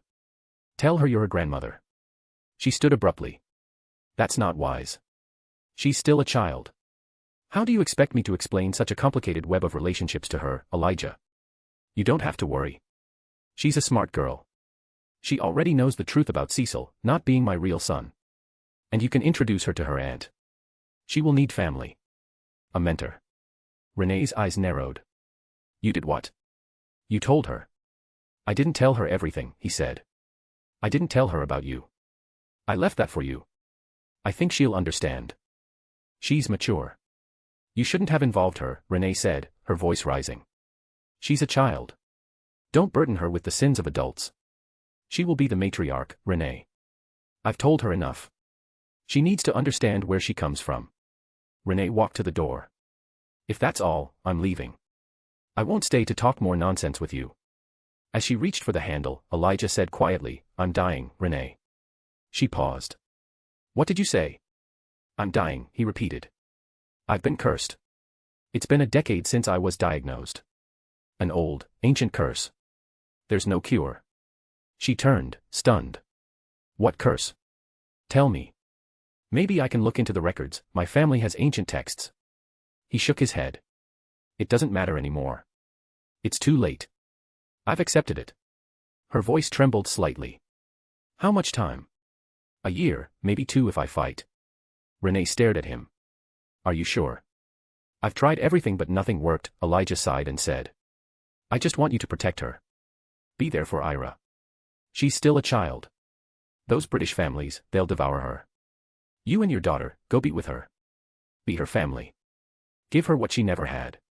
She spent 6, nearly 7 years alone. No love. No warmth. Be there for her. That family is hers now. She's your granddaughter. The last piece of Maria. He met her gaze, pleading. Put your pride aside. Your son is already the lord of the Vauquelin family. He doesn't need you anymore. But she does. Renee's voice softened. I don't know if she'll accept me. She will, Elijah said. Last year when I visited her for the first time, she didn't yell, she didn't cry, she didn't ask why I was never there. She just accepted me, and called me grandfather. She will accept you too. He gave a faint, sorrowful smile. She's a kind girl, Renee. A very kind girl. Chapter 62, The Red Roses of February. It was the 14th of February, Valentine's Day. But this particular Valentine's felt different at Bosbaden's academy. Ira had just stepped out of her magical plant care class, brushing soil from her gloves, when she noticed a shift in the air. The atmosphere was unusually warm despite the lingering winter chill, filled with laughter, giggles, and a peculiar sweetness that seemed to float across the grounds. Couples were everywhere. Students walked hand in hand under blossoming pergolas, whispered sweet nothings beneath the trees, and in more secluded corners of the garden, some even shared shy, blushing kisses. It was impossible to ignore. Love had clearly bewitched the entire school. As Ira walked through the courtyard, it finally struck her, of course. It's Valentine's Day. She gave a small sigh and continued toward the Amberloon dormitory, threading her way through the scattered crowd of fluttering hearts and overconfident serenaders. But then, she saw someone who stood out, not because he was holding hands or blushing, but because of what he was holding, a large bundle of red roses. It was Marin. The sight of him near the girls' dormitory made her narrow her eyes in suspicion. As she neared the old drama tree that stood sentinel near the Amberloon wing, she called out, Marin. What are you doing here, and with those flowers? You do know you're not allowed anywhere near the girls' dormitory, right? Marin turned at the sound of her voice, his face lighting up. Ira. There you are, I was just looking for you. He plucked a single red rose from the bundle and held it out to her with a dramatic bow. Happy Valentine's Day. Ira arched a brow and took the rose cautiously. How many girls have you said that exact line to today? Marin blinked, clearly caught. With a grin, he quickly changed the subject. Anyway, I have to go. Got some chocolates to deliver, lots of girls waiting. Ira rolled her eyes. And who exactly are these flowers for? Oh, this. Marin held up the bouquet. This is just the first batch. It's for all the girls I know. I'll need to pick up another bundle for the rest. Ira stared at him, utterly stunned. For Merlin's sake, Marin, you're 12. 12. And you're handing out roses like a seasoned Casanova. I swear, I should write to your mother and tell her everything you're doing. Marin simply smirked. Go ahead. I'm sure she'll be proud. I'm just doing my part, trying to find her a good daughter-in-law. Ira gaped. Daughter-in-law? Are you serious? You literally said, at the welcome feast this term, that you didn't want to get married. You said you wanted a harem, like one of those rich Arab princes. Marin gasped, feigning offense. Lies. I never said anything like that. Why are you making things up, Ira? Don't try to paint me as a liar, Ira scoffed. Fleur was right there. She heard you say it. The moment he heard Fleur's name, Marin's demeanor shifted. Fleur. Oh, where is she? Have you seen her today? Ira rolled her eyes again. No idea. Probably stuck in the courtyard, fending off a dozen older boys trying to give her chocolate spiked with love potions. Marin turned pale. What? I have to find her. Without another word, he took off, flowers clutched to his chest as he bolted across the lawn like a knight on a quest. Ira shook her head, watching his retreating figure. Shameless little boy, she muttered with an amused sigh. Making her way past couples whispering beneath rose-laced archways and students sharing enchanted sweets that shimmered with magic, Ira finally reached the Amberloon garden. The scent of roses, lilac, and chocolate floated in the air, sweet and heady. Inside the Amberloon hall, the scene was just as overwhelming. Garlands of soft pink and crimson flowers draped from the ceiling, glittering banners waved with glowing enchantments that read Happy Valentine's Day. Girls were lounging on velvet cushions, writing love letters with quills tipped in golden ink, giggling among themselves and exchanging heart-shaped charms. Ira ignored it all. She walked steadily past the crowd, weaving through the romantic chaos until she reached her room. The moment she opened the door and stepped inside, a familiar voice, one she hadn't heard in nearly a year, greeted her. Ding. And despite everything, it made her smile. Chapter 63, 1 year passed from Magic Awakening. As soon as Ira entered her room, she tossed her bag and a small box aside, slipped into her soft pajamas, and collapsed onto the bed. She let out a long breath and muttered, finally, meeting you again, system. Ding. A familiar sound echoed in her mind. Hello, host. Congratulations. Your yearly sign-in quota has arrived. You are now eligible to sign in and receive your 5 rewards for this year. Thank you. Ira blinked in surprise. Oh. Yearly sign-in already. She paused for a moment, then nodded. All right, system. I want to sign in for this year. As you command, host. Beginning the sign-in process. There was a short pause as the system began to count down. 3, 2, 1. Ding. Congratulations, host. You have successfully signed in for this year.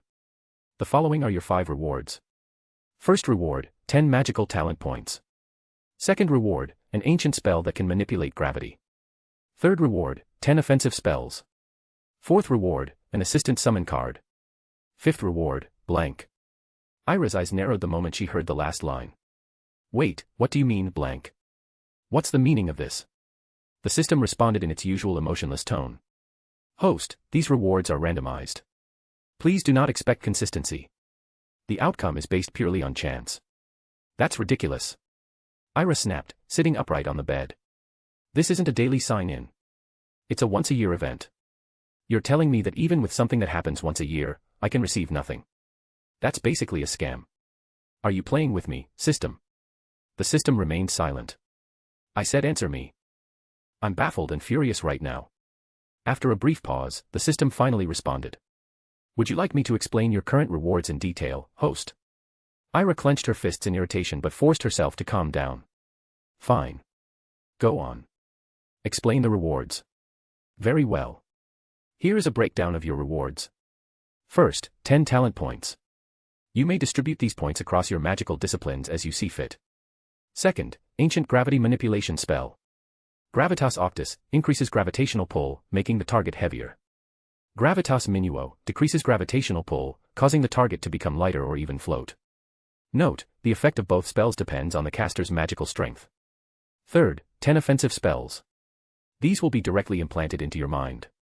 Upon casting each spell once, you will master it instantly without the need for prolonged study.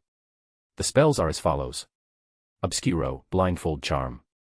Flipendo, knockback jinx, knocks the target backward with force. Protego Diabolica, defensive flame spell, a ring of blue fire that harms enemies, but protects allies. Ventus, wind jinx, conjures a powerful gust of wind. Aguamenti, water conjuring spell, creates a stream of water. Depulso, banishing charm, forcefully pushes the target away. Bombarda, explosive charm, creates an explosion to break through objects. Conf Ringo, blasting curse, causes fiery explosions on impact. Expelliarmus, disarming charm. Stupefy, stunning spell. 4th, assistant summoning card. A rare card that, when used, will summon a witch or wizard who is completely loyal to the host. The summoned individual will possess the power level of a senior auror, knowledge of magic and physical combat, as well as skills in management. 5th, blank. Due to your luck factor, one of your 5 yearly rewards has resulted in nothing. Ira's eyes drifted toward the 4th reward. System, this assistant. Is it going to be a famous wizard or witch from the past? Will they have their memories? The system responded calmly. The summoned individual is selected at random. They may be someone from the past with retained memories, or they may have no memory of who they once were. However, regardless of their origin or memory, their loyalty to you is absolute. I see, Ira murmured, deep in thought. Just as she was about to activate the summoning card, the system issued a warning. Caution, using the summoning card is irreversible. Once summoned, the individual cannot be sent back. Please consider your current surroundings before using it. Ira paused. She glanced around her dorm room, the soft blue curtain swaying from the breeze outside the enchanted windows. Right, this was still Bosbaton's. Summoning someone out of nowhere inside a prestigious magical academy could cause chaos, not to mention explaining it to Madame Maxime.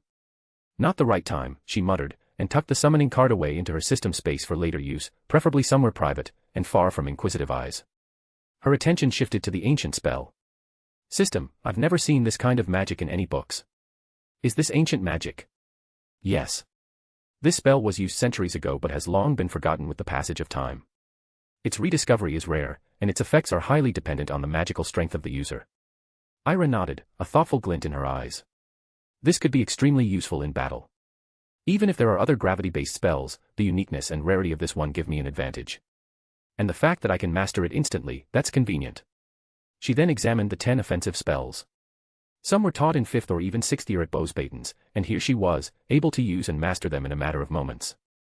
This is a serious power-up. Next, she turned to the talent points. After contemplating for a while, she made her decision.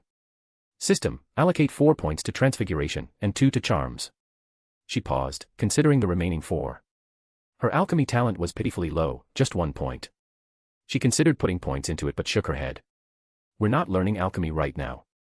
No need to waste points on something I won't use yet. Use the remaining 4 points for white magic. Acknowledged. Distributing talent points. Ding. Congratulations, host. Your charms and transfiguration talents have now reached the genius level. As a reward for reaching genius level in 2 magical disciplines, you will receive 2 additional gifts to further blossom your talents. Gift 1, full dueling mastery for charms. Gift 2, Animagus shortcut. Upon brewing the Animagus potion, you may skip the traditional ritual and transform immediately. Ira blinked. Wait, what? I can become an Animagus instantly once I brew the potion. Correct. The ritual process is bypassed for genius-level transfiguration users. Only the potion is required.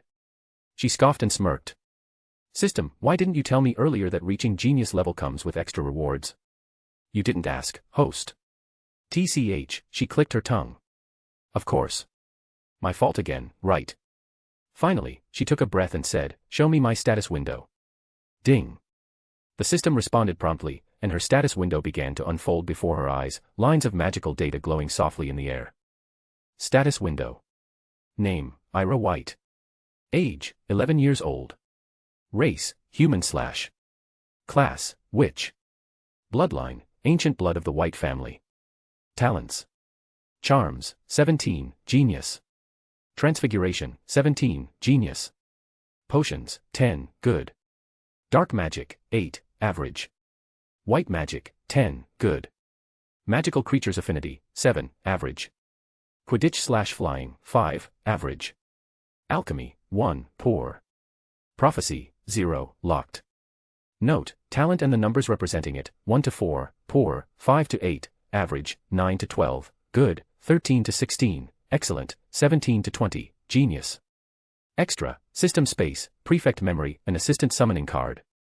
Spells, Occlumancy, Obscuro, Flipendo, Protego Diabolica, Ventus, Aguamenti, Depulso, Bombarda, Conf Ringo, Expelliarmus, Stupefy, Gravitas Octus/Gravitas Minuo, Lumos Chromatica, Lumos Orbis, Floris Vera Verto, Vera Verto, Glacius, Protego. Chapter 64, In Search of Info.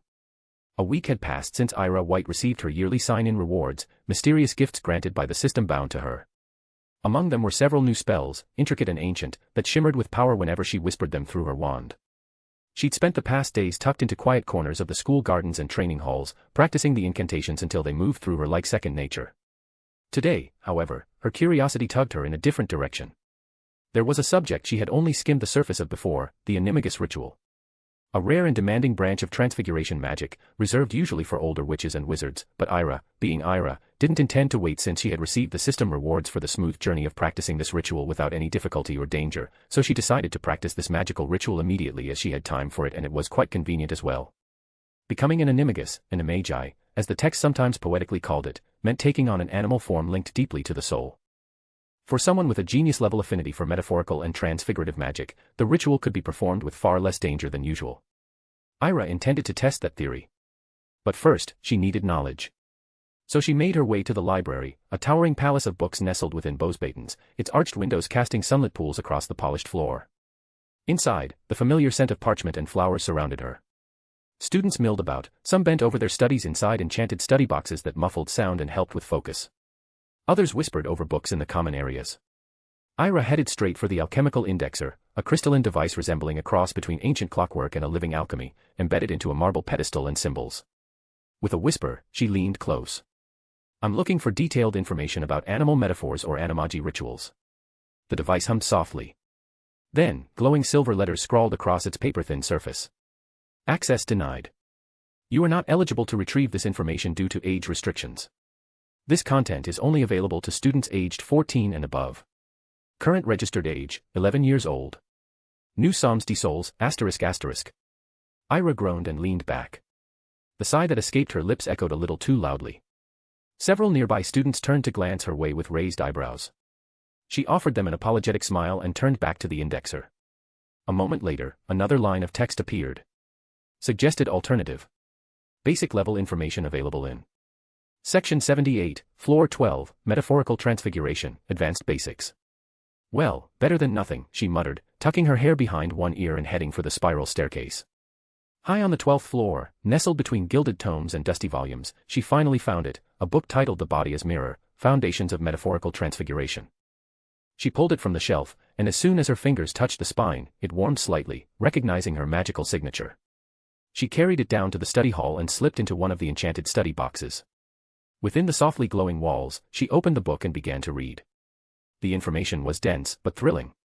The pages outlined the first step of the animagus process. The practitioner must place a single mandrake leaf under their tongue and keep it there for one full lunar cycle, 31 days, without removing it or damaging it.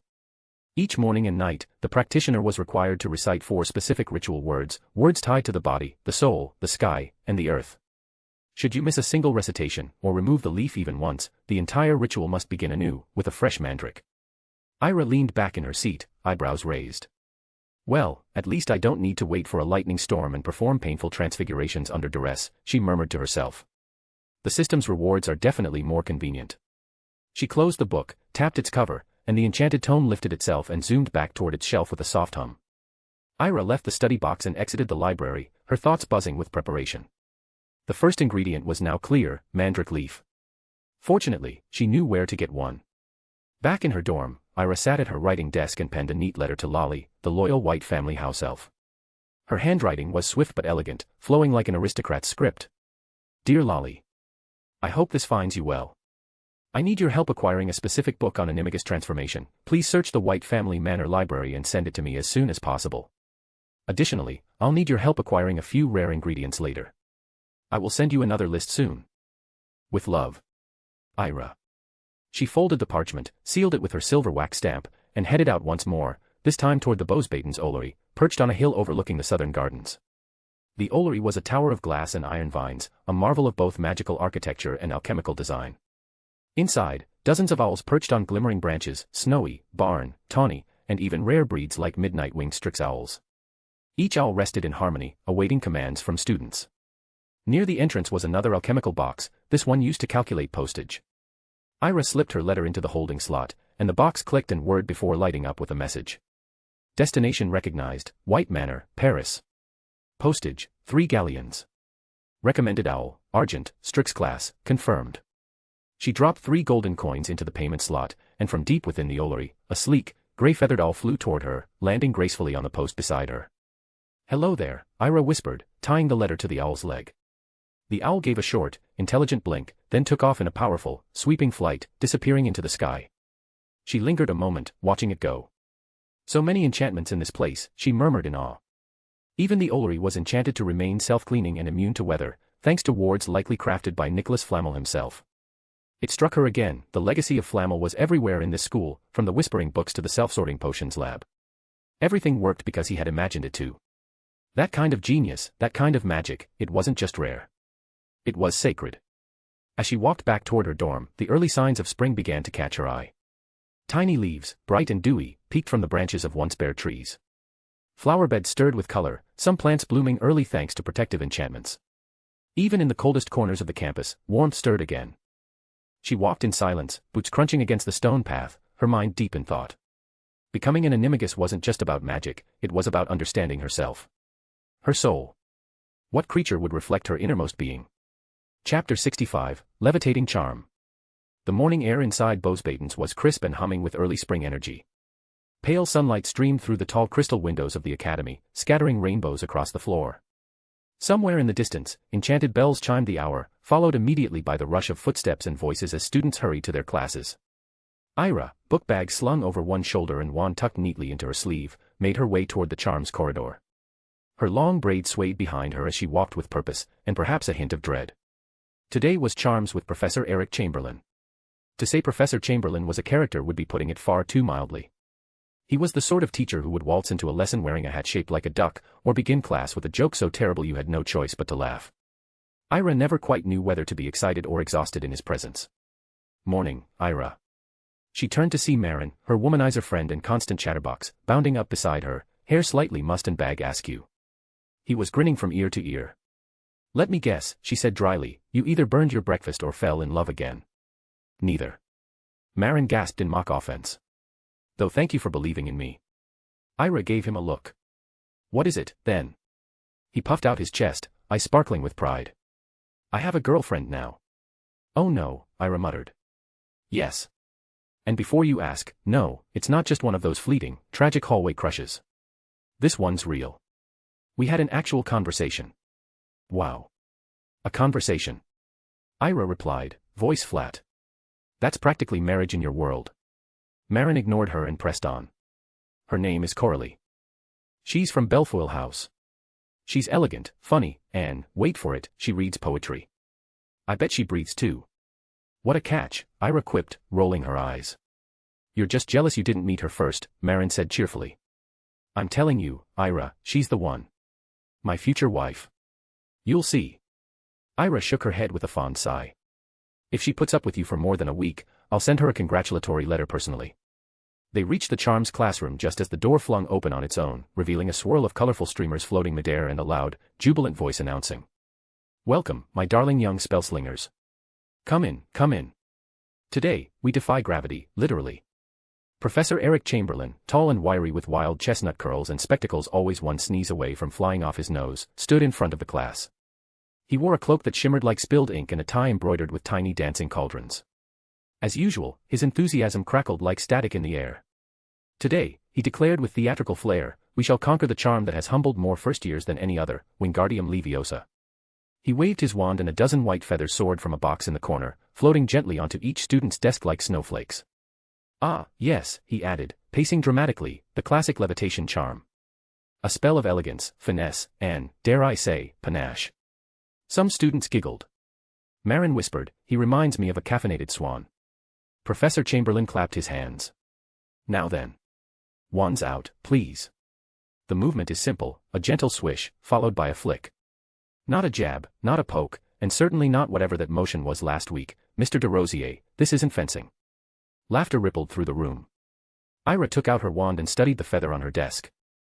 It looked perfectly ordinary, though she knew very well the challenge lay not in the feather, but in her control of the charm even though she had a genius level in charms but always the first cast of the spell is the hardest.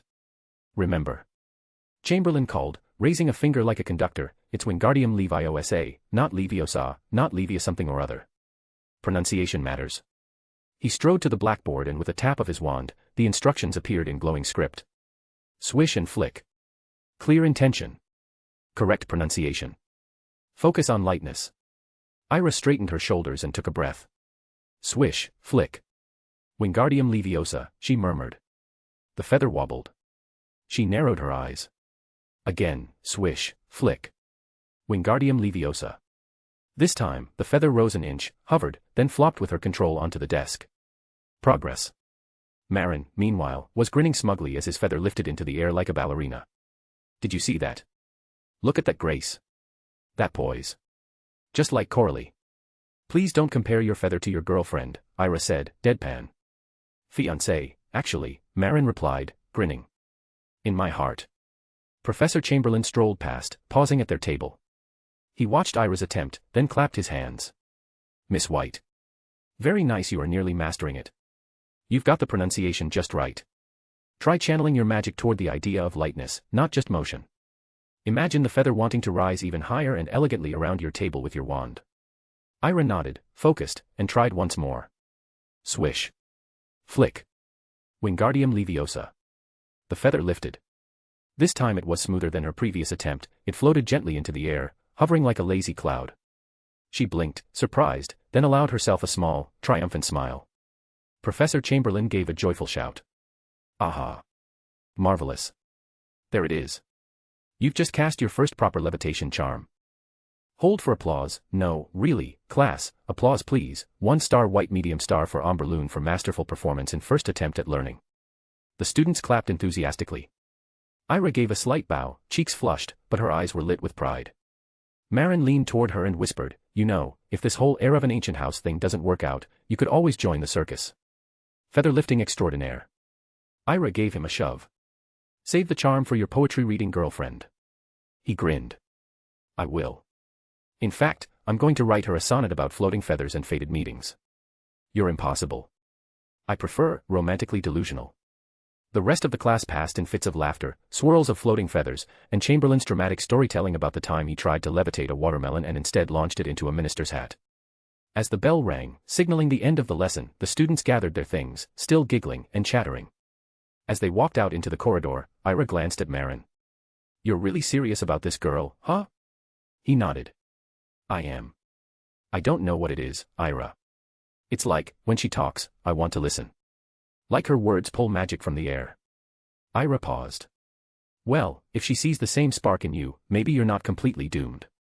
Marin looked at her sideways. Was that a compliment? Don't get used to it. The two friends laughed, their steps echoing off the sunlit walls as they made their way down the corridor, towards the Amberloon's garden. Chapter 66, An Official Meeting. Today, Ira walked alongside her grandfather through the majestic corridors of the French Ministry of Magic. The air was cool and tinged with the scent of old perfume and spell-dusted stone. She wore a formal, slate-blue robe tailored to perfection, the subtle shimmer of silver embroidery catching the flickering torchlight. Her hair was pinned up neatly, a few loose strands curled artfully against her cheeks. As before, that morning in the Amberloon dormitory, Ira was woken by a knock at the door. When she stepped outside, she was surprised to find Madame Maxime waiting for her. The headmistress informed her that a letter had arrived from her grandfather, requesting Ira's presence at the French Ministry of Magic. She was instructed to dress in her formal attire and use Madame Maxime's Fleur network connection from her office to travel directly to the ministry, where her grandfather would be waiting. For she was to accompany her grandfather to a formal diplomatic meeting between the French and British ministries of magic. The British minister himself, Cornelius Fudge, had arrived with a full delegation. As she made her way back through the towering halls of the ministry, Ira allowed herself a moment to observe. The French Ministry of Magic, hidden beneath the Place de la Concorde, was unlike anything she had ever seen. When she stepped through the grand enchanted doors, a wave of shimmering energy rolled over her skin, the wards recognizing her wand's signature. The entrance hall unfolded like a vision from a storybook, marble floors inlaid with gold and silver runes pulsed gently under her feet, each step resonating with protective enchantments laid down over centuries. The ceiling stretched impossibly high, painted with a living mural of a star-flecked sky. The constellations shimmered and moved slowly, as if drifting across the heavens in real time, casting an otherworldly glow across the atrium. She wove through the crowd of robed witches and wizards, their voices blending into a gentle murmur laced with the hum of magic. To her left, a long row of ornate fireplaces flared intermittently with emerald-green flames, flashing bursts of light and gusts of fire announcing the arrival and departure of ministry personnel. A subtle lavender fragrance drifted from a bouquet of enchanted blooms floating above the central reception desk. The petals swirled gently in the air, never touching the ground. At the desk, a sleek, silver-feathered quill wrote swiftly across a ledger that glowed faintly with each new name. Portraits of former French ministers adorned the high walls, their figures occasionally shifting, nodding, or arguing quietly among themselves. One of the portraits, a regal witch with sharply arched brows and a pointed hat, paused mid-page in her book to glance down at Ira and remarked with a touch of haughtiness, "Elegant standards, my dear," before returning to her reading. Ira allowed herself a small smile before stepping into the lift beside her grandfather. The golden grille doors slid shut with a gentle chime. "Niveau September, salle de conférence diplomatique," announced a crisp, disembodied voice. As the lift descended, Ira caught her reflection in the polished brass walls, eyes calm but curious, her expression sharpened by the knowledge that this meeting marked a turning point. The French ministry pulsed with a deep, refined magic, so unlike the austere corridors of the British ministry. Still, she had to admit, while Britain's ministry was older, its hidden chambers, like the Department of Mysteries, housed far older secrets than any other magical institution. Beside her, Elijah White broke the silence. His voice was steady, but his eyes flickered with the weight of history. "Today is an important one," he said. "This meeting between Minister Fudge and the French minister, well, it's been in the making for a long time. You remember, last year Minister Fudge personally requested I initiate talks. Since the last decade, the British ministry's been preoccupied, dealing with the aftermath of the war, hunting down the Dark Lord's remaining followers. France, understandably, distanced themselves. Their ministry cut all formal ties out of caution. They didn't want to attract his wrath." Ira nodded slowly. "It makes sense. The French ministry isn't just cautious, it's strategic. And there are families with ties across both countries, right? Like the Lestranges. There's a branch of them that lives here too." "Exactly," Elijah replied. "That's why the French took no chances. Their last encounter with Grindelwald didn't end well. Since then, they've had a firm policy: if a country is under threat from a dark power, they seal the borders magically, politically, and diplomatically." As they arrived at the conference level, two French officials stood by the great oak doors, adorned with golden runes. Upon seeing Elijah, they gave a slight bow and spoke in fluent French, "Please enter. The British delegation is already inside. The French minister will join you shortly." Elijah nodded and ushered Ira through. Inside, the room was stately, paneled in dark wood with floating globes of soft golden light. A long table of polished mahogany sat at its center, where several members of the British delegation were already seated. At the head, Cornelius Fudge stood the moment he saw Elijah. "Ah. Lord White." Fudge beamed, crossing the room with open arms. His green bowler hat sat askew on his thinning hair, but his smile was warm and full of his usual bluster. "A pleasure to see you again, sir." Elijah shook his hand with polite formality. Fudge's eyes turned to Ira. "And Miss White, it's lovely to see you as well.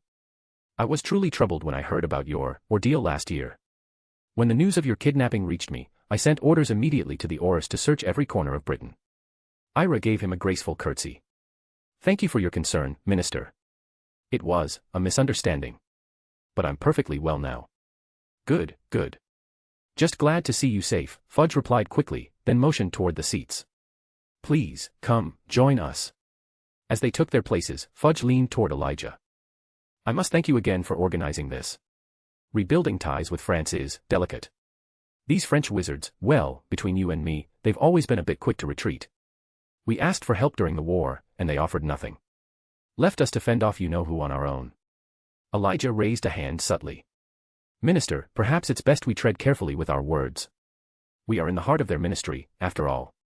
Fudge blinked and glanced around, then chuckled awkwardly. "Ah, yes, of course. You're right. Just venting. I only came because it's necessary, you see. Rebuilding trust, cooperation, it's in Britain's best interest. If it weren't, I wouldn't be here, dealing with these proud people." Before Elijah could respond, the doors to the chamber opened again with a soft creak. All eyes turned. 5 figures entered, cloaked in the elegant, midnight black robes of the French ministry. At their forefront walked a tall witch, poised, dignified, and strikingly beautiful. She looked to be in her late 30s, perhaps early 40s. Her robes flowed like ink as she walked, her heels echoing softly across the floor. Ira froze. Something about the woman's face stirred a flicker of memory, sharp, vivid, and impossible to place. There was something hauntingly familiar in her eyes, something in the high cheekbones and the curve of her mouth. She had seen that face, or one like it, before. The woman's gaze swept the room, unreadable. She did not smile. Ira narrowed her eyes slightly, mind already turning. Where had she seen that face before? Chapter 67, Isabella Vauquelin.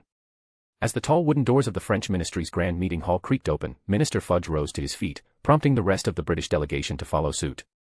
Their attention turned toward the group entering, an elegant assembly of French diplomats led by a stately woman with an air of formidable grace. It quickly became apparent that she was none other than the French Minister of Magic herself. She stepped forward with measured poise, and as she came to stand before Elijah White, her sharp gaze shifted toward the British minister. Elijah straightened at once, his expression softening with familiarity. "It's an honor to see you again, Minister," he said courteously, offering a subtle bow of his head. The woman offered him a formal nod in return. "The honor is mine, Lord White," she replied in a polished French accent. "I'm delighted to see you today." Turning to Fudge, Elijah gestured smoothly. "May I introduce Cornelius Fudge, the new British Minister for Magic?" Minister Fudge stepped forward, offering a cordial nod. "Oh, I know Mrs. Isabella Vauquelin, no need for interdiction," he said. "Minister Vauquelin, I've heard quite a bit about your accomplishments over the past 5 years since you took office. From a brilliant Podewunner to becoming one of the most powerful figures in the French ministry, it's truly remarkable. I am very pleased to finally meet you." Minister Isabella Vauquelin, graceful and composed, nodded slightly, her expression unreadable. "Thank you, Minister Fudge. I have likewise read your recent economic and security policies. Fascinating strategies, especially your reform plans. I look forward to discussing them." She gestured toward the long table at the center of the ornate room. "Please, let us sit. We have much to speak of." With that, everyone took their seats. Beside Elijah, Ira sat quietly, observing the French minister closely. There was something strikingly familiar about her face. As realization dawned, Ira's eyes slightly widened. Of course, her potions professor at Beauxbatons was Renée Vauquelin. That explained the resemblance. She was from the same family. Breaking the silence, Elijah said, "Minister, as I've mentioned before, this is my granddaughter." Isabella turned toward Ira. For the first time since entering the room, she smiled, a soft but sincere expression that seemed reserved only for the young girl. "I am delighted and honored to meet the heiress of the White family," she said warmly. Ira rose from her seat and offered a graceful curtsy. "The honor is mine, Minister Vauquelin." "Please, sit," Isabella said gently. "There's no need to stand." Isabella then turned her attention to Fudge. "It's been nearly 15 years since the British delegation last visited our ministry." Fudge offered a diplomatic smile. "Yes, of course. Sadly, due to various complications, our two ministries haven't enjoyed the close relationship they once did. As you know, since the founding of both the British and French ministries of magic, our countries shared a deep connection, mutual reliance, even. But in the past 2 decades, that bond was weakened, largely due to poor leadership on both sides. Now, as the new minister, I wish to restore that bond and reconnect with our French brothers and sisters." "Indeed," Isabella replied. "Let the past remain where it belongs. It's time to look forward to cooperation, not conflict." Fudge smiled. "I wholeheartedly agree. And with that in mind, I've come today with 3 matters of mutual interest." "Let's hear them," Isabella said. "The first issue concerns our economic relationship, specifically, the trade of magical plants. Over the past decade, Britain has struggled with the cultivation and import of certain magical flora, especially those necessary for potion making. We've relied heavily on imports from Moscow and the United States, facilitated through families like the Greengrasses and the Longbottoms. However, there are some species that simply don't thrive in British soil." He leaned forward slightly. "Historically, we imported those from France. But as relations cooled, that trade ceased. Now, I'd like to re-establish it. The Malfoy and Rosier families have expressed keen interest in managing this import process and reopening connections with their French counterparts." Isabella nodded. "France too would benefit. We are in need of specific magical creatures for institutions like Beauxbatons. A reciprocal trade arrangement would serve both sides." She raised a slender hand to emphasize her point. "But I insist on legal oversight.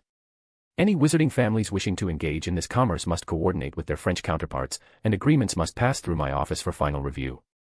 If no laws are breached, I will approve them." "Of course," Fudge agreed. "I'll ensure that everything is properly documented and passed through your channels." Isabella's eyes met his across the table. "Very well. What is the second matter?" Here, Fudge's tone shifted slightly, more cautious. "As I understand, the French ministry has submitted a formal request to the International Confederation of Wizards to host the next Quidditch World Cup." Isabella tilted her head. "Yes. Is there a problem?" Fudge cleared his throat. "Britain has recently emerged from dark times. The war and its aftermath took a toll on our people. Hosting the World Cup would be a symbol of hope, a new era. I was hoping, in the spirit of friendship, France might consider withdrawing its bid. The room fell silent for a moment. Isabella's expression remained neutral, but her voice grew firm. Minister, that decision isn't mine alone. Many French magical families have invested in the bid and the infrastructure.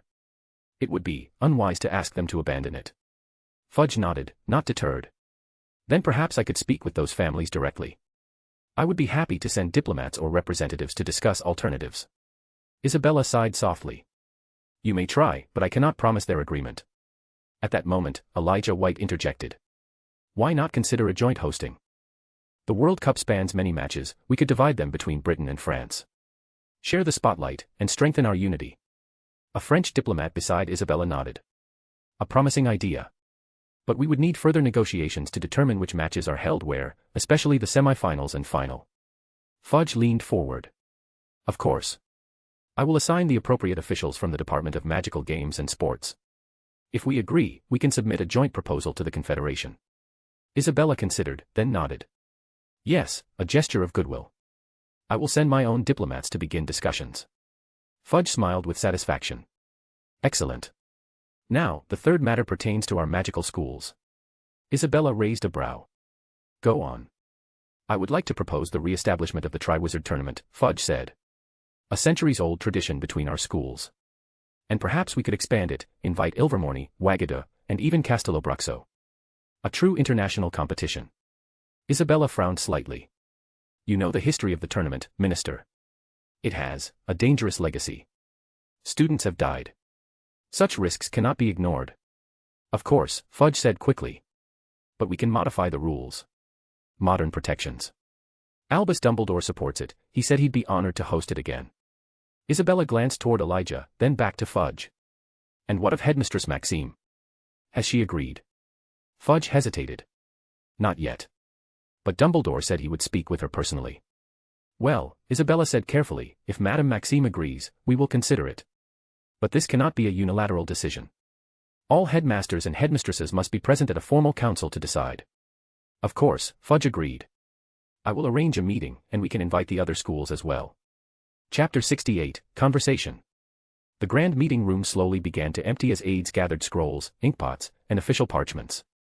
Murmured conversations floated through the air like soft currents, punctuated by the occasional laughter of diplomats greeting one another again after years of absence. But at the head of the room, three figures remained seated. Elijah White leaned comfortably back in his chair, legs crossed, fingers laced as he turned to Isabella Vauquelin, who had not yet risen. I must say, Minister, he said with a faint smile, this meeting went smoother than I expected. Though I'd wager that's more your doing than Fudge's. Isabella nodded and replied. I find that if you keep your focus on the future, people are more willing to let go of the past. She paused. You mentioned you'd be staying in France for some time. Elijah nodded. Yes. The White family has certain matters to attend to. Political and personal. His eyes flicked briefly toward Ira, who stood just beside him, her hands folded neatly in front of her. And my granddaughter could benefit from spending more time in Bosbaden's territory. It's a valuable perspective, especially for someone soon to inherit the name. Isabella turned her eyes to Ira. They were steady and calm, with a touch of warmth. Indeed, she murmured. It seems fitting, then, that I speak to her alone for a moment, if you don't mind. Elijah's brow lifted slightly, but he nodded. Of course. I'll step out and handle the arrangements for my family matters here. He gave Ira a reassuring look, then strode out of the chamber, cane tapping lightly on the floor. As the door clicked shut, silence settled between the two women. Isabella stood and gestured for Ira to walk with her. Together, they moved to the tall arched window at the edge of the room. Outside, the sun was beginning to lower, casting golden light over the quiet streets of Wizarding Paris. You have the appearance of someone I used to know, young Miss White, Isabella said quietly. Ira blinked, unsure what to say. Familiar face. A faint smile curved Isabella's lips. She was quite a spirited girl, she said, her tone warm but brief, leaving the thought unfinished. Her gaze settled on the young girl's striking green eyes. You now carry the weight of your family's legacy. Your presence here in France is vital to strengthening the bond between the British and French wizarding communities. As the future matriarch of the White family, I asked your grandfather to bring you here. The White family serves as the sole bridge between our nations, and today's agreement, facilitated by Lord White, has reaffirmed that connection. I trust that, following in your grandfather's footsteps, you will uphold and nurture this alliance. Ira lowered her gaze briefly. Thank you, Minister. I only hope to live up to the expectations placed on me. Isabella studied her for a moment, then stepped slightly closer. You are the next heiress of the White family, she said, her voice soft yet firm.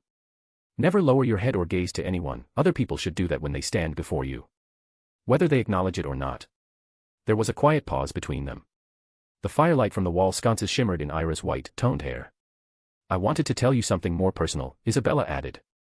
I, too, was once a student at Bowes-Baton's. I walked those same marble halls. I wore the silver-trimmed blue of Amberloon. Ira's head lifted, a surprised smile forming. Amberloon. Yes. Isabella gave a small nod. The house of intellect, curiosity, and ambition. It doesn't surprise me that it chose you as well. Ira flushed slightly, then laughed. It feels like a different world when you're a student. We talk about homework, magical plants care, magical theory, but sometimes, we forget that even ministers were once students too. Oh, I remember it all, Isabella replied warmly. The way the stars shone through the grand Star Hall dome, the perfume of the frost roses in the courtyard after winter. And yes, even the professor's dreadful exams. She gave a light chuckle. Ira relaxed beside her. Professor still gives those. Ah, Isabella said with a sly smile, then some things never change. For a moment, the conversation drifted into light-hearted exchanges. They spoke briefly about the Amberloon dorm hall, about magical philosophy, and how the scent of the Bowes-Baton's flowers would always signal the beginning of a new day for students. Then, with gentleness, Isabella reached out and touched Ira's shoulder. If ever you have need of me, she said, her voice low and clear, whether it is something great or small, if you find yourself with questions, concerns, or simply wish to speak, do not hesitate to come to the ministry. My doors will always be open to you, Ira White. Ira's expression faltered, touched by the sincerity. Thank you. I will remember that. I hope you do. Isabella straightened, once again composed and elegant. Now go. Your grandfather will be waiting. As Ira turned to leave, Isabella's smile followed her, warm and lingering. Stepping out of the room, Ira felt the weight of their conversation settle over her. Isabella's demeanor puzzled her. With her grandfather and the British delegates, the minister had been cold and formal, her words clipped and precise. Yet, with Ira, she was different, warm, familiar, almost like family. The contrast gnawed at her. Why did Isabella speak to her with such ease and affection, as if they shared a long history? Determined to uncover the truth, Ira resolved to investigate whether Isabella had any connection to the White family. Chapter 69, Mandrake Leaf. After bidding farewell to her grandfather, Ira returned to Bowes-Baton's just as twilight settled over the horizon. The sky was painted in deep lavender and gold, and the cool evening air whispered through the ivy-draped archways of the chateau. She made her way quietly through the halls, her thoughts still lingering on the meeting at the ministry. It had been a long day, and all she wanted now was to change into something comfortable and rest.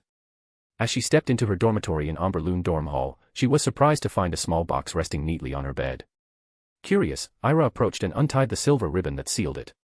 Inside lay a single, well-bound book with a smooth, forest green cover. Its title was embossed in delicate golden script, Animagus, the ancient art of transformation. A slow smile spread across Ira's face. She didn't need to guess who had sent it. Lolly, she whispered fondly, tracing her fingers along the cover. With barely contained excitement, she sat down on the edge of her bed and began to flip through the pages. Within minutes, she was completely absorbed.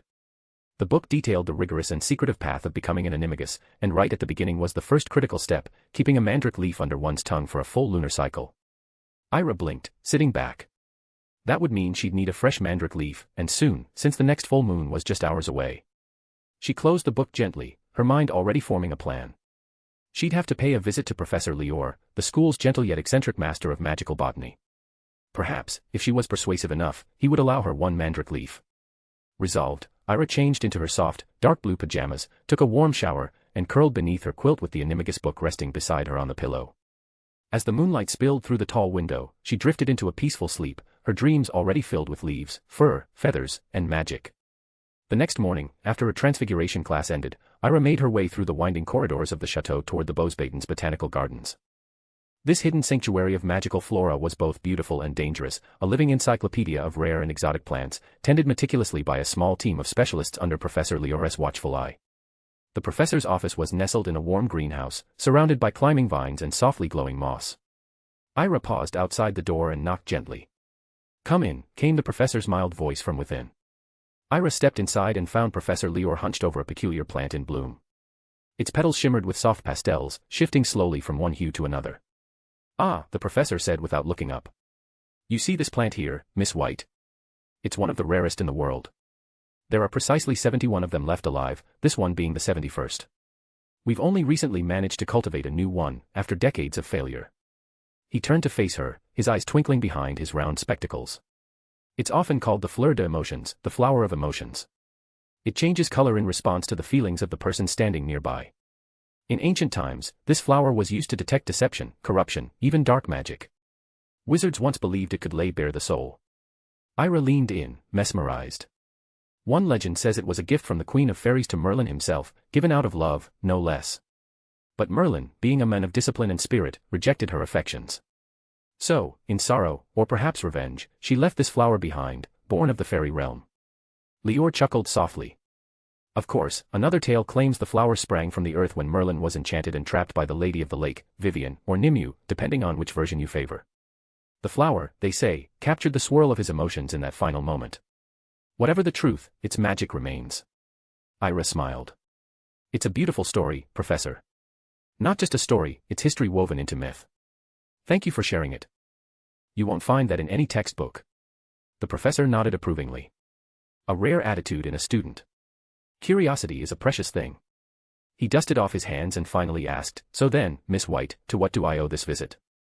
Surely not just to listen to an old man muse about fairy stories." Ira hesitated for a moment, then straightened her shoulders.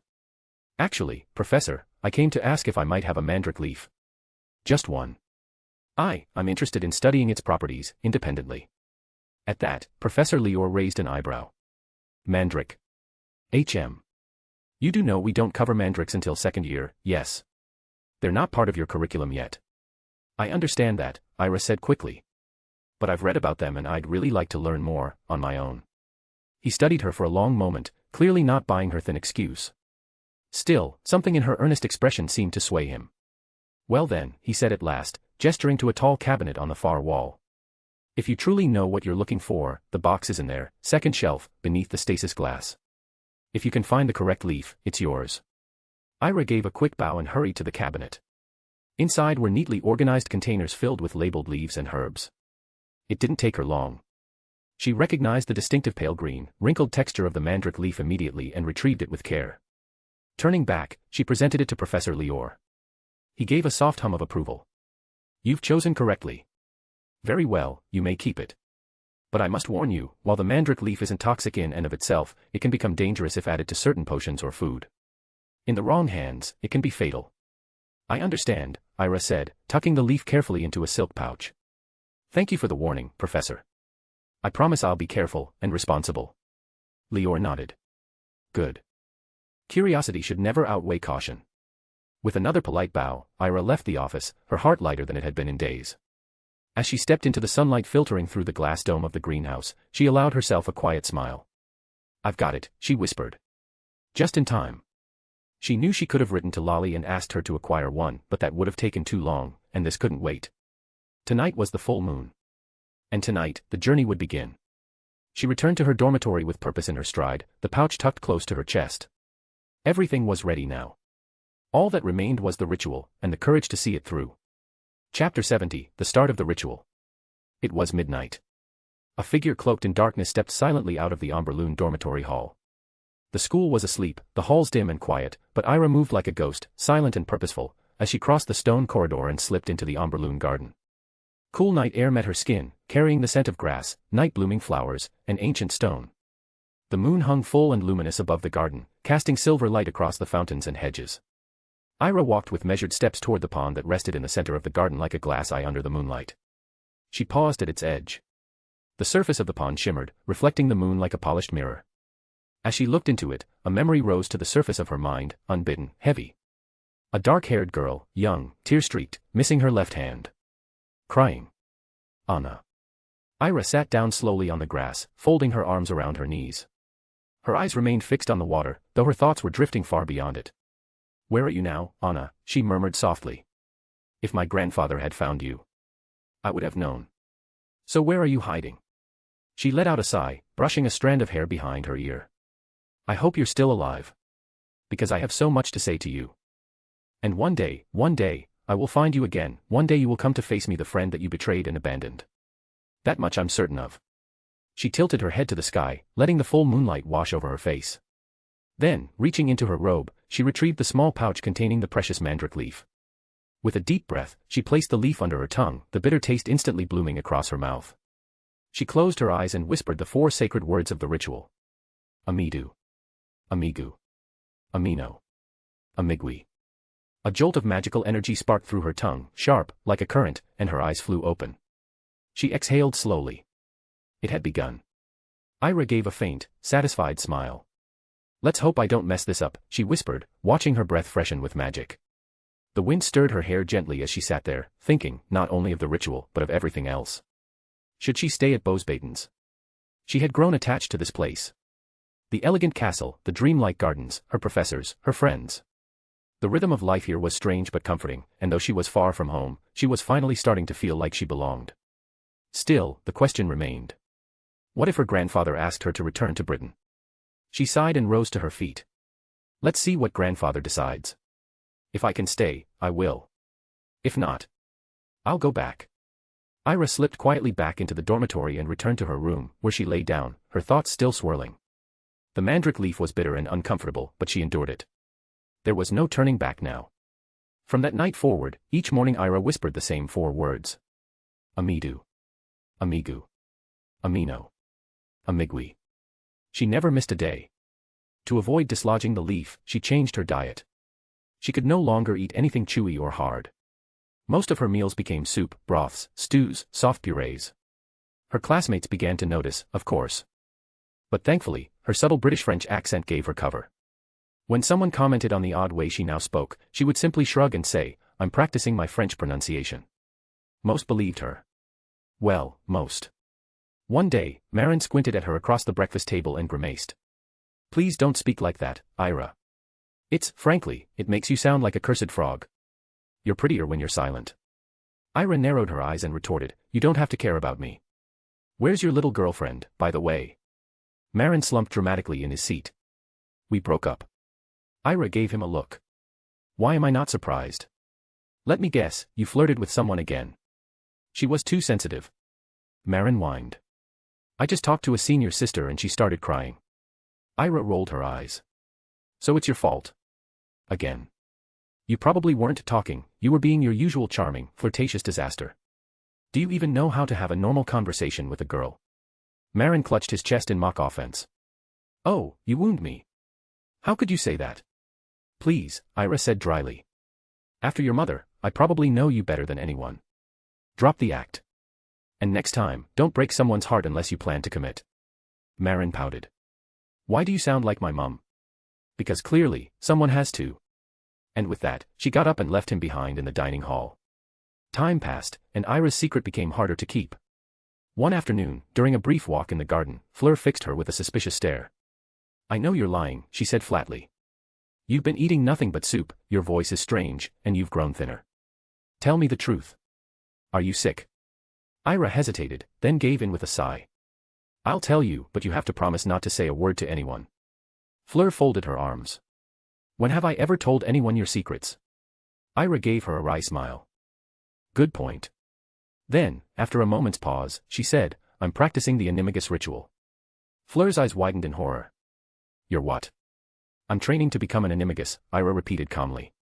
Are you insane? Fleur cried. Do you even know how difficult, how dangerous, that is? If the transformation goes wrong, your body could explode. Or you could end up stuck between forms, half human, half beast. Do you want to become a chimera? Ira grinned and shook her head. Relax. I'm not stupid. I know what I'm doing. And I'm already too far in to stop now. Fleur glared at her. If you become some grotesque animal hybrid, I swear I won't be your friend anymore. You'd miss me too much, Ira said with a smirk, giving Fleur a playful nudge on the shoulder. Fleur rolled her eyes. Fine. But promise me one thing, when it's time to complete the final ritual, tell me. I want to be there, just in case something goes wrong. I will. I promise, and don't tell Madame Maxime. I wasn't planning to. Good. How did you even get a mandrake leaf? Ira shrugged. I asked Professor Lior. Fleur raised an eyebrow. You asked. And he just gave it to you. Well, he made me identify it myself, but yes. Then he knows. He must know what you're doing, Fleur muttered. But if he gave it to you, maybe he thinks you can handle it. Exactly. As the month passed, Ira remained disciplined, dedicated, and utterly secretive. Each day she repeated the ritual, took care of the leaf, ate softly, and avoided suspicion. Near the end of the cycle, she contacted Lolly and asked for the remaining ingredients. Lolly sent them by enchanted owl post. And tonight would be the night. The final phase of the ritual, the potion will be brewed under the full moon, and then buried beneath the earth for a week. If all went well, Ira would be ready. Chapter 71, The Potion. The silver light of the full moon bathed the Omberlands garden in quiet luminescence. The dorm hall behind Ira stood tall and silent, windows glowing faintly with candlelight as most students slept soundly within its enchanted walls. But Ira was not asleep. Wrapped in a midnight blue cloak, her wand tucked into her belt, she moved swiftly and silently to a secluded grove near the garden's edge. It was a hidden spot she'd discovered weeks ago, a hollow beneath an old tree whose gnarled limbs reached up like arms toward the stars. The moon hovered directly above its canopy. It was perfect. She carried a worn leather satchel with her, packed tightly with the carefully wrapped ingredients Lolly had sent earlier that day. The package had arrived discreetly, charmed so that no one but Ira could open it. Inside had been everything she'd requested, precisely measured and labeled in Lolly's elegant, slanted handwriting. Ira knelt in the grass and began her preparations. From her satchel, she pulled out a silver cauldron with protective runes etched around its base. A phial of purified spring water from the Pyrenees. A sliver of crystallized moonstone dust, glowing faintly in its vial. One chrysanthemum petal, freshly pressed. A single hair's breadth strand of her own hair, enchanted to preserve vitality. A feather from a dove, symbolizing balance. A vial containing 3 drops of her own blood, taken just days prior. A small pouch of powdered mandrake root, distinct from the leaf under her tongue. A pinch of ashes from a phoenix feather, obtained through Loli's curious connections. A sprig of wolfsbane, to bind transformation energy under lunar influence. She set the silver cauldron at the center of a ritual circle, drawn earlier in chalk and salt, carefully concealed from wandering eyes. She poured the spring water in first and lit a small, blue fire beneath the cauldron with a whispered, incendio moderatum. As the water began to bubble gently, she took a deep breath and opened the moonstone vial. The dust shimmered as she tipped it in, and the water flashed briefly silver before calming. Next, she added the chrysanthemum petal, which dissolved instantly, followed by her strand of hair, which swirled in lazy spirals before vanishing. Each step was performed slowly, mindfully. She unscrewed the tiny vial of blood and, with a steady hand, let 3 ruby drops fall into the potion. As they hit the surface, the brew darkened, first gray, then deep violet. The dove feather came next, curling as it was absorbed into the mixture, and then the powdered mandrake root, which caused the potion to hiss sharply before settling into a slow, rhythmic simmer. Ira glanced up at the moon. It had reached its apex. Perfect. She took the phoenix ash and wolfsbane together, mixing them gently in her palm before sprinkling them clockwise into the brew. The potion roared to life, turning an iridescent shade of deep blue. Ira drew her wand and tapped the side of the cauldron 3 times. The brew responded with a pulse of soft light. Then, she stood and stepped just outside the circle. The next part was crucial, the vocal invocation that would seal the intent of the potion to her body and spirit. She raised her wand, placed a hand over her heart, and spoke the words that had been etched into the back of the Animagus book. Corpus meum, anima mea, unum fiant sub luna. Forma latet, voluntas paret. Mutatio per me fiat. Fiat, sub luna plena. Her voice was calm, but her heart pounded with intensity. The air around her shimmered faintly. The potion responded, thickening slightly and taking on a slight golden shimmer. That meant the binding had worked. She dropped to her knees and carefully decanted the thick, shimmering liquid into a glass vial and also added her mandrake leaf under her tongue, sealing it with a wax rune of her own design. But she wasn't done yet. With both hands, she began to dig, a small hole beneath the roots of the old tree, right where the moonlight poured like silver rain between the branches. The earth was soft and smelled of moss and life. Once it was deep enough, she gently placed the phial into the earth. Before covering it, she said the second part of the ritual. Sub arboris umbra, sub luna luz. Hic mene voluntas mea. Septem nox dormiat. Et revelat verum naturam meme. Then, she buried the potion. The dirt closed over it like a promise. She sat back on her heels and stared up at the sky, the moon brilliant above her. Her breath fogged in the air. The hard and time-consuming part was done. For the next 7 nights, the potion would remain buried. On the 8th, under the next full moon, she would retrieve it, drink it, and, if she had done everything right, discover the creature her soul had chosen. But if anything had gone wrong. She swallowed. No. She had to trust herself.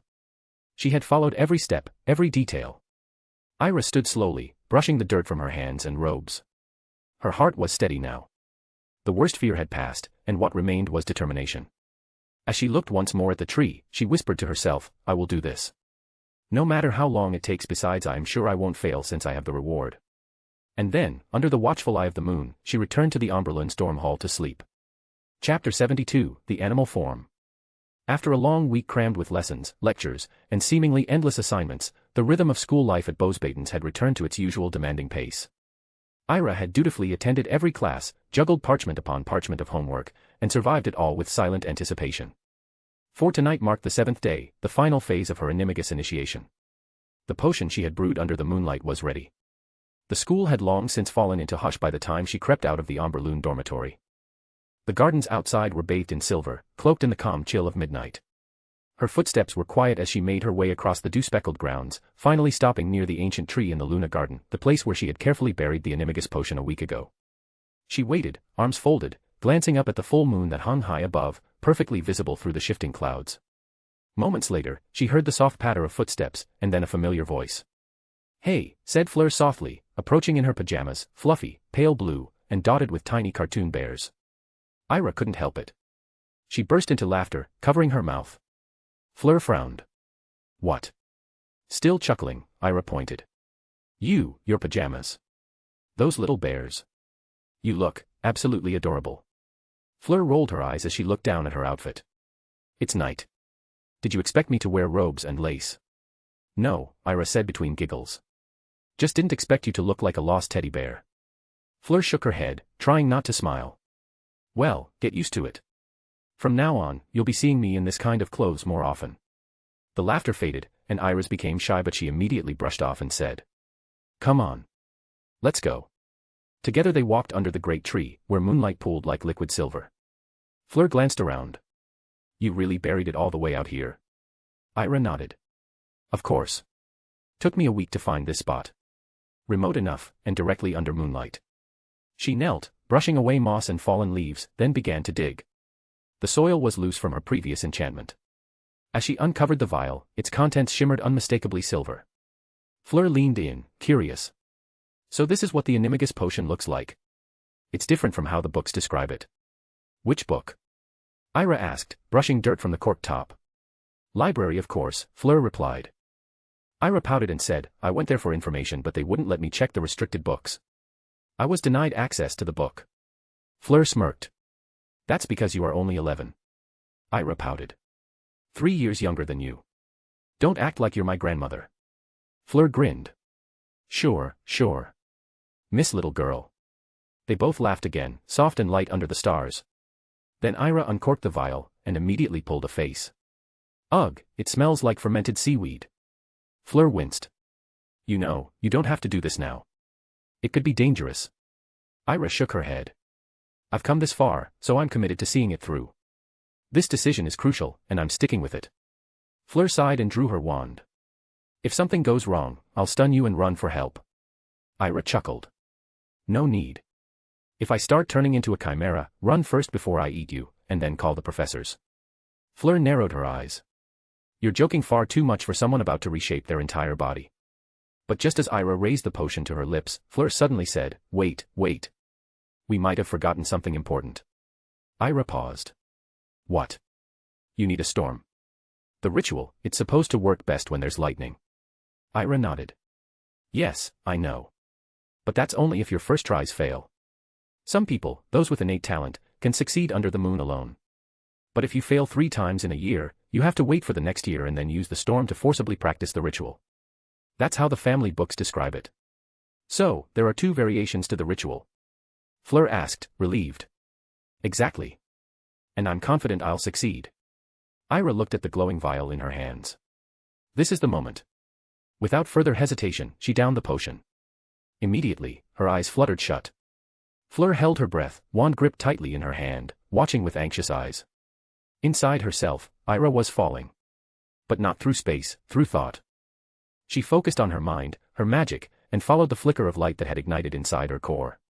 It grew brighter, warmer, until she saw it, her animagus form. With a deep breath, she embraced it. Her body began to shift. She felt no pain, no tearing or burning. Only warmth and stillness, like stepping into a familiar second skin. Her limbs folded, shrank, feathers blooming in place of hair. And then, she opened her eyes. The world looked entirely different, sharper, clearer. Colors subdued, but sounds and movement intensified. In front of her, Fleur's mouth hung open. "Oh my Merlin, you're beautiful."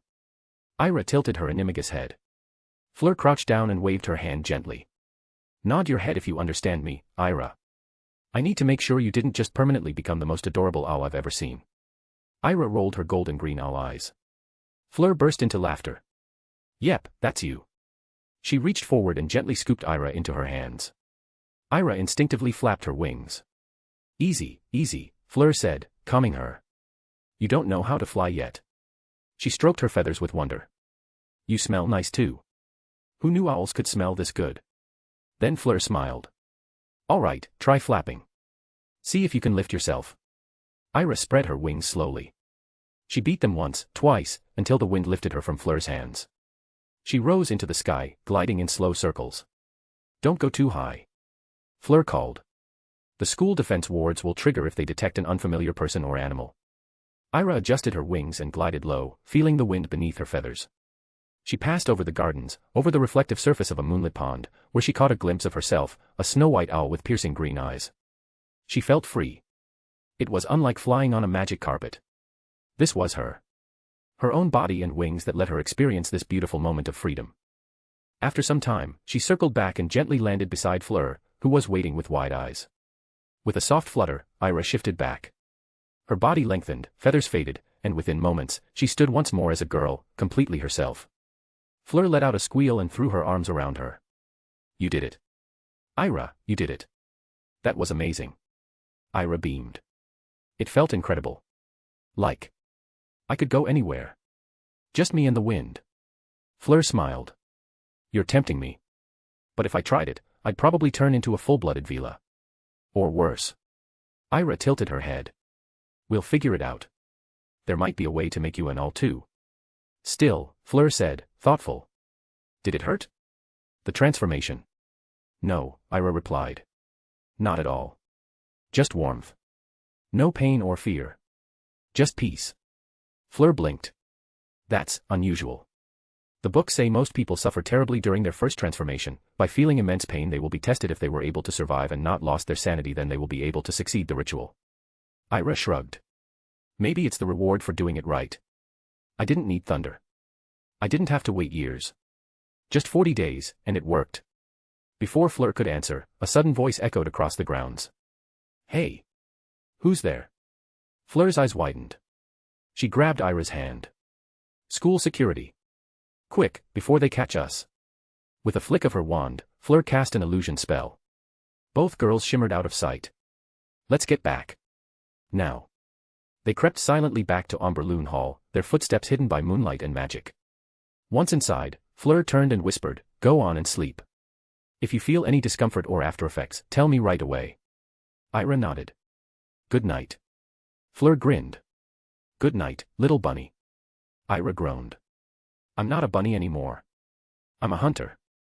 An owl." Fleur smirked. Sure. My little snow owl."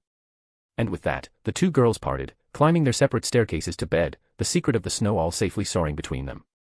Chapter 73, Preparing for Exams. Life at Beauxbatons flowed gently into routine as summer began to bloom across the lush valleys of the Pyrenees. For Ira, the days passed in a quiet, consistent rhythm. Each morning, she attended her classes with unwavering focus. Outside of lessons, she often retreated to the vast library, her second sanctuary, where rows of ancient books became her companions. With her flawless memory, Ira absorbed knowledge with uncanny precision, word for word, page by page, spell by spell. She practiced wand work alone in the Omberloon garden or wandered the elegant grounds with Fleur, the two of them laughing as they soaked in the soft golden light of summer. Despite her long presence at Beauxbatons now, Ira kept her circle small. Her interactions with students from Belfoyle and Papilonless remained mostly confined to the classroom. She didn't mind. The solitude suited her. Sometimes, when the mood struck her, she would slip away into her animagus form. As a snow owl, she soared above the silver-topped towers and sweeping courtyards of the school, gliding through the wind with silent wings. From above, Bosbaden's looked like something out of a dream, a palace tucked away in a cradle of magic and sky. Those were the moments she felt truly free. But freedom had its limits. With only a week left until the start of exams, the atmosphere across the school shifted. The once busy gardens, which had been alive with chatter, games, and stolen kisses beneath rose-draped gazebos, fell strangely quiet. Gone were the late-night gatherings, the idle picnics, the whispered laughter in candlelit corridors. In their place came parchment stacks, ink-stained fingers, and sleep-deprived faces. Panic had set in. For many, the year's worth of missed readings and forgotten lectures loomed like a thundercloud. And among the most desperate of the desperate was one familiar face. "Please, Ira," Marin said dramatically, standing in front of her with an expression so pitiful it bordered on theatrical. "If I don't pass the writing test, I'll have to repeat the year." Ira, sitting cross-legged beneath the shade of a flowering tree, didn't even bother to look up from her book. She snorted. "Go and study, Marin. Like everyone else who didn't waste the whole year chasing skirts. But how can you be so cold to your future husband?" Marin clutched at his chest with mock pain. "If I don't graduate, how will we feed our future children? You want them to starve?" Ira finally looked up, one brow raised. "Oh, shut it, Marin. This is your own fault. You've spent the entire school year flirting with anything that breathes. Why don't you go ask them to help you?" Marin looked genuinely wounded. "They said they were busy," he mumbled, then quickly added with renewed mischief, "but I'm sure Fleur would help. She's kind, unlike someone." Ira narrowed her eyes. For a moment, it looked as though she might hex him on the spot. Instead, she let out a long sigh, muttering something under her breath about idiotic boys and their delusions. "Fine," she said at last. "I'll mark the chapters and specific lessons you need to memorize. You'll have to do the rest on your own." Marin's eyes lit up. "You're an angel. Truly, the mother of my—" "Say another word," Ira cut in sharply, "and I'll make sure you forget how to hold a quill." Marin saluted her with a grin, then turned on his heel and jogged away, practically skipping like a child on Christmas morning. Ira watched him go, shaking her head. As he rounded a hedge, she spotted a figure waiting for him behind a tree, an older girl, leaning casually against the bark, twirling a strand of her hair as Marin approached. The two laughed, and he leaned in far too close for it to be about schoolwork. "That absolute moron," Ira muttered, returning to her book. All an act to get help, and now that he has it, straight back to his harem. Still, she kept her word. In the evenings, she sat with Marin under the pale light of the Amberloon Gardens lanterns, pointing out key lessons, summarizing entire chapters, and even quizzing him until he stopped mixing up incantations. By the time the exam week finally arrived, the pressure had reached its peak. Tension buzzed through the halls of Bosbaden's like static. Students whispered anxiously in corridors, books clutched to their chests. Some carried bags under their eyes from sleepless nights. Others drank potions to keep their minds alert, and a few had already broken down crying outside the exam rooms. Even Fleur, usually composed and elegant, had taken to pacing in circles before her practical tests. As for Ira, she remained calm. She had studied, practiced, and prepared. The exams would come, and she would meet them head-on. What she hadn't expected, though, was the quiet feeling of amusement she felt watching Marin stumble through his notes, mouthing incantations with a level of intensity he hadn't shown all year. And somewhere in the back of her mind, she thought, well, at least he's trying now. Chapter 74, First Day of Exams. The morning sun shone softly through the stained glass windows of Bosbaden's, casting a kaleidoscope of colors across the floor of the grand south wing, where the potions examination was being held. Ira White stood at the gates of the testing hall, her amberloon robes crisp and formal, her long white hair neatly tied back. There was a calm confidence in her eyes, and a strange sense of stillness within her, a far cry from the nerves humming through the rest of the students. Inside, rows of desks awaited the students. The scent of parchment and powdered silver root hung faintly in the air. Professor Renee Vauquelin, tall and statuesque in her emerald teaching robes, stood at the front with her arms crossed behind her back, looking over the gathered examinees like a hawk waiting for motion. Her presence was quiet but powerful and intimidating, even in silence. "Take your seats," she finally said, her voice like iron smoothed over silk. "You have exactly 1 hour and 30 minutes. No use of wands. No whispering. No second chances. You may begin." With a swish of her wand, the exam scrolls unraveled mid-air and dropped before each student. Ira picked hers up and unrolled it carefully. Part 1, Theoretical Examination, Advanced Potion Theory. 1. Explain the chemical magical properties of belladonna when combined with powdered opal. What potion uses this combination, and what effect does the lunar phase have on its potency? 2. List and explain 5 rare ingredients that can be used as stabilizers in complex transformative potions. Include one example of a potion for each. 3. The wolfsbane potion requires a specific brewing schedule to prevent magical volatility. Describe this schedule in detail, and explain why deviation from it can be fatal. 4. You are brewing a forgetfulness potion, but the potion turns lavender instead of periwinkle. Identify the error and propose a correction. 5. Design a theoretical potion that allows limited underwater breathing. List ingredients, steps, magical principles, and risks involved. Heiress' quill moved swiftly. She answered with precision and clarity, citing not only textbook theory but also additional references from obscure texts she'd read late into many nights in the library. Her answer to the first question detailed the volatile reaction of belladonna's magical alkaloids when infused with opal powder under a waxing moon, used in potions such as Murmur de Rêves, a rare sleeping draught known to invoke prophetic dreams. For the stabilizer's question, she named ingredients like powdered unicorn bone, moonlight charred nettles, phoenix feather ash, crushed onyx seed, and blood rose extract, each linked to complex potions she described with ease. And when it came to potion design, her theoretical Sirene's Breath potion included jellyfish essence, silver kelp, and starfish core, brewed under tidal-aligned charms. She was the last to rise from her desk, submitting her scroll with a composed nod to Professor Vauquelin, who merely raised an eyebrow and gave a slow, approving nod in return. Part 2, Practical Examination, Brewing. By midday, the testing chamber had transformed. Rows of individual cauldrons bubbled softly, each assigned to a student. Shimmering barriers separated the stations to avoid cross-contamination and interference. Vauquelin now stood at a demonstration table, beside an array of ingredients. Your task, she announced, is to brew a flawless elixir de clarté mentale, clarity of mind elixir. It is a Class V potion. You will have 2 hours. I expect precision, timing, and above all, understanding. Ira's eyes sparked. The elixir de clarté mentale was notoriously difficult, not because of complexity, but because of how exact the measurements had to be. A millisecond too long stirring counterclockwise, or a single grain too much of crystallized frostroot, and the potion would turn cloudy, ruined. She set to work, hands steady, mind focused. Step 1, Foundation Base. She filled her silver cauldron with spring water collected under moonlight. With a precise clockwise swirl, she dropped in powdered periwinkle, followed by ground whispering mint. Step 2, Layered Infusion. She added 3 drops of essence of moon poppy, timed perfectly with her heartbeat, and allowed it to settle. Then came crushed frostroot, added grain by grain as she counted in ancient numerals. Step 3, Binding and Final Stabilization. The potion shimmered pale blue. Ira added the final touch, 2 drops of memory orchid sap, filtered through fine silk. As she stirred, 3 clockwise, 1 counter, repeated for 10 rotations, the potion gave a soft, silver glow and turned perfectly translucent. Professor Vauquelin appeared beside her, leaning slightly to observe. Her eyes narrowed for a moment, then she picked up her potion vial, turned it gently toward the light, and said softly, perfect viscosity, ideal hue. You've achieved full clarity. Well done, Mademoiselle White. Full marks from me. You didn't disappoint. Ira exhaled slowly, bowed her head respectfully, and replied, thank you, Professor. 2 days later, Grand Study Hall, East Wing. The next exam loomed, Histoire Magique de France.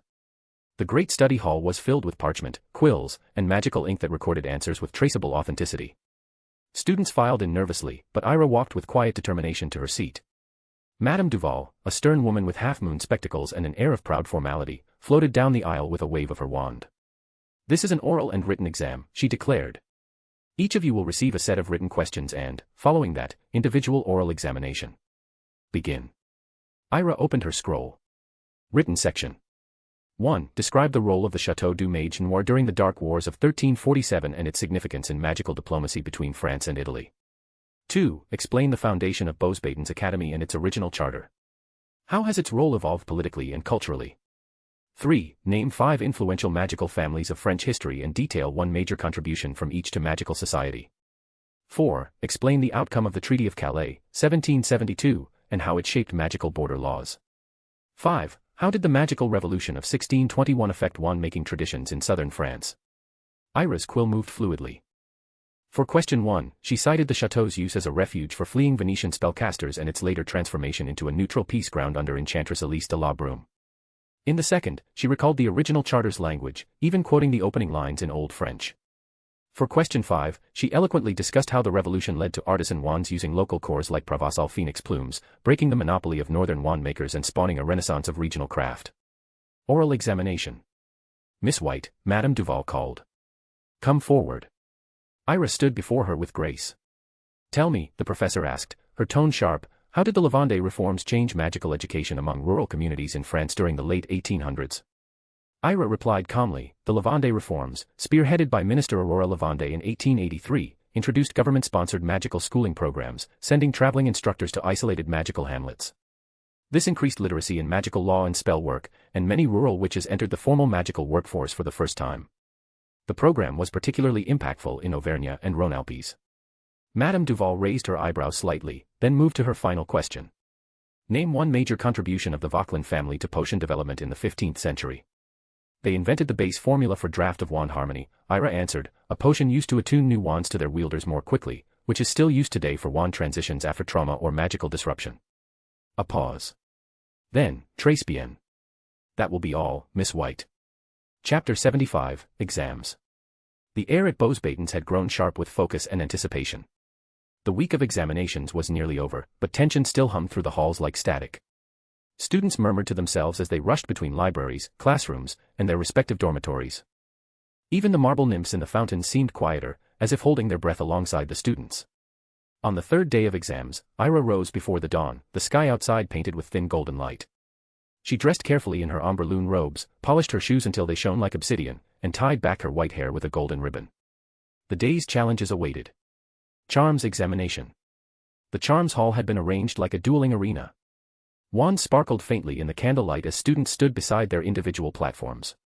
Professor Eric Chamberlain, a charming and funny, silver-haired man with a strict sense of fairness and a monocle that glowed faintly when inspecting spell work, stood at the center of the room. Today's practical examination, he began, his voice crisp, will test your control and adaptability. Each of you will perform the Lumos charm, followed by Wingardium Leviosa on a series of 3 objects. These items differ in weight and responsiveness. You will be judged on finesse, wand movement, magical control, and posture. He clapped his hands once, and shimmering panels slid open on the platforms. Each student now faced 3 levitating items, a parchment scroll, light, a brass candle holder, moderate, and a fairly large stone sculpture, heavy. Ira waited patiently as her turn approached.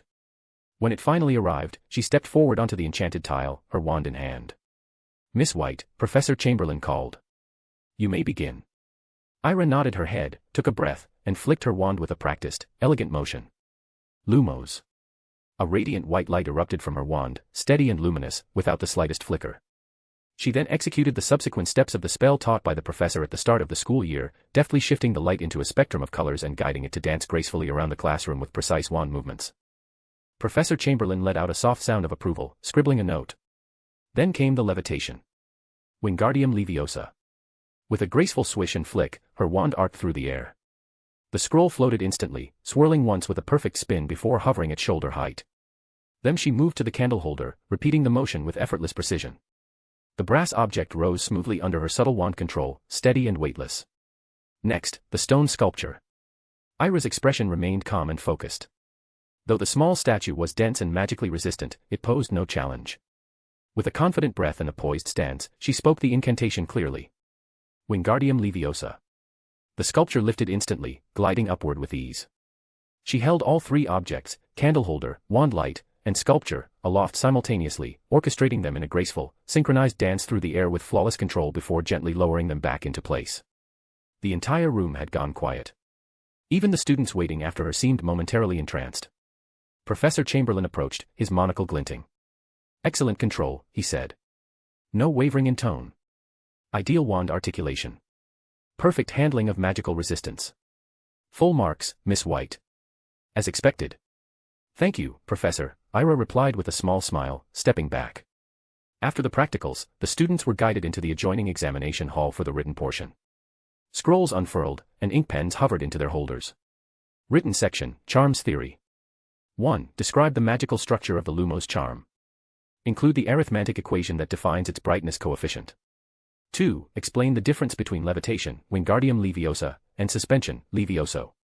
When should each be used? 3. In environments with ambient magical interference, what precautions must be taken before casting a levitation charm? 4.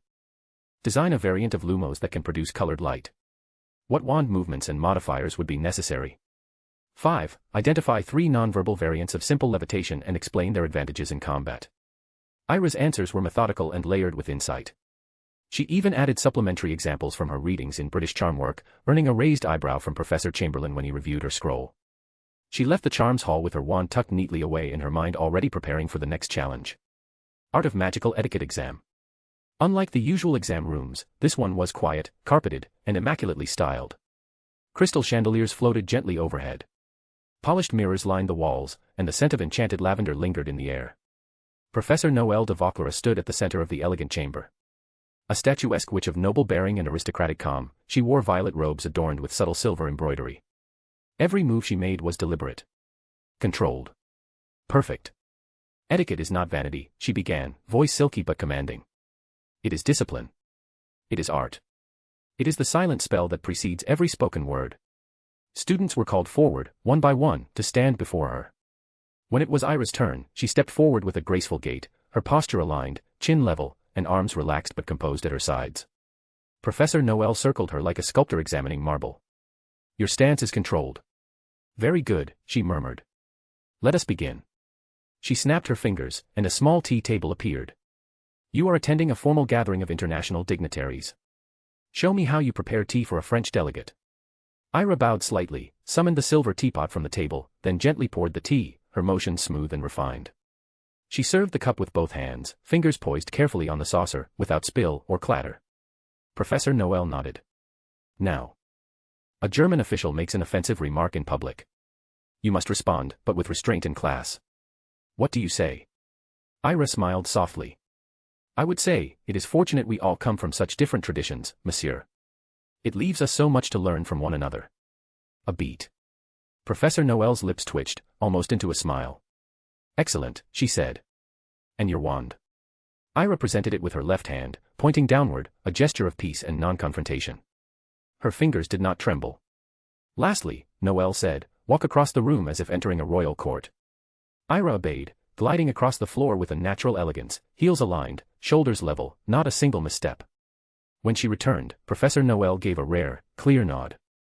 You have mastered the forms. Your presence speaks of old grace and noble restraint. For your flawless execution, I award you not only top marks, but also this. She handed Ira a small, rectangular box lined with silk. Inside was a brooch shaped like a phoenix feather, made of fine ivory and enchanted mother of pearl.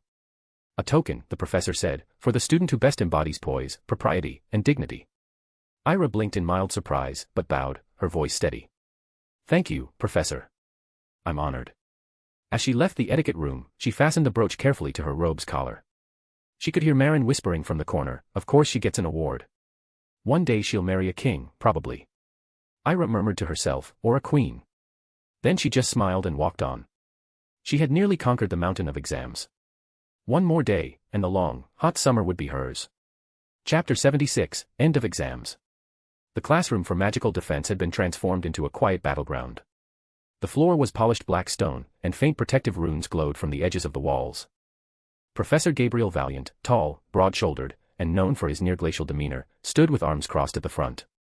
His long cloak barely stirred when he walked, and his dark eyes swept over the students with assessing coldness. Today's exam, he announced, will test your understanding of both magical theory and practical self-defense. You will begin with the written portion. Sheets of parchment fluttered onto desks with a flick of his wand. Written section, Defense Theory. Instructions, write a short but complete paragraph on each of the following spells. 1. Protego, its magical properties, origins, and tactical use. 2. Expelliarmus, its history, creation, and strategic relevance in magical duels. Ira dipped her quill and began writing swiftly. Protego, the shield charm, or protego, was developed during the 12th century by a Spanish battle wizard named Iago de la Torre. It is a defensive charm that repels minor hexes, jinxes, and certain curses. Advanced forms can even deflect physical objects. It requires sharp focus and a solid magical core to sustain. In dueling and combat, protego provides immediate cover while allowing space for a counterattack. It is favored for its versatility and minimal wand movement.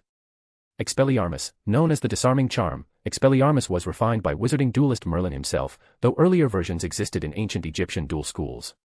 The charm targets a wand or weapon and forcibly ejects it from the user's grip. It is widely taught due to its effectiveness in disabling an opponent without causing harm, making it a signature spell for defensive and moral dueling. Professor Valiant reviewed her scroll when she handed it in, his brow lifting just slightly in acknowledgement. Without a word, he waved his wand, and suddenly, the room shifted. Dozens of alchemical statues emerged from the stone floor, enchanted human-like figures of silver and clay, each holding small but dangerous-looking magical weapons, swords, spears, or wands that glowed red with aggressive spells. They stood still, but their eyes flickered with enchantment. Now, valiant intoned, you will each step forward. Cast Protego to defend yourself against their attack. Then follow with Expelliarmus to disarm them. Timing and precision will determine your grade. Fail, and you will be struck. There was an audible gulp from the students. When Ira's name was called, she stepped into the dueling ring. A statue whirred to life, its arm raised, preparing to strike with a glowing weapon. Ira didn't flinch. Protego. A perfect, shimmering shield sprang from her wand just as the statue's spell burst forth. The charm absorbed it effortlessly, leaving a faint ripple in the air. Expelliarmus. With a flash of red, the statue's wand flew out of its hand, clattering harmlessly against the wall. The construct froze, its task neutralized. Professor Valiant gave a single, slow nod. You did not hesitate. Well done. Ira bowed slightly, stepping back as the next student approached. Transfiguration Examination, Professor Lysandra Corviel. The last exam of the week took place in the sunlit Conservatory of Transfiguration, where the warm summer light streamed in through arched windows. Professor Lysandra Corviel stood tall among her students, a woman known for her strictness, but not without warmth. Her high-collared violet robes shimmered faintly with runic embroidery, and her sleek, dark hair was pinned precisely into a coiled braid. Today, she said, her voice calm but commanding, you will demonstrate the full range of your metamorphic precision. First, recite the laws of GAMP that apply to transfiguration. One by one, the students began. Ira's turn came quickly. The 5 principal exceptions to GAMP's law of elemental transfiguration, she recited smoothly, are: food cannot be conjured from nothing, love cannot be created through magic, life cannot be artificially made, knowledge cannot be summoned directly, and gold cannot be conjured or multiplied. Professor Corviel gave her a brief nod. Correct. She raised her wand, and with a small spell, summoned a dozen beautiful white flowers, floating gently above each student's desk. You are to transfigure these flowers, she instructed, first into different colors. Then, you will transform each flower into an entirely different object of your choosing. I expect precision, creativity, and consistency. Begin. Ira took a breath, steadying her wand. With subtle swishes and careful pronunciation, she transformed the flowers one by one. The first turned soft pink. The second, midnight black. The third shimmered silver. The fourth, lavender purple. The fifth a pure white again, but now glowing faintly. The sixth, crimson red. The seventh, a warm golden yellow. The eighth, icy blue. The ninth, dark forest green. And the 10th, a soft rose gold. Professor Corviel drifted past, watching intently. Very good. Proceed with the next task. With focused intent, Ira raised her wand again. The first flower transformed into a neat leather-bound book. The second into a crystal inkpot. The third became a silver lamp. The fourth a pair of polished shoes. The fifth a small wand case. The sixth a roll of enchanted parchment. The seventh a quill set. The eighth a clock. The ninth a box of markers. And the 10th into a delicate picture frame with her initials engraved. Every transformation was smooth. Flawless. Seamless. Professor Corviel walked over, inspected the final items with her wand scanning for magical stability. You've done excellently, Miss White, she said. Not only in precision, but in elegance. This concludes your final examination. Ira exhaled quietly, relief washing over her like sunlight after rain. As she walked out of the Transfiguration Conservatory, the summer wind rustled the trees and warm golden light touched the ancient stones of Bosbatons. The exams were finished. For the herbology exam, students were tasked with submitting the flower Professor Lior had given them to nurture throughout the year, with grades based on the flower's condition. Ira had diligently cared for hers, investing in magical products to enhance its vibrancy and vitality, resulting in a flawless bloom, rivaled only by Marin's, who was renowned for his expertise in floriculture. With confidence, Ira presented her perfect flower to Professor Lior, marking the successful completion of her school year exam. Chapter 77, School Year Ending Feast. 2 days had passed since the last exam, and the atmosphere at Bosbaton's Academy had transformed from one of intense concentration to a glowing buzz of anticipation. The entire student body was invited to gather in the Grand Star Hall, an ethereal chamber of polished marble and floating silver constellations that shimmered gently above like a living sky. All 3 houses, Belfoil, Papillonless, and Amberloon, had taken their places at their long, ornate tables, the colors of their banners hanging proudly overhead. Madame Maxime stood at the podium at the front of the hall, tall and commanding in her elegantly embroidered robes. Her gaze swept over the students with a gleam of pride in her eyes, and when she raised her hand, silence fell like a charm. I am delighted, she began, her voice calm but filled with warmth, to see so many bright faces here at the end of what has been a fulfilling and elegant school year. She paused as murmurs and a few polite claps filled the space. You have studied with diligence, well, most of you, she added with a knowing smirk, drawing a few chuckles. You have upheld the ideals that our great founder, Madame Pernelli Flammel, envisioned for this institution. I have no doubt that she would be proud of what Beauxbatons has become, and proud of what you will become in the future. Ira, seated at the Amberloon table beside Marin, listened attentively. The flickering starlight above shimmered softly against her white hair. Now that we are on the verge of summer holidays, Madame Maxime continued, you will be escorted home this afternoon. But before that, I must address our first-year students. Her expression grew a shade more serious. You will receive a contract today from the French Ministry of Magic. This document is to ensure that no underage witch or wizard uses magic outside of sanctioned magical locations. If you do so, the ministry will detect it immediately, and while they will come to assist you, they will investigate. If it's found that the spell was cast knowingly or in front of muggles, then you may face severe consequences, including expulsion from Beauxbatons. Several younger students visibly tensed. Ira caught the glance of a first-year Amberloon girl biting her lip nervously. She gave her an encouraging smile. Your grades, Madame Maxime went on, will be sent to your homes during the summer holidays, yes, to your parents. Groans and sighs rippled through the hall. Even some smart students winced slightly. Marin muttered, guess I'll be murdered before second year, and Ira rolled her eyes. With a smile tugging at the corner of her lips, Madame Maxime raised her hand again. And now, she declared, we announce the house who will perform the farewell dance, as is our tradition. We began the year with dance, and we end it with one. Tension hung in the air for a moment. This year, Belfoyle House has earned the honor, with 348 stars awarded for academic, creative, and extracurricular achievements. The Belfoyle table erupted in cheers and applause, the seniors high-fiving and laughing in triumph. Other tables showed mixed reactions, claps, polite nods, a few bitter sighs from papillenless students who had been hoping for their moment. Before the performance, Maxime added, we shall eat. As if on cue, the great doors of the Star Hall swung open. Dozens of floating trays and carts glided in gracefully, laden with beautifully arranged dishes. The food set itself on the tables before each student, beef à la bourguignon, warm baguettes, golden pommes dauphines, platters of fresh cheeses, and glasses of sparkling fruit water. Conversation returned in a rush. Marin leaned closer to Ira and nudged her with a grin. So, he said, his voice full of mischief, what are your grand plans for the summer? How about helping me run the bookstore? We can sell books, help my mom, maybe charm a few customers. Ira lifted an eyebrow. I'm not sure. If I have the chance, I might visit. I do have quite a few things to discuss with your mother. Marin's face stiffened instantly. Actually, we're going to Italy. Yes, me and my mother. Urgent, vacation. Ira narrowed her eyes. Oh, don't worry. I will visit. I have to tell her all about her darling son's escapades this year. I'm sure you won't. Ira, please. Have mercy. She smirked and returned to her food. Dessert followed shortly after, and Ira picked out a dish of mango-flavored ice cream, savoring the creamy sweetness. As the room quieted again, 3 students stepped onto the raised stage at the front, each with magical instruments, an enchanted violin, a floating harp, and a crystalline flute. A gentle melody filled the space, one that shimmered like moonlight.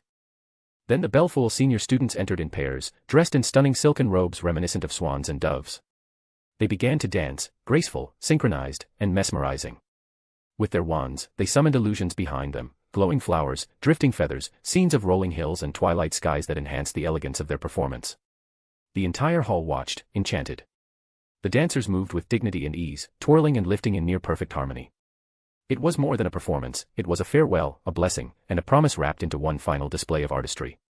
When the music ended and the last illusion dissolved into stardust, the hall burst into applause. Even Madame Maxime clapped proudly as she returned to the podium.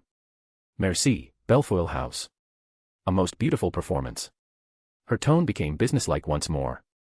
Now, a final reminder, do not use magic outside of magical spaces. You all know this, but some of you still forget. I don't want to see anyone attempting to levitate their suitcases across Paris. Laughter echoed across the room. Lastly, remember to take all your belongings. I do not want to receive owls requesting permission to retrieve forgotten brooms or undergarments. That earned an eruption of giggles. Ira couldn't help but smile. You are dismissed now. Your families await. May your summer be safe, restful, and bright. Bonnes vacances à tous. The students began standing up, chairs scraping gently as bags and hats were gathered. Marin walked beside Ira toward the exit, still chattering. Do you know how many letters I have to write this summer? At least 30. Maybe more. You wouldn't believe how high expectations get when you're this charming. Ira gave him a dry look. Well, you brought that on yourself. Don't ignore any of them, or I promise, they'll skin you alive next term. Marin winced dramatically. Cruel world. They parted outside the Star Hall. Ira gave him a final wave and turned toward the Amberloon dorm hall. Back in her dormitory, she began packing. Her textbooks, notebooks, robes, and personal things all went neatly into her magical pouch. She took a final look around, at the soft blue curtains, the empty beds, the moonlit window, and smiled quietly. With one last breath of the place she had called home for the year, she stepped out, her wand light gently guiding her down the staircase toward the next chapter of her journey. Chapter 78, Back Home. The afternoon sun spilled golden light over the domed windows of Amberloon dormitory. When Ira stepped outside with her satchel in hand, the hallways were already buzzing with life. Students hurried to and fro, chattering excitedly, dragging enchanted trunks behind them or levitating them above the marble floor. The scent of early summer mingled with the perfume of magical herbs that had begun to bloom in the garden outside. She joined the stream of students moving through the Amberloon's garden toward the Grand Garden, the place where the great silver-winged Abraxan horses were waiting, harnessed to rows of shimmering blue carriages. The scene felt dreamlike. One by one, students gathered, saying their goodbyes, trading last-minute letters and hugs, laughter echoing across the stone courtyard. Ira scanned the crowd until her eyes caught sight of a familiar tall figure standing near the edge of the platform, the imposing silhouette of Madame Maxime. And beside her, the unmistakable silver-blonde hair of Fleur Delacour. As Ira approached, Madame Maxime turned toward her with a warm smile. "Ah, Ira, I was about to ask someone to find you," she said. "I've spoken to your grandfather this morning. Everything is arranged for your return." Ira gave a polite bow. "Thank you, Madame Maxime. If you ever decide to transfer to Hogwarts, though I do hope you choose to stay, I will personally write to Dumbledore. The application will go through both ministries, and I'll ensure the transition is smooth." Ira nodded. "I haven't decided yet if I'll return or not, but I truly appreciate your support." Madame Maxime placed a hand gently on her head, almost maternal. "No need to thank me, ma chère. I am your headmistress, and you will always be a student of Beauxbatons, no matter where you go. Never forget that." At this, Fleur chimed in with a mischievous smile. "Don't worry, Madame Maxime, I'll make sure she returns. She cannot leave me here alone. Britain has had her long enough." Madame Maxime laughed, straightening. "Well, then, you two better be off. The Abraxan carriages are ready to take flight. Until next school year, if fate allows." Fleur and Ira boarded the nearest carriage. As the creatures neighed and their wings unfurled like silver sails, the carriages lifted gracefully into the afternoon sky. Back in the garden, Madame Maxime watched them disappear into the clouds. Her expression softened with a hint of melancholy. "I always hate it when the school empties," she murmured. "This place is nothing without its students." Behind her, footsteps approached. Professor René Vauquelin, arms crossed behind her back, stood silently, also gazing at the departing silhouettes. Madame Maxime looked sideways at her. "You know," she said with a raised brow, "your stubbornness surprises even me, René. I told you to speak to her. But instead, you skulk around like a statue." René said nothing for a long moment. Then quietly, Isabella already spoke to her. She didn't mention anything about being her aunt. "She's still just a girl, René. She deserves to know. When the time is right, I will tell her myself." Madame Maxime's tone turned more serious. "You've heard about Elijah?" She nodded. "I've sent him potions. Something to dull the pain. Perhaps that's why it feels worse. I saw his letter." Her voice faltered. "The curse is eating at him faster. There may not be much time." René Vauquelin's jaw clenched. "I examined it myself. That curse, it is far beyond healing." Madame Maxime sighed. "I know. And yet, I still feel sorry for him. A life like that. Pain and loss, always, he suffered a lot." René didn't reply. She turned silently and walked away. A few hours later, the Abraxan carriages descended into a vast, open field nestled in the rolling hills of the Pyrenees. A waiting line of witches stood near the landing zone, each holding a clipboard and a set of enchanted quill pens. The students disembarked in waves and were directed toward a stone corridor that led into a spacious teleportation chamber. Inside, familiar witches handed out long, pen-shaped portkeys, enchanted to take each international student to their respective countries. This way," one of them called. "Please do not activate the portkeys until you are inside a room. And remember, next year will be filled with many new surprises." Ira took her pen and joined Fleur in the hallway. "You'll write to me, won't you?" Fleur asked. Of course I will. And you'll write back. Better than that, Fleur said with a grin. You must come stay with us again. Or, wait, we should go somewhere together this time. Ira's eyes lit up. What about Muggle World in France? You said you went once, but never properly visited. We went to London's Muggle World. Why not tour Paris next? Fleur nodded enthusiastically. Yes. But you have to set the date. I'll send you an owl. Then, without warning, Fleur pulled her into a tight hug. I'll miss you, Ira. Ira laughed softly. It's just 2 months. I'm not going off to another continent. Still, the embrace lingered. Finally, Fleur stepped away and gave one last look before vanishing into her portkey room. Ira stood for a few moments, watching the others disappear one by one. Then she entered a teleportation chamber, activated her portkey, and with a rush of wind and a pull behind her navel, vanished. When she landed, the familiar scent of cinnamon and old wood welcomed her. She was back in the quaint little cottage nestled among the Parisian streets. As she caught her breath, she called out, Lolly. There was a crack, and the house elf appeared with a joyful squeak. Miss. Welcome back. Lolly is very, very glad to see you again. Ira grinned. Me too, Lolly. Can you take me home? The elf took her hand, and in an instant, the two vanished again. They reappeared in the grand living room of the White Manor in Paris. The place was silent. Ira looked around. Where's grandfather? Is he here? Lolly shook her head sadly. Master left. He said he would return in a week. Did Uncle Cecil come here while I was gone? Lolly nodded hesitantly. Only once. He and Master argued, loudly. There was shouting, and after Master left, he told Lolly not to disturb him for a week. Ira frowned. An argument. What about? Lolly's hands trembled. Lolly doesn't know. Lolly only heard shouting. Master Cecil stormed out. And Master left not long after. Thoughts stirred in her mind, serious ones. But she didn't press further. Well, anyway, I'm going to sleep. I'm too tired for dinner. So you don't need to prepare anything for me. Yes, miss, Lolly bowed. Lolly will prepare your bed. Ira climbed the stairs, unpacked her trunk slowly, and changed out of her Beauxbatons robes. She returned her pale blue uniform to its place in the wardrobe and ran herself a warm bath. Later, wrapped in soft linens, she collapsed onto her bed and exhaled deeply. Outside, the Parisian twilight cast long shadows across the floor. Her first year at Beauxbatons was over. She had learned more than she could have imagined, mastered spells and potions, earned the respect of professors, made friends, tasted independence, and confronted betrayal and family secrets. For the first time in years, she didn't feel alone. She was no longer just the White family's quiet heiress tucked away in a cold manor. She was Ira White, clever, capable, bold, and rising. Chapter 79, The Assistant or a Friend. The morning sun cast a warm glow over the stately White Manor in Paris. Ira stirred beneath the soft sheets of her bed, the quiet hush of the grand estate wrapping around her like a blanket. After the whirlwind of recent days, she was grateful for the silence. Her body felt rested, her mind was calm as well after the last night-long sleep. Still in her black silk pajamas, she rose from bed and made her way to the bathroom. Steam soon filled the space as she immersed herself in a long, luxurious bath. The hot water soothed her muscles, and she let her thoughts drift. Today, she wanted a fresh start. Once she was clean and dressed in a soft house robe, the scent of breakfast drew her downstairs. On the grand dining table, a traditional British spread awaited her, warm toast with beans, crisp sausages, fried eggs, and tea steeping gently in a porcelain pot. Ira took a seat and began to eat in thoughtful silence. But even as she chewed, her thoughts were elsewhere. Should I use the assistant summoning charm now? She wondered.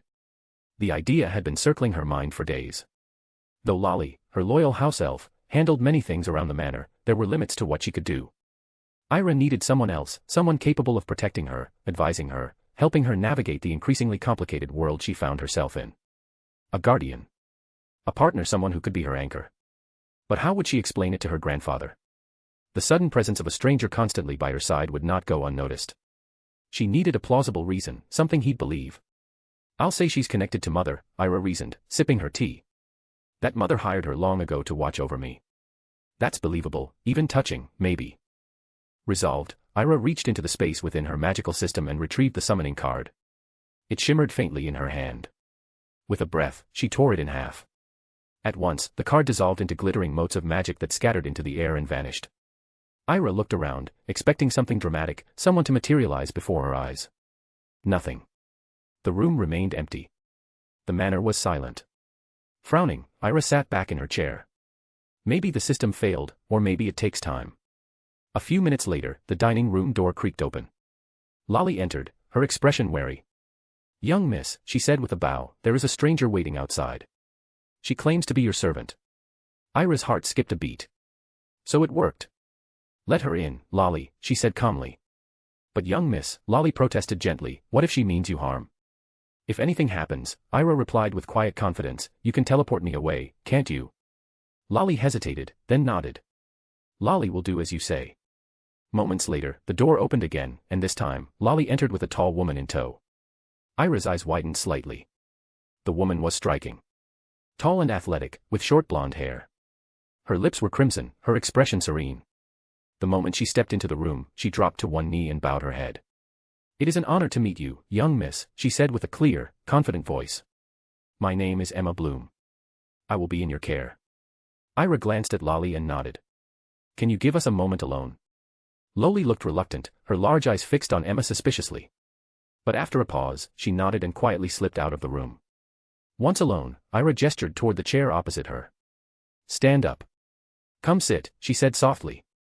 Emma obeyed with grace, taking the seat like someone sitting for an interview, poised, proper, respectful.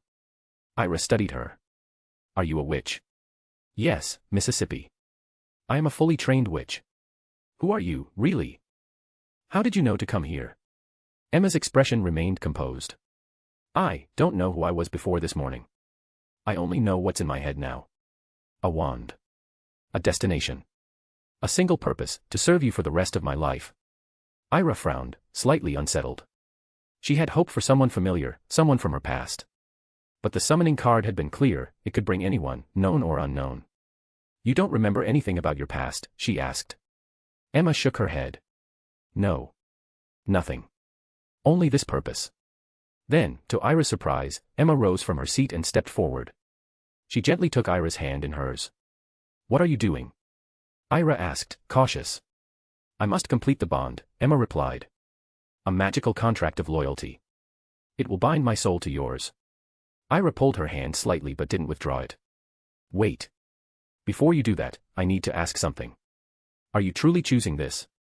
Not because of the magic or compulsion, but because you want to." Emma met her gaze with unwavering sincerity.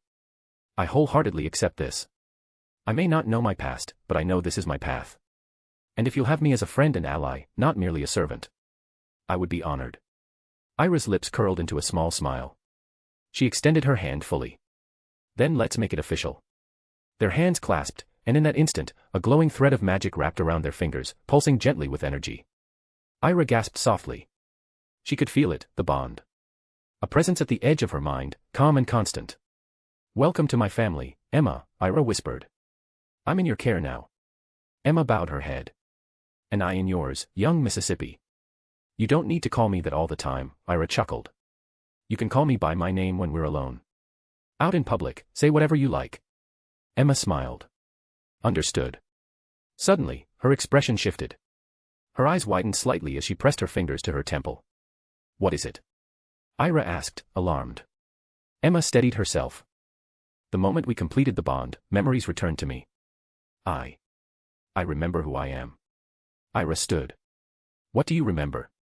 "My name is Emma Bloom. I was raised in an orphanage in the United States. I attended Ilvermorny School of Magic and graduated with high grades and honors.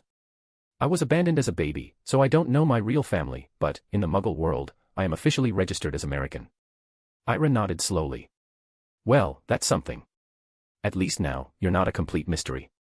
Emma exhaled, a strange mixture of relief and wonder in her eyes. "Yes. I feel whole now." "Good. Because you'll need that clarity. There's a lot you need to know about me, about this family." "I already know," Emma interrupted gently. "Everything. You are Ira White. Heiress of the White family. And my loyalty is yours." Ira gave her a grateful smile. "Then the next step is to convince my grandfather that you're not a threat." "I can handle that, if you wish," Emma offered. "He's not home yet," Ira replied. "But when the time comes, we'll speak to him together." Emma nodded. "Lolly." Ira called out. In a blink, the house elf appeared. "Yes, young miss. This is Emma Bloom. She's my assistant now and will be living here with us. Please arrange a room for her. Lolly turned to Emma and gave a formal bow. Lolly is honored to meet the new servant of young Mississippi. Emma smiled warmly. It's lovely to meet you, Lolly. With a final nod, Lolly gestured for Emma to follow. As the two left the room, Ira watched them go with a quiet satisfaction in her heart. She hadn't just summoned a servant. She had gained an ally. And perhaps, even a friend who she could trust and share her life with her. Chapter 80, Elijah and Emma. A week had passed since Ira returned to the White Manor in Paris. The grand halls that once felt distant were now alive again with murmurs, footsteps, and a subtle tension in the air. During that time, Ira had come to know Emma Bloom more closely. Their conversations, once guarded, now flowed freely as they shared meals, discussed plans, and prepared for the inevitable, the return of Elijah White. Today was the day. Ira descended the grand staircase, the morning light slipping through the tall windows and casting long streaks across the marble floors. Her steps slowed as she reached the lower level. Lolly had told her earlier that her grandfather had returned in the night and was already in his study. She paused before the oak door of his office, bracing herself. Then she knocked. "Come in," came the familiar voice, though it sounded weaker.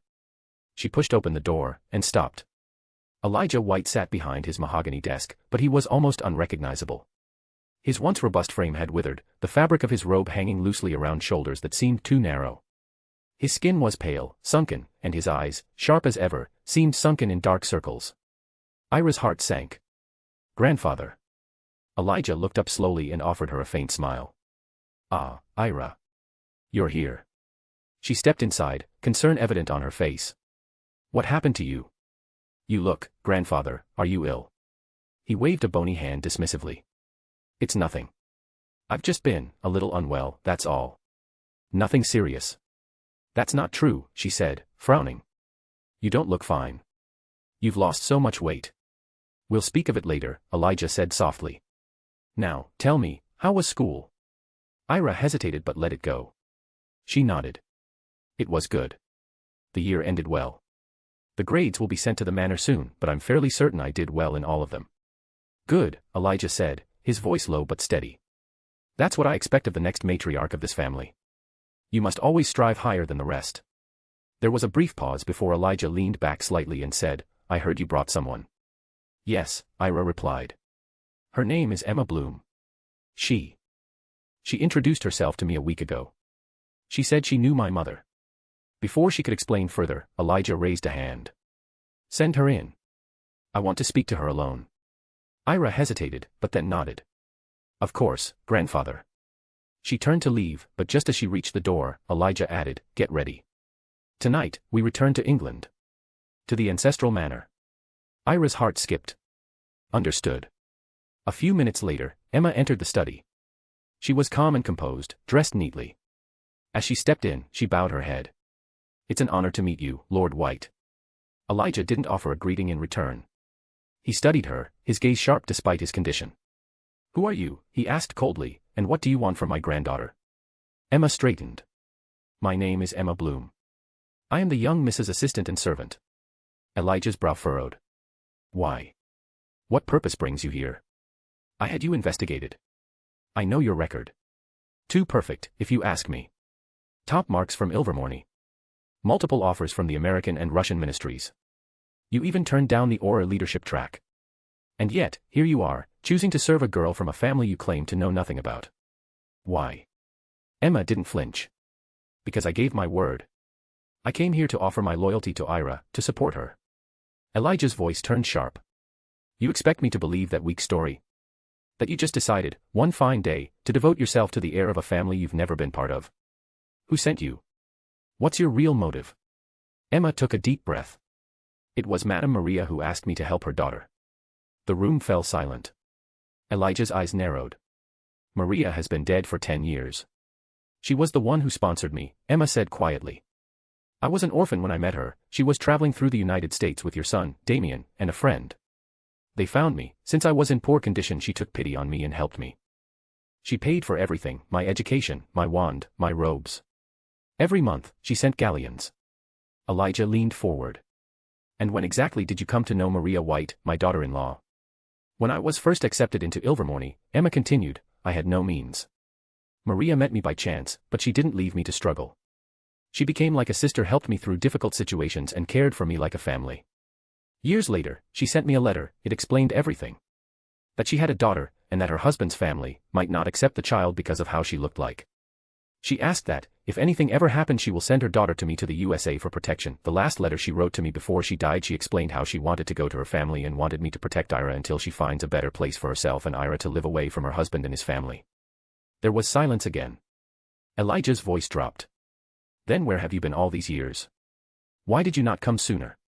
Emma bowed her head. I visited. Quietly. I checked on Ira whenever I could. But I had personal matters that kept me from getting too close. Only recently have I been able to resolve them. That's why I'm here now. To repay my debt to Maria White. Elijah looked at her long and hard. Then, wordlessly, he opened a drawer and took out a small black leather-bound book. He placed it on the desk and opened it, revealing parchment pages filled with runes and symbols. This, he said, is the ancient family contract. It can bound every member and servant of the White family for generations if the Lord wants it. So if you sign it, your oath becomes unbreakable. You will serve Ira, protect her, and lay down your life for her if necessary. Emma didn't hesitate. She stepped forward, took the offered quill, and signed her name. Then, with a small silver blade she pulled from her sleeve, she sliced her finger, letting a drop of blood fall onto the parchment. The ink shimmered, absorbed into the page. The book closed on its own. Elijah exhaled, his shoulders relaxing for the first time since she entered. Now I believe that you truly came for her side to help. I still don't trust your story, it's too neat. But this contract, it does not lie. If your motives were impure, you would be dead already. Emma gave a small nod. Thank you for trusting me. Even if just a little. She turned to go, but then paused. Are you dying? Elijah's hand, mid-motion, stopped. He looked at her and replied, almost in a whisper, yes. I am. Emma's eyes softened. Does the young miss know? No, he said, shaking his head. But she will. Soon. First, she must complete something important. Emma nodded once, solemnly. As you wish. As she stepped out of the study, Elijah's voice followed her. Tell Ira to be ready. We leave for England tonight. She didn't answer, only inclined her head. Upstairs, Ira stood by the tall window of her room, arms crossed, eyes fixed on the Paris skyline. The door creaked open behind her, and she didn't need to turn to know who it was. Well, she asked. Emma stepped in. He didn't believe everything, but I told him what we planned. He had me sign the family contract. I am now your sworn protector by the contract of the White family. Ira turned, a quiet intensity in her gaze. Good. That's what matters. Emma stepped closer. We need to get ready. He said we're going back to England. Tonight. Ira nodded once. Then let's not waste time. Chapter 81, Pain. It was midnight when the great doors of the White ancestral castle groaned open. Hidden deep within an ancient forest and untouched for over a year, the once silent halls now stirred again as their true heirs returned. The moon hung low above the treetops, casting silver beams across the ivy-clad stone. The massive white doors creaked as they swung inward, unveiling the cold, dark corridors beyond. Ira stepped over the threshold, beside her walked Emma Bloom, and just behind them, Elijah White, leaning heavily on his cane. The moment Ira entered the grand foyer, a wave of memories surged through her. Her chest tightened as she looked up at the vaulted ceiling, the twin staircases curling like arms around the entrance. I miss this house, she thought, taking a deep breath. Even if it never truly felt like mine, it was still home. This was where she had spent the early years of her life after waking from her coma. This castle, with its candlelit halls, secret staircases, and the ever-watchful portraits, held within it the echo of her growing years. It felt colder now, and emptier. Elijah raised his wand. Aperio Domus. With a series of distant clicks and creaks, the sealed doors of the inner halls unlocked one by one. Light sparked to life in their sconces, chasing away the gloom. The corridors, long forgotten by time and dust, opened once again for the Whites. As they stepped further in, a soft pop echoed through the air, and a small figure appeared in the hallway. Welcome home, Lord White. Young miss, said Luddy, the ancient house elf, bowing low. The old elf's ears twitched as he turned to Elijah. The study has been cleaned and prepared for you, my lord. Then he turned to Ira with a respectful nod. And the young Mrs. Chambers have also been aired out and made ready. Thank you, Luddy, Ira said gently. And Emma's room. Already arranged, young miss, the elf replied promptly. Ira gave a small, grateful smile. You've done well. Ludi bowed again, then looked to Elijah, awaiting further instruction. Elijah, however, had turned his eyes to Ira. Go and rest, he said quietly. You'll need your strength. Why? She asked, studying him. Because next week, he replied, his voice steady, under the light of the full moon, we begin the ritual of ascension. I will pass the lordship of the White family to you. Ira froze. What? Grandfather, why? Isn't it too soon? You always said I'd inherit when I turned 18. A long silence stretched between them. Then Elijah let out a heavy, weary sigh. I know, he said. But I can't wait any longer, Ira. I have to burden you with this responsibility now. His voice was soft, barely above a whisper, and it terrified her. What are you saying? Ira asked, her heart starting to pound. What do you mean you can't wait? Elijah didn't speak. Instead, he slowly rolled up his sleeve. Ira gasped. His arm was no longer the familiar pale skin of an aging man. It had turned a deep, sickly red, veins bulging and glowing faintly beneath the surface like they were filled with molten fire. It looked almost inhuman. It's spreading faster than we expected, Elijah said. Much of my body already looks like this. The moment it reaches my heart, he paused. That will be the end. No, what is this? What happened to you? Ira murmured. There must be a cure. Saint Mungo's, they can fix this, right? Please, grandfather. He shook his head. It's an ancient curse, Ira. A forgotten one. Untraceable and irreversible. I've searched every library, spoken to every specialist. I even consulted Nicholas Flamel himself, and even he could not help me. He paused again before continuing. Even if a cure once existed, it is long lost. I have been battling this curse for years. Quietly. Secretly. And now. I no longer have time. Ira's lips trembled. Her hands balled into fists. No, it's not fair, she whispered. Why you? Why now? Elijah's eyes, filled with sorrow, softened as he looked at her. He reached out and gently placed a hand on her head, stroking her hair the way he used to when he first saw her when she was a toddler. You've made me proud, he murmured. And happy. Happier than I've ever been. To know that someone truly cared for me. You gave me that. That's why I held on this long. Just to see you grow. Ira's eyes brimmed with tears. Her voice broke as she asked, why do you have to leave me too? Why does everyone I care about leave me? I don't want to, Elijah whispered. But I'm tired, Ira. So tired. I've carried this family's weight for too long. I've sacrificed too much. But my last duty, my final task, is to place the future of the White name in your hands. Tears streamed silently down Ira's cheeks as Elijah straightened. Emma, he said quietly, take her to her room. She needs rest. He turned and walked away, slowly, toward the corridor leading to his study. Ira stood there, unmoving, watching his retreating figure as it disappeared into the shadows. Emma gently touched her arm. Come, young miss. Together, they walked up the grand staircase. Ira's room was exactly as she had left it, the soft gray wallpaper, the elegant canopied bed, the books on the shelf untouched. It was a frozen portrait of her childhood and her mother. She sat down heavily on the edge of the bed, her eyes distant. You know, she whispered, it's the worst kind of sadness, knowing someone you care for is dying, and you can't do anything about it. Emma sat beside her in silence.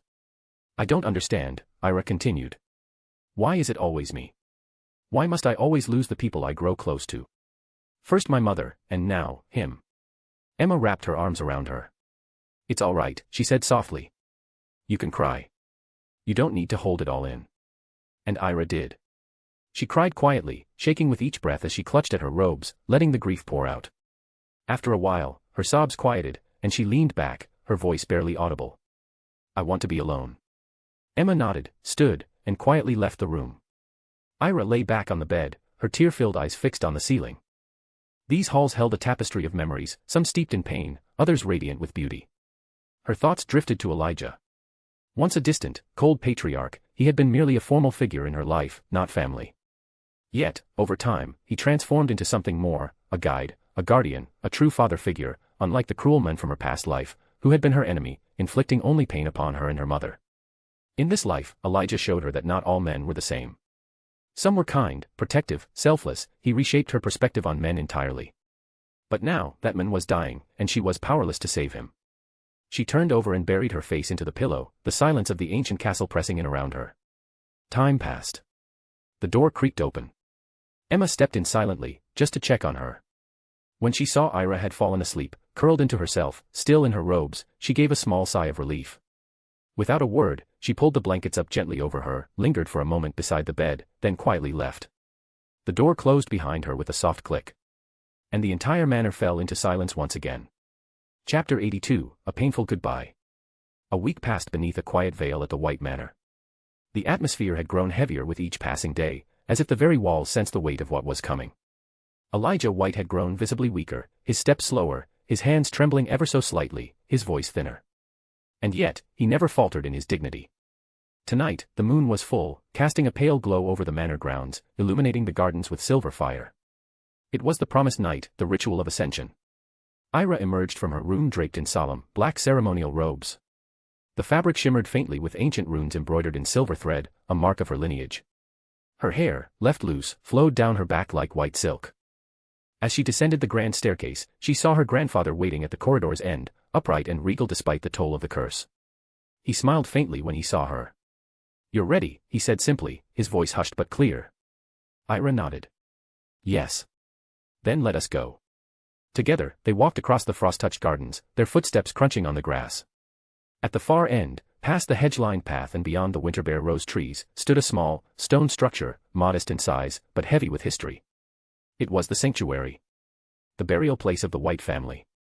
Elijah raised his wand, and the massive stone doors shuddered, then slowly parted with a deep, grinding moan. Cold air rushed out from within. They stepped inside. A staircase led down into the earth, and as they descended, lanterns flared to life along the walls, no flame, just ancient magic awakening after long slumber. The corridor below was vast and silent. Along its marble walls, names were carved in aged stone, each marking the resting place of a white ancestor. The deeper they walked, the more ancient the inscriptions became, the language shifting from modern English to Latin, and eventually, to Elder runes. Ira walked in silence, her breath shallow as she read the names. At the corridor's end stood a solitary door, unlike the others. Upon it, delicately etched in silver, was a name. Aliena White, née Arcturus Vale. Elijah stopped before it and turned to his granddaughter. "Do you remember what I once told you? That the founder of our family was a woman?" Ira nodded.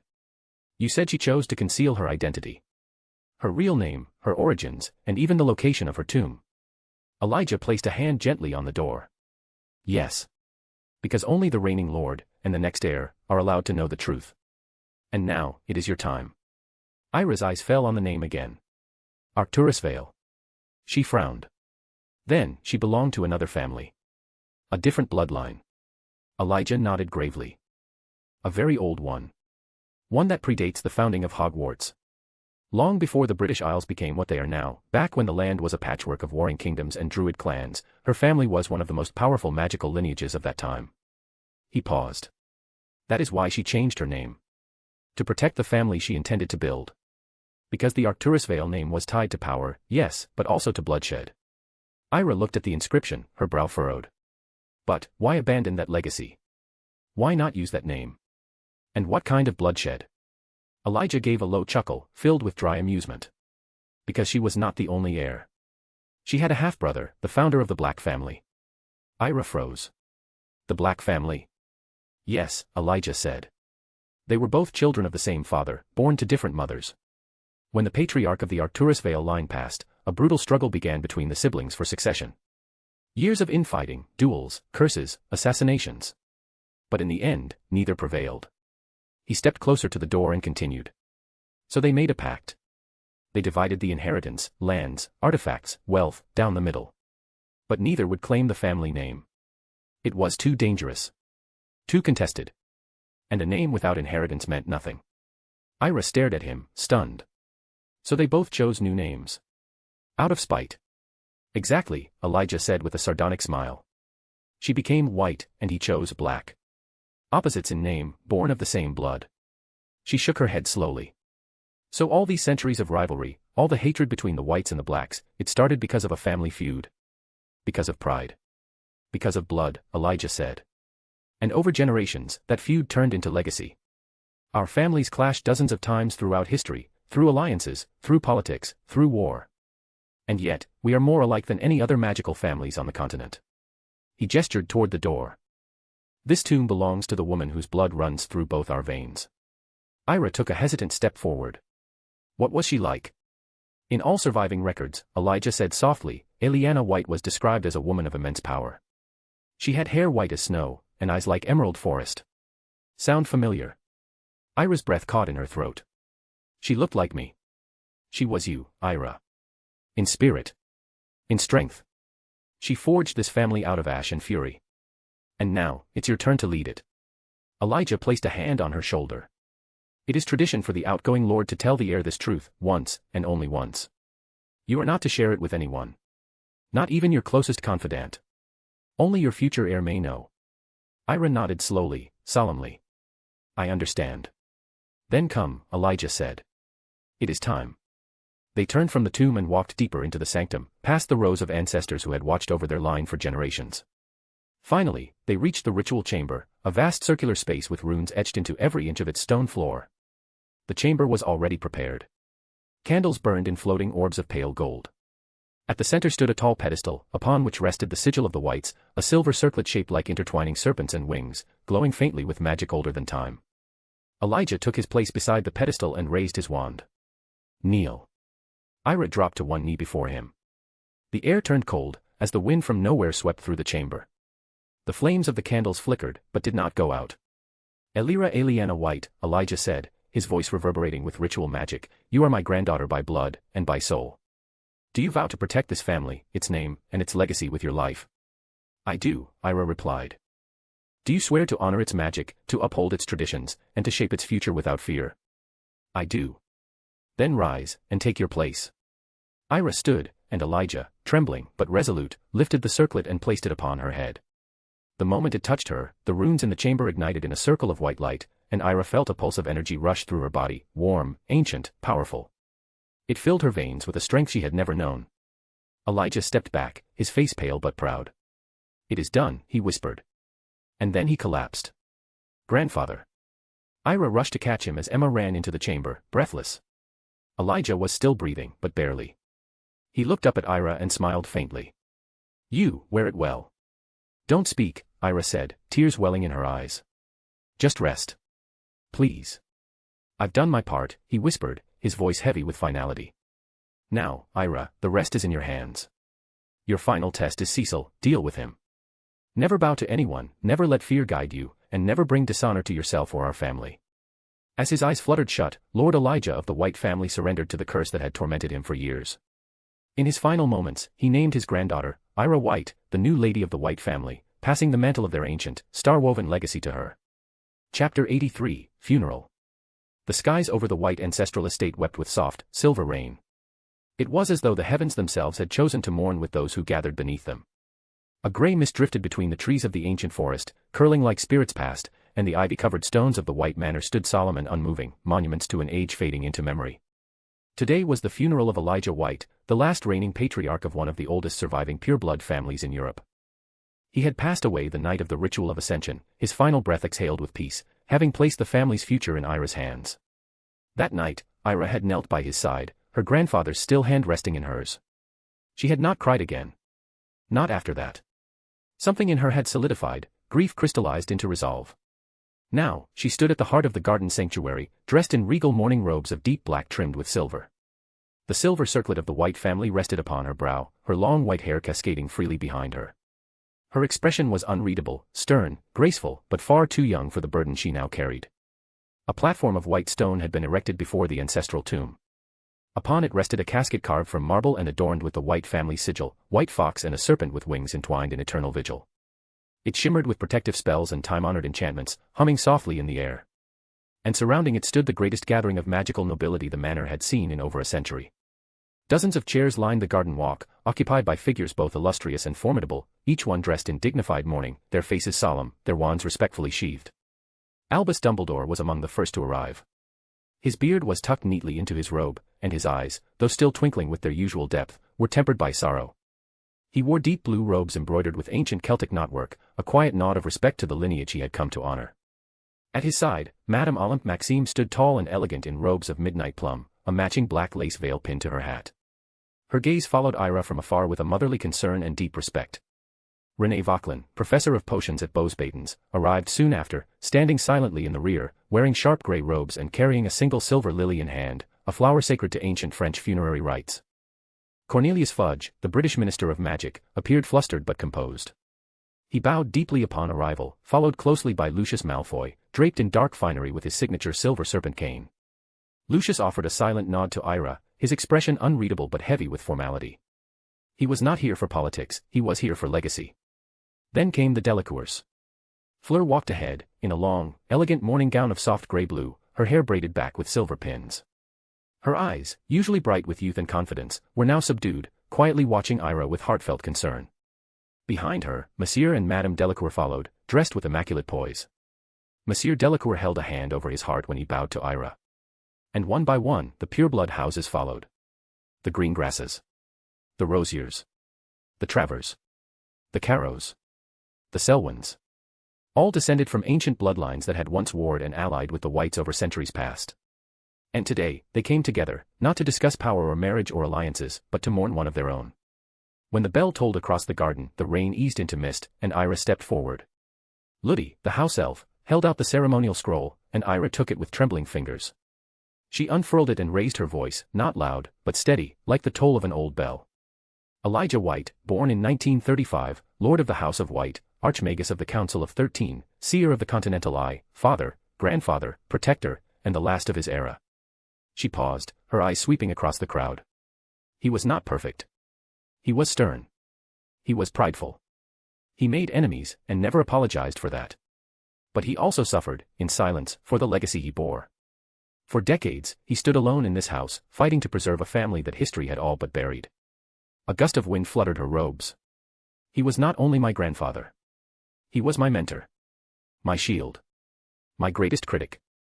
And the first person who ever gave me a place in this world. Her voice wavered, only once. He died so that I could carry the name forward. Silence. Only the whisper of wind through the trees. Then Albus Dumbledore stepped forward. He bowed deeply to Ira, then turned to the gathered assembly. There are names in our world that bear history within them, he began, his voice gentle and wise. White. Black. Peveril. Arcturus Vale. These names are not only legacies, they are burdens. And Elijah White bore that burden with quiet, relentless strength. He looked toward the casket. I met Elijah in 1958 during a war. He was already powerful then, already feared. And yet, it was in private that I saw his true greatness. He fought not just for legacy, but for those he loved, though he never showed it openly. He looked toward Ira. You carry more than a name now, Miss White. You carry history. But I know, as Elijah knew, that you will not falter. He returned to his seat in silence. Then Madame Maxime rose.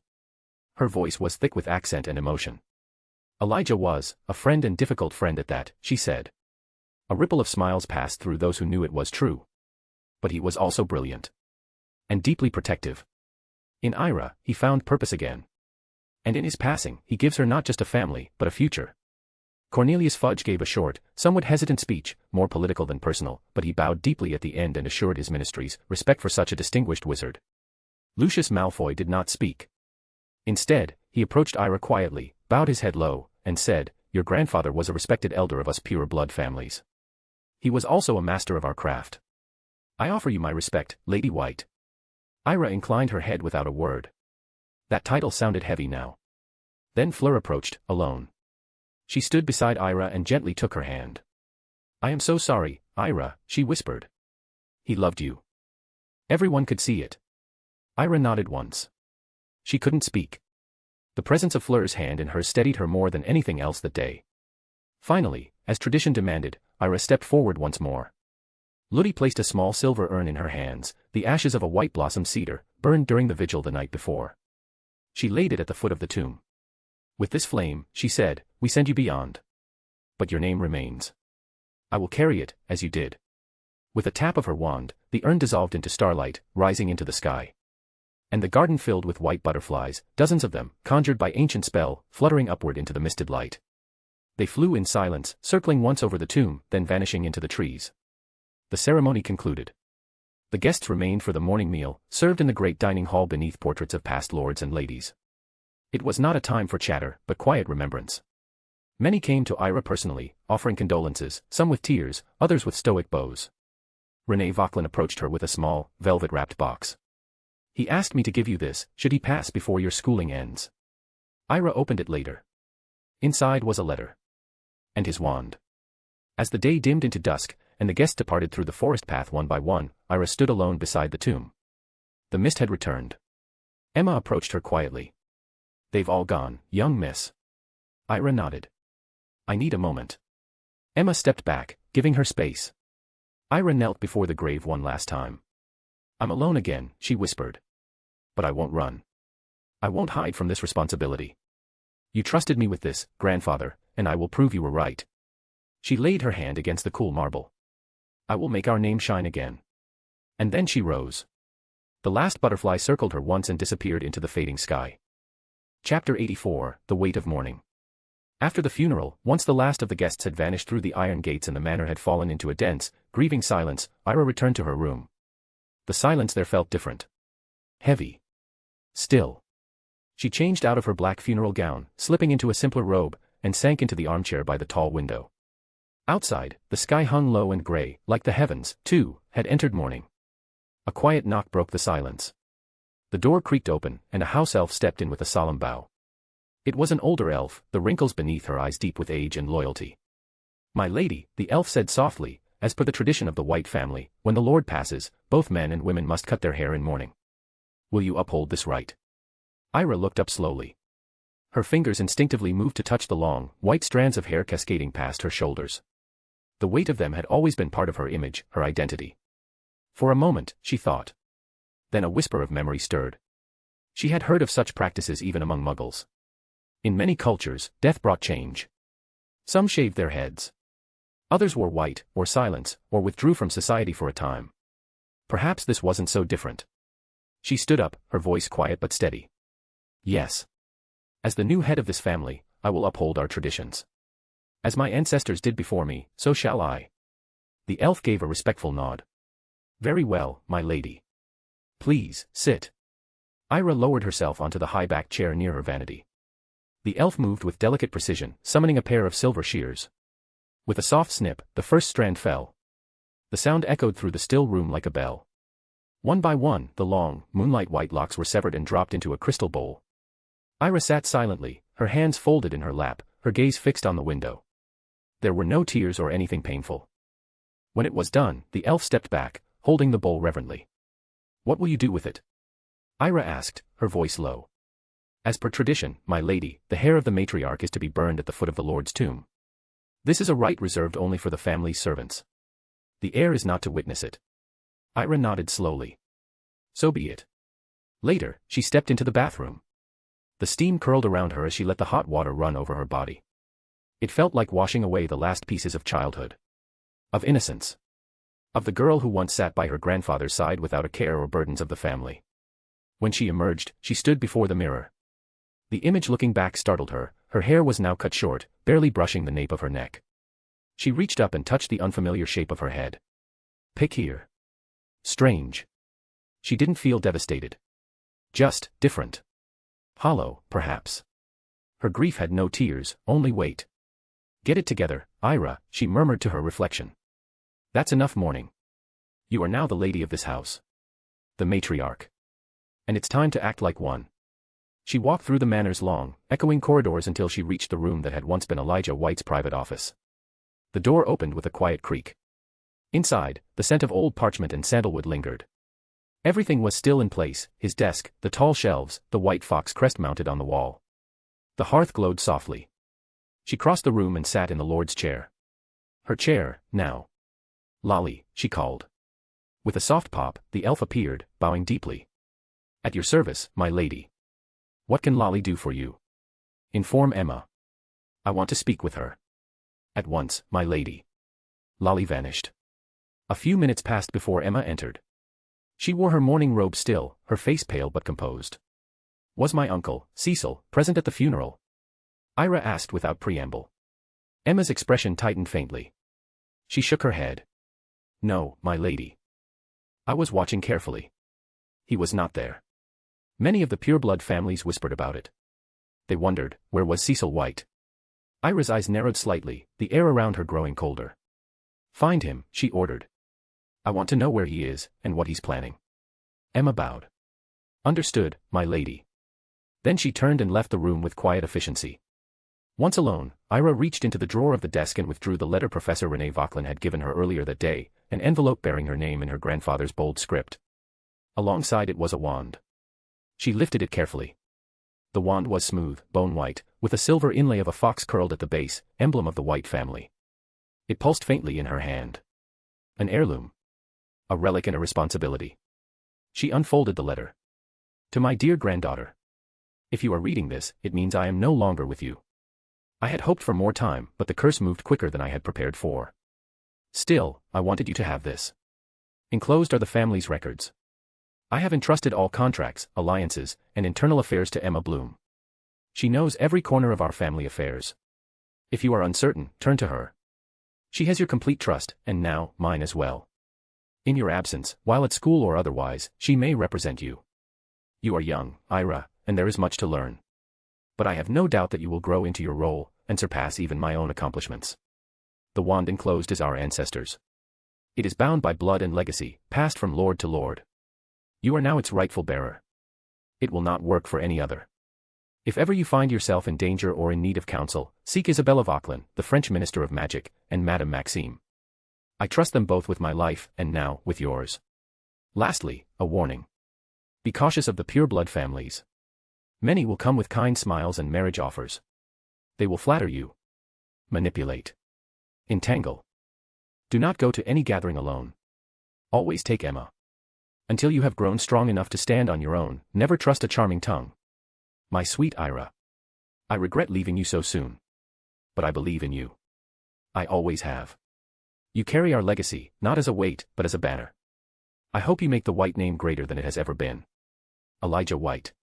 When she finished reading, her hand trembled slightly as she folded the letter back with care. Her eyes rested on the white wand, now lying beside the parchment. Even in death, he was still guiding her. She smiled. A quiet, genuine smile, not bitter or broken, but full of warmth. The first true smile since he passed. You were always worrying about me, she whispered. Even now. You were the kindest man I've ever known, grandfather. And I'm proud to be your granddaughter. And for the first time since he died, she didn't feel lost. Chapter 85, Work. 2 days had passed since the funeral. Ira sat alone in her office, sunlight filtering through the tall windows, casting a pale glow over the mahogany desk before her. Papers lay scattered across its surface, reports from various branches of the family business, each one marked with annotations in her neat, precise hand. As she turned a page, there came a knock at the door. Enter, she said without looking up. The door opened, and Emma stepped inside, giving a respectful nod. Ira raised her eyes. So, she asked, voice sharp with expectation. Did you find that so-called uncle of mine, Emma? Yes, my lady, Emma replied. He's been inside his manor the entire time, with his lover Josh. He hasn't left the estate for days. Ira leaned back in her chair, fingertips pressed together in thought. That's not a good sign, she murmured. He's planning something. Now that grandfather has passed, he'll try anything to get to me. She straightened. Have you checked every worker connected to the family estate? Emma gave a slight bow. Yes, my lady. I uncovered several suspicious individuals, long-time staff who, as it turns out, were feeding information to rival families. They've all been dealt with. The ones who raised even minor concerns were dismissed as well. We gave them severance, 1 year's wages. Good, Ira said. And what about France? Did you conduct the same purge there? I did, my lady, Emma confirmed. The French staff have also been reviewed and cleared. But, something unusual happened. In the past 2 days alone, we've received an influx of job applications, far more than normal. Ira narrowed her eyes. It's been less than a week since grandfather's funeral. And suddenly we're drowning in eager applicants. You think they're spies? Emma nodded. Most likely. From rival houses, no doubt. Then send out an announcement, Ira ordered. Make it clear that we are not hiring. Let's see how many of them back off. She paused for a breath, then continued, also, I heard that before grandfather passed, the Ministry of Magic requested funding for the renewal of the magical thread detection system.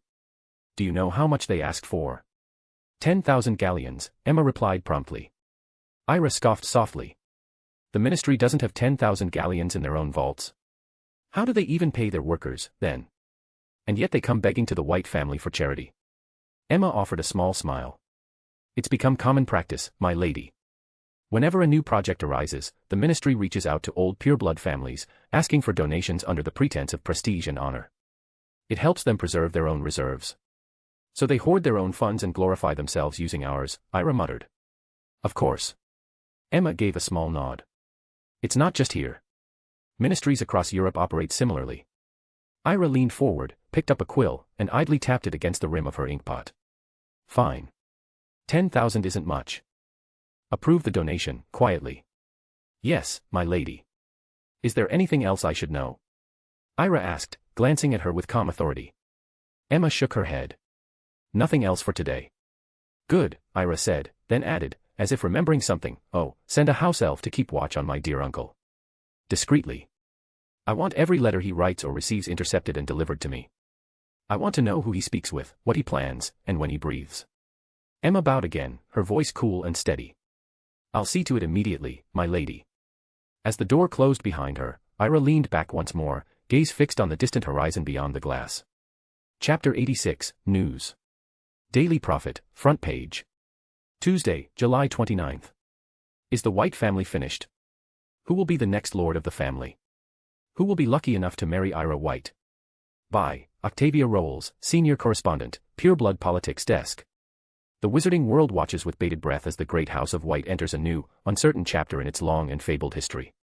With the sudden death of Lord Elijah White, patriarch, statesman, and the most influential financial figure in magical Europe, a vacuum has opened at the very peak of the ancient family's structure. The question on every tongue is one that few dare ask openly. Is the White family, at last, finished? At the heart of the storm is Ira White, sole heiress and now declared matriarch of the White family, a title not held by a woman for nearly 4 generations.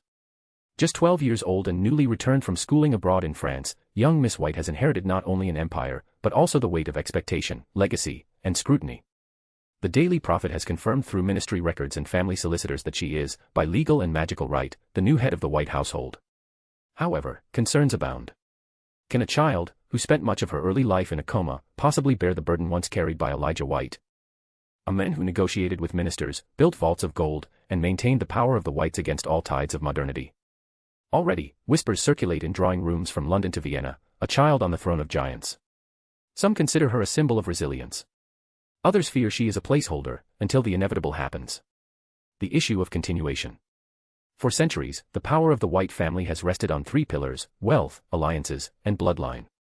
With the patriarch gone and no male heir in sight except one who is disowned by previous lord, the matter of marriage and succession has taken center stage. Many within the pureblood elite have suggested that Ira White must marry soon, not merely for companionship, but to ensure that the ancient lineage survives.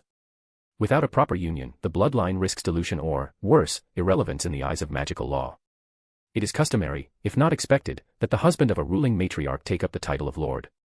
As such, whoever marries Ira White will, in effect, become the next lord of House White. The implications of this are not lost on Europe's elite families, many of whom are already maneuvering in subtle and not so subtle ways. The family stepped forward. In a move that surprised even seasoned observers of aristocratic politics, several of the 29 sacred houses have expressed interest in guiding or advising young Miss White in her transition to leadership. Most notable among them is House Malfoy, whose scion, Lucius Malfoy, issued a statement late yesterday. It is our belief that tradition must endure. The White family is more than gold, it is a pillar of magical society. We are prepared to offer support, counsel, and mentorship during this fragile time, should Miss White find herself in need of it. Other offers of oversight have followed from families such as Selwyn, Avery, and Rosier, all citing the need to protect the legacy and structure of House White until its leadership is firmly established. Critics, however, point out that such proposals come laced with veiled ambition.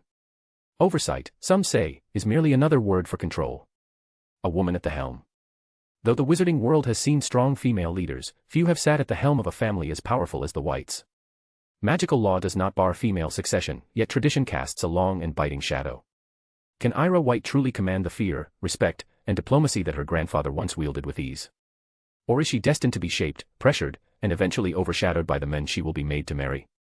Already, rumors swirl of courtships being arranged in silence. The names of young heirs, ministers' sons, and even distant foreign royals have surfaced in speculative gossip columns. Is this young girl to be a sovereign, or simply a prize? Only time will tell. But as vultures circle and masks of concern conceal power-hungry smiles, one thing is clear. The House of White stands at a crossroads. And all the world watches to see which path the girl with white hair will choose. Public poll, all your votes. Should the ministry appoint a pureblood advisory circle for Ira White until her majority? White heavy checkmark yes, 63%. Crossmark no, 37%. Votes submitted anonymously via OWL or Flow Fire to Profit HQ. Final results will be published this Friday. Chapter 87, Plan to Counter Scheme. A week had passed since that infamous Daily Prophet headline, and yet the storm showed no signs of settling. Each morning brought fresh ink and fresh scrutiny.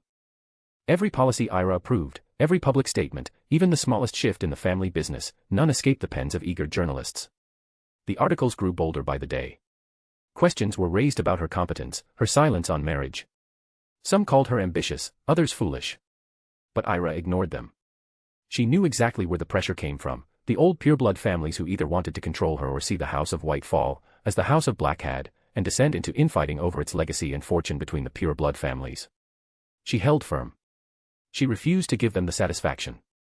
Thanks to Emma's tireless support and her own quiet determination, Ira maintained control over the businesses, the estate, the staff, and more importantly, over herself. While the world whispered, she acted.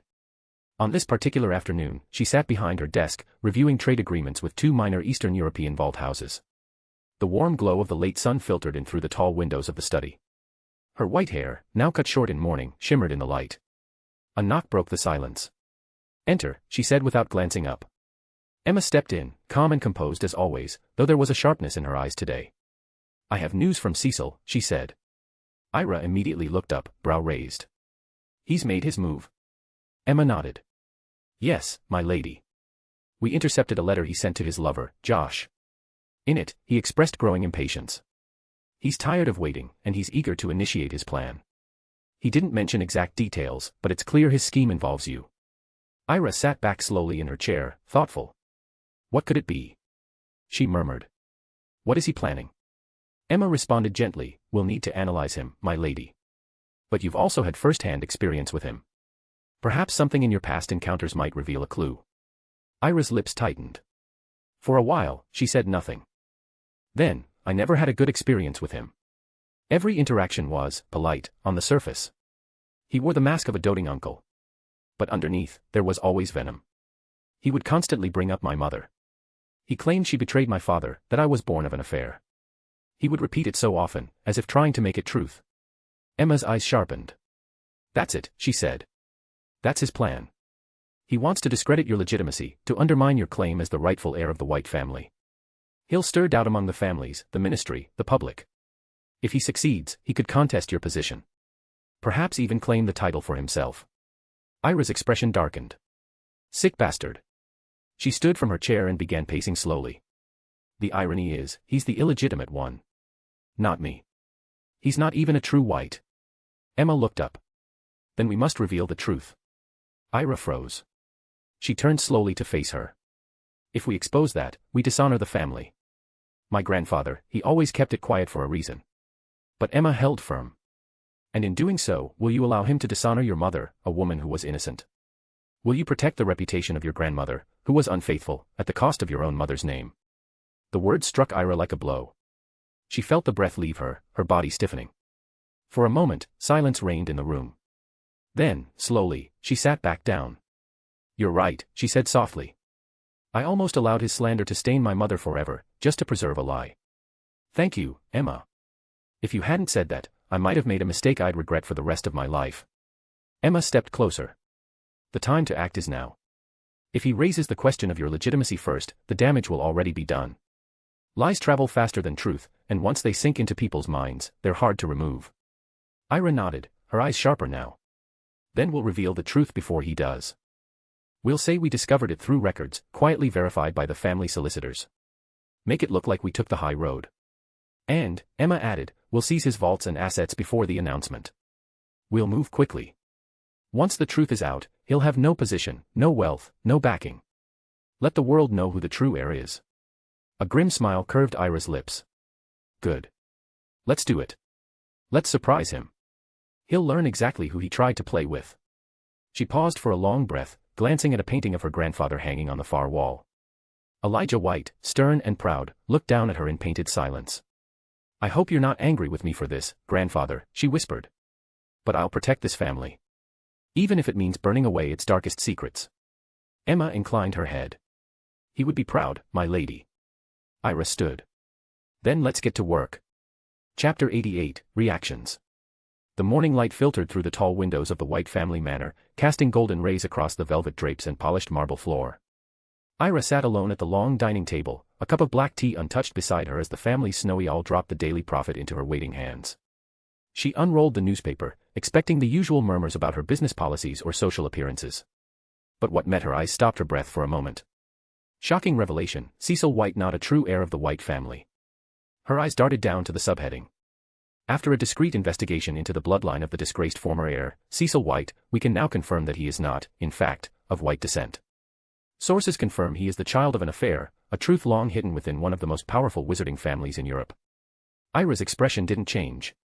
But she sat straighter, scanning the article with sharp precision. The matriarch of the White family, Ira White, did not make an official public statement. However, according to a confidential source from within the ministry, specifically, the office of Minister Fudge, her assistant confirmed the authenticity of these claims in a private conversation with the minister. The statement read, "All of the information that has been disclosed is supported by evidence and family record." The White family considers the matter resolved internally. Though Cecil White had been formally disowned years ago, he continued to benefit from certain privileges tied to his former status, including limited access to family vaults and properties. These have now been revoked in full. "We have received confirmation from Gringotts Wizarding Bank that, as of yesterday, all vaults accessed by Cecil White have been closed to him by official order of the matriarch, Ira White. The contents of Vault 73, formerly linked to his estate, have been returned to the central vault of the White family, reinforcing her control over all assets." Ira exhaled slowly. The words were clean and professional, but she could sense the scandal brewing between each line.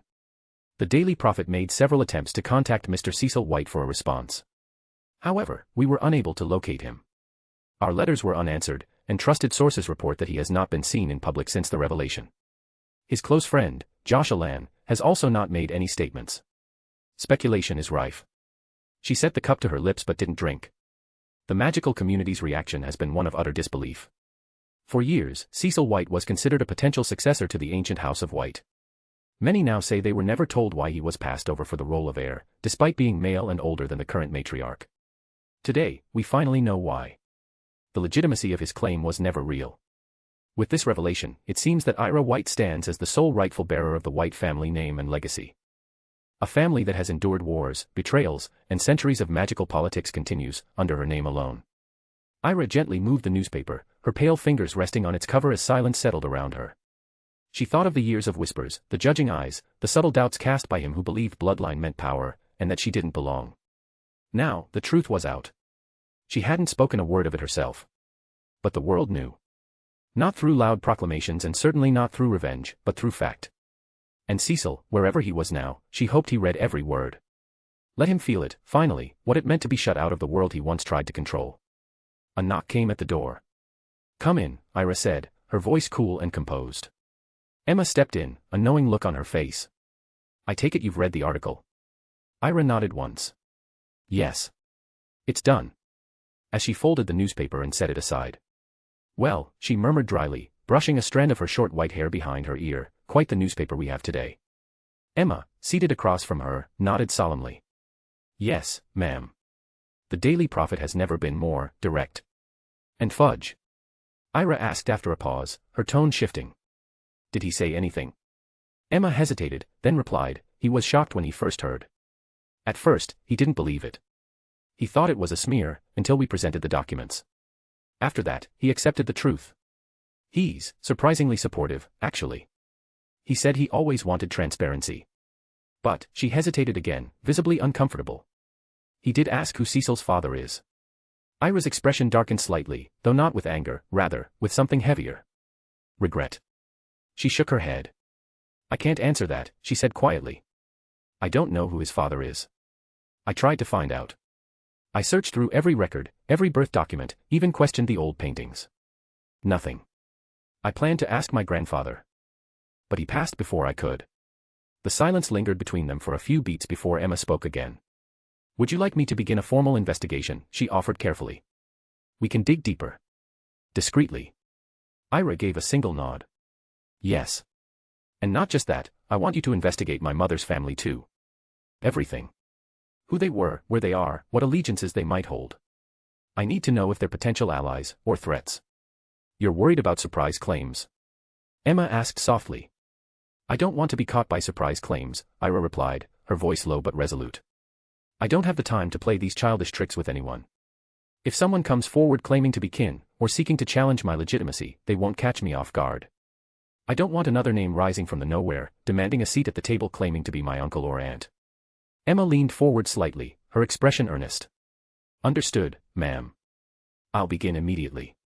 Every detail I uncover, you'll be the first to know. Ira offered a small nod of gratitude, then leaned back in her chair, staring out the window again. There were rumors, Ira said softly. That she abandoned her family. Left them behind for reasons no one would explain. I tried looking through the White family archives, but there's nothing. It's as if someone deliberately erased her origins. Do you believe Madame Maxime might know something? Emma asked. I think so, Ira said. She's one of the few who knew my mother in her youth. And if she doesn't know directly, she might know where to look. But I suspect it was my grandfather made sure the truth stayed hidden. It's highly unusual for my grandfather to keep something like this from me. Find them, Emma, whoever they are. I want every name, every deed. I want to know where they are, and whether they're a threat to me. Emma stood with a quiet nod, smoothing her coat.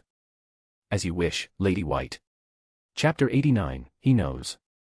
The newspaper trembled in Cecil's hand, the bold black letters of the Daily Prophet blaring from the headline like a slap to the face. Cecil White exposed, child of infidelity. White family matriarch's aide confirms, he has no right to the name. The parchment crumpled under his grip. He stood abruptly, the velvet armchair screeching against the marble floor of the Manor's west drawing room. This is a lie, he bellowed, his voice thunderous, echoing across the gilded chamber. Utter filth. I am Elijah White's son. I am his heir. Josh looked up from the chaise lounge across the room, his blue silk robe sliding off his bare shoulder. Cecil, please, calm down. I'm going to kill that bitch. Cecil roared, slamming the newspaper against the wall. I'm going to rip her to pieces, how dare she? That little brat. That illegitimate creature. Cecil. Josh rushed to him, arms outstretched. We can't, listen to yourself. If you act now, you'll only validate her. You'll look like an unstable, angry fraud. But Cecil's fury only deepened.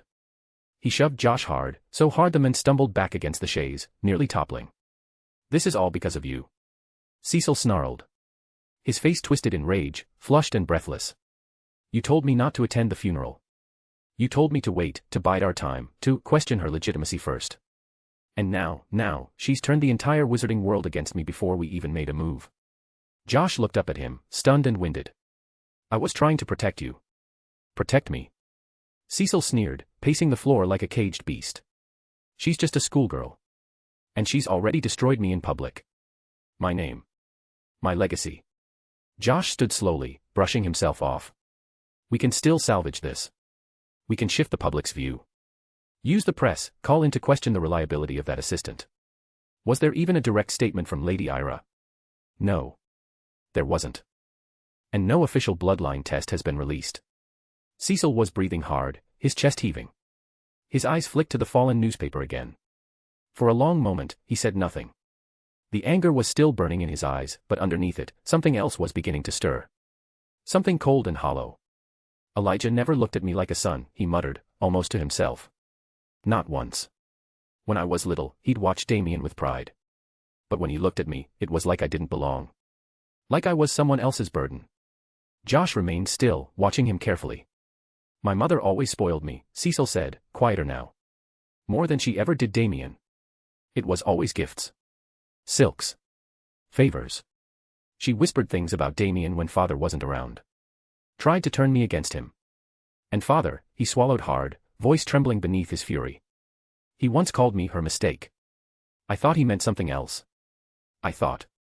Josh moved toward him again, slower this time. Cecil, do you want to know the truth? A silence fell over the room. Cecil's eyes were distant now, not filled with rage but with something sharper. More dangerous. More uncertain. Yes, he said hoarsely. I want to know. I want confirmation. I want to prove that this is all a lie. Or, he paused, the word catching on his tongue, or know if it's true. Josh nodded slowly. We can arrange a private blood inheritance test. There are discreet enchanters in Switzerland. We'll confirm your lineage without public exposure. But, first, we should speak to Minister Fudge. See what the ministry officially recognizes. If they accept Ira's claim, then we know the storm is larger than we thought. Cecil clenched his fists. Set up a meeting, he ordered, his voice cold now, measured. With Fudge. I want to know everything the ministry believes. I want to see the damn documents with my own eyes. Josh stepped forward carefully, laying a hand on Cecil's arm. We'll get through this, he said. But you can't lose your head. You're not defeated yet, not unless you break yourself. Cecil didn't answer, only looked back at the fireplace where the edges of the Daily Prophet had begun to curl in the heat. Somewhere deep inside, beneath layers of arrogance and entitlement, a terrible seed had begun to sprout. What if they were right? What if he wasn't a white? What if he was never meant to inherit anything? Chapter 90, Shattered. The carriage ride from the Cecil's estate to the British Ministry of Magic had been silent, save for the faint creaking of the enchanted wheels and the rhythmic pounding of Cecil's heart. He sat rigidly across from Josh, clad in a crisp charcoal gray suit charmed against wrinkling. Not a hair was out of place. He looked every bit the image of a pureblood heir, elegant, composed, immaculately tailored. But inside, he was splintering. The echo of yesterday's headline still rang in his skull like a curse. Cecil White, child of an affair, family source confirms. How quickly the world had turned. How quickly she had struck. The carriage came to a gentle stop in front of the ministry's London entrance. Josh offered a hand to steady him, but Cecil waved it away without a word and stepped out, his boots clicking sharply against the polished stone. Inside, they were escorted without delay. The aides didn't greet Cecil with their usual warmth, they offered polite nods, cautious glances, and quickly averted eyes. The rumors were already alive here. The ministry smelled blood. The room they were led to was modest in scale but heavy in symbolism. Minister Fudge's private reception chamber was lined with mahogany panels and green velvet drapes. The scent of aged parchment and bitter tea hung in the air. Fudge himself was seated behind a large oak desk, his bowler hat resting beside a crystal inkstand. He wore a faint smile that didn't reach his eyes. "Ah, Mr. White," Fudge greeted, standing. "And Josh. Please, sit." Cecil didn't return the smile. He lowered himself into the chair, legs crossed, posture stiff as steel. Josh followed suit, maintaining an air of diplomatic calm. "Let's dispense with pleasantries," Cecil began. "You've seen the Daily Prophet." Fudge gave a sigh that teetered between sympathy and exhaustion. "I have. I imagine this meeting isn't about denying the article." Cecil's jaw twitched. "I am here because the White family name is under attack. I want to know exactly what the ministry has recognized. You see, Minister, I'm not merely a nobleman. I've been considered a public figure. I've represented the family in international councils. If there's been some official recognition of these lies, I need to know." Fudge folded his hands. The ministry does not involve itself in family politics. But when documentation is presented by a direct family source, particularly one tied to legal estate matters, we must take it seriously. Ira White's assistant submitted a signed statement to our records office. It's been verified. And it included your name. "My disinheritance," Cecil muttered, voice sharp. Fudge hesitated, then nodded. "Yes. Effective as of yesterday, per the White family's own submission, you are no longer recognized as a legal heir in case of death of the current matriarch. Your titles, estates, and claims have been suspended pending further investigation." Cecil stood abruptly, his chair groaning behind him. "You're accepting this without proof? Without even a magical verification?" Josh interjected quickly. "Minister, surely you understand the gravity. Even if a family submits something, it can't be taken at face value. If a bloodline test proves Mr. White is Elijah's son, then, Fudge said, holding up a hand, he'll have grounds to challenge the submission. But until that test exists, the White family has acted within their rights. Ira White is the matriarch. The documents are sealed. The French ministry has acknowledged them too."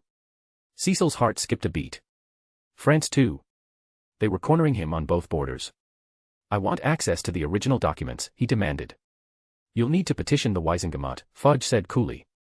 "And frankly, you'd be wise to avoid a spectacle. Right now, you look like a man caught in a storm, shouting only makes people believe it's your fault." Cecil stared at him. And in that moment, the fury ebbed just slightly, replaced by something else. Dread. The minister's words weren't said with malice. They were spoken with the finality of someone reading a tombstone. "They believe it. I want to schedule a private bloodline verification, Cecil said suddenly, quietly. Discreet. Unrecorded. Fudge looked at him curiously. With the ministry's supervision? No. With a neutral party. I want to confirm it for myself before the vultures begin circling. Fudge gave a slow nod. Then I suggest you act swiftly. Your enemies won't wait. 2 days later, Lucerne, Switzerland.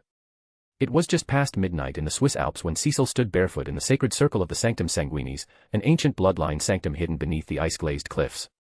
This place was forbidden from registration and untraceable by official magical maps. Only the wealthiest purebloods knew of it. Only the most desperate came here. A white-robed wizard stood in the center, face hidden by a ceremonial hood. The air was thick with runes glowing in silver ash. The candles around them pulsed like slow heartbeats. Josh stood just outside the circle, watching tensely. You understand, the officiator said, voice echoing across the chamber, this will not lie. If you do not belong to the blood of white, the circle will reject your blood, and the seal will shatter. I understand, Cecil said, holding out his palm. The wizard drew a curved blade of obsidian, etched with bloodline runes. He sliced across Cecil's hand with one smooth stroke. The blood that dripped was crimson and gleaming, catching light like rubies.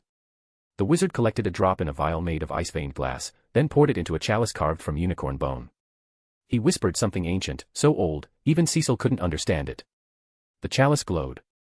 The seal on the floor, a great white crest with the White family's rune, lit up. For a long, breathless moment, nothing happened. Then, the light began to flicker. Cecil's breath caught. The runes didn't pulse like they should. They shivered. The crest on the floor began to fracture. Josh took a step forward. Wait, what's happening? The officiator raised a hand. Stand back. The chalice cracked. A shrill, metallic sound rang out through the chamber. The great seal split down the middle. Cecil staggered backward, as though the wind had been knocked from his lungs. The officiator spoke in a flat, emotionless voice. Cecil Adrian White. You are not of Elijah White's blood. The circle does not recognize you. Cecil's knees buckled, and he collapsed to the floor, hands still bleeding, mouth dry. Josh rushed to him. Cecil, Cecil. I'm not. Cecil whispered. I'm not his son. He stared down at the cracked crest, at the blood still seeping from his hand. And for the first time in his life, perhaps the only time, Cecil White knew what it meant to be nobody. Later that night, in the rented Lucerne manor. The fire crackled softly in the marble hearth, throwing long shadows across the room. Cecil sat in silence, shoulders hunched forward, still wrapped in the ceremonial robes they had provided him. His black hair was damp with melted snow, and his skin looked paler than ever, almost translucent. Josh brought a glass of brandy to him. Drink, he said gently. Cecil didn't move.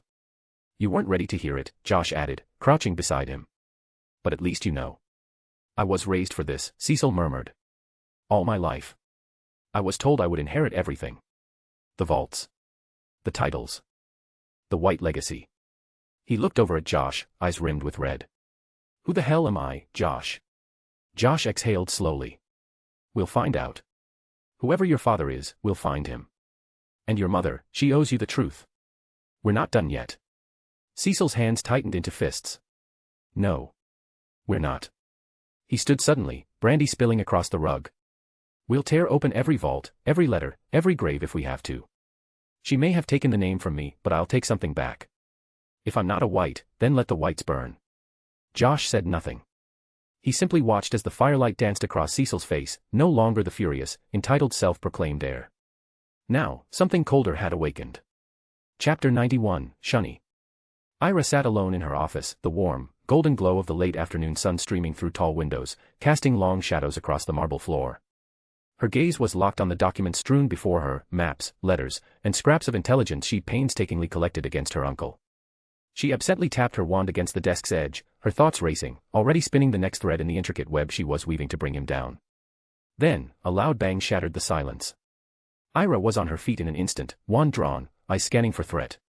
Her gaze snapped toward the corner where the noise had erupted, and there, in the middle of the floor, were two house elves locked in a desperate struggle. One, small and spry, was trying to bind the other's wrists with a thin shimmer of conjured rope. The other, older, slightly hunched, with a tired yet defiant gleam in her eyes, was resisting with all her might. Ira narrowed her gaze. Lolly, she asked sharply, stepping closer. What in Merlin's name is going on? Before Lolly could answer, the door burst open and Emma stormed in, wand raised, eyes wide with panic. But when she saw Ira unharmed, a rush of relief softened her expression. Her gaze flicked to the two house elves still scuffling on the floor. "Explain." "Now," Ira ordered, her voice low and commanding. Lolly released the older elf at once and straightened. "Forgive Lolly, my lady." Lolly saw something terrible. This bad elf, she pointed an accusing finger at the older one, this bad elf didn't want to come. So Lolly brought her by force. She tried to escape. Ira blinked, her expression turning hard. "Why do you say she is a bad elf, Lolly?" The younger elf's eyes widened. "Because Lolly saw her. Lolly saw Shunny sneaking into the traitor Master Cecil's house. Last night, and the night before that too." Ira's expression darkened. The calm in her voice evaporated as she turned to Emma. "Don't let her run. Tie her." Without a word, Emma cast a binding spell. A flash of silver rope erupted from her wand, snapping tightly around Shunny's arms and legs. Another flick, and the elf's gnarled hands were bound together to prevent wandless magic. Ira stepped closer to the trembling elf. Her white hair shimmered in the light, face blank and severe. "Tell me, Shunny," she said quietly. "Why did you go to my uncle's manor without my permission?" Shunny's large eyes trembled. Shunny would never betray Madam or Master Adrian. Shunny is a good elf. Ira's blood froze. Her voice dropped to a dangerous murmur. "Who is this Adrian? And who is your madam?" "Shunny cannot betray Madam or Master Adrian," the elf repeated stubbornly. Emma stepped forward, her brow furrowed. "My lady, it sounds like this house elf doesn't belong to our family." Ira turned to her sharply. "Impossible. She's been in this household for decades." "Perhaps she was brought here long ago," Emma said carefully. "By that madam she speaks of. If so, her loyalty lies with them. Not you." Silence fell between them as the implication settled. Ira clenched her jaw. "Do we have any veritaserum left in the manor?" "Yes, my lady." Lolly squeaked immediately. "We do. Bring it. Now." With a pop, Lolly vanished, and within seconds she returned, clutching a small glass vial filled with an opalescent liquid. Emma took the bottle from Lolly and forced it open. "Hold her still," she said. The older elf resisted, thrashing and growling in a shrill tone, but Emma was stronger. With firm hands and a muttered spell to still her jaw, she poured the liquid down Shunny's throat. After several seconds of choking and squirming, Shunny fell quiet. Her limbs relaxed. Her gaze glazed over, vacant and dull. Ira stepped forward, cold fury burning behind her eyes. "What is your name?" she asked. "Shunny's name is Shunny," came the calm, robotic reply. "Where were you last night?" "Shunny was with Master Cecil last night." Ira's heart thudded once, hard. "And why were you there?" "Master asked Shunny to come. To give him information about Lady Ira." Emma gasped softly, hand rising to her mouth. Ira stood still as stone, her voice sharper than glass. "And why do you call him master?" she demanded. "Am I not your master?" Shunny blinked slowly. "Master is master. Lady Ira is not Shunny's master." The words fell like ice. Ira's voice dropped to a whisper. "Who is the madam you speak of?" "The one you said you could not betray." Shunny's head tilted slightly. Her voice was gentle, mechanical. "Madam Olivia is Shunny's master. Shunny is bound to Madam Olivia." Ira's nostrils flared. "So it's Olivia White, my paternal grandmother. Cecil's biological mother." Then Ira asked, "How did you came to this family?" "Bound by Madam. Long ago. Shunny was brought to the manor. Given to the White family. But bound always to Madam." Ira's heart pounded as realization settled in her chest like a stone. She looked at Shunny, this elf who had cut her hair with silent hands during the morning rites. Who had served her breakfast, folded linens, swept corners of the manor. This elf had watched her, listened, reported. All in the name of some madam and this mysterious Adrian. "Then answer this," Ira said coldly. "Who is Adrian? Is he my uncle's father?" Shunny's brow furrowed faintly. "Master Adrian is the father of Master Cecil. Madam said so. Master Cecil will restore the family." "What family?" Ira hissed. "Vauquelin family," the elf replied. "Adrian Vauquelin." Ira stepped back, breathing sharply, fury rising like a tidal wave within her chest. Emma reached out and placed a hand on her shoulder, grounding her. Chapter 92, The Truth. After Ira heard the name Vauquelin, a chill ran down her spine. Of course. Vauquelin. That was the same surname as her potions professor at Beauxbatons, René Vauquelin. And not only that, it was also the surname of the current French Minister of Magic, Isabella Vauquelin. The pieces clicked together in her mind with an almost deafening snap. Her heart beat faster. So that's who he was. Professor Vauquelin, Renee, and Minister Isabella. It all made sense now. But if that were the case, perhaps this explained why the minister had treated her so warmly during the diplomatic meeting. Why she had lingered on her words, why there had been that unspoken familiarity. Her gaze sharpened as she turned to Shani, the old house elf who was under the influence of the potion standing before her. "How did you know about their relationship?" she asked, her voice cutting through the room like glass. "I'm sure my grandmother wouldn't have trusted a house elf with secrets like these." "So how do you know?" Shani replied as her ears twitching slightly. "Madame Olivia trusted Shani since she was a young girl, miss," she said softly. Shani was very helpful to Madame. Shani used to deliver letters to Master Adrian, and sometimes, Shani would teleport Madame to see him in secret. Ira's eyebrows lifted sharply. "Since when did my grandmother have a relationship with Adrian?" she demanded. "And how long did it last?" Shani didn't hesitate. "Madame and Master Adrian were very young when they began seeing each other," she said. "Their relationship lasted many years, miss, until Madame was killed by Master Elijah White." Ira felt her stomach twist. So they continued their relationship, even after marrying different people. "Yes, miss," Shani said, nodding. "They did." Ira's voice turned bitter. "Then why didn't they marry each other? If they were so close, why marry someone else?" Shani's tone lowered further. "Madame's father despised the Vauquelin family, Mississippi. He forbade Madame from marrying Master Adrian. He forced her to marry Master Elijah White instead." Ira exhaled sharply. It was all too much. Such a fucked up story, she thought grimly. She steadied herself and asked, "What's the relationship between Renee Vauquelin and Adrian Vauquelin?" Without skipping a beat, Shani answered, "Renee Vauquelin was married to Master Adrian, Mississippi." Ira's breath caught. Married. She had assumed they were siblings, cousins perhaps, but husband and wife. She remembered her grandfather's voice now. "I killed my wife, and the men she had an affair with." A tremor ran through her as she asked, "Did my grandfather know about the long relationship they had?" Shani shook her head. "No, Mississippi Master Elijah thought it was a one-time affair, an accident under the influence of alcohol, that resulted in Madame giving birth to Master Cecil. When he discovered the truth, that there was a child from it, he became enraged. He killed Madame, and Master Adrian." The room spun for a moment. Ira swallowed hard. Disgust pooled in her chest, not only at Adrian, but at Olivia as well. Her grandmother had tried to pass the affair off as a drunken mistake, when in truth, it had been a lifelong love. "And, does Renee Vauquelin know about all this?" Ira asked cautiously. Shani nodded. "Yes, Mississippi. She knows." Ira hesitated before asking the next question. "And Adrian, did he have other children? Is Isabella Vauquelin related to him?" "Yes, Mississippi Master Adrian had 3 children with Renee Vauquelin, Isabella Vauquelin, Maximilian Vauquelin, and Maria Vauquelin." Ira nodded slowly, trying to process it all. That's when Emma, who had been silent until now, tilted her head. "My lady," she said carefully, "don't you think that name? Maria, sounds a bit familiar." Ira frowned. "Yes, it's the same name as my mother's." And then she stopped cold. Her eyes flicked toward Emma, alarm dawning across her face. "You don't think they're the same person, do you?" she whispered. "That would be insane. I mean, maybe they just have the same name." Emma turned sharply toward Shani. "Who is this Maria Vauquelin?" she asked. "Is she the same person as Maria White?" "Yes, miss," Shani replied without hesitation. "They are the same person.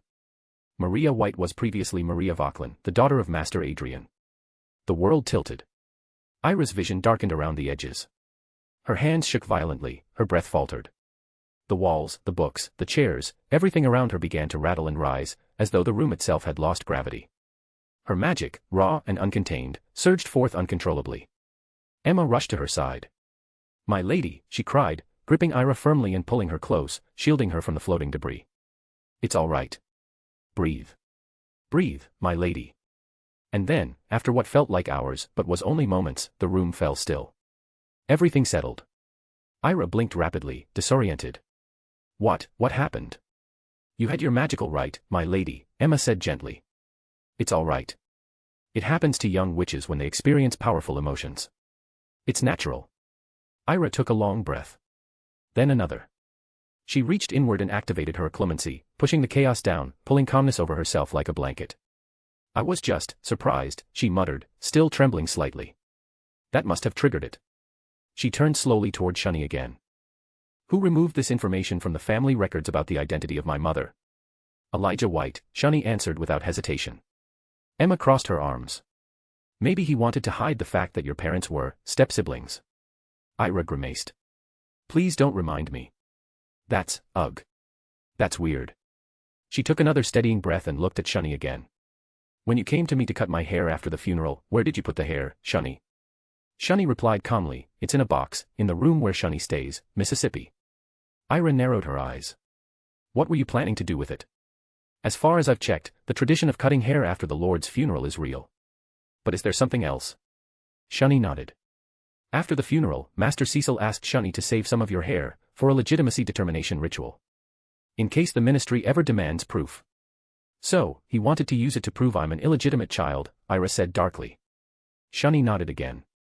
Ira's jaw clenched as she leaned back in her chair, mind reeling. Lies, betrayal, secrets embedded in generations. She had always known the White family was tangled in darkness, but this was worse than anything she'd imagined. And now, she knew the truth. About her grandparents. About her parents. About herself. And what she chose to do with it, that would decide everything. Chapter 93, The Leak. The silence after the storm was heavy, almost sacred. Ira stood at the tall window of her office, her hands clasped tightly behind her back, her cropped white hair barely brushing the nape of her neck. The air still felt thick with everything Shunny had revealed, the truth of her grandmother's affair, her mother's origins, and now, Cecil's true parentage. Emma stood a few steps behind her, quiet and waiting for her next move. Ira turned slowly, her expression carved in stone. We'll release the information, she said finally. About Cecil. About Adrian Vauquelin. All of it. Emma blinked, once, then nodded slowly. Understood, my lady. But not through us, Ira added sharply. This mustn't trace back to the White family. Not publicly, at least. As far as the world knows, this is a leak from an anonymous, well-informed source. A whistleblower who knew of the past. I don't want to make our family's relationship sour with France and especially with Isabella Vauquelin because of this scandal. Emma's eyes gleamed. So, you wanted to look like a journalistic discovery. Exactly, Ira replied. You know how to do this. You're clever enough to get it into the hands of someone at the Daily Prophet. Preferably a junior reporter with something to prove. They'll run with it. Emma bowed her head respectfully. I'll take care of it, my lady. Ira gave one last look out the window, her voice low and resolute. Let the world know who Cecil really is, and I want to see the reactions of the Vauquelin family as well. The next morning. The following morning broke gray and heavy, the sky cloaked with low clouds. Rain threatened but never quite fell. Ira sat at the long breakfast table in the east wing of the White Manor, her silver cutlery untouched beside a plate of perfectly arranged toast and eggs.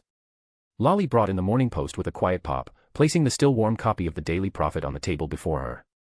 Ira unfolded it with care. And there it was, front page, bold headline. Cecil White's true parentage revealed.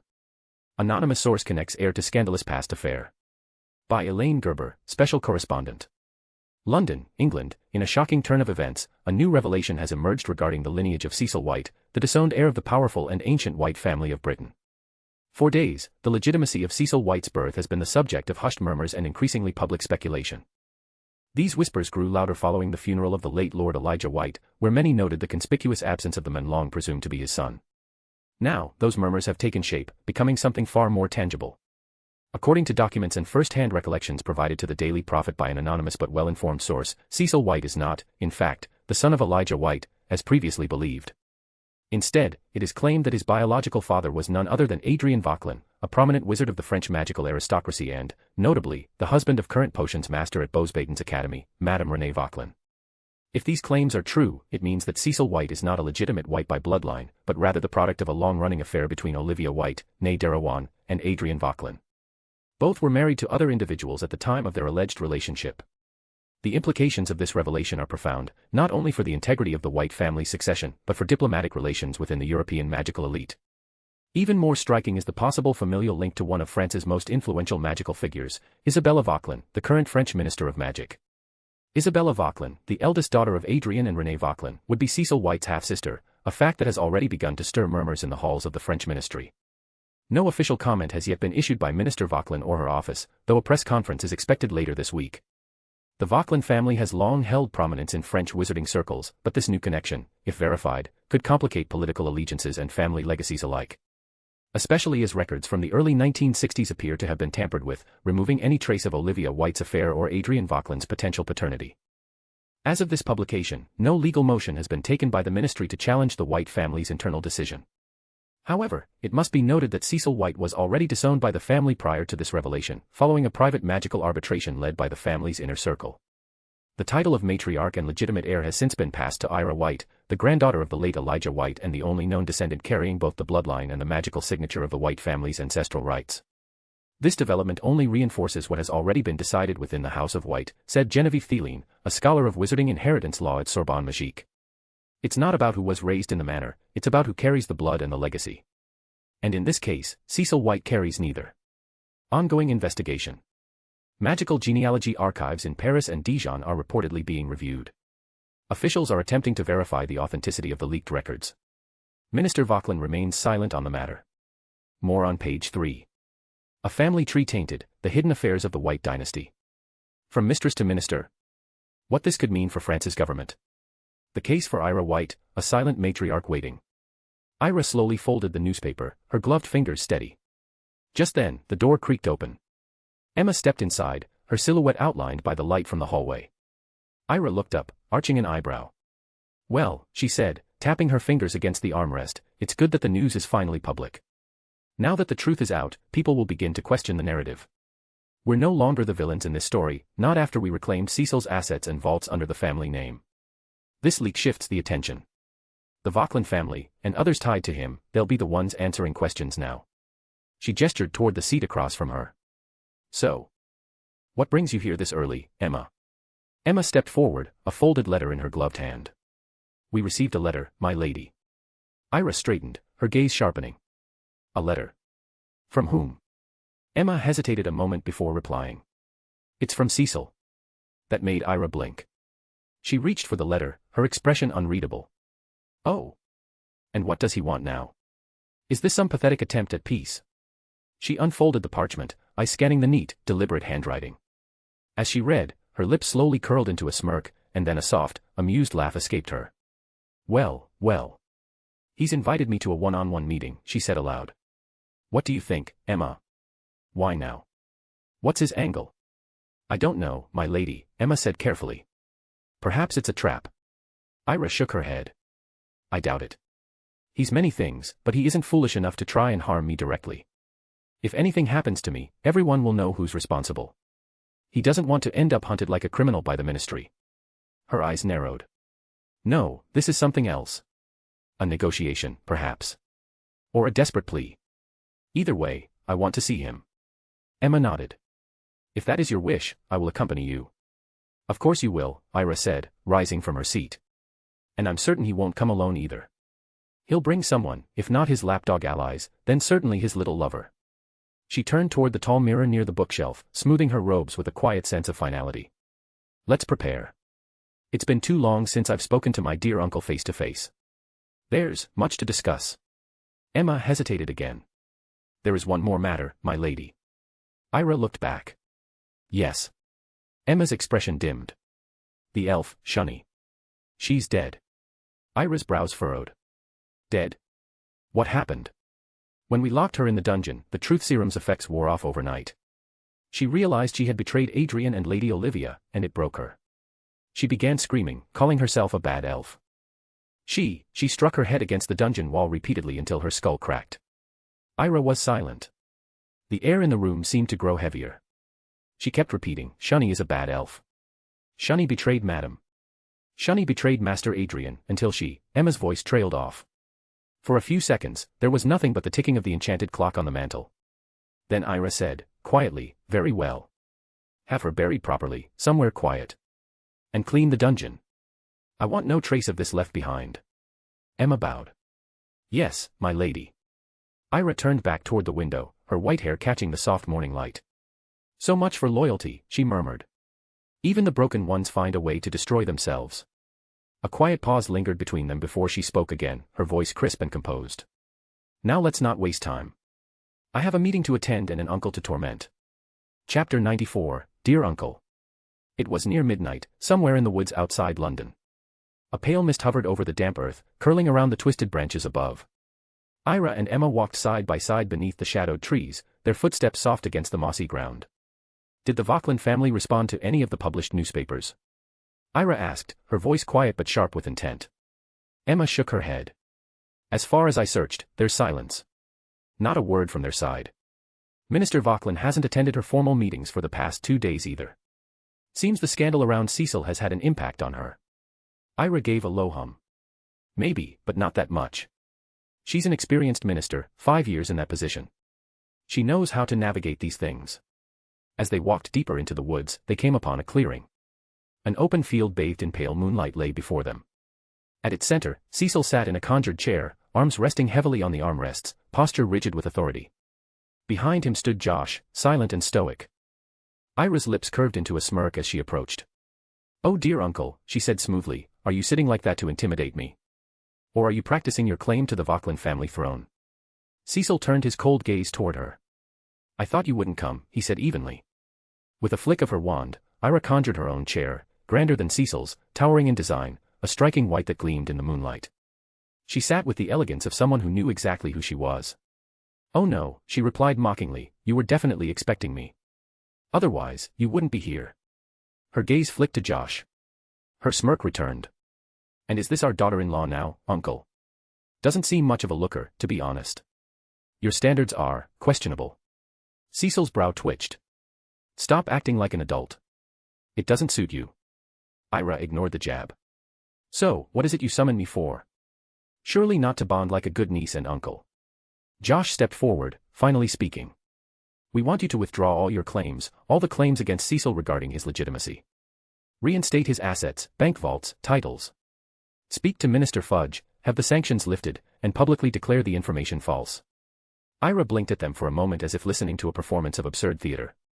Then she stood and gave a sarcastic salute. "Yes, sir. I'll immediately get on it," she said, her voice heavy with dramatic sarcasm. "Did you really expect me to respond like that? Like a good little girl obeying her elders?" Her smirk faded into steel. "In what scenario do you have the gall to appear in front of me and demand this nonsense?" Cecil sneered. "You can't control the family, Ira. You need someone like me. Someone who spent his life building foreign relationships. Not someone like you. All you have is the title of matriarch."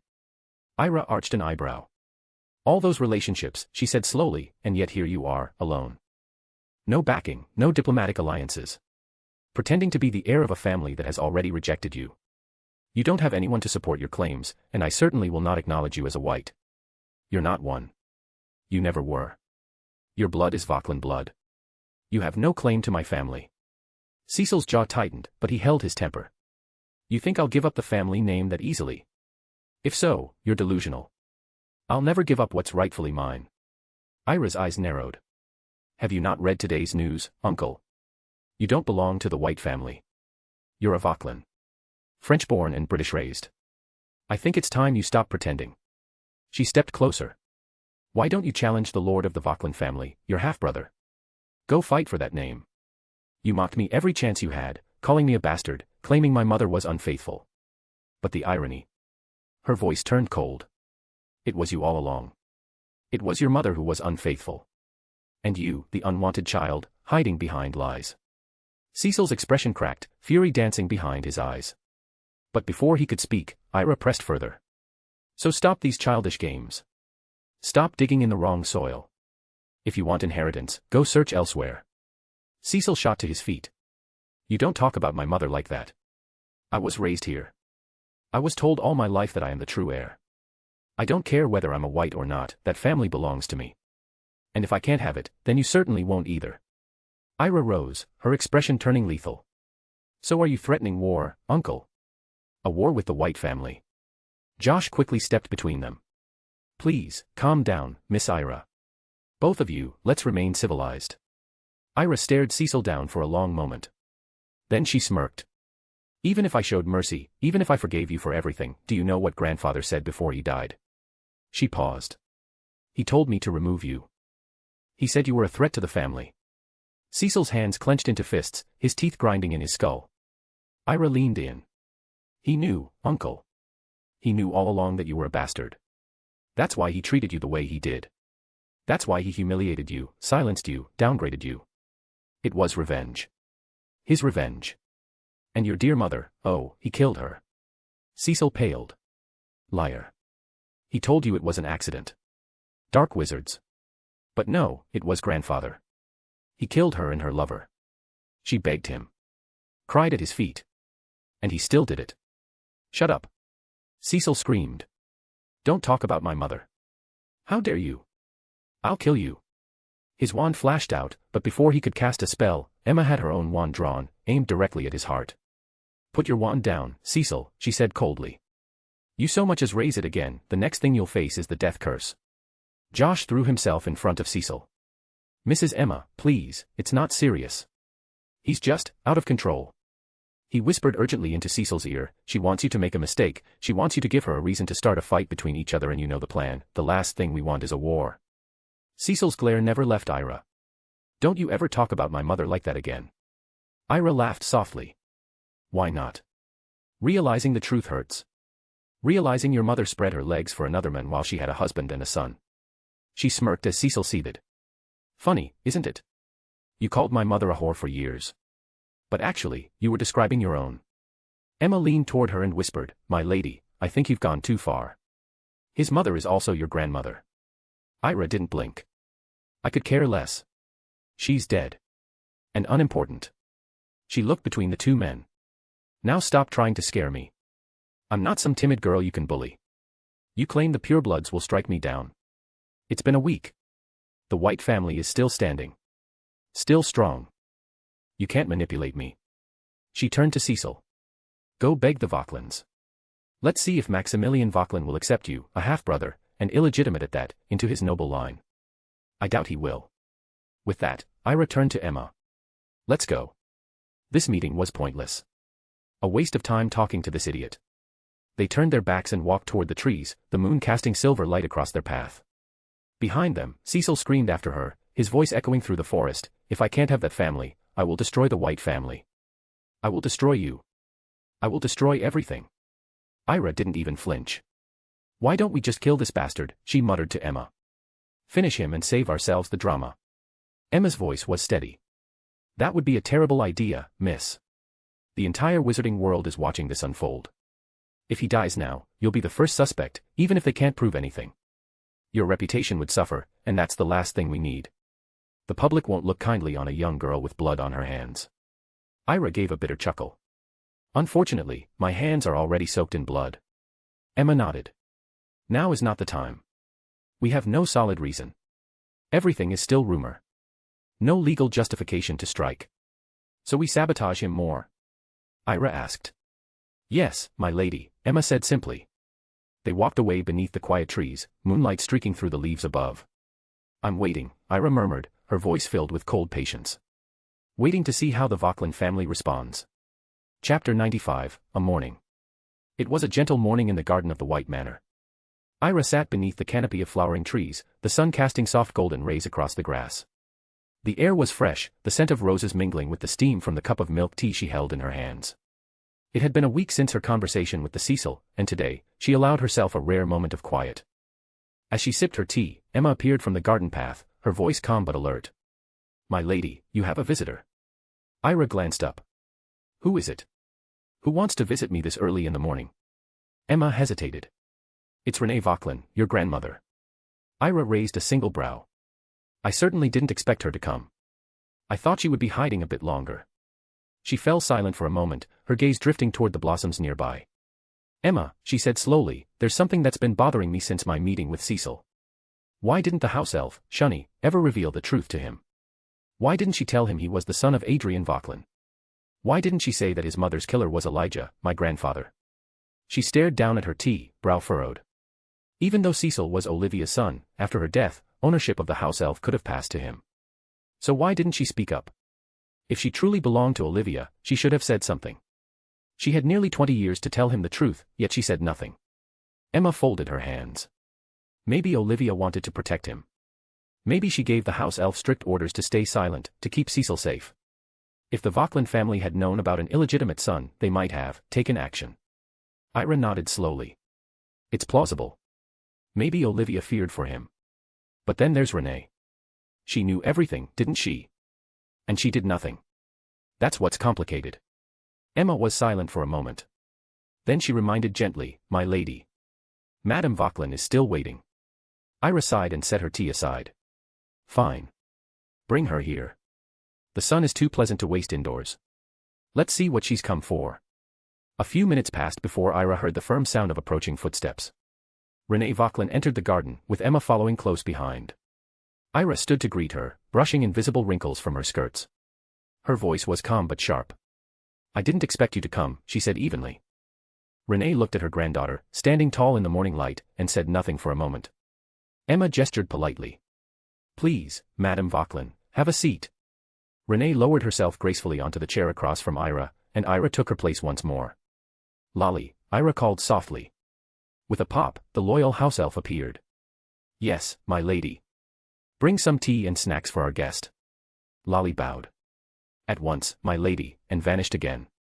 The silence between the two women stretched thin before Renee finally broke it. "So, you know," she said, her voice hushed. Ira leaned back slightly, her expression unreadable. "Yes. I found out that the Vauquelin family is apparently my maternal lineage. My mother's family." Renee sighed, a sound filled with weary regret. "I didn't want you to find out like this." Ira's voice turned crisp. "Like what? If you never wanted to speak to me, that's fine. I can understand. It's not a big deal. Not everyone is eager to acknowledge their alleged granddaughter." Renee's hands trembled. "How did you know?" Ira met her eyes, unflinching. "Apparently, my dear grandfather, your husband Adrian, and Olivia, his lover, planted a house elf within our family. That elf was spying on Elijah. On me. For my dear uncle. And when the house elf got caught, after some interrogation the elf told me everything." Renee's hands clenched at the mention of Olivia and Adrian, her expression darkening. Ira continued. "She told me how my mother belonged to your family. That she gave it up to marry the men she loved. That she abandoned it." "She didn't abandon it," Renee said quickly. Her voice cracked. "I disowned her." Ira's eyes narrowed. "Well, then. That was her choice, wasn't it? To live her life without you. Maybe she was happy. I don't know. I didn't get to know her long enough to say for certain." A heavy silence settled between them. "I wanted to reach out to you all these years," Renee admitted. "But I was afraid. Afraid of the truth being exposed. That your mother was one of us." Ira scoffed softly. Would it have made any difference? She had her name. Her identity. It wasn't exactly hidden. "No," Renee murmured, shaking her head. "When she married your father, I had every record of her connection to the Vauquelin name erased. I made sure no one could trace her back to us. Not until recently. Now people have started digging." "And of course they'd find it," Ira replied. "She was married into one of the most powerful families in Europe. You really thought no one would notice?" They sat in silence again, until Renee finally looked up and spoke with hesitation. "I came here with a request." Ira raised a brow. "A request?" Renee nodded. "Could you make a public statement? Deny Cecil's connection to the Vauquelin family. Deny his blood ties to my husband. I don't want Adrian's name, his reputation, sullied in front of the world." At that, Ira's fingers tightened so hard around her teacup that it cracked sharply in her hand. The shattering of porcelain echoed through the garden. Emma rushed forward immediately, murmuring cleaning spells to clear the tea and shards from Ira's lap. Ira sat still, fury building behind her calm voice. "I'm disappointed. I never thought you'd be this kind of person. You came here not to make peace. Not to acknowledge me. But to ask me to lie. To preserve the so-called honor of a man who destroyed families in the name of love." She looked directly at Renee. "What you're asking is absurd. Everyone knows now. And a simple blood test would confirm it." Renee's voice turned desperate. "No one knows for certain yet. If you publicly deny it, and we support the claim, then the results." Ira laughed bitterly. "You want me to lie to clean up your mess? To protect your family's name while my family's been turned into a joke? Olivia has an affair with an unknown man. Cecil is born. The White family is ridiculed. And you sit there, pretending it isn't your husband's mistake." Renee looked away, unable to meet her eyes.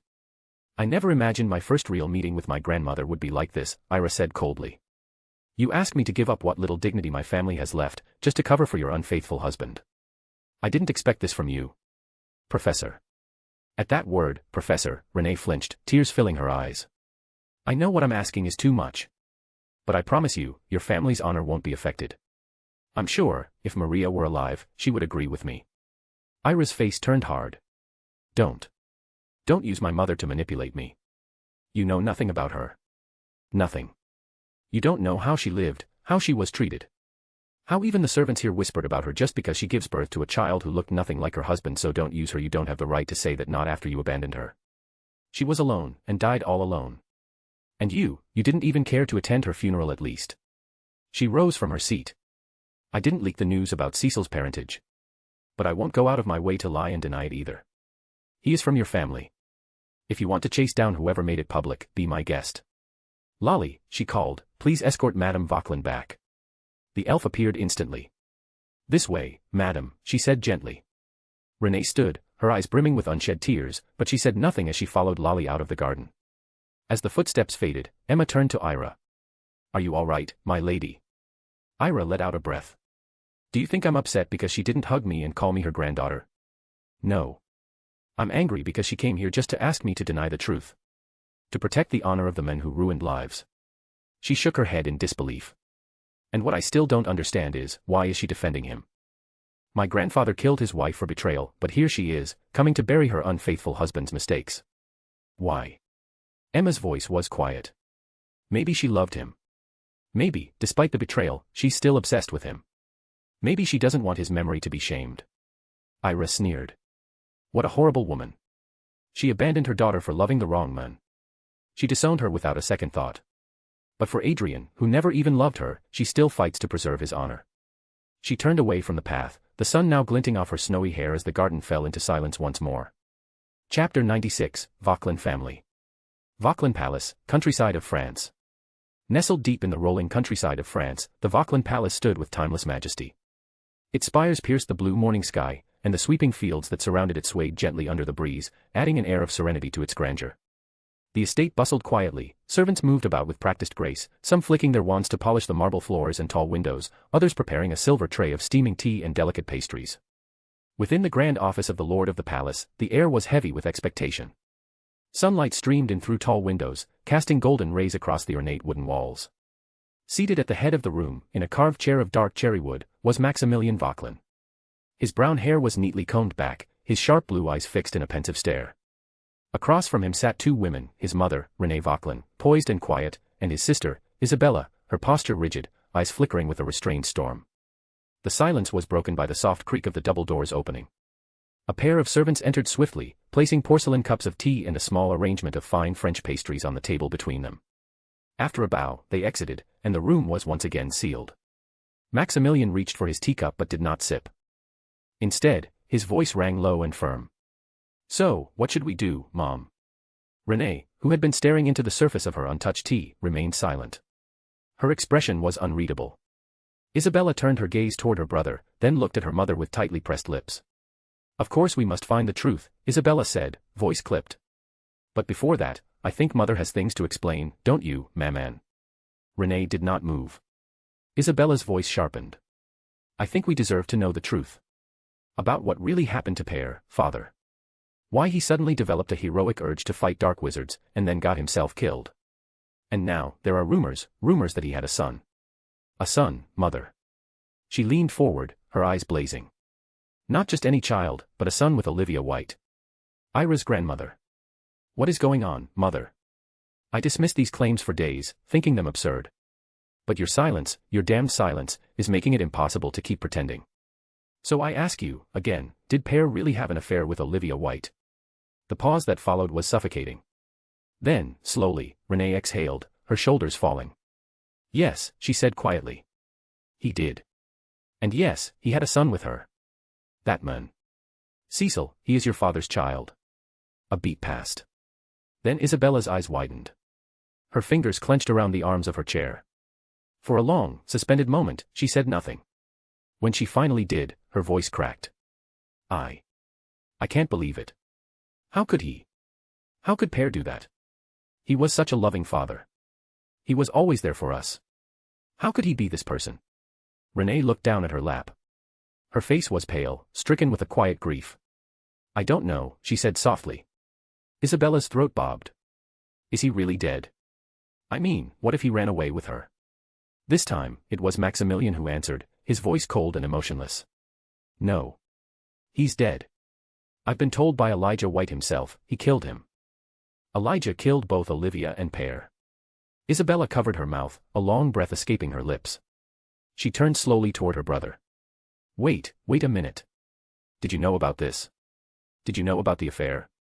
About the son? Maximilian did not flinch. Yes. I was the first to know. About all of it. Her hands trembled. How? What do you mean, the first? I was 9, he began. But before he could continue, Renee raised her voice sharply. Maxie, please don't. No, Isabella cut in, rising halfway from her chair. I want to know. No more secrets, mother. Either you tell me everything, or I walk out of this house and never come back. Maximilian looked at her, then nodded once. You're right. You deserve to know. He sat forward, voice steady but heavy. When I was 9 years old, one night while mother was away traveling. I woke up in the middle of the night. I heard noises. I went to father's chambers, and I found him in bed. With a woman. At first, I didn't recognize her. Later, I learned she had been teleported there by a house elf. I watched from the hallway. I didn't know what to do. When mother came home, I told her. He looked toward Renee, whose face remained lowered. She didn't believe me at first. But I gave her my memory. She saw it. She saw it all in the pensieve. Isabella turned to her mother again, breath catching. And, what did you do, Maman? When you saw it? Maximilian answered instead, with bitter detachment. Nothing. She did nothing. She told me to keep quiet. She even tried to erase the memory at one point. But for some reason, she didn't act on it. Isabella's voice rose in anguish. Why? Why didn't you say something, mother? Why didn't you confront him? Renee finally looked up, eyes glassy. And what should I have said, Isabella? Tell me, what could I have done? Confront him. Ask him why he didn't love me. Why he betrayed me. And then what? Tear this family apart. Drag our name through scandal. I kept quiet because I was protecting this family. I held it together. Her voice cracked, tears spilling over her lashes. I endured it. For you. For this family. Isabella's chest heaved as she struggled to contain the wave of emotion. Her voice was trembling when she asked, Did Maria know? No, Maximilian answered. She didn't. Isabella laughed bitterly. Of course she didn't. That's why you disowned her, right, mother? For falling in love with the son of the woman father betrayed you with. You disowned her without even telling her why. You destroyed her life, and mine. You robbed me of my sister for years. Renee turned her face away, wordless. And you, Isabella spun to Maximilian, fury igniting in her tone. You knew. You knew all this time. But you said nothing. Because you were too busy playing the role of the heir. I believed you when you said Maria tried to kill you and mother for the position of the lord of this family. I believed every word of your lies. I was such an idiot I believed you instead of asking her myself. Maximilian rose abruptly, his voice laced with fire. And what was I supposed to do, Isabella? Our mother was clinging to Pear's memory like a ghost. Crying over his grave for years. And I was trying to hold this family up while it rotted from within. He jabbed a finger toward Renee. She's the one who told Maria not to marry Damien. Maria disobeyed her. Left the family. What was I supposed to do, tell you that father was a cheater who never loved us? That he was a liar playing perfect dad just to cover his affair with that whore? He cut himself off, then said more quietly, and you? You were off in the ministry, playing politics, too busy to even talk to Maria. Don't put all of this on me. He paused, then added bitterly, if you'd known back then, this is exactly how it would have ended. He fell back into his chair, breathing hard. And Cecil, his existence should have never come to light. I don't know how the press found out. Maybe it was Elijah White who revealed it before he died. He looked sharply at Renee. Did you speak with Ira White? What did she say? Did she agree to deny the connection? Renee closed her eyes, her voice barely above a whisper. No. She said she wasn't the one who leaked it. And she didn't want to be involved. She said this matter is between Cecil and the Vauquelin family. Isabella's mouth dropped open. She stood. You did what? You went to her, and asked her to lie. You asked her to deny the truth. She scoffed. Hello, I'm your grandmother. Please, would you mind pretending my husband didn't father a child with your grandmother? Really? What did you expect, mother? That she'd embrace the woman who disowned her mother and never once reached out? You didn't even attend your daughter's funeral. Maximilian slammed his hand on the desk. Enough, Isabella. Mother did what she had to do, for the honor of this family. And that girl, she refused to help. Maybe I'll speak to her myself. To say what? Isabella snapped. To threaten her. Force her. If I must, Maximilian said coldly, I will. I won't let her ruin this family's legacy. Isabella's gaze darkened. This isn't about honor. It's about your power. You're afraid Cecil might have a claim. You don't want competition for your title. Maximilian stared at her in silence. That silence told her everything. I didn't think you'd stoop so low, she whispered. To harm Maria's only child, just to secure your throne. She stepped forward, eyes burning. But I will protect her. I failed to protect Maria. I won't fail again. I will be Ira's shield. So try. Go on, lay a hand on her, and you'll see what I'll do. Enough. Renee stood, her voice echoing. Stop this bickering. No one said anything about hurting Ira. I won't let anything happen to her. But Isabella sneered. I don't believe a single word, mother.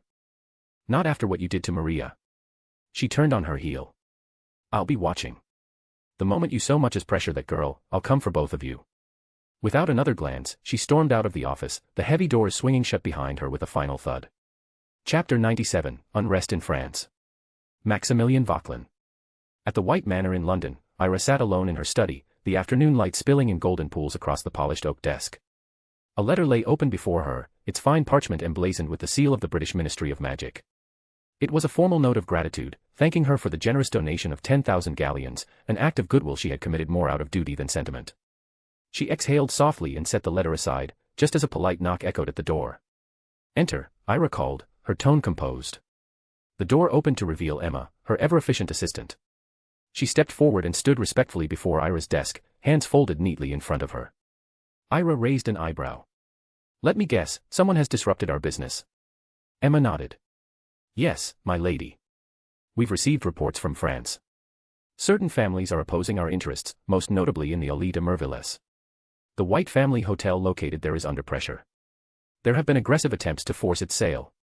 Ira's expression darkened slightly. Which family is responsible? It's the Trevor family, my lady, Emma replied gravely. They've been making subtle moves for weeks. They originally approached your grandfather with an offer to purchase the property, but he refused. Since his passing, they've renewed their efforts, though not through formal proposals. They've been pressuring the hotel's management directly. Intimidating them, even. All without informing you, the rightful owner. How bold of them, Ira muttered, irritation lacing her voice. So they've waited for my grandfather to die before baring their fangs. And now they dare to bypass me entirely, dealing with the manager as if I were invisible. She sat back in her chair, her green eyes flashing with cold fire. Besides the Trevors, who else has been interfering? There are other families as well, but none as aggressive as the Trevors. Their interest is particularly tenacious. Ira nodded slowly, absorbing the implications. Then they must be dealt with accordingly. We'll make an example of the Trevors, to warn some other little puppies before they even think of doing something that would make me angry. As she lapsed into thought, Emma ventured, if I may ask, my lady, have you made a decision? Will you transfer to Hogwarts or continue your studies at Beauxbatons? Ira didn't answer immediately. Her gaze lingered on the framed map of France that hung behind her desk. I haven't decided, she said finally. But given the unrest in France, I may need to go there in person. This isn't something that can be handled from afar. Emma looked hesitant. But if you leave, who will oversee things here? You know Cecil is waiting for the slightest opportunity to strike. If you go to France, our British holdings could become vulnerable. Ira gave a dismissive wave of her hand. Don't worry about him. For now, Britain is calm, no threats, no attacks. France, on the other hand, must be handled quickly and decisively. If we allow this to spiral, we'll lose control. Worse, we'll lose face. We must respond before others grow emboldened. Emma frowned. So, it's settled then. You'll return to Paris. Soon, Ira said thoughtfully. I'll wait a few more days and observe. If the situation escalates, I'll leave immediately. In that case, Emma said, I'll begin preparing to join you. I'll inform the ministry that I need to wind down my affairs here. No, Ira interrupted firmly. You're to remain here. I need someone I trust overseeing matters in London. You'll be far more valuable guarding our assets on this side of the channel. But, my lady, Emma protested, if I'm not with you, your safety. I'll manage, Ira replied. Madame Maxime is in France. So are the Delacours, and perhaps even my Aunt Isabella. I won't be without allies. You, however, must be vigilant here. I don't want any surprises from Cecil in my absence. Emma hesitated but eventually nodded. Of course, my lady. If that's your command, I'll obey it. Ira offered a rare, fleeting smile. It's only for a year. If I can resolve things within that time, I'll return. Britain is still home. Emma bowed her head in acknowledgement, but as she turned to leave, she paused. Ah, I nearly forgot, there's an invitation for you. Gilderoy Lockhart is hosting a book signing on the 15th of August. He's personally requested your attendance. Ira blinked, bemused. Lockhart. The storybook writer. Emma gave a small nod. Yes, my lady. He's become rather famous among wizarding circles, particularly in the ministry and among pureblood society. Many witches are quite obsessed with him. Ira rolled her eyes. And do you expect me to be among them? Not at all, Emma said quickly. I only meant that his influence. Ira leaned forward, smirking. Or is it you who's obsessed with him? Is that why you brought this up? Hoping for an excuse to attend. Emma stiffened, her cheeks turning pink. I would never presume, my lady. Well, if you're that eager, you may go, Ira said, waving a hand dismissively. I have no interest in fawning over some self-absorbed writer. My lady, that wasn't my intent. Relax, Ira chuckled. I'm not accusing you of fangirling Lockhart, though you did seem quite enthusiastic. Emma's ears turned red. Please, my lady. Ira raised an eyebrow, clearly amused. Go on, Emma. If you want to attend, I won't stop you. Just don't come back quoting from his books. Emma bowed, still slightly flustered. As you wish, my lady. And with that, she turned and exited the room, leaving Ira alone once more in the golden silence of the study. Her gaze drifted again to the map of France. Chapter 98, A Meeting with Minister. Ministry of Magic, London, VIP entrance. The black carriage came to a smooth halt before a modest stone building tucked discreetly beside the main facade of the Ministry of Magic. Reserved exclusively for visiting foreign delegates and select pureblood families, the VIP entrance bore no elaborate ornamentation, only quiet authority. The carriage door opened with a soft creak, and Emma Bloom stepped down first, her posture rigid with protocol. Ira White followed gracefully, her green eyes scanning the familiar entrance. Clad in an elegantly tailored robe of midnight blue, her presence exuded power honed with discipline. As the two witches approached the door, the ministry's doormen straightened. Upon recognizing Ira, they bowed with immediate reverence. Welcome, Lady White, they intoned in unison. Ira gave a polite nod before entering. The door swung open into a wide, gilded corridor that led directly into the atrium of the Ministry of Magic, a grand underground hall built on the 8th level. Dominating the center stood the famed Fountain of Magical Brethren, its golden figures, wizard, witch, centaur, goblin, and house elf, gleaming beneath enchanted lights, jets of shimmering water symbolizing the delicate harmony of magical society. The atrium buzzed with orchestrated chaos, ministry officials hurried past in formal robes, enchanted paper memos swooped through the air like origami birds, and the sound of muffled conversations echoed under the high, charmed ceiling. Without pause, Ira and Emma made their way to the lifts at the far end. Their destination was level 1, the topmost floor, housing the Minister for Magic's office and his key administrative staff. The elevator hummed as it ascended, the brass grate rattling softly with motion. When they arrived, they stepped out and passed through a wide corridor flanked by offices, until they stood before a large, double-doored room. In the center of the door hung a grand, framed portrait of Minister Cornelius Fudge. He was grinning, tipping his hat at anyone who passed, a smug, somewhat self-important expression captured in perfect magical motion. Ira tilted her head and smirked. I think our minister may have grown a little narcissistic. Emma arched a brow. I couldn't say, my lady. I didn't know him a year ago, so I can't judge the difference. Ira chuckled softly. Then let's go see for ourselves. Emma stepped forward and knocked crisply. A few seconds later, the door swung open, revealing a ministry aide in forest green robes. Upon seeing Ira, he bowed respectfully. Lady White. The minister is expecting you. Lead the way, please, Ira replied with cool composure. They entered a well-appointed antechamber, clearly the secretary's domain, before proceeding to the inner office. The minister's chamber was stately, if a little too crowded with accolades and portraits of himself in various triumphant poses. Behind a wide oak desk sat Cornelius Fudge, Minister for Magic, rising to his feet as they entered. "Ah, Lady White," he said warmly. "It's a pleasure to finally see you again. I regret not attending you after the funeral. I couldn't find the time amidst everything. But Miss Bloom has kept us in touch." Ira dipped into a slight curtsy. "It's good to see you too, Minister. After my grandfather's passing, I've been busy managing family affairs." Fudge nodded sagely. Yes, these transitions are never easy. Speaking from personal experience, the burden of leadership always finds us early. He gestured to the young man standing beside him. "May I introduce my son, Reginald Cornelius Fudge. He graduated from Hogwarts 8 years ago, top of his class, outstanding in all his NEWTs." Reginald stepped forward with a politician's smile and extended his hand. He was the mirror image of his father, though with more hair and a less confident air. "It's an honor to meet you, Lady White," he said. "I've heard much about you." Before Ira could react, Emma stepped in smoothly and took Reginald's hand with a firm shake, well aware of Ira's aversion to casual touch, particularly from strangers older than herself. "The honor is mine, Mr. Fudge," Ira replied with a composed nod. Cornelius cleared his throat and motioned for them to sit. "Please, let's talk." Ira took the chair opposite his desk, Emma beside her. "I'll be direct, Minister," Ira said. "I'm here on 2 matters, both important. I'll be brief, your time is valuable, and I respect the difficulty of governing a magical nation." Fudge gave a smug chuckle, his chest puffing slightly. "For the matriarch of the White family, I always have time. Your family's support has been instrumental to my administration." Ira inclined her head, her tone measured but firm. "Thank you. First, have you heard of the Trevor family in France?" Fudge blinked, caught off guard. "Of course. We've had various contracts with them. Some British pureblood families also conduct business with them." "Why?" "They've become problematic. I request that you cancel all contracts with the Trevors immediately, and that you prohibit trade with them from British parties." The minister hesitated, dabbing his brow with a handkerchief. "Lady White, I must be frank. That would be quite costly. We'd lose assets, and contract terminations will incur heavy fines." "The White family will cover the cost," Ira replied coolly. "What matters is that the Trevors are severed from this country's economy." Fudge swallowed hard. "Even so, many pureblood families will protest. They may accuse me of overreach." "You are the Minister of Magic," Ira cut in. "You represent all British witches and wizards, not a few entitled families. If they challenge your authority, let them.